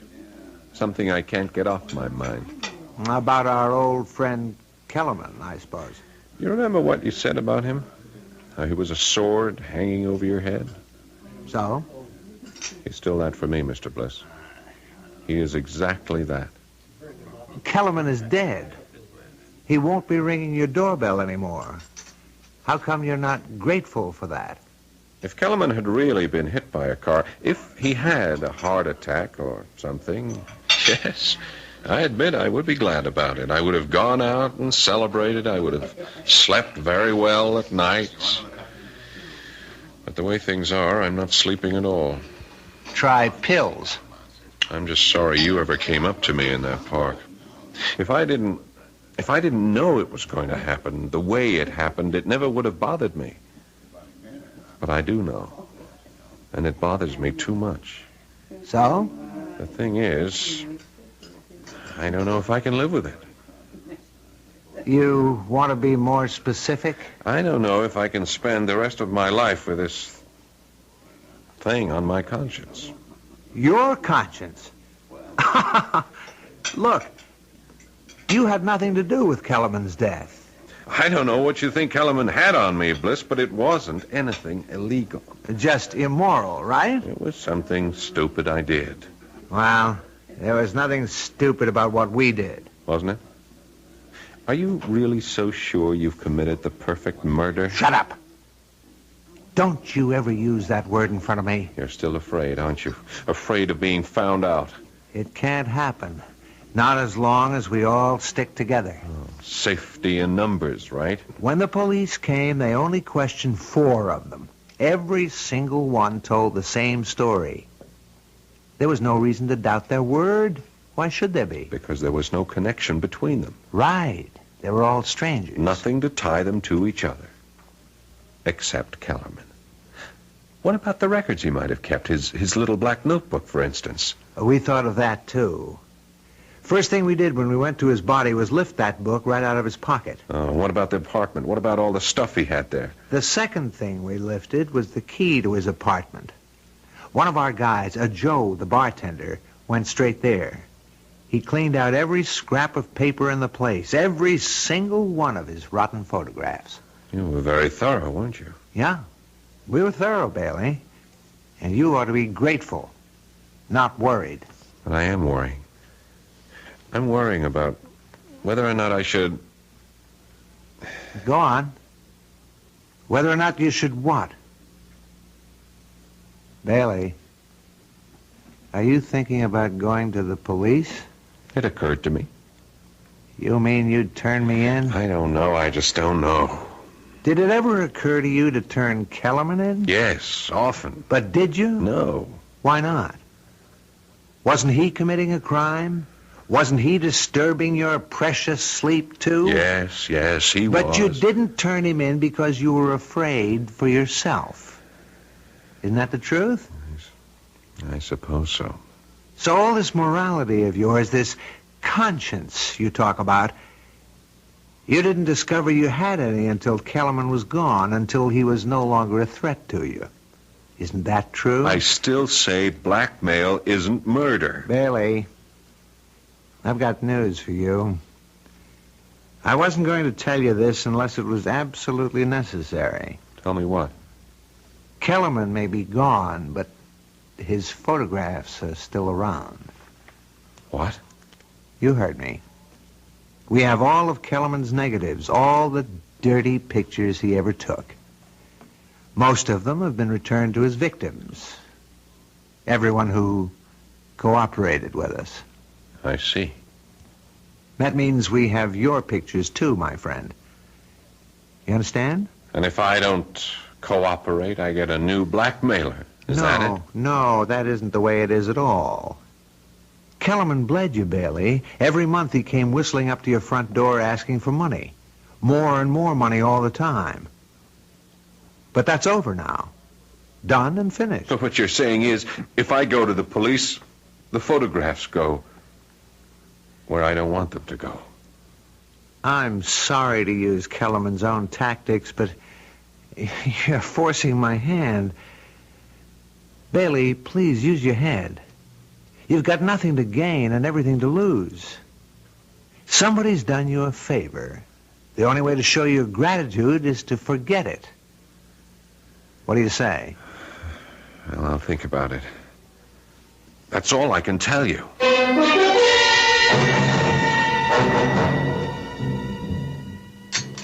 Want any more coffee, honey? No, thanks. You look so tense, Gordon. Yeah, I guess I have been acting pretty jumpy tonight. Well, you've hardly said 2 words to me since you came home. The thing is, I've been thinking a lot, Pam. About what? About whether I had the nerve to tell you something. Something that happened about, 7 months ago. What do you mean? Pam, you remember that insurance convention I went to back in July in Atlantic City? Of course I remember. I couldn't go with you because of Mother being in the hospital. I wish you had been with me. Then nothing would have happened. What did happen? Did you get into some kind of trouble? Yeah, I got myself into trouble by being stupid, by drinking too much and letting Hal Emmons drink too much. Emmons? You mean your supervisor? I was still new on the job. You remember, Pam? I wanted to make good. Yeah? I was afraid of Emmons taking a dislike to me, afraid of crossing him. When we both got drunk that second night, Emmons insisted that we pick up these girls at the bar. Gordon! Honey, I swear, I didn't want anything to do with it. I wasn't the least bit interested, but, Emmons is the kind of guy who uses conventions to swing a little, I told him I was crazy about my wife, that home cooking was good enough for me, but he just pressured me, Pam. Oh, Pam, can I make you understand? Well, go on. What happened? We brought the girls upstairs. They had adjoining rooms. They were professionals, you see. Gordon. Oh, honey. Gordon, why do you have to tell me about this? Please don't cry. I wouldn't have known if you hadn't told me. It's on my conscience, Pam. Your gut? Oh, sure, I could have kept my mouth shut. But I guess I needed to tell you. I guess I wanted you to know so that you could forgive me. Gordon. I've been tortured about it for months, honey. You have no idea what torture it's been for me. But that's the dumbest thing of all. Don't you think I would have forgiven you a long time ago? Yeah. Oh, please. Hold me, Gordon. Honey, please. It'll never happen again, honey. I swear. Oh, dear. Darn it. Yeah, I was just getting cozy. Okay, I'll get it. Hello. Mr. Bailey, Dave Bliss here. What do you want? I have something for you, a present. What is it? About half a dozen photographs and the original negatives. I decided they really belonged to you. That if you knew you were really out of danger, you'd sleep a great deal better. Do you want them? All right. Put them in my mail, to my office. And have some secretary open them by mistake? No, I don't think you'd care for that. You could mark it personal. Supposing I hand them over in person tonight. Whereabouts? Well, right now I'm in a bar called Adam and Eve's on 12th and Walnut. be here for another hour if you can make it. Otherwise, well, it'll have to be some other time, that's all. Oh, well. All right. I'll be there in half an hour. Gordon, you're not going out? Just for a little while, honey. I got some client business. Besides, I can use a little fresh air. You're not still feeling bad, are you? No. I feel just fine. I never felt better.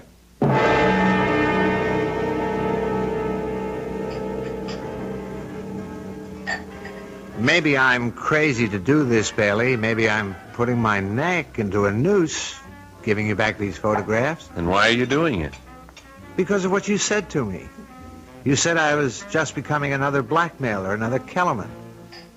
And I guess you were right. If I held on to these, I'd have become the very thing I despised. Well, I give you credit for honesty, Bliss. I hope that having these will change your mind about going to the police. I hope you'll realize that I did the right thing, that we all did the right thing. I can't answer that. Then you're still thinking about it? You want to know something? I told my wife tonight about these. What? I told her all about the girl in Atlantic City. She knows exactly what happened. Oh, that doesn't mean to say she wouldn't be horrified to see it in black and white. That's why I'm glad to have these pictures. What else can I say but thanks? You could say that you won't go to the police, ever. Sorry. I can't make any promises. Yeah. I was afraid you felt that way. Well, let's have another drink, okay? No, not for me. Just one more. Hey, Joey. Coming. Really, I have to be going. My wife's waiting at home for me. What'll it be, Mr. Bliss? It's trouble, Joey. All the trouble we can handle. Yeah. I figured it had to be. Hey, what is this? Sit right there, mister. Put that gun away. Oh, my God, Bliss, what are you doing? Go on, Joey.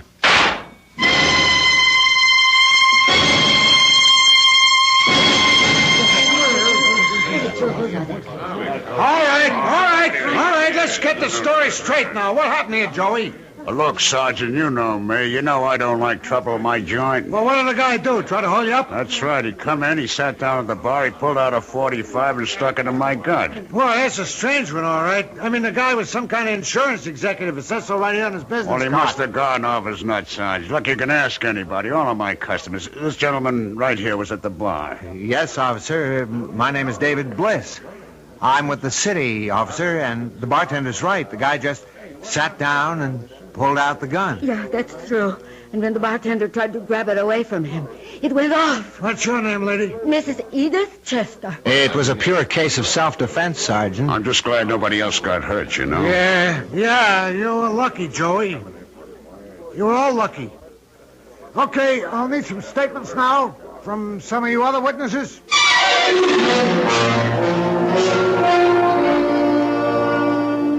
And so for poor Gordon Bailey, there was no safety in numbers, only extinction. We admit that this is a grim demonstration of the old saying that in union there is strength. But we sincerely trust that justice finally prevailed. I'll be back shortly.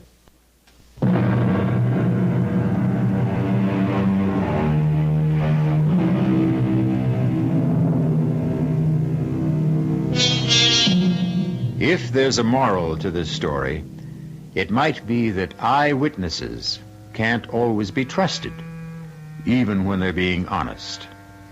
Of course, we don't worry about your eyes on this program. We're interested in your ears, and we have good news for you. Many thousands of ears are now listening to these exercises in imagination. We hope you'll continue to be an ear witness. Our cast included Paul Hecht, Evie Juster, Ralph Bell, and Robert Dryden. The entire production was under the direction of Hyman Brown. This is E.G. Marshall inviting you to return to our Mystery Theater for another adventure in the macabre. Until next time, pleasant dreams.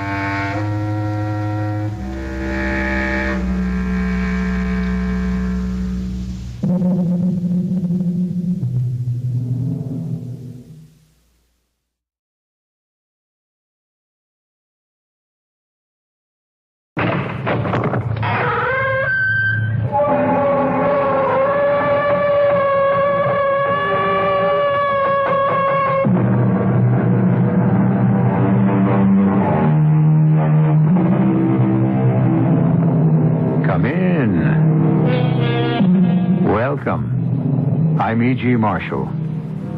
None of us is immune to that old game about people once in the public eye.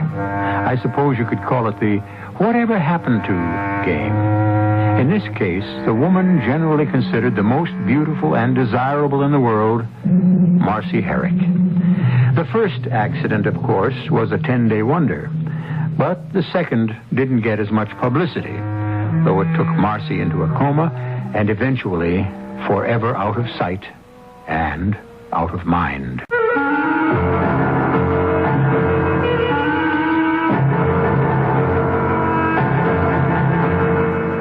Our mystery drama, The Prison of Glass, was written especially for the Mystery Theater by Ian Martin and stars Lois Nettleton.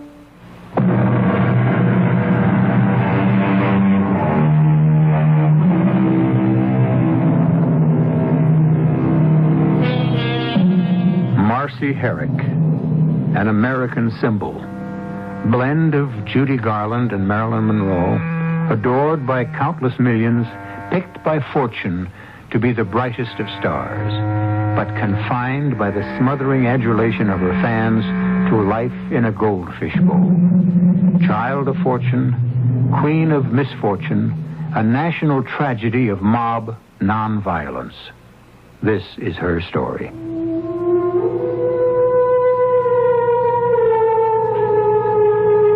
All my life, I dreamed of being here, inside this glass paperweight, with the feathery snow under my feet, and the dark little house with the bright red door beckoning to me to enter it and discover its secrets at last.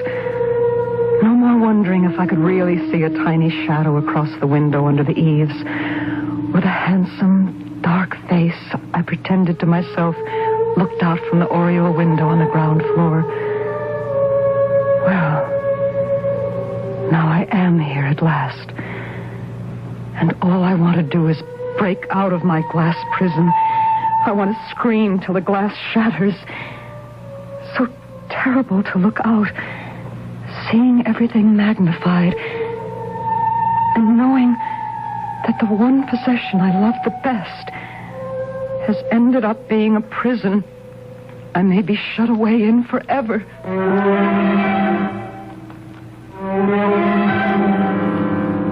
Marcy, where are you? In the living room, Mother. What are you doing? Oh, playing with this paperweight. How pretty the snowstorm is. So many years since I saw snow, and since... Don't you ever get over Fred and get him off your mind. Pop? No.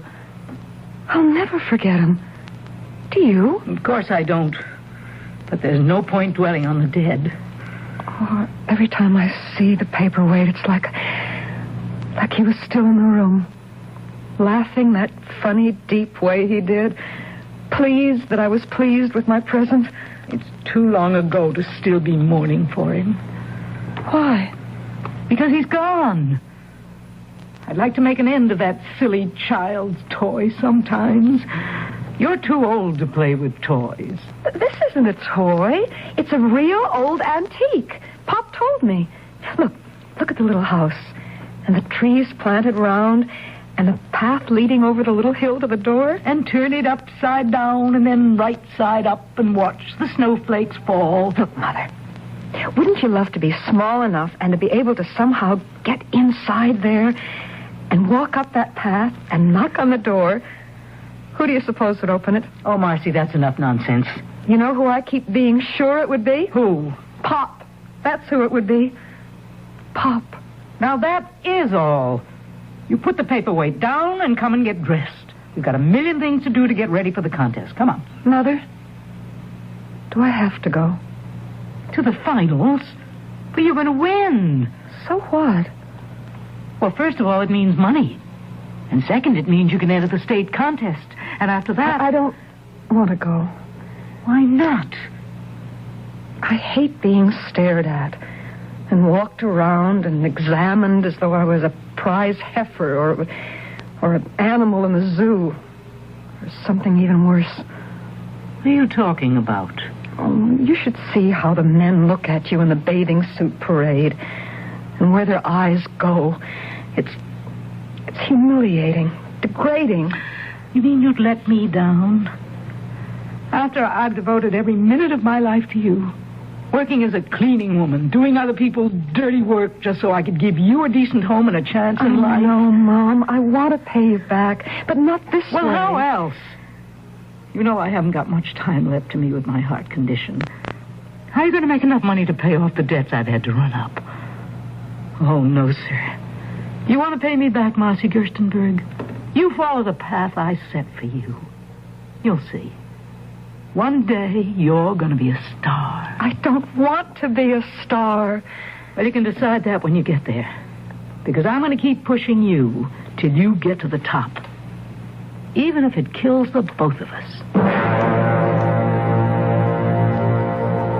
Well, it killed Mom, all right. Within a few years. And it killed me. A little bit at a time. The paperweight became a kind of symbol for me. Inside it, I might be safe and private. If the faces were peering in at me there, I could always hide in the soft snow. But there was never a chance to hide. Because even when Mom stopped pushing me and got really sick, there was always someone else. First of all, the man who changed my name. My agent. You know, what is it? Marcy Herrick, you're damn right, sent her in. Little Miss Sunday School, what you think she's trying to do to me? Good morning, Dave. Come in and shut the door. What's good about it? Well, we're both alive. Well, if I didn't invest so much time and bread in you already, you wouldn't be for long, sister. I'd break that alabaster neck of yours with my bare hand. Don't be mad. Mad? I'm on my 6th ounce of pill this morning. Why'd you stand up Nicholas Sagat for yesterday? The guy's an octopus. I just couldn't take it again. Well, you're not a teenager anymore. You know he's got a part in his picture that can make you. You land this part, do it the way you're told, and we're at the start of the payoff at last. I got an investment in you I want back. Is that all I am to you? A warm body you can peddle? Oh, cut the sarcasm, baby. It's not your style.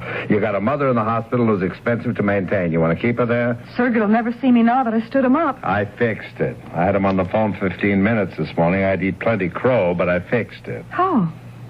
Now, wait a minute. If you have any idea now, look, I'm a louse, a hard-nosed son of a gun, but I have some standards. I pulled the little hearts and flowers. I told him you had to go see your mother in the hospital. That's where I was. And I figured. With all you got going for you and a mother who needs you, I don't know what it is that you keep running from. I think you still ought to be seeing a good shrink. No. Well, it's your business, I guess, but do you make the appointment I set up with Sergey today at 2? I guess so. You'd better, because this time, for one reason or another, I'm going to be with you. Meet me at his office 1:45, and wear some lipstick and a dress that fits tight. Ah, Miss Herrick, I'm delighted to meet you again, at last. And Mr. Morgan. Hi, Nick.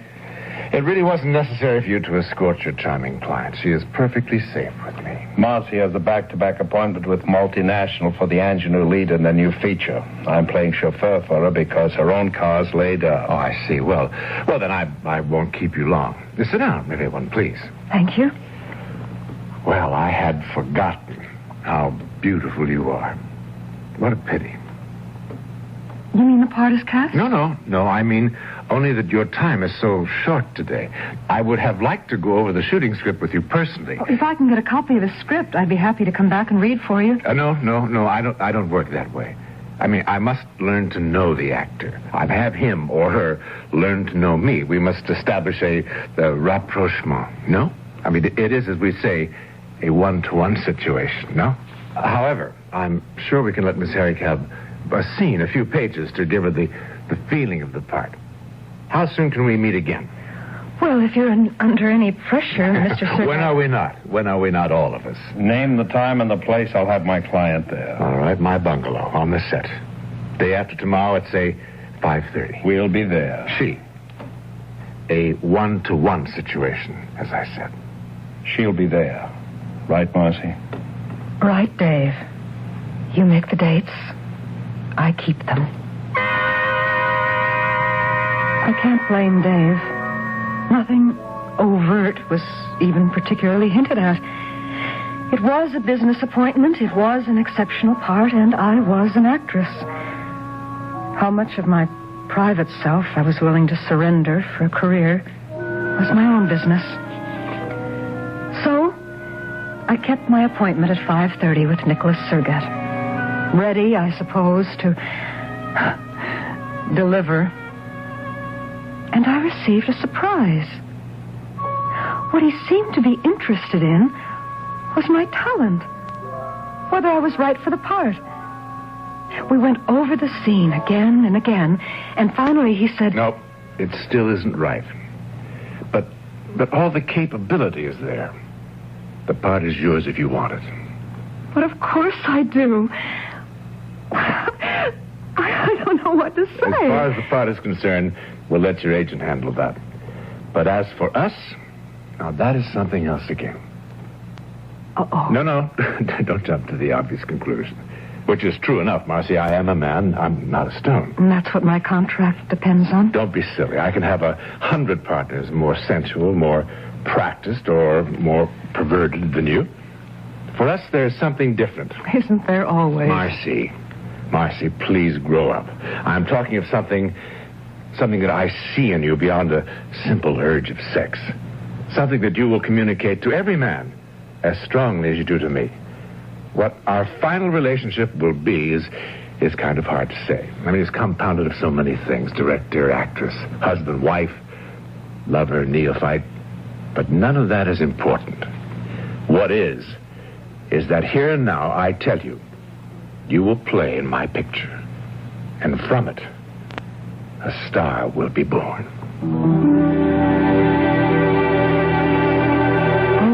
He was persuasive and passionate, and he made me believe him. Incredible to think that we never recognize, except in hindsight, the turning points of life. And that in this moment, with these few words, Nicholas Surgat had shaped my future entrapment and sealed his own death at my hands.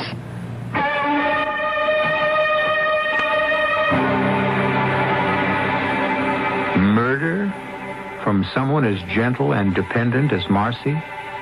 And by what means? And to what end?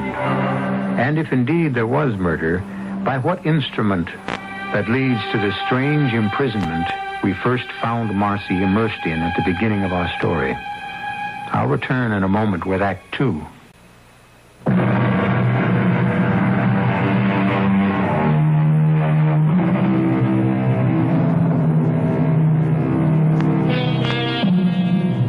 Most of you will be old enough, I imagine, to remember the headlines at the time. Marcy Herrick, injured in fall. Beloved star in coma. Even if you don't remember them, they have little significance, for this is the true story behind those headlines. A story best told by Marcy herself. I played in Nick's picture, an experience I don't know if I'd want to live through again, except it shaped my life. All right, now let's have it absolutely quiet. We have the sticks. Action. But really, there's nothing to explain. You've made yourself perfectly clear. I have my options. The one thing I'm permitted to do is choose. Heads or tails. Cut. Okay. Just bury that. Kill the lights. We're on a break. Marcy, come on. I'll talk to you in your dressing room. I don't care what the lines seem to say, darling. It's what they mean. What they must convey to the audience. Oh, what should they convey except exactly what they say? Please stop talking from the naivete of your own personal morals. You think you have any choice? Why shouldn't I? Because this picture has nothing to do with your own personal little Never Never Land. That's why. It's real. It's here. It's where it's at. In the particular situation you find yourself in this script, in the part you are playing, you have no choice. And in spite of what you say, you have to know that. That I have no choice? Exactly. Then I'm playing myself? Exactly. Why do you think you were cast in this? Because you think that's all I'm capable of doing. Because I think that's what the audience wants to see, to buy. Because the quality of you is going to make you a star. What does that mean? It's a dichotomy, a contradiction, a fascinating enigma.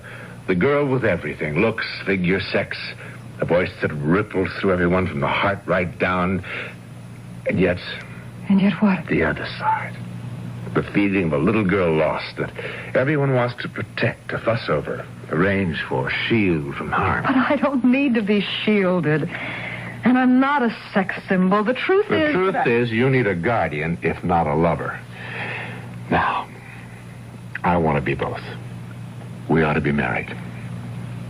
I'm not ready to be married yet. Perhaps not. But for your mother's sake, I think you better be. What's my mother got to do with this? Everything. She has a dream for you that she knows you'll never win for yourself. A dream that might occur to you that I don't share. Don't be ridiculous. There isn't a girl in the world who would pass up the chance to be a star. I won't even answer that. I just want to know how you know about my mother. Okay. I went to visit her in the hospital. My old world upbringing, perhaps. One asks the parents of the girl one wants to marry for their permission, or at least tacit agreement. Since the father is dead, one goes to the mother. Oh, good Lord, it's happening all over again.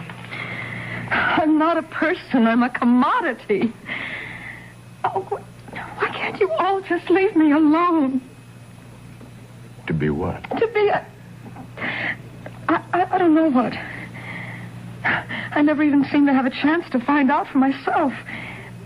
To be Marcy Gerstenberg, first off, I guess. After this picture, Marcy Gerstenberg will no longer exist. There will only be Marcy Herrick. And if I don't want to be Marcy Herrick? Pretty hard to escape.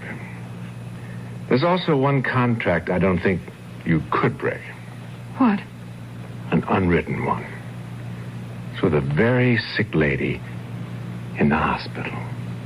Mom? Your mother, who's going to have open heart surgery. Very expensive surgery. Don't. Listen, Marcy. Darling, what is it you're afraid of? I mean, most girls would give their eye teeth for the career that beckons you. Why in the world don't you want it? I don't know. Because I want simpler things. A man to love, children, never to ask anything more from them than they want to give. Some time to myself. I need that. My own snow paperweight world. What? Nothing. Just a special thing of my own. But most of all, Nick, I just don't feel I have the talent. I mean, just to look at me on the set. I can't get things the way a real actress should. Baby, who wants you to be an actress? I want you to be you. No one else. If I can achieve that, if you can, you'll be one of the greatest. I know you're going to be. But you need help. I think I can offer it. And best as your husband. But I don't want to be married. But it's what you need. You have to be guided, shaped, protected. And if I refuse? Well, I might have to make a change in casting. Unfortunately for you, on the production end, there is an escape clause. Among other things, you'd be throwing away a lot of money. A lot of necessary money in your case, because... You don't have to hammer it home. Like my part in the picture, I have no options. Not even heads or tails. Marcy, you missed the point. It's the same option. There's always choice. Win or lose. Before I went to the hospital that night, I sat, idly tilting my snowstorm paperweight in my hands, watching the snow, trying to let it calm me as it used to. But not tonight. All I could think of were phrases like caught in a vice, trapped, a squirrel in a cage. And then, without any decisions, I went to see Mother. Marcy? Dave, what are you doing here? Oh, I drop by now and again to say hello. To Mom? Well, sure. I mean, we go a long way back, her and me, How is she tonight? No use you going in there. They have her, like knocked out. She's worse? Well, it's why I hung around. I called you at home, but you'd already left. The doc is waiting to see you. Why? Well, Marcy, I guess this is it. They're going to have to operate. It was a long operation. Over 6 hours. And Dave sat with me in the waiting room all the way. People talk about a lot of things in the small hours of the night. Not me, but Dave did. And as he talked, I was suddenly seeing him through different eyes, realizing that once in the past, before Dad came along, Mom and he had been quite close. Now, let's get it straight again. Your contract with Nicholas Surgat and his production company only promises to deliver your services as an actress. I know that, Dave, but maybe he's right. If this is what I'm to do, I need someone like him to play Svengali to your trilby? It doesn't have to be that melodramatic. It doesn't have to be at all. I need money for Mom. Especially if, please, God, she comes through. If it's money, I got it. Well, even if I did borrow from you, Dave, and that's all it could be, it isn't the answer. First off, I'd have no guarantee that I could pay it back, but more important, I need success from Mom to make up to her for all she never had. You still don't have to marry him. I'm sort of an old-fashioned girl. So Nick and I were married, and Tales You Win became a colossal hit, and suddenly it seemed, although it took 2 or 3 years, I was miraculously everything Mom had wanted to be. Damn it, what are you sitting on your rear end there for? Come on, we've got a party to go to, big deals, big connections. I'm beat tonight, Nick. I can't go anywhere. Well, you're going to go somewhere. This feature's up for grabs. I want it.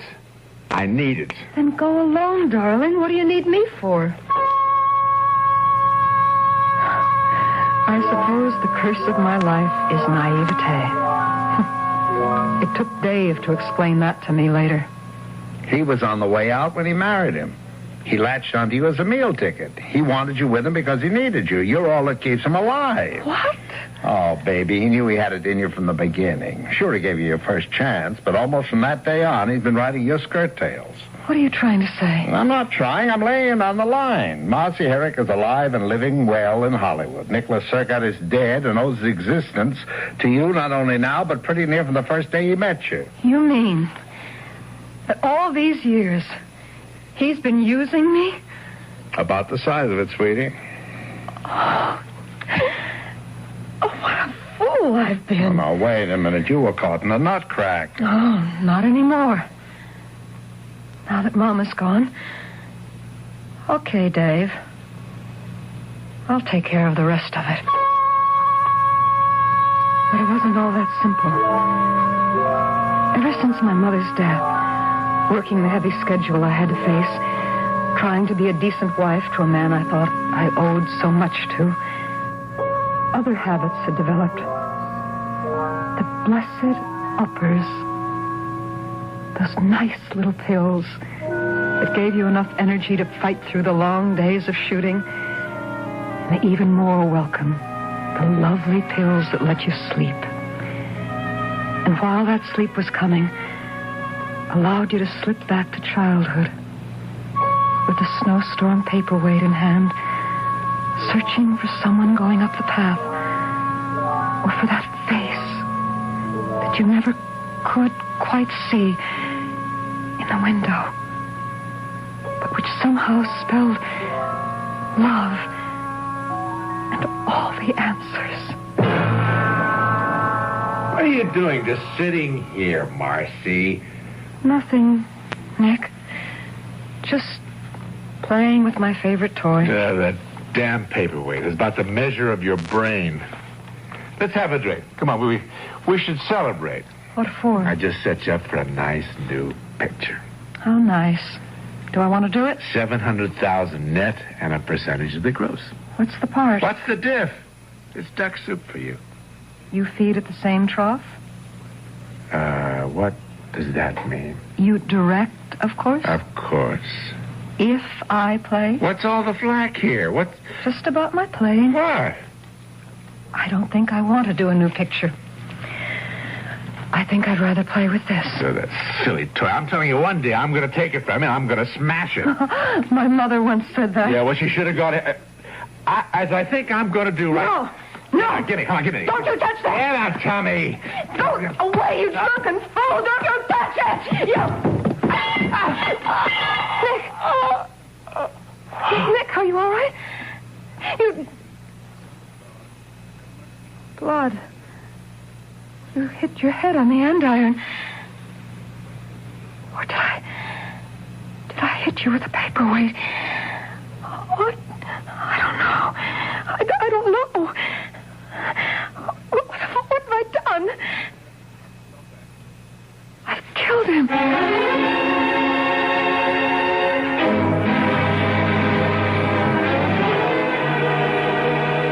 Appalled, Marcy shifts her gaze from the man, prone and unmoving on the floor, to the beloved paperweight in her hand, somehow tinged with blood. Accident or murder? We don't know yet.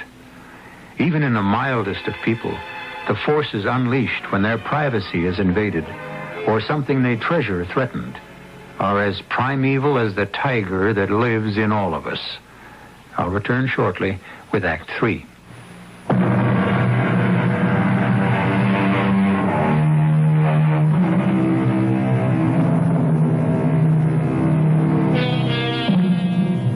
There was no way, of course, of keeping the story out of the papers or off radio and TV. You'll remember what headlines it made for 10 days, until the investigation was over and Marcy was completely exonerated. Officially, that is. Unofficially, the self-declared insiders, the wise and the worldly, the Hollywood rumor factory that never shuts down, knew better. Nick was an anchor around her neck she couldn't get rid of any other way. Good for her. More power to her for having the nerve and for getting away with it. And then there was Marcy herself.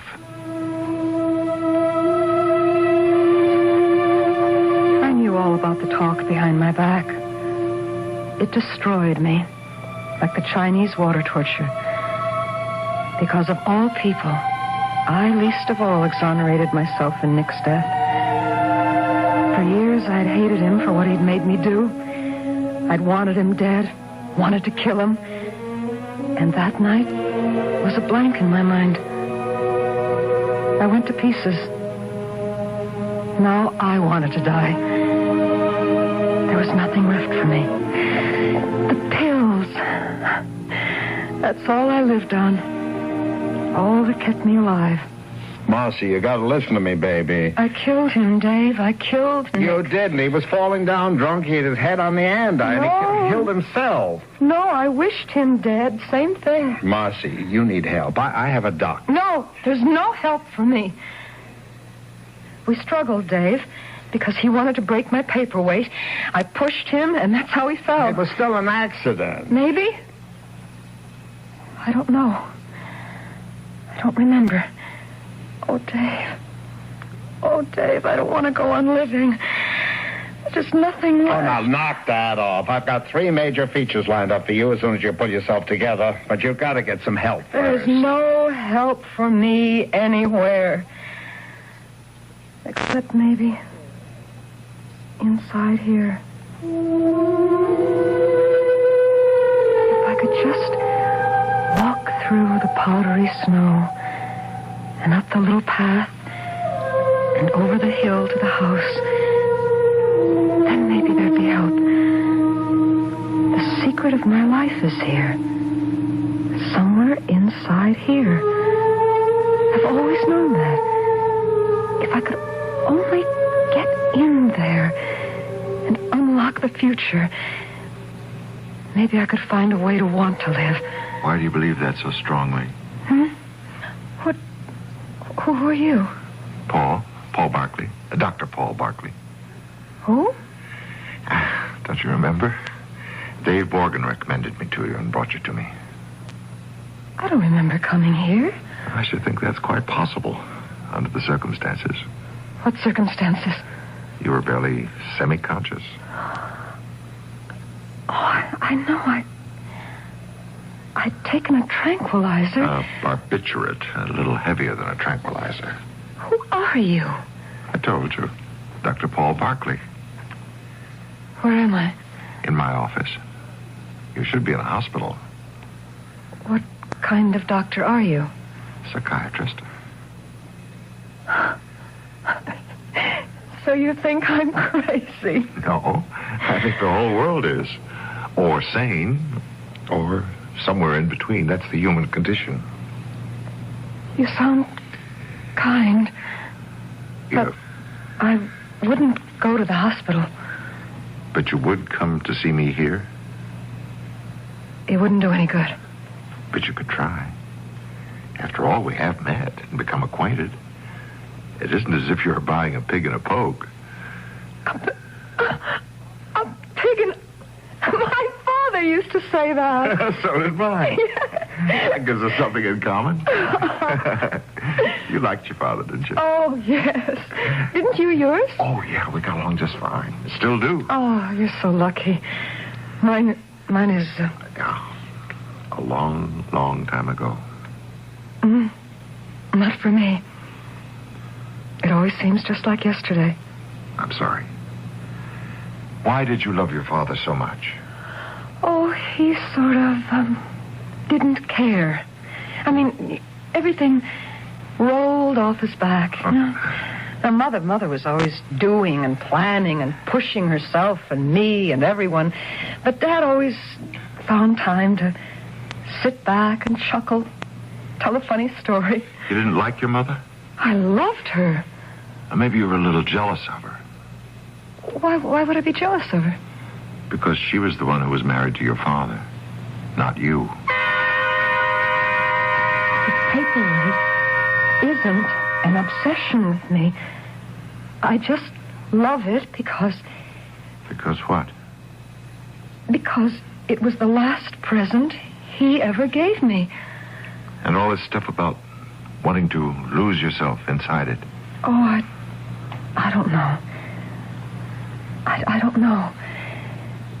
I think it's because when I became famous, I felt I was living in a goldfish bowl. There was no place to hide. And then after, I'd keep thinking, somehow, if I were in there, I'd find out the real truth about me. Well, aren't you beginning to get a glimmering of the truth just from all our talks? I don't know what you mean. Tell me. It wouldn't do any good for me to tell you, Marcy. You have to find that out for yourself. I didn't know what Paul meant, but I did know one thing.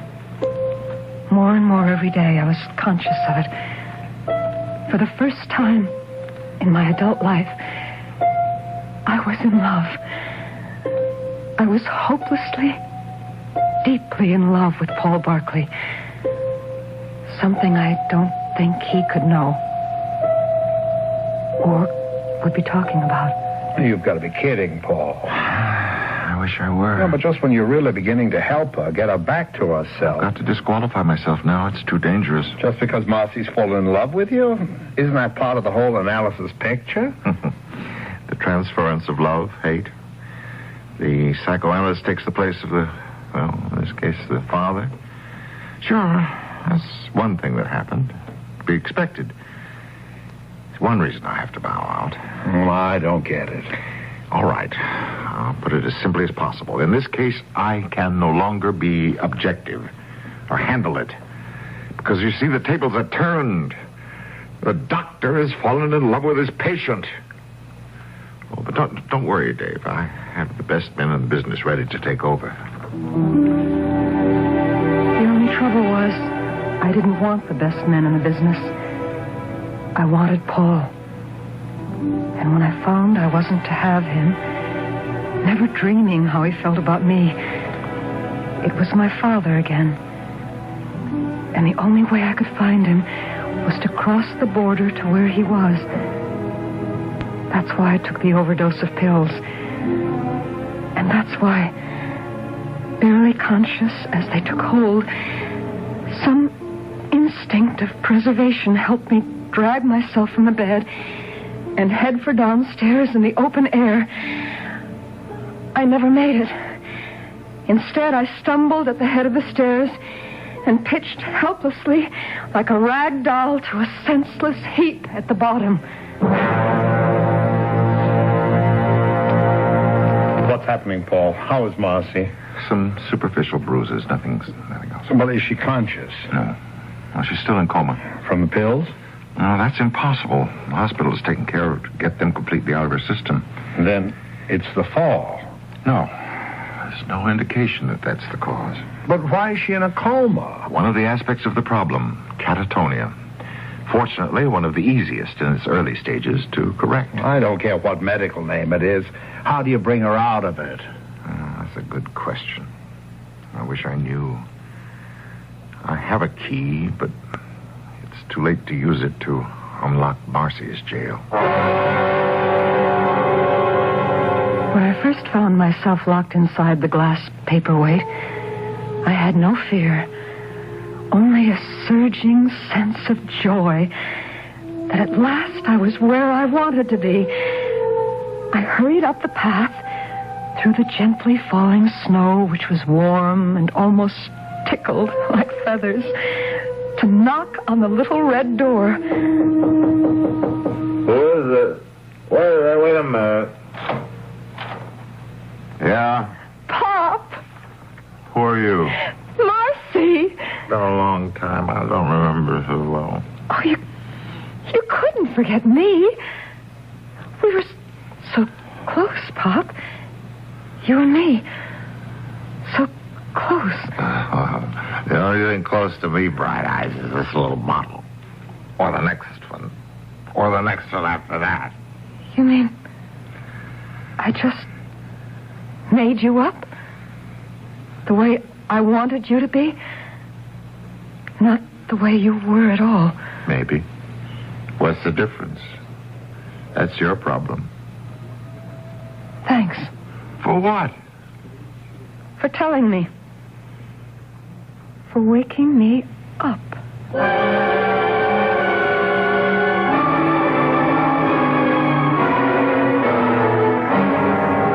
I can't look at her, Paul. She could be dead. If I can't find a trigger, she might as well be.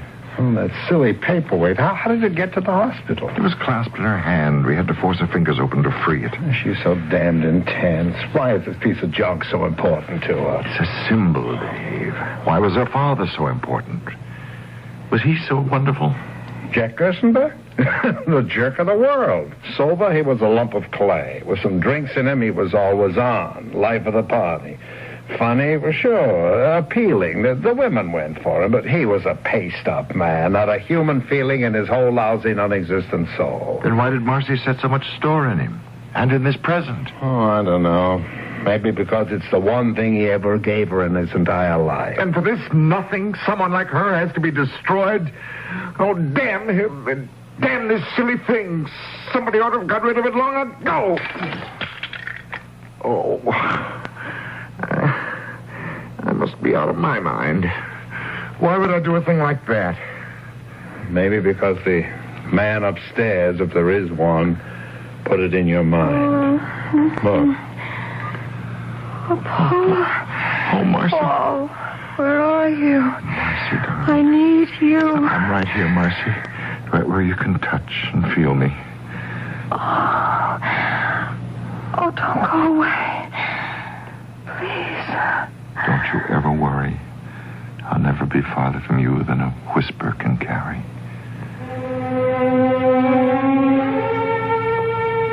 That's how I escaped from my glass prison. And how I became Mrs. Paul Barkley in a private world with 3 children and happiness and no need to look further. So, to the press and all the media, I am no longer news or interesting, even to you who are listening. The story is finished. The beginning of everything for me, but for you, the end.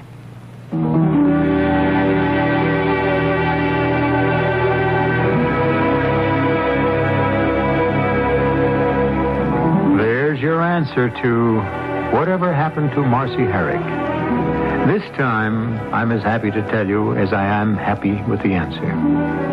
One further thing to add, but after I return shortly.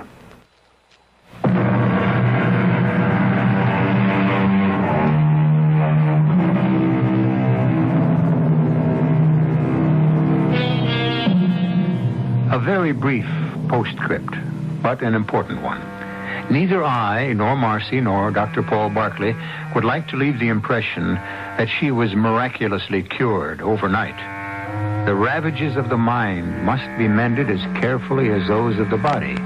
But with time, care, and equal devotion from patient and doctor, more and more of them, as we advance, even in adversity, can be and are. It isn't always won, but there is still hope for the human race. Our cast included Lois Nettleton, John Newland, Hans Conried, Peg LaCentra, and Barry Kroger. The entire production was under the direction of Hyman Brown. This is E.G. Marshall inviting you to return to our Mystery Theater for another adventure in the macabre. Until next time, pleasant dreams.